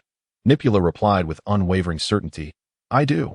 Meteos lamented, Then will you take me away? I do not wish to marry a stranger. Nor do I want to be treated as a mere commodity. Nipula fell silent once more, his face a tumult of emotions, his fists clenched tightly.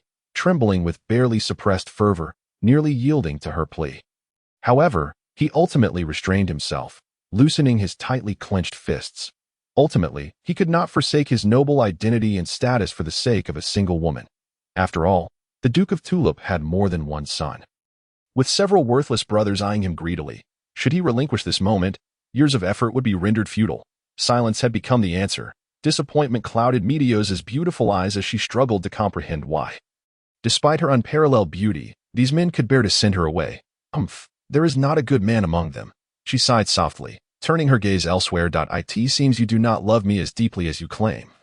You are no different from the rest. Miss Meteos, prepare your heart. At least this time, he will not sell you off to another. Nipula's heart bled as he slowly turned to leave the garden.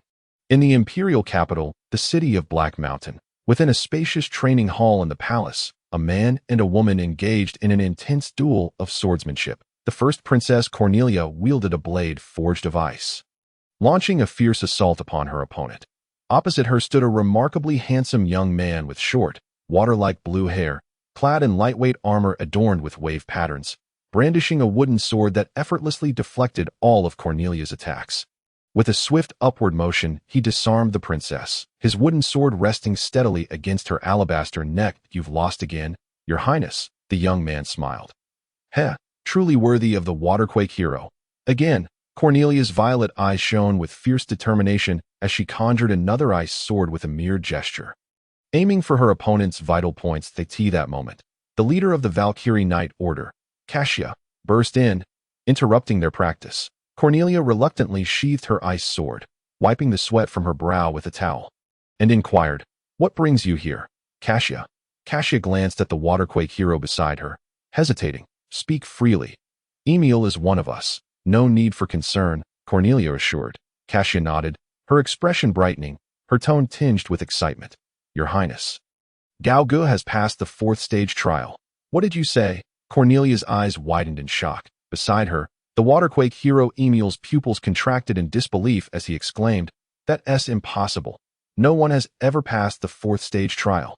Chapter 66. The Prism Level Nest Buff. Deep within the gray mist mountains, a colossal structure resembling a skull emerged from the faint mist, with a mighty waterfall cascading from its mouth into the lake below. Even after the 5th simulation had concluded, this fortress, carved from the mountainside by thousands of goblins, remained intact. Gao Gu stood below, gazing upward, pondering for a long while before deciding to name this edifice Skull Fortress. Aptly named for its skull-like appearance, sounding both cool and easy to remember. Hehehe, finally, a decent home. No more living in a cave. Gao Gu activated Moonstep and flew directly into the eye socket of the skull. Preparing to commence the 6th nest simulation at AS for lifespan consumption, he intended to keep it to a minimum, a day at most. Every bit saved was a blessing that no one would ever complain about living longer. Just as he was about to begin, a prompt suddenly appeared before him. Updating the real Goblin Nest simulation system. Please wait. Update progress. 50, 80, 90. The system update was completed, and the current version was 2.0. New update content. The lifespan consumed during the simulation of the nest will be linked to the strength of the nest buff. Consuming 30 days of lifespan will yield a golden grade buff, while consuming 300 days will produce a prism grade buff. As compensation for this update, a complimentary prism buff voucher is granted. Upon consuming the voucher, one can activate a prism grade buff without incurring additional lifespan costs. The host's current remaining lifespan, 30,897 days. Goodness, is this system implying I should perish even more swiftly? Gao Gu harbors immense skepticism regarding the true intentions of this system, suspecting it seeks his demise. Nevertheless, the opportunity for a free simulation is rather appealing. He is eager to discover the nature of this prism grade buff. Should the buff's effects prove unsatisfactory, he can always opt to forfeit a day's lifespan instead. Upon consuming the prism buff voucher, the 6th nest simulation commences, with an additional payment of 7 days of lifespan to resurrect the heroic spirit, Doggerden. The 6th Goblin Nest simulation begins. Please select a nest buff. War Fog. The Goblin Nest will be perpetually shrouded in war fog. Enemies will be unable to detect the existence of the nest until they step upon its territory. Pacifism. Nest infrastructure speed 100. But the goblins will become less ferocious and warlike. Heart of the Penguin. Prism. The clever goblins will replicate and enhance everything they've encountered, transforming it into something greater and stronger. Your creativity is commendable. But alas, it will belong to the goblins in the next moment. Is that all? Gao Gu scratched his head, feeling this prism buff isn't particularly potent. However, it certainly surpasses War Fog and pacifism in value. And it bears no adverse effects. There is no reason to hesitate. A gift should not be refused. Gao Gu promptly selects the heart of the penguin. This time, no goblin cave materializes. Instead, countless specks of light emerge from within him, coalescing into numerous goblins appearing within the skeleton fortress. The sixth nest simulation concludes. Initial goblin count, 505 current achievement points, 0 nest buff. Human C tactics, rapid reproduction, frenzied mutation, art is explosion, the Great Thief Guild. Part of the penguin prism. Due to the effect of the Great Thief Guild, 5 treasure-thieving goblins emerge within the nest. Thanks to the effect of frenzied mutation, 50 large goblins, 30 goblin trolls, and 20 goblin heroes appear within the nest. With the effect of human C tactics, all goblins in the nest experience a 10 challenge level. The sorcerer dog Erden reappears in the nest as a heroic spirit, inheriting all attributes and skills from the previous simulation. This initial goblin count is astonishingly over 500. This is likely a side effect of the prism voucher, coupled with the effect of rapid reproduction. It won't be long before the Grey Mist Mountains are teeming with green goblins that if no external interference occurs, the nearest human settlement to the Grey Mist Mountains is in for a terrible fate. Satisfied, Gao Gu stretches and turns to enter a spacious chamber. Taking a seat upon a stone chair that he retrieves the reward from the last simulation. The Mutant Evolution Stone, Thunder-type Mutant Evolution. Upon selection, you will evolve into a Thunder Demon Goblin, granting you the power to control lightning. Fire-type Mutant Evolution. Upon selection, you will evolve into a Flame Demon Goblin, bestowing upon you the ability to command flames. Ice-type Mutant Evolution. Upon selection, you will evolve into an Ice King Goblin, enabling you to wield the power of frost. Face-type Mutant Evolution. Your appearance will become strikingly handsome. After much contemplation, Gao Gu ultimately decides to select the Face-type Mutant Evolution. He now possesses the Azure Dragon Fruit. The first 3 options may enhance combat ability, but not significantly. Thus, he opts to enhance his charm, with an increase of 1,000 in attractiveness. His encounters with female adversaries will undoubtedly yield better results, effectively boosting his combat prowess in a roundabout manner. Selecting the Face-type Mutant Evolution, no sooner had he spoken than the Mutant Evolution Stone in his hand erupted with a blinding radiance. A multitude of intricate runes flew from the stone, swirling rapidly around Gao Ji's form. As if enveloped by a galaxy of stars, Gao Gu distinctly felt his skeletal structure beneath his skin beginning to shift. A tingling sensation coursing through him, akin to ants crawling over his body, and a pained expression crossed his face. After several minutes, the runes surrounding him gradually dissipated. The luminous radiance emanating from the floating Mutant Evolution Stone waned, crumbling to dust upon the ground. Gao Gu, drenched in sweat, resembled someone who had just emerged from a sauna, his breathing somewhat labored. Gao Gu stared in astonishment at his hands and body. Realizing that his skin had transformed from green to a deep crimson, he touched his face and immediately dashed out of the room. Leaping from the skeleton fortress, he arrived at the nearby lake. Bending down to gaze at his reflection on the water's surface, what met his eyes was a visage brimming with masculine strength. 2 crimson horns approximately 2 fingers in length sprouted from his forehead. Long white hair cascaded over his shoulders, and his entire physique was adorned with robust muscles, towering at a staggering 3 meters, exuding an imposing aura. Goodness, is this not identical to my appearance in my previous life? In the Black Mountain Empire, in the sacred city, within the grand and solemn light cathedral, the 6th Pope, Seiji, donned an ancient golden mask, his hands clasped behind his back, silently gazing up at the flourishing holy tree before him. The tree's thick trunk bore the emaciated corpse of a man, perfectly fused with the wood, his expression contorted in anguish, arms outstretched and deeply embedded in the tree itself, while his legs transformed into roots. Burrowing into the earth below that moment, footsteps echoed through the cathedral that a figure resembling a mummy entered, wrapped in white cloth, inscribed with golden sacred texts meant to suppress his power. Pope Seiji did not turn. Addressing the newcomer without looking back, "Plague, why have you left your post at the dimensional rift to come here?" The man, speaking with an impatient tone, replied, I have heard about the situation in the Gray Mist Mountains. Do you need me to go, Seiji? No. Pope Seiji swiftly rejected the request without a moment's hesitation. This mummy-like figure, despite his peculiar appearance, was indeed one of the four horsemen of the apocalypse, the highest combat force the Holy Light Church could present. Plague, war, famine, and death, the names of the four riders instilled fear in all. Each possessed the terrifying strength to obliterate a small nation. The Black Mountain Empire's 600 years of history is a tale of war. Whether it be the tyrannical ancient dragon or the brutal and powerful Orc Empire, or even the Dwarven Kingdom that forged supreme artifacts, they all ultimately fell before the combined might of the Black Mountain Empire and the Holy Light Church. Throughout this period, countless strong individuals in the Black Mountain Empire perished, including the legendary Sword Saint from a century ago, who succumbed to injuries following a battle with the Orc Empire's mightiest warrior, the Bone Crusher. However, the four horsemen of the apocalypse from the church remain eternal. Among these four, Plague possesses the weakest strength, yet his potential for harm far exceeds that of the other three riders. Thus, the Pope had relegated him to the underground, isolated from the world, tasked with guarding the dimensional rift. Why? That dragon-like creature should be formidable, right? War, famine, and death are all in the outer realms. Only I, Plague, can vanquish that beast. Plague exclaimed, arms outstretched, confusion evident in his voice. Pope Seiji replied calmly, "Have you forgotten the consequences of your last unauthorized intervention? Hundreds of thousands of innocent civilians perished due to your actions." Plague's anger flared upon hearing this. He stomped his feet, retorting, "Their deaths are not my fault. It was not my intention to harm them. It was their poor physical condition that led to their demise. It is their own fault. Not mine." Pope Seiji responded sternly, "That is a weak excuse. No means no. It is not yet time for you to act." Plague's eyes widened in disbelief. Why? So many have perished within the church. It must be a source of shame. As the current pope, will you merely stand by and watch the church's reputation suffer? Pope Seiji's gaze turned icy, his voice booming like thunder.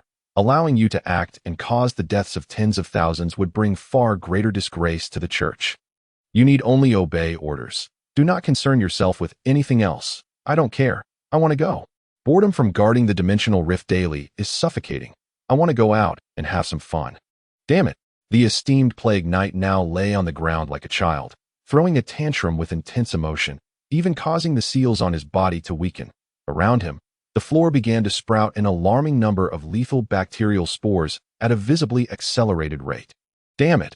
Even the most cultured of individuals, such as the Pope, would find themselves with veins bulging on their foreheads upon witnessing such a scene, ultimately exhaling a resigned sigh. Enough. Cease your antics here. The Plague Knight immediately halted his dance, raising his gaze towards him. Have you acquiesced? Pope Seiji replied. It is impossible to release you. However, I can offer you an extra chicken leg for dinner today as compensation. An extra chicken leg? The Plague Knight exclaimed with uncontainable joy. Pope Seiji, maintaining a stern demeanor, remarked, once you've had your fun, hasten back underground to fulfill your duties. Remember, this is a special exception. There shall be no next time. Ha ha ha. Long live your holiness. The Plague Knight scrambled to his feet, his bandaged visage breaking into a wide grin, humming a cheerful tune as he swaggered out of the Cathedral of Holy Light. With another wave of his hand, a golden beam of holy light descended, illuminating the spot where the Plague Knight had just lain, emitting a hissing sound as the released plague aura was instantly eradicated. Just as the Plague Knight departed, the holy maiden Alabian strode in with an air of indifference, clutching a bag of cream-filled bear biscuits, stuffing them into her mouth while grumbling, "What a big fool. To be satisfied with just a chicken leg. It's truly laughable." Pope Seiji cast a glance at Alabian, smiling as he stated, "Human desire knows no bounds, if suppressed for an extended period. The joy derived from a mere chicken leg can equate to the ecstasy of acquiring a mountain of gold." "I don't understand what you're rambling about," Alabian retorted, biscuit crumbs adorning her mouth. As she pulled out a piece of biscuit and offered it to him, "Would you like some?" "No, thank you. I am not hungry," Pope Seiji replied with a smile. "Is there a reason for your sudden visit?" "Holy Maiden?" Alabian raised her fist, revealing needle marks on her arm, protesting indignantly. "Humph, how can you even ask? That bunch of oddities you summoned drained so much of my blood today. They nearly emptied me. This is not what we agreed upon. I demand compensation. Pope Seiji smiled. Of course, what sort of compensation does the Holy Maiden desire? Elabian declared. I demand to train at the Central Doctrine. Train at the Central Doctrine? Pope Seiji's face registered surprise as he scrutinized the Holy Maiden. Today must be a rare occasion, for the notoriously lazy Holy Maiden has proactively requested to train. What has spurred this change in you? Elabian gritted her teeth fiercely. Humph, that's none of your business. There's a detestable foe I must defeat. Just say whether it can be arranged. Pope Seiji nodded, commending her. It is commendable that the Holy Maiden possesses such ambition, yet training at the Central Doctrine is exceedingly arduous. I trust you are prepared for the challenge. Elabian clenched her small fist. Her expression fierce. No matter how grueling, I care not. As long as I can vanquish that villain. I could even forego snacks for 3 days. Pope Seiji's lips twitched slightly. The notion of abstaining from snacks for 3 days hardly aligned with the concept of hardship. Chapter 68. Green Technology, a heart-stirring revelation in the Gray Mist Mountains. Within the confines of the Skeleton Fortress, with the reappearance of the Goblin Nest, the sorcerer dog Erden made his expected entrance. His cold gaze surveying the operations of the nest. That I live, I die, I reincarnate, I am immortal. His towering figure, over 2 meters high, bore an ominous dark green hue, adorned with strange black tattoos, 2 hefty bone spikes protruding from his back. Wielding a gnarled wooden staff, draped in a tattered cloak, wherever he roamed, the goblins within the nest regarded him with utmost reverence. Whether they were valiant goblin heroes or simple-minded goblin brutes, all bowed their heads in respect. Every goblin knew that Dog Erden was a powerful goblin blessed by the goblin god, and the first to step into the Hall of Heroes. Yet, Dog Erden never perceived himself as extraordinary. Everything he possessed was a gift from the great goblin god, and all his actions were merely his duty. Under his meticulous command, the goblins in the nest each fulfilled their roles with clarity: breeding, training, hunting, gathering, reconnaissance, exploration. Every second the nest grew more formidable. In the filthy beast pen, goblins can find various magical beasts captured from the mountains. Dog Erden picked up a newborn goblin pup, inspecting it for defects, nodding in satisfaction before tossing it back into its nest. The chief goblin managing the beast pen breathed a sigh of relief. However, unexpectedly, Dog Erden seized it by the neck, roaring, "The beast pen is far too filthy. You imbeciles, this will make the magical beasts ill. Clean it up immediately. If I see any filth in there again, I shall turn you into minced meat to feed the beasts." "Ah, yes, chief." The chief goblin trembled in fear, hastening to instruct the younger goblins to fetch rudimentary cleaning tools to tidy up the pen. As Dog Erden continued forward, a small goblin rushed towards him in a frenzy, throwing itself at his feet, exclaiming excitedly, "Gah! Chief Dog Erden, we found the iron contraption you instructed us to seek." "Excellent. Take me there at once." Upon hearing this, a glimmer of excitement flashed in Dog Erden's eyes as he followed the messenger goblin to a stone chamber. There lay a heavily damaged Judgment Angel T-100. Its surface marred, revealing intricate internal mechanical components beneath the twisted steel. The towering iron contraption, once a formidable sight on the battlefield, was etched in Dog Erden's memory that he extended his rough green hand to caress the cold steel of the Judgment Angel. "Good, very good. Gah, chief. We've discovered many more of these broken iron contraptions in the valley. Bring them all to me. Additionally, summon every clever craftsman in the nest. I want them to construct an even larger and more powerful iron contraption." "Yes, chief." Shortly thereafter, the nest's craftsmen gathered in the chamber, surrounding the Judgment Angel T-100 to examine, analyze, and dismantle it. In the blink of an eye, the intricately designed Judgment Angel was reduced to a heap of parts by the goblins. "Gah, these small components look foolish and useless. I think we should discard them all. Indeed, the humans designed this iron shell too conservatively. It must be larger, taller, and sturdier, with various weapons welded onto the surface." The construction of this broken iron contraption is exceedingly simple. It's merely a pile of scrap iron and a few iron frameworks, powered by a magical core from a beast, devoid of any technical complexity. "Chief Dog Erden, I estimate I can produce one in a week." "Nonsense. I estimate it can be done in 5 days. The craftsman reported while studying the design. "Excellent, as long as you can create this iron contraption. All of you will be promoted by 3 ranks. Dog Erden skillfully painted a grand vision for the craftsman. Upon hearing of the promotion, the craftsmen trembled with excitement, all declaring that they would work tirelessly to bring forth the goblin's iron contraption. In reality, due to the abundance of ready materials, the clever goblins crafted their first T-100 in just 3 days. That on a morning when Hog was lazily dozing in the skeleton fortress, he was roused by a knocking at the door. Upon opening it, he found Dog Erden. Dog Erden, do you have business with me? Hog yawned languidly. Lord Hog, we created something new and would like to invite you to take a look. Dog Erden bowed deeply before the goblin god. His demeanor respectful, a mysterious smile gracing his face. Hog scratched his head, uncertain of what the goblins could have constructed. He had spent the past few days indulging in sleep and food, neglecting even the nest's log. Seeing Dog Erden's enigmatic demeanor piqued his curiosity. Following Dog Erden, they made their way to an open area outside the skeleton fortress, when Hog beheld the enormous iron contraption standing in the open space.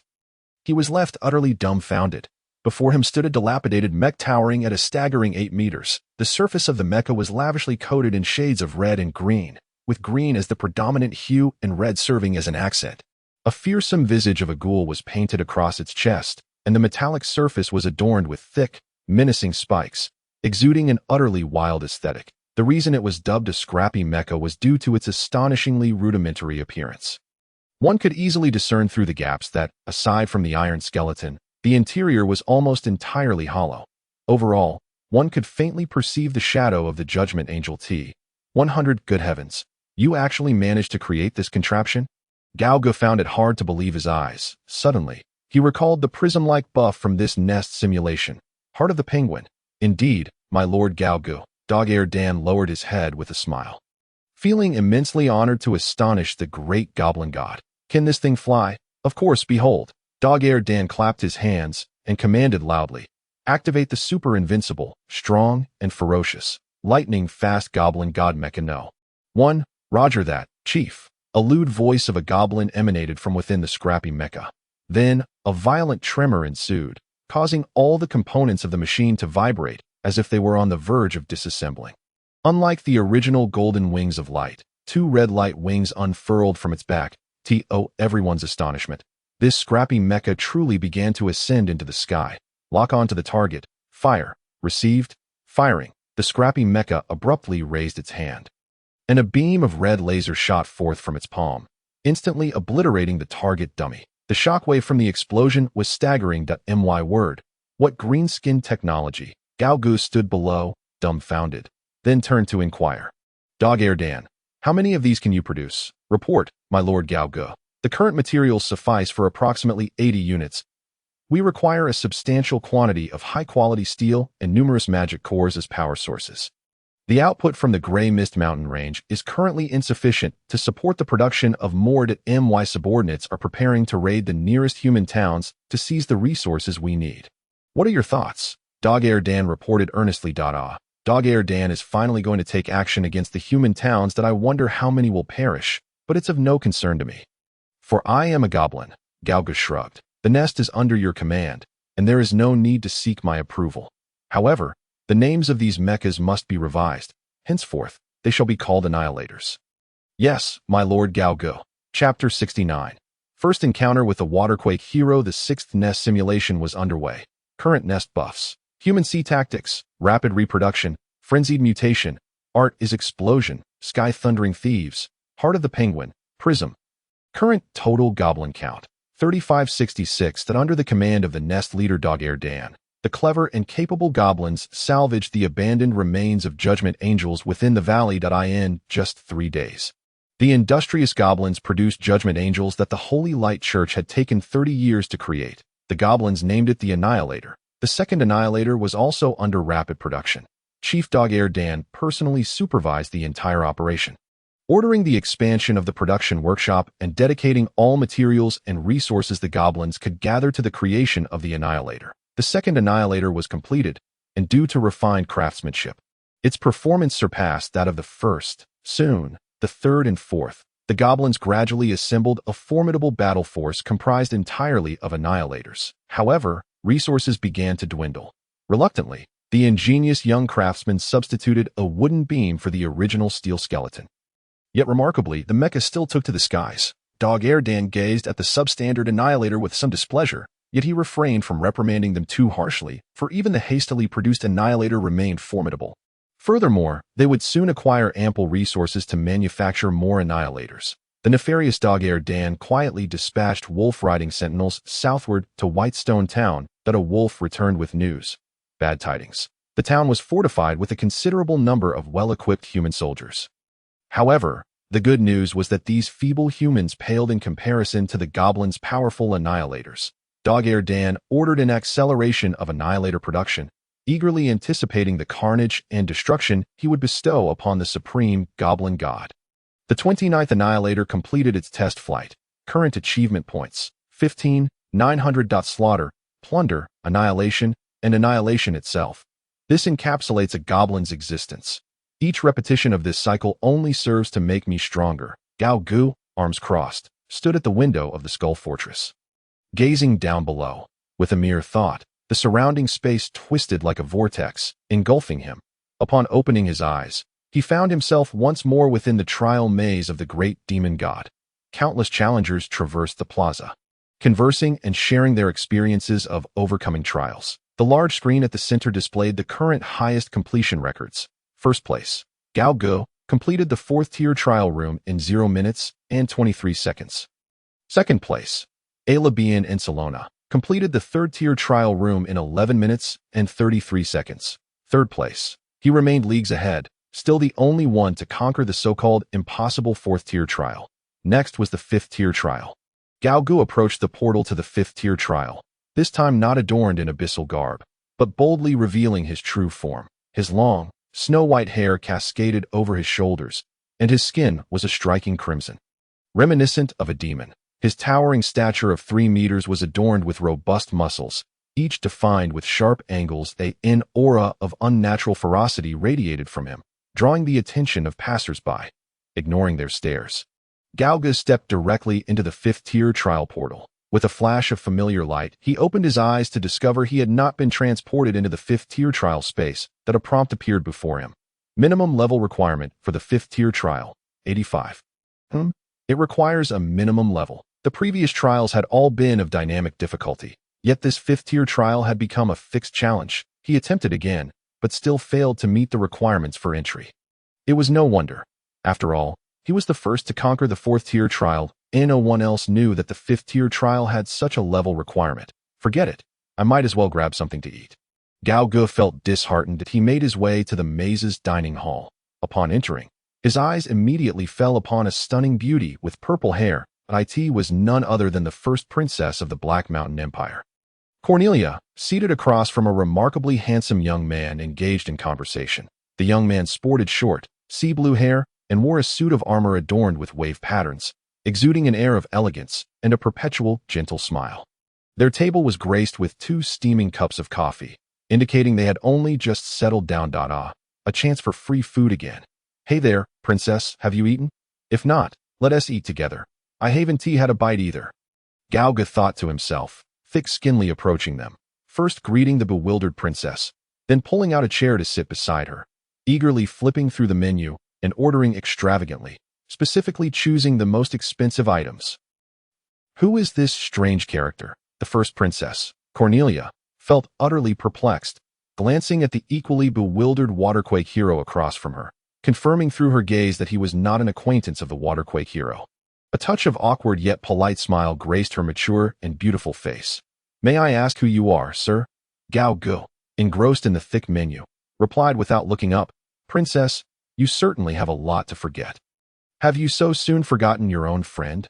Friend? The first princess, Cornelia, paused in surprise, her beautiful eyes scanning him carefully, before tentatively asking, Are you Lord Gao Gu?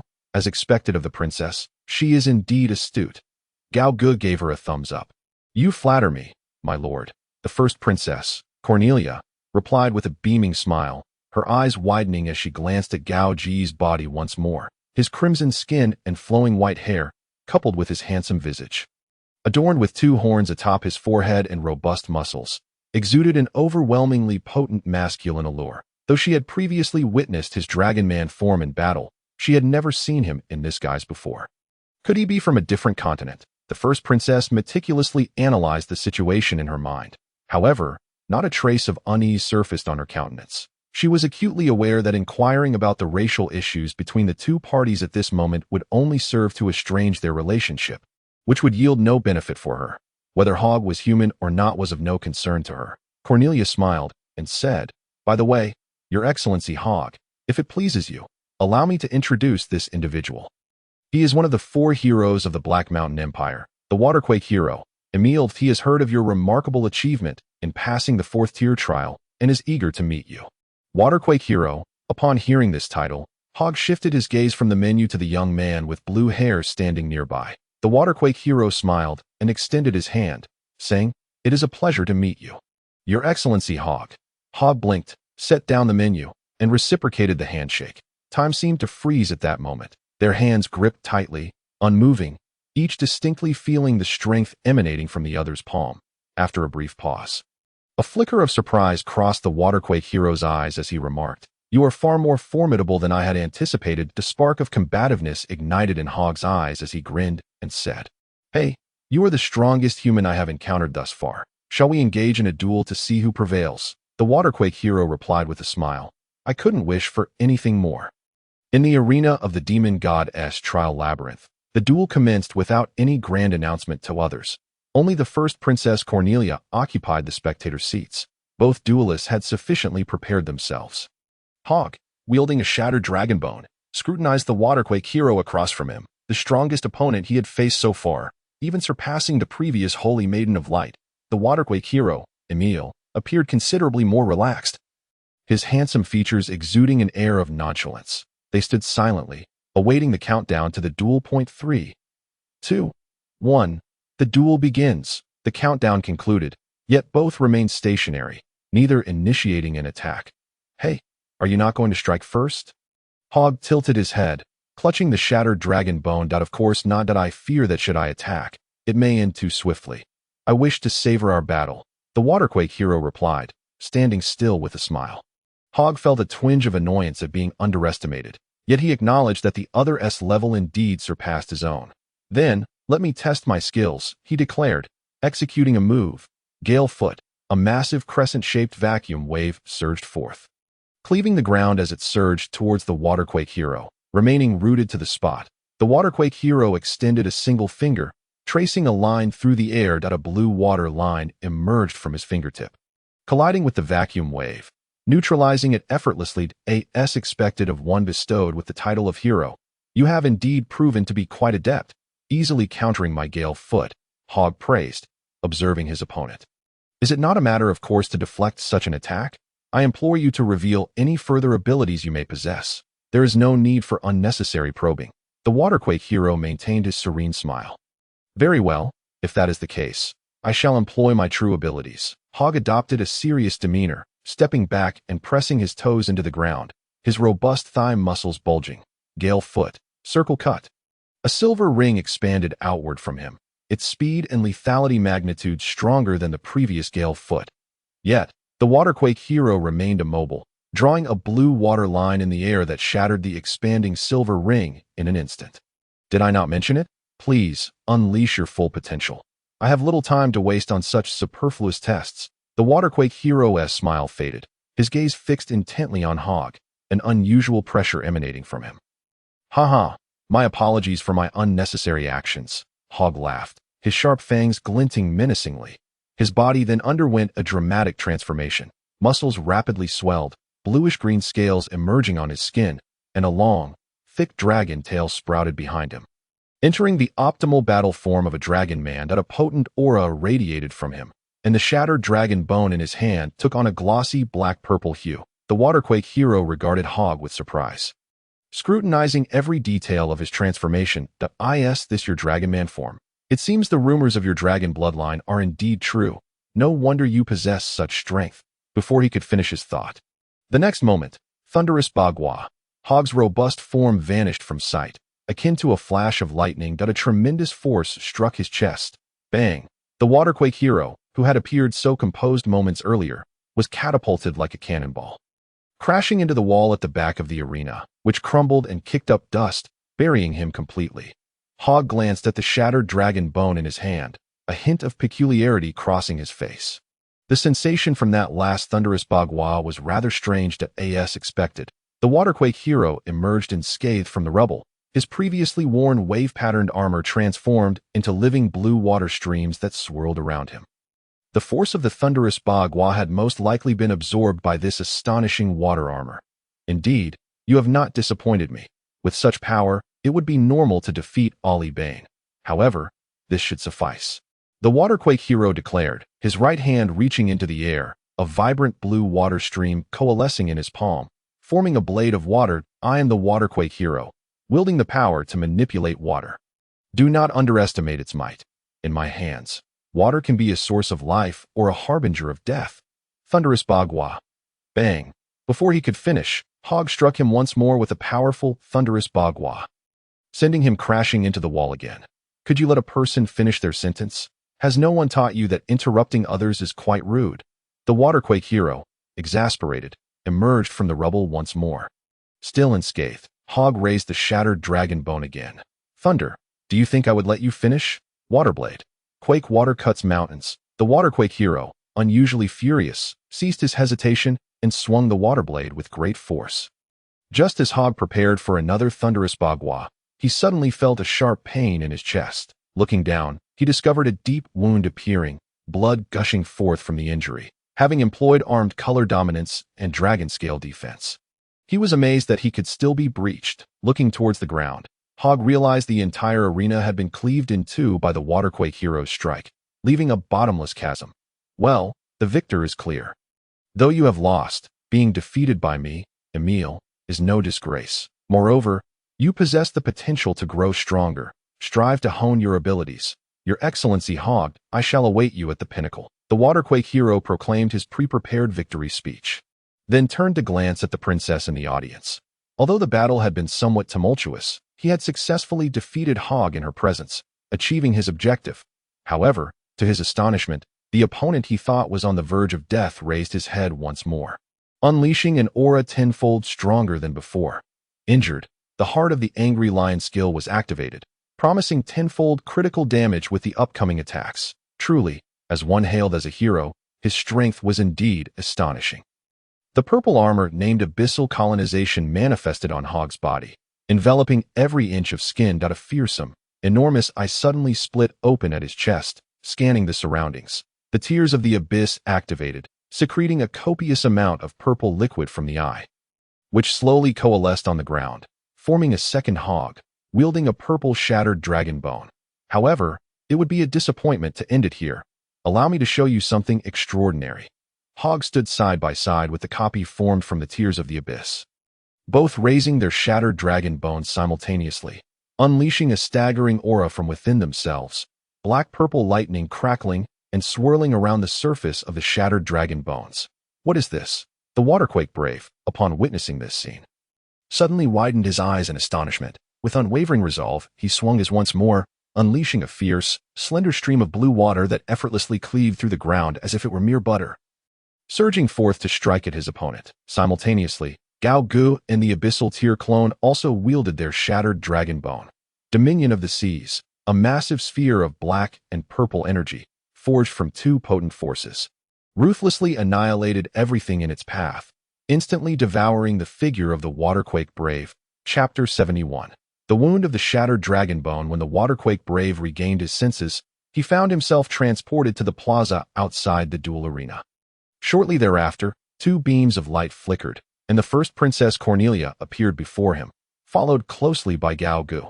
Reflecting on the formidable final move executed by his adversary, the overwhelming dominion of the seas, a bittersweet and indignant smile crept upon Emil's lips. He had never anticipated that Gao Gu possessed such formidable strength. His intention to showcase his prowess before Cornelia had backfired, leading him to become a mere stepping stone for his opponent. As the illustrious waterquake brave, renowned for his unmatched prowess throughout his life, he had never imagined he would be so easily defeated by an obscure figure. With a wry smile, the waterquake brave clasped his hands in a gesture of respect and remarked, "As the saying goes, there are always greater talents beyond the horizon. That I had previously believed my strength to be unrivaled, yet today, Your Excellency Gao Gu has awakened me. That was a splendid move, Dominion of the Seas. I concede my defeat wholeheartedly. Gao Gu, taken aback by his words, regarded him with a hint of surprise and replied candidly, that sentiment should be expressed by me.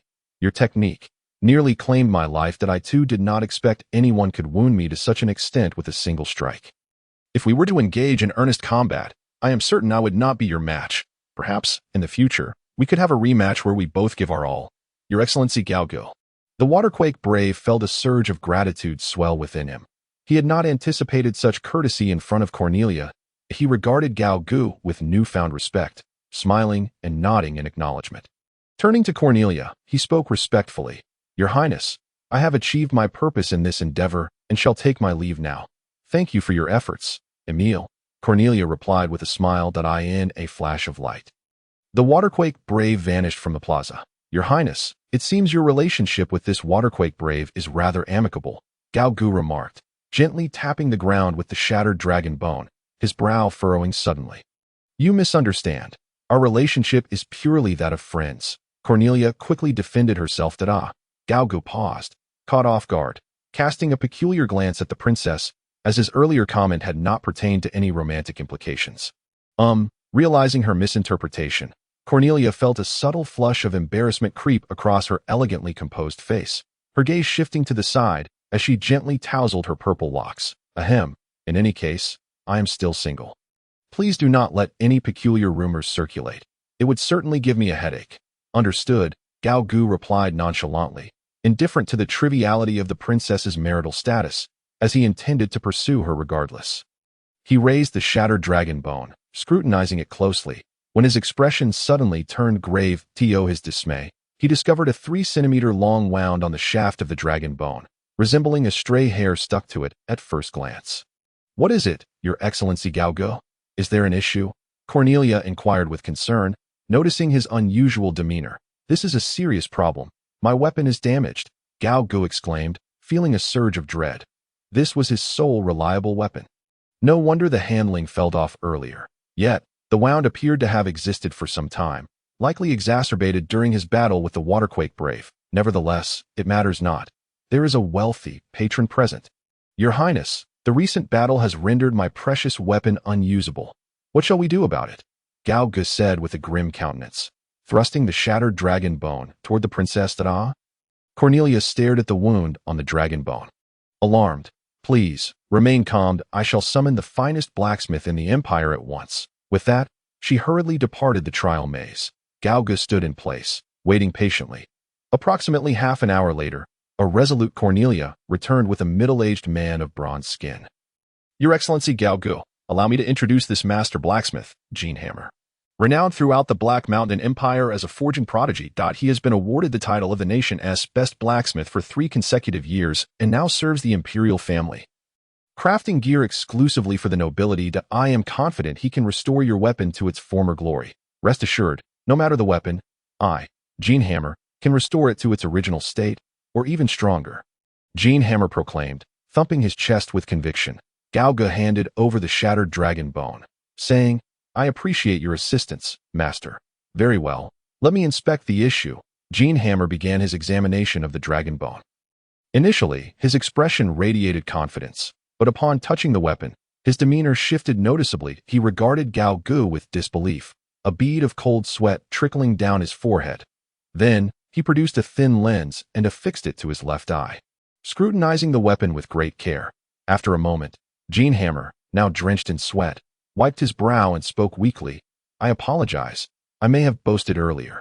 This weapon is beyond my capabilities to repair. Your Highness, you may need to seek assistance elsewhere. The first Princess Cornelia furrowed her brow, questioning, What is the matter, Master Gene Hammer? Are you not the best blacksmith in the entire empire? How could you possibly be unable to repair a weapon? Gene Hammer swallowed hard and replied, Your Highness, while I am indeed the finest blacksmith in the Black Mountain Empire, this weapon was not forged by human hands, but rather crafted using a long-lost dwarven technique. This is exceedingly difficult for me, since the dwarven race was nearly annihilated 400 years ago when the Black Mountain Empire was destroyed. Sightings of them have become exceedingly rare across the eastern continent. Cornelia's expression darkened at his words, glancing at Gao Gu, who remained silent and brooding. She seized the blacksmith by the collar, her teeth gritted as she threatened, "I do not care about your excuses. You are the Empire's finest blacksmith. I command you to devise a solution, or else." Jean Hammer, drenched in sweat, blinked rapidly, hastily proposing, "Wait a moment, Your Highness. I have an idea. I know of a place where a dwarven master blacksmith still resides. If we seek him out, he may be able to repair this weapon." Chapter 72. Cornelia's small compensation upon hearing that someone might be able to repair the shattered dragon bone.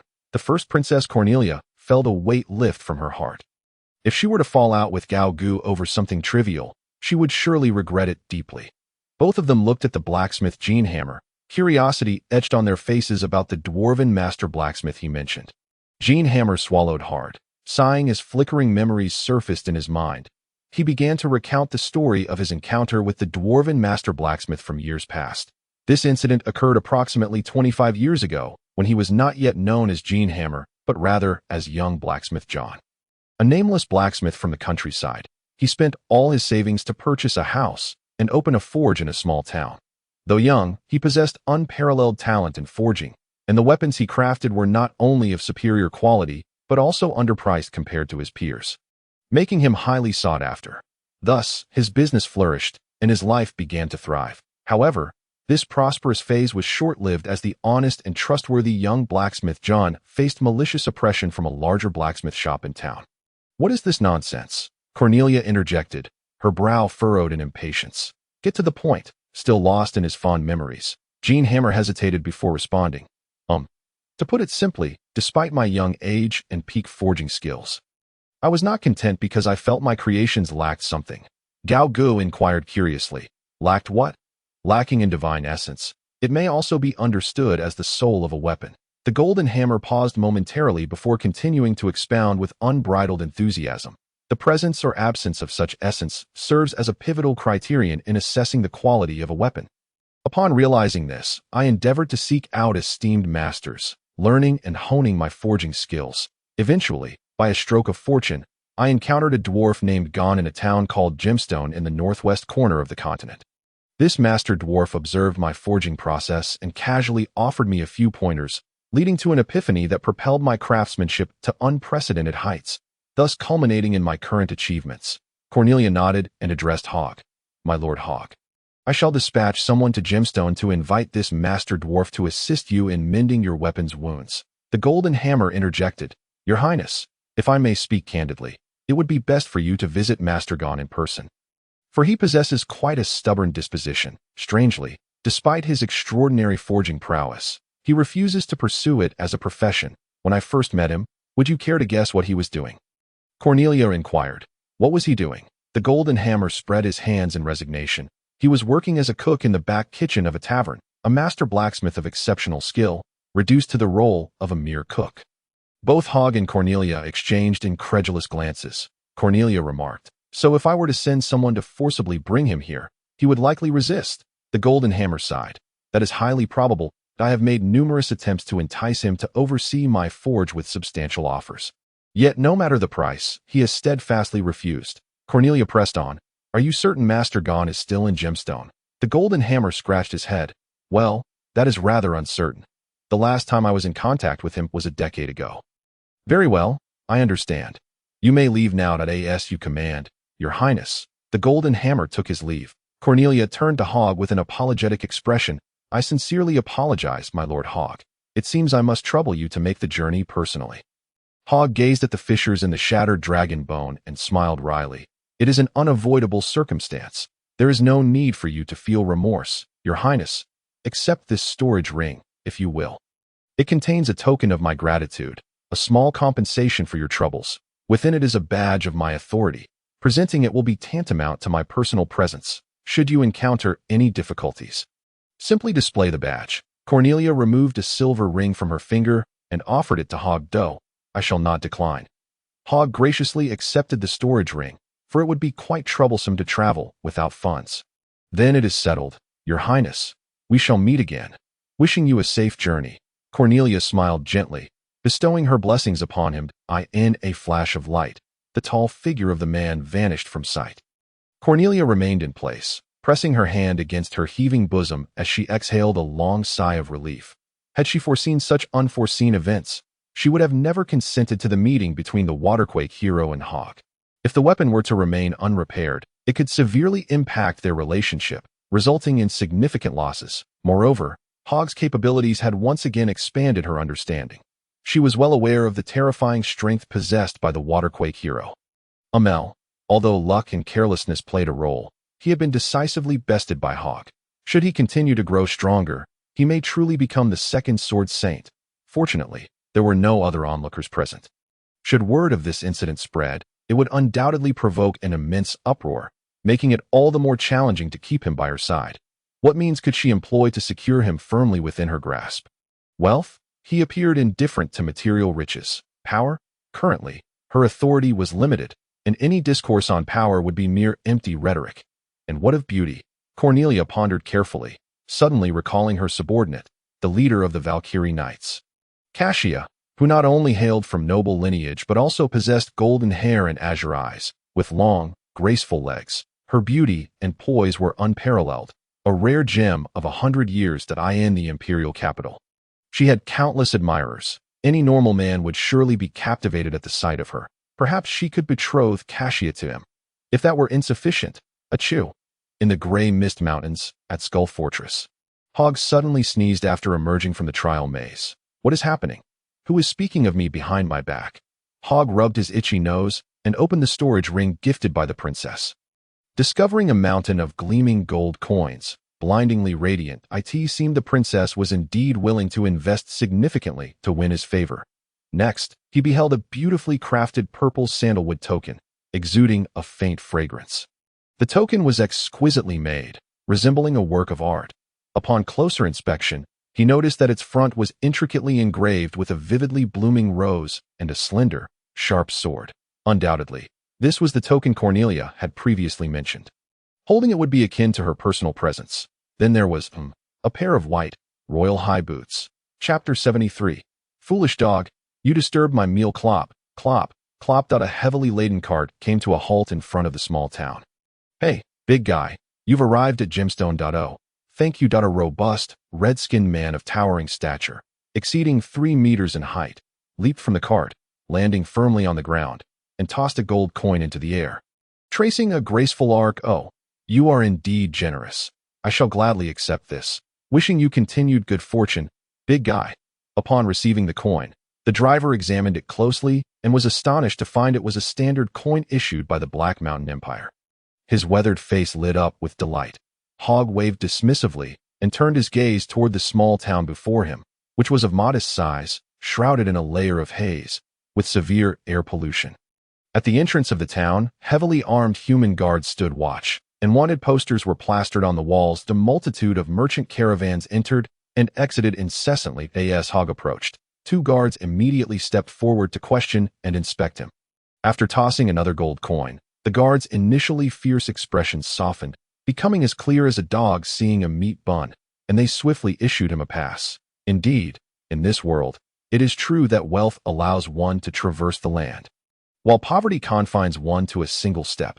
Hog marveled at the power of money. Often, gold coins proved to be more effective than fists, sparing him much trouble as he strolled along the streets of the town. The streets were bustling with activity, flanked by numerous vendor stalls, featuring not only humans, but also numerous demi-human races. There were werewolves selling various beast pelts and bones, catfolk casting furtive glances among the crowd, centaurs burdened with goods, green-skinned orc bodyguards, and even a scantily clad dark elf enticing patrons outside a brothel. The number of demi-humans appeared to surpass that of humans. Hog casually approached a vendor, picked up an apple from the stall, gauged its weight, and inquired, "How much for the apple?" The vendor, a pigman with 2 tusks protruding from his mouth, glanced up and replied nonchalantly, 1 silver coin. Here, a gold coin. Keep the change. Hog generously tossed a gold coin, then bit into the apple. Sour. Hey, you're quite generous, sir. The pigman beamed as he caught the falling coin, his demeanor transforming to one of warmth. That I have a question for you. I am looking for a dwarf named G-O-N-D. Oh, you know where he might be? As Hog munched on the apple, he posed his query. A dwarf. I'm afraid I don't know that I haven't been here long and haven't seen any dwarves around. However, if you're seeking information, I recommend heading north to the White Lizard Tavern. The owner, Beatrice, is quite well informed. Just follow this road straight for about 300 meters, then turn right, and you'll find it. The pigman vendor eagerly pointed the way. Thank you. Gauga rose to his feet and followed the direction indicated by the other party. Indeed, after a brief stroll, he soon spotted an antiquated tavern by the roadside. Upon entering the establishment, he observed 4 or 5 tables arranged within. Although the exterior bore signs of age, the interior was remarkably clean, with the wooden floor almost spotless. The air was imbued with a subtle fragrance of fruit, wine, and floral notes. Within the tavern, 4 burly humans were gathered around a table, intoxicated and boisterous, while a young lizard-folk waitress was diligently serving them drinks and dishes. At the bar counter stood a beautiful lizard-folk matron, her scales as white as snow, who was intently wiping the surface of the counter with a cloth. "Excuse me, are you the proprietress of this establishment?" Gao Gu inquired, tapping the counter with his fingers. The lizard-folk woman abruptly lifted her head, and upon seeing the imposing figure of the man before her, her crimson eyes widened slightly. "Yes, welcome to the White Scale Tavern. I am Beatrice, the proprietress here.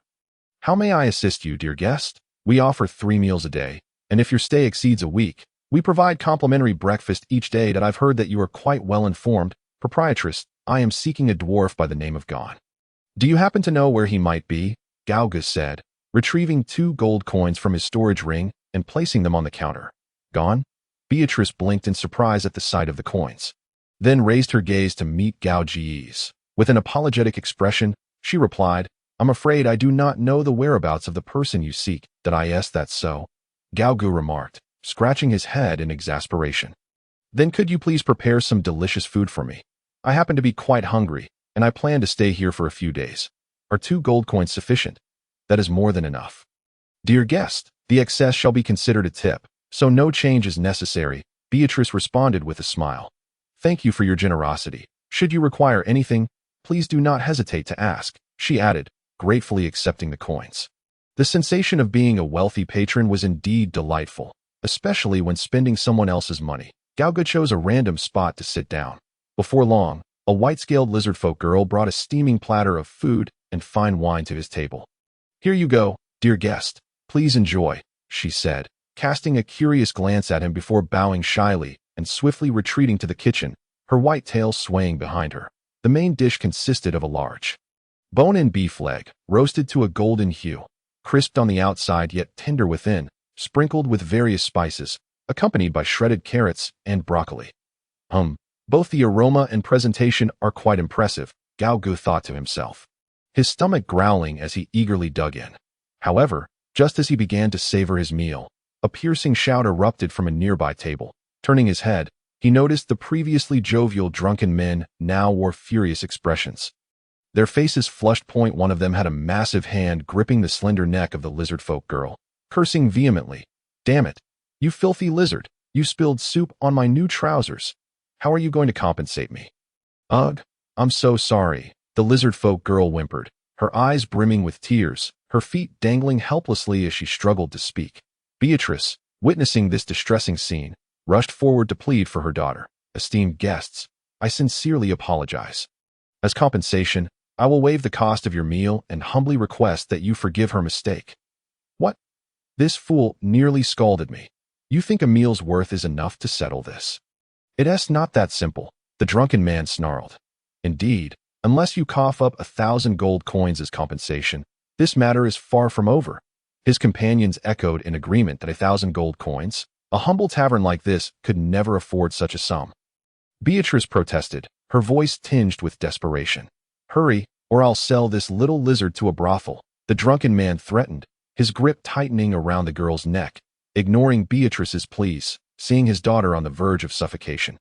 A glint of fierce determination flashed in Beatrice's crimson eyes. Just then, a large, red-skinned hand reached out and effortlessly seized the drunken man's wrist. "Who the hell are you?" the drunken man exclaimed. Turning to face Gao Gu, whose towering 3-meter frame and austere visage momentarily stunned him. "Shut your mouth. You're disturbing my meal," Gao Gu replied, expressionless as he gazed down at the drunken man, tightening his grip.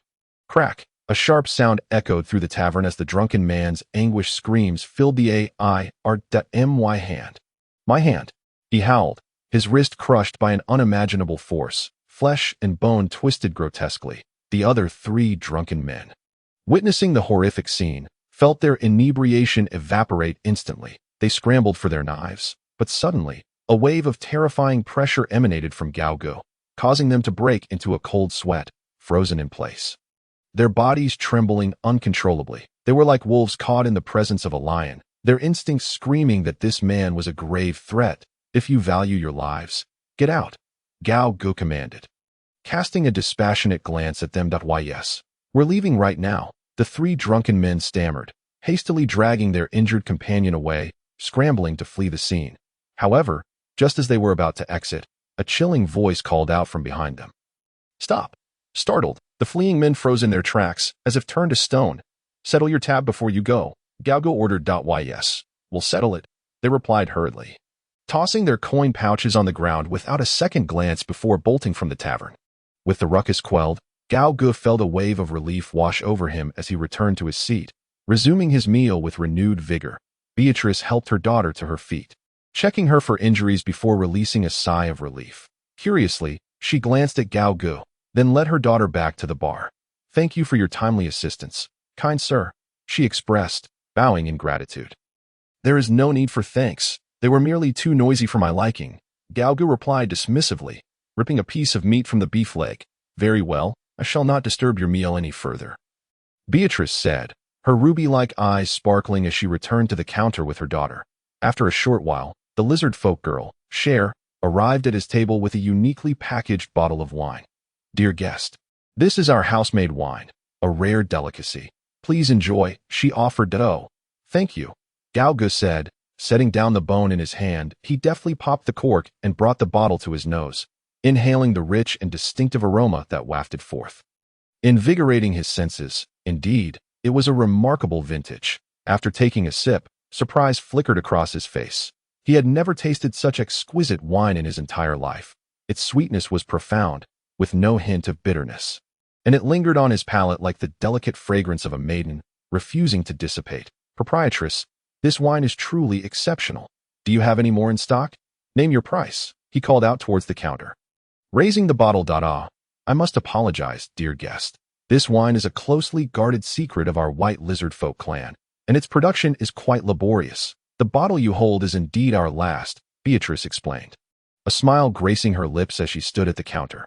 What a pity, Gaogu lamented, deeply disappointed. He carefully poured himself half a glass, savoring it sip by sip, his eyes closed in rapture, revealing the sheer delight of indulging in such a superb vintage. Truly, it was a wine of the highest caliber. What a pity it is. If only someone could master the secret recipe of this exquisite liquor and produce it on a grand scale. They would undoubtedly amass a fortune. After savoring half a bottle sip by sip, he found himself reluctant to finish the remaining half, choosing instead to store it within his enchanted ring for future indulgence.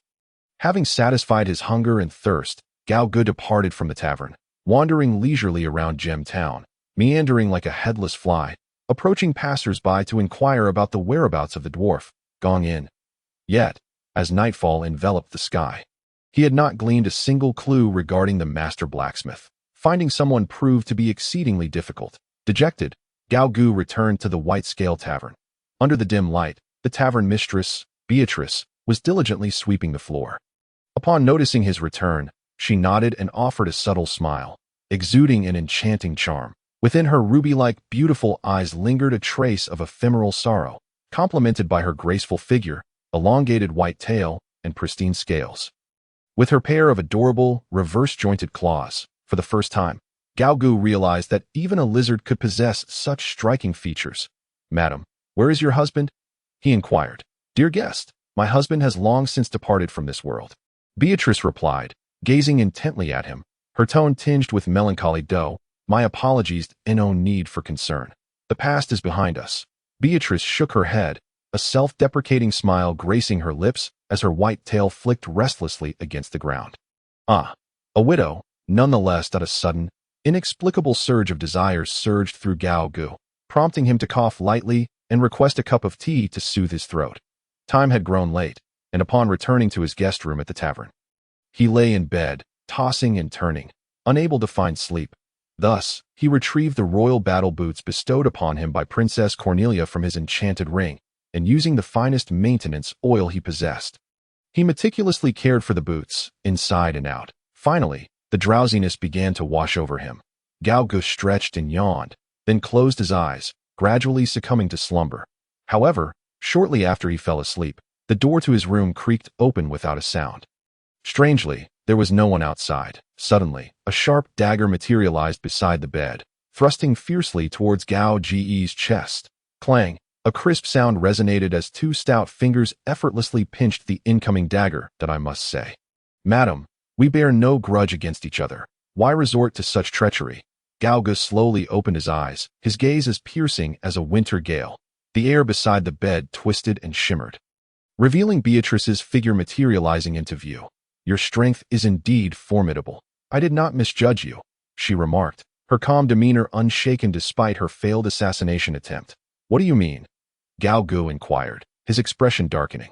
"This is not a place for casual conversation. That if you wish to learn of Gong En's whereabouts, follow me."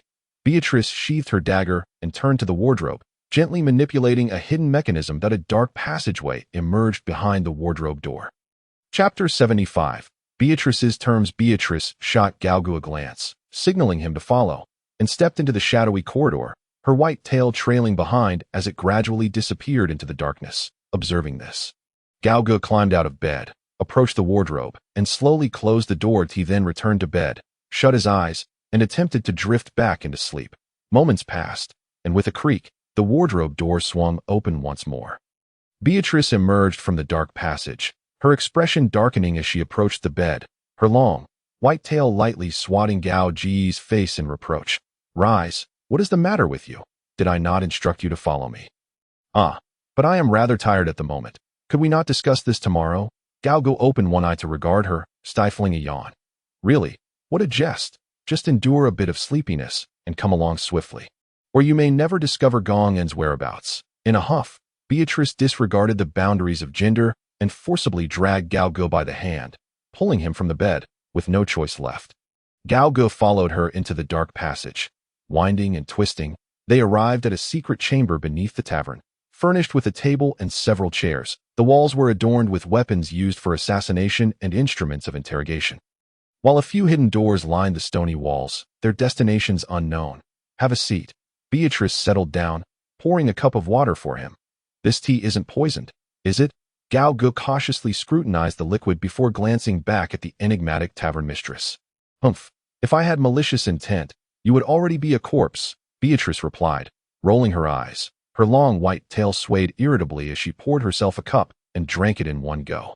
"Fair enough," Galgo chuckled, raising his own cup and drinking, feeling his drowsiness wane slightly. "Now, madam, please get to the point. That I would like to return to my slumber." "Very well. I too dislike beating around the bush. However, before we begin, I must ask, what brings you here in search of Gong En?" Beatrice inquired, her adorable claws toying with a sharp dagger, her ruby eyes fixed intently on him as if peering into his soul. "What else? My beloved weapon is damaged and requires his expertise for repairs," Galgo replied candidly. "What kind of weapon necessitates Gong En's intervention for restoration?" Beatrice asked, intrigued. Galgo retrieved the shattered dragon bone from his enchanted ring and placed it before her. Although Beatrice knew little of blacksmithing, the imposing wolf's fawn club caught her attention, evoking a flicker of surprise. Upon closer inspection, she noted a fine crack along its length, confirming the truth of Gao Ge's claims. "Who introduced you to Gong En?" Beatrice further inquired, aware that Gong En seldom interacted with others. "He is a blacksmith, claiming to have met Master Gong En many years ago. That I cannot disclose specifics." Galgo stifled another yawn, his gaze roving over the alluring white lizard before him. "And you, madam? You've asked me so many questions. It is only fair you share the circumstances as well. Where is Gong En? And what is your connection to him?" Beatrice blinked slowly, then spoke. "Gong En is a dear friend of mine. That he once worked as a cook in my establishment. Indeed, that aligns perfectly with what Jean Hammer mentioned." Gao Ge's eyes lit up, and he sensed that she was truthful. "Then where is Master Gong En now?" Beatrice hesitated briefly before responding. "I cannot divulge that information yet. There is no such thing as a free lunch." If you wish to locate Gong In, you must assist me with a few tasks. What tasks? Gao Gu queried, curiosity piqued. Murder, Beatrice replied solemnly. Whom shall I kill? Gao Gu remained unfazed. Beatrice rose and retrieved a portrait from the chamber wall. Placing it on the table, the target is named Breed, nicknamed Steel Skull. That he is a member of the Sandworm Gang, an underground organization in Gem Town, notorious for their misdeeds and oppression of our subhuman race. The 4 ruffians who caused a commotion in the tavern today are his underlings. Gao Gu studied the portrait, recognizing the fearsome visage of a hulking man with a steel plate affixed to one side of his head, his features unmistakable. Is it as simple as just killing him? Of course, it is not so straightforward. Steel Skull possesses considerable strength. He is a brute of remarkable power, with a record of having killed a bull with a single charge. You must not draw attention to yourself. Ideally, you should eliminate him without anyone noticing. Make it as clean as possible. If the guards catch wind of it, we will have a problem on our hands. How am I to find him in a town as large as Gem Town? Gao Gu asked, still holding the portrait. He frequents the brothel every Saturday. If you put in some effort, it shouldn't be too difficult to track him down. Understood. However, madam, you cannot expect me to work for free. Surely, there must be some incentive? Gao Gu gently set down the portrait he had been holding, lazily reclining in his chair as he fixated on the alluring form of the lizard woman before him. A wicked smirk curling at the corner of his mouth. Humph. Beatrice, suddenly realizing something, turned her head, her long, snow-white tail swaying gracefully behind her as she deftly manipulated the dagger in her hand, indignantly retorting. There's no need to elaborate. Such a base demand is one I could never acquiesce to. Gao Gu was taken aback. No, I merely wish to request a few more bottles of that delightful wine we had today. How is that base? Beatrice too was momentarily stunned, her eyes wide with disbelief as she regarded the man before her. Are you not coveting my form? Nay, not at all. Gao Gu's expression was one of perplexity. While he did find her somewhat enticing, it was not to such an extent. After all, he had encountered numerous beauties along his journey. Beatrice, realizing her misunderstanding, blushed and lowered her gaze, saying, I apologize. It seems I have misjudged your intentions. As I possess an innate charm, many males harbor inappropriate thoughts about me. However, I am not currently seeking a mate, so I hope you can understand. So that's it. She possesses an innate charm.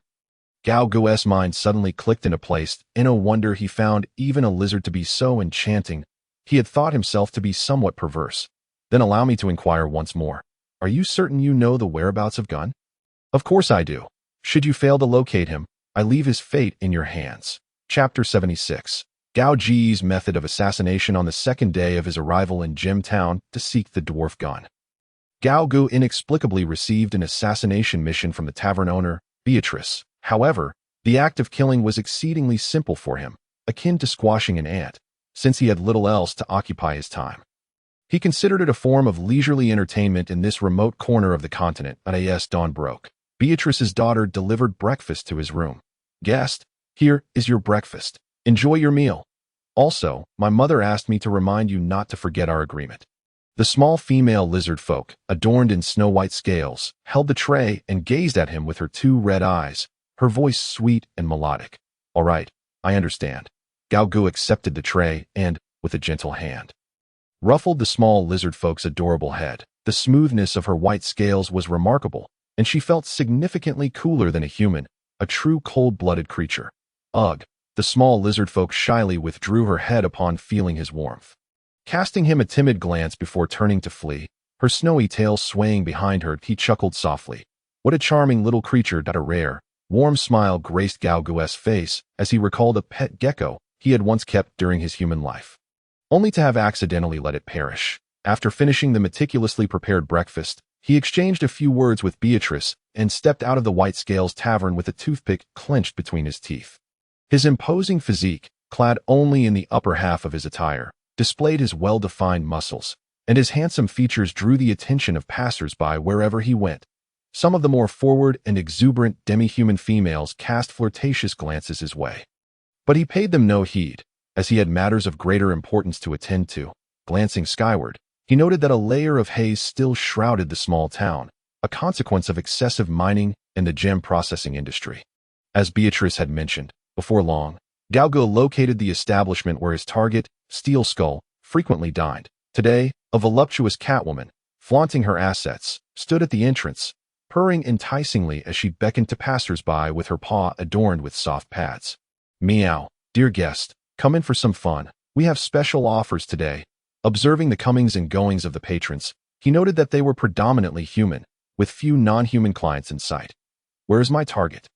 Gao Gu mused, seated on a bench opposite the tavern, legs crossed and toothpick in mouth, silently waiting. Hey, little brother, looking for some fun? A sultry voice suddenly broke through his thoughts. Gao Gu turned, his mouth agape in astonishment as the toothpick fell from his lips. Before him stood a strikingly voluptuous female orc, clad in a bikini style, revealing armor that seemed more designed to entice than to protect.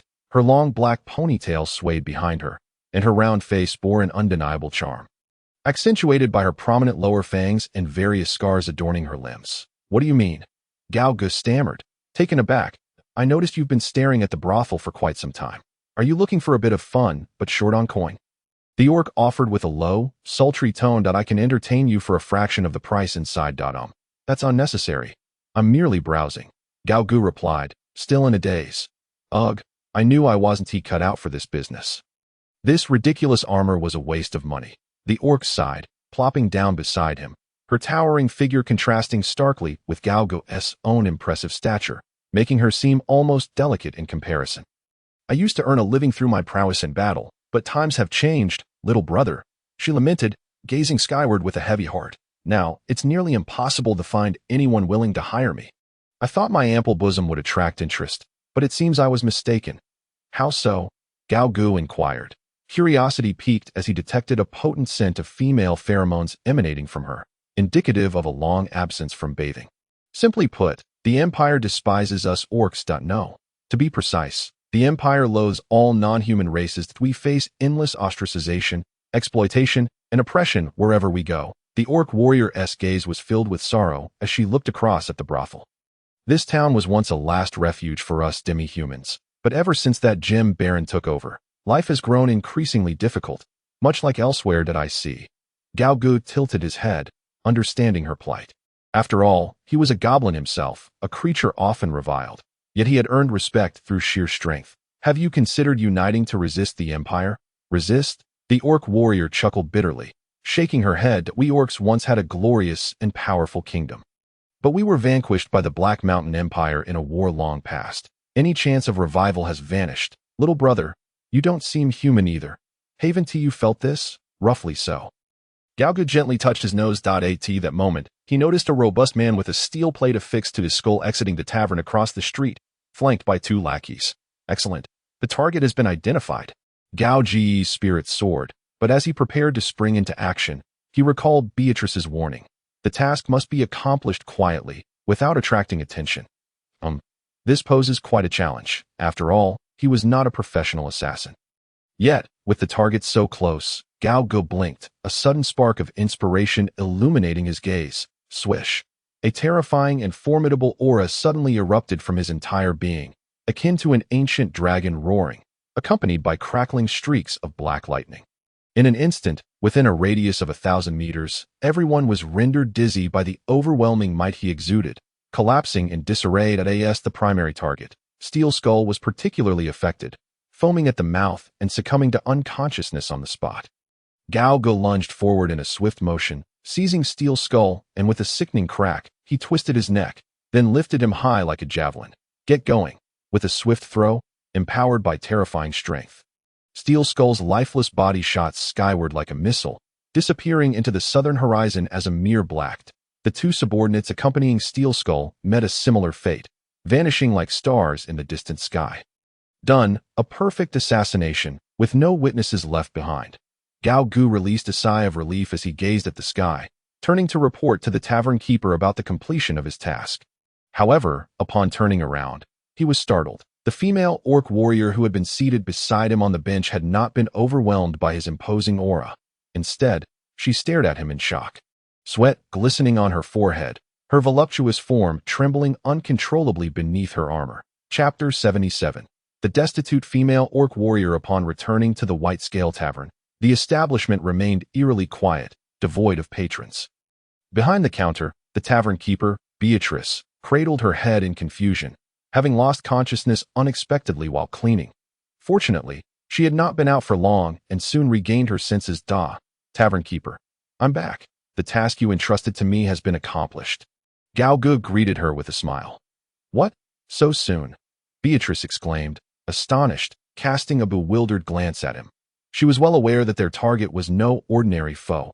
Not only was he formidable, but he was also perpetually accompanied by two vigilant subordinates. Rarely appearing in sparsely populated areas, and was exceedingly cautious in his dealings with strangers. Eliminating him quietly was indeed a formidable challenge. Before Gao Ji's arrival, she had secretly monitored the target for quite some time, but had failed to identify a suitable opportunity to strike. Yet now, Gao Gu claimed to have completed the task. She had no doubts about his capability to eliminate Steel Skull, but how could he have achieved it in such a short span of time? You didn't kill him right out in the open, did you? Beatrice's expression shifted dramatically, a troubling suspicion creeping into her mind. If that were the case, it could spell disaster. Impossible. I executed everything according to your instructions, leaving no body and no witnesses. Well, actually, there is one. Gao Gu scratched his head and stepped aside. There stood a towering female orc warrior over 2 meters tall, her deep green skin contrasting with her strikingly human-like features. Her beauty undeniably captivating. The exposed contours of her muscular abdomen further accentuated her allure, and it was worth noting that her figure was quite voluptuous. Who is this? Beatrice was momentarily taken aback, never expecting Gao Gu to bring back a female orc. This is Logana, an ordinary unemployed female orc that I encountered her on the road, and, seeing she needed work, took her on as my attendant. Gao Gu explained to Beatrice. Hello, I am Logana, a proud female orc warrior, currently serving as my master's attendant, Logana proclaimed, puffing her chest with pride, perfectly embodying the essence of grandeur. Moments later, a loud growl emanated from her stomach, and the previously proud Logana immediately lowered her head in embarrassment. Tavern keeper, could you prepare something to eat? My attendant seems a bit hungry. Gao Gu chuckled, patting Logana's shoulder. Certainly, I shall prepare it right away. Beatrice cast another glance at Logana before bowing and departing. Before long, a small lizard folk named Shui arrived, presenting a large platter of delectable dishes for the two. Richly flavored braised pork chops, tantalizingly grilled beef legs, and golden, finger-licking chicken were all laid out, accompanied by a generous bowl of vegetable meat soup and freshly baked whole grain bread. Master, can I really eat all of this? Logana gazed at the array of food, her eyes wide with wonder, unable to suppress the drool escaping her lips. She had come to believe that merely having bread and meat soup was a stroke of luck, as her previous employers had been exceedingly stingy, offering meals no better than dog food. Don't be shy. Eat your fill, Gao Gu replied nonchalantly, showing no concern for the trivial expense. Thank you, master. Logana could no longer contain herself. Seizing the beef leg and stuffing it into her mouth, taking a hearty bite, her cheeks bulging in delight, tears nearly spilling from her eyes. This is absolutely delicious. Be careful not to choke, Gao Gu remarked lazily. Reclining in his chair, his eyes openly scrutinizing the female orc before him. The reasons for his decision to take her on as an attendant were threefold. First, despite her current lack of strength, Logana had withstood the impact of his domineering aura at close range, indicating potential for greatness. Second, she had witnessed the entire process of his assassination, and ignoring her could lead to complications, although he could eliminate her if need be. He preferred not to harm the innocent without cause, and he found Logana quite agreeable. Third, and most importantly, he needed someone to assist with menial tasks during his time in the Grey Mist Mountains. It hadn't seemed burdensome, but this journey made him realize how troublesome it was to manage everything without a servant. I'm full. Master, my life is now yours to command. I will do anything you ask. After indulging heartily, the female orc warrior relished the happiness of a full belly, lazily patting her stomach, feeling that even if her master asked her to dine now, she would have no regrets. It's just a meal. You're being a bit too dramatic, Gao Gu chuckled, glancing at Logana's empty hands. By the way, as a warrior, where is your weapon?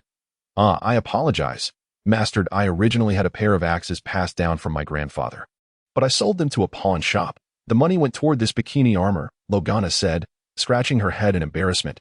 She had fallen on hard times, unable to afford even a meal, let alone a weapon.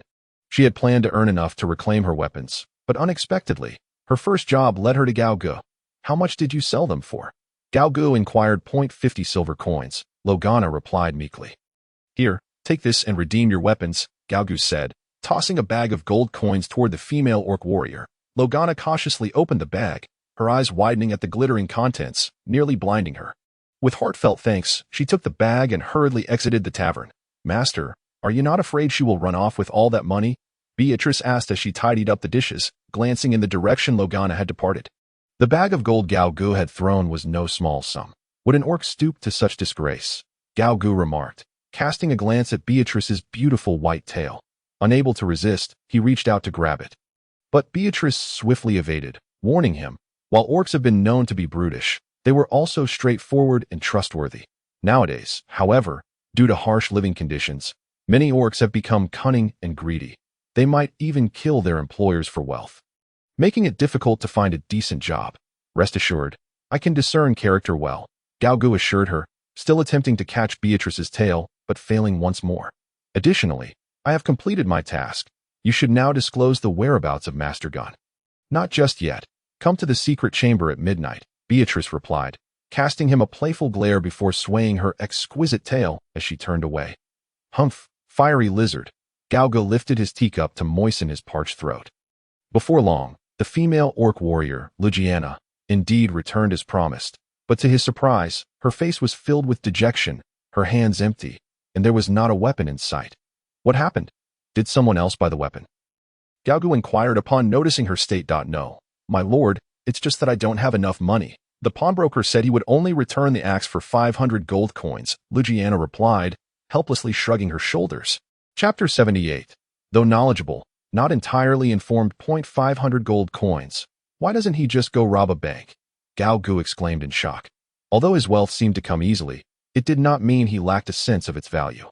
In the Black Mountain Empire, 500 gold coins could purchase an entire small villa. He had only spent 50 silver coins to acquire it, and now they wanted to sell it back for an outrageous 500 gold coins. What unscrupulous merchant would dare to profit like this? Most likely, they saw Lugiana as an easy target. Gao Gu could not help but feel a surge of anger rise within him. He slammed his palm on the table and stood up, pulling Lugiana along to the pawn shop in search of an explanation. Upon arriving at the pawn shop, he took a closer look. The walls were adorned with an array of exquisite weapons, equipment, antiques, and artworks, rather than a pawn shop.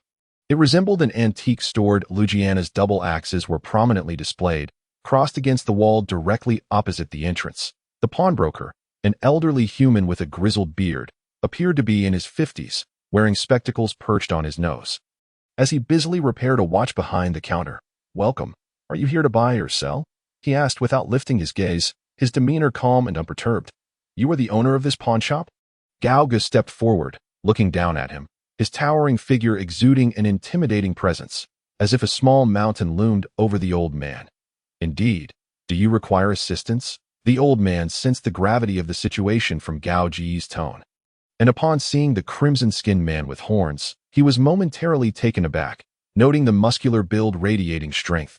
Yet he remained composed, seasoned by years of experience. "My subordinate sold a pair of axes to you previously, and now wishes to buy them back. How much do you require?" Gao Gu asked coldly, fixing the old man with a steely gaze. "Oh, is that so?" The old man glanced at the female orc warrior, adjusted his glasses, and appeared to understand the situation. "If you wish to buy them back, it will be 500 gold coins, not a single coin less." "Huh, you sold a pair of axes for 50 silver coins, and now you want 500 gold coins to buy them back. Isn't that a tad greedy?" Gao Gu sneered, revealing a row of white fangs. "Calm down, young man. There are laws and regulations in business. I have never engaged in coercive sales. This orc lady sold the axes to me for 50 silver coins due to her lack of discernment. Now that they are in my possession, I must sell them at their true value," the old man replied, unruffled, as he pulled out a contract from the counter and placed it before Gao Gu. "This is the contract the orc lady signed at the time of the transaction, clearly stating that the redemption price would be determined by me." Gao Gu examined the document closely. Indeed, it bore Lugiana's red handprint, and judging by the old man's words, it seemed her axes were no ordinary items. "Are you implying that the axes she sold are exceptional?" "Indeed," the old man affirmed, rising and hunching over to retrieve the axes from the wall, placing them delicately on the counter. despite their seemingly heavy appearance. They appeared weightless in his hands, indicating their formidable nature. No wonder he dared to engage in such dubious dealings. However, Gao Gu was not concerned with the old man's integrity. He scrutinized the axes before him. Narrowing his eyes, the axe handles were crafted from a mysterious, lustrous black wood, sturdy and intricately grained. The junction where the handle met the blade was adorned with meticulously carved demon heads with wings spread wide. Lifelike in their portrayal, seemingly howling with bloodthirst. Activating his eye of inspection. Zulong, legendary quality, this is a weapon of immense power, requiring its wielder to be of the orc race and possess a challenge level of at least 50 to unleash its true might. It bears 2 lines inscribed in ancient Orcish. Strength remains unyielding as mountains, passing down through generations. My heavens! Gao Ji's face betrayed his astonishment upon reading the information regarding the axes. He had not expected them to be of the same quality as his dragonbone shard. It seems, young man, that you truly appreciate fine goods that I sell these axes for 500 gold coins, which is not unreasonable, is it? The old man chuckled upon witnessing Gao Ji's shocked expression. 500 gold coins. That is utterly ridiculous, Gao Gu thought to himself, realizing that while the old man was knowledgeable, he was not entirely astute. Gao Gu coughed lightly, the fury he had initially prepared to unleash on Lugiana's behalf dissipating instantly. It was indeed not fair to blame others. Lugiana had sold such a treasure for merely 50 silver coins, a fact that would surely elicit laughter if revealed. Glancing over at the big-breasted orc warrior, he noticed her still wearing a dazed expression, completely oblivious to the unfolding drama. They do say that a large chest often accompanies a small mind. The ancients do not deceive me. Gao Gu sighed, reaching into his storage ring to withdraw a hefty bag of gold coins, placing it directly before the pawnbroker. This is undoubtedly a fine item, but 500 gold coins is a bit steep. How about I offer 300 gold coins to redeem them? What do you say? Not a chance that I said 500 gold coins, and that is my final offer. Not a single coin less. The old man opened the bag, inspecting a gold coin closely, and upon realizing they were all standard coins from the Black Mountain Empire, he quickly understood he was dealing with a wealthy patron. Shaking his head decisively, it seems this old man has me in his grasp. Gao Gu thought, irritation brewing within him. Then, surveying the shop, an idea struck. Since this old man can misjudge the worth of a legendary quality weapon and sell it for only 500 gold coins, perhaps there are other hidden treasures in the shop. Thus, he activated his eye of inspection, examining each item one by one. As his gaze swept across the shop, all item information became clear to him. Wind Shatter Sword, rare quality. Silver Scale Chestplate, common quality. Mountain Shield, high quality. He examined item after item, yet the best he found was merely of rare quality. It seemed that good fortune was not easily attained.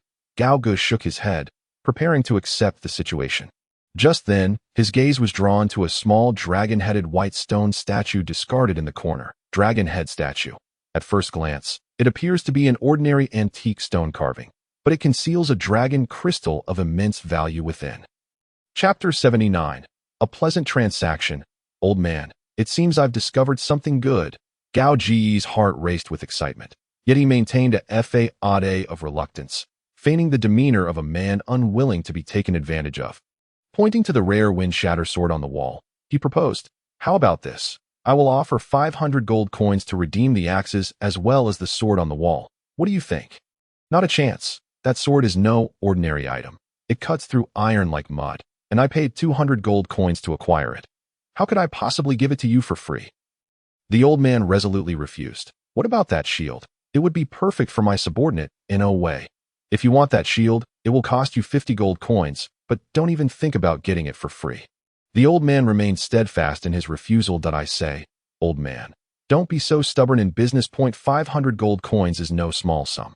While these axes may be valuable, their worth is not guaranteed. I merely wish to redeem my subordinate's weapon. I did not anticipate such a steep price. In reality, it makes little difference to me whether I have this weapon or not, as I only hired her to assist me."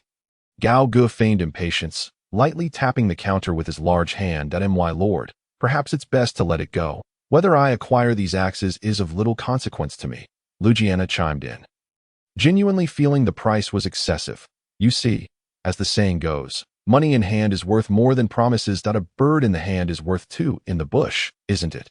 Gao Gu delicately probed his ear with his pinky finger and gave a gentle blow. The old man's face twitched slightly, falling into silence. There was some truth in what the other party had said. 500 gold coins was no trifling sum. The axe hanging there had been unsold for 3 or 5 years. And even if sent to an auction in a big city, it was highly unlikely to fetch such a high price. Gao Gu continued to feign disinterest, meandering around the shop, inspecting items here and there, deliberately choosing those that appeared most valuable. "Oh, this painting looks quite exquisite. Would you be so kind as to gift it to me?" "Absolutely not. That is a masterpiece by the oil painting master, Jamie Tai, and it is worth a considerable amount. And what about this golden night pot? Be careful. That is a rare treasure from the elven royal court," the old man bellowed, growing increasingly impatient with Gao Ge's incessant inquiries. After much deliberation, Gao Ge finally lifted a dragon-headed statue from the corner, glancing at it with a dismissive air. "If that won't do, what about this shabby dragon head? Can I take it home to hang on my wall?" "Humph. What do you mean by shabby dragon head?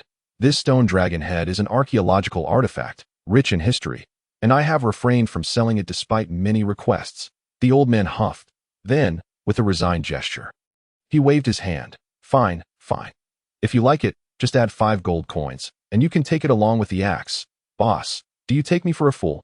You expect 5 gold coins for this piece of worthless stone?" Gao Ge scoffed. "1 gold coin. Not a word more. 4 gold coins. 1 gold coin. And that is final." Gao Ge clutched the dragon-headed statue, examining it closely. "You. All right. Today, I have encountered a master negotiator. Fine.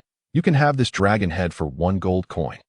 The old man displayed his acting skills, feigning a look of great loss, gritting his teeth as he acquiesced. It was more akin to him being flayed than selling something. "Well, you are genuinely selling it. Very well, it's a deal." Gao Ge flicked his fingers lightly, sending 1 gold coin soaring into the air, landing precisely on the counter before the old man. The old man, quick of hand and eye, swiftly gathered all the coins on the table into his possession. As if fearing Gao Ge might change his mind, he flashed a victorious grin, revealing 2 gleaming front teeth, and declared, "Pleasure doing business with you, lad." "Heh, you wretched swindler, it seems you've made quite a profit this time. Just how much is this worthless dragon head truly worth? Care to divulge?" Gao Ge inquired, holding the dragon head and smiling as he approached the counter. Let me tell you the truth. I bought this dragon head for a silver coin, and I usually use it as a footstool. It's utterly worthless." The old man laughed, his face blooming with delight. Selling a footstool for a gold coin was far more thrilling than selling an axe for 500. Upon hearing this, Luciana seethed with rage, her fists crashing onto the counter as she furiously exclaimed, "You despicable old fraud! How dare you deceive my master? Humph, if you don't recognize value, don't blame others. Consider this a lesson learned." The old man leaned back against the counter, brimming with self-satisfaction. Indeed, it was true. One must not blame others for their own lack of discernment. Gao Ge smirked slightly, his hand clenching tightly. With a resounding crash, he crushed the dragon-headed statue he had purchased for a gold coin, sending stone fragments scattering across the floor before the astonished eyes of the old man and Luanity. First, the old man thought Gao Ge was merely venting his frustration, but his expression shifted dramatically the next moment. A faintly glowing white gem emerged from within the shattered statue, slowly revealing its true form. This is? Both the old man and Luciana gasped in disbelief, their eyes widening in shock. "This object seems to be called dragon crystal. But I wonder if it is worth this 1 gold coin?" Gao Ge casually toyed with the dragon crystal in his palm. Its surface was exquisitely smooth, and it emanated a gentle warmth, hinting at a powerful force radiating from within. "Oh my heavens! This is impossible. How could a dragon crystal be hidden inside?" The old man exclaimed in astonishment. It is known that dragon crystals can only be found within the bodies of ancient dragons, making them incredibly rare.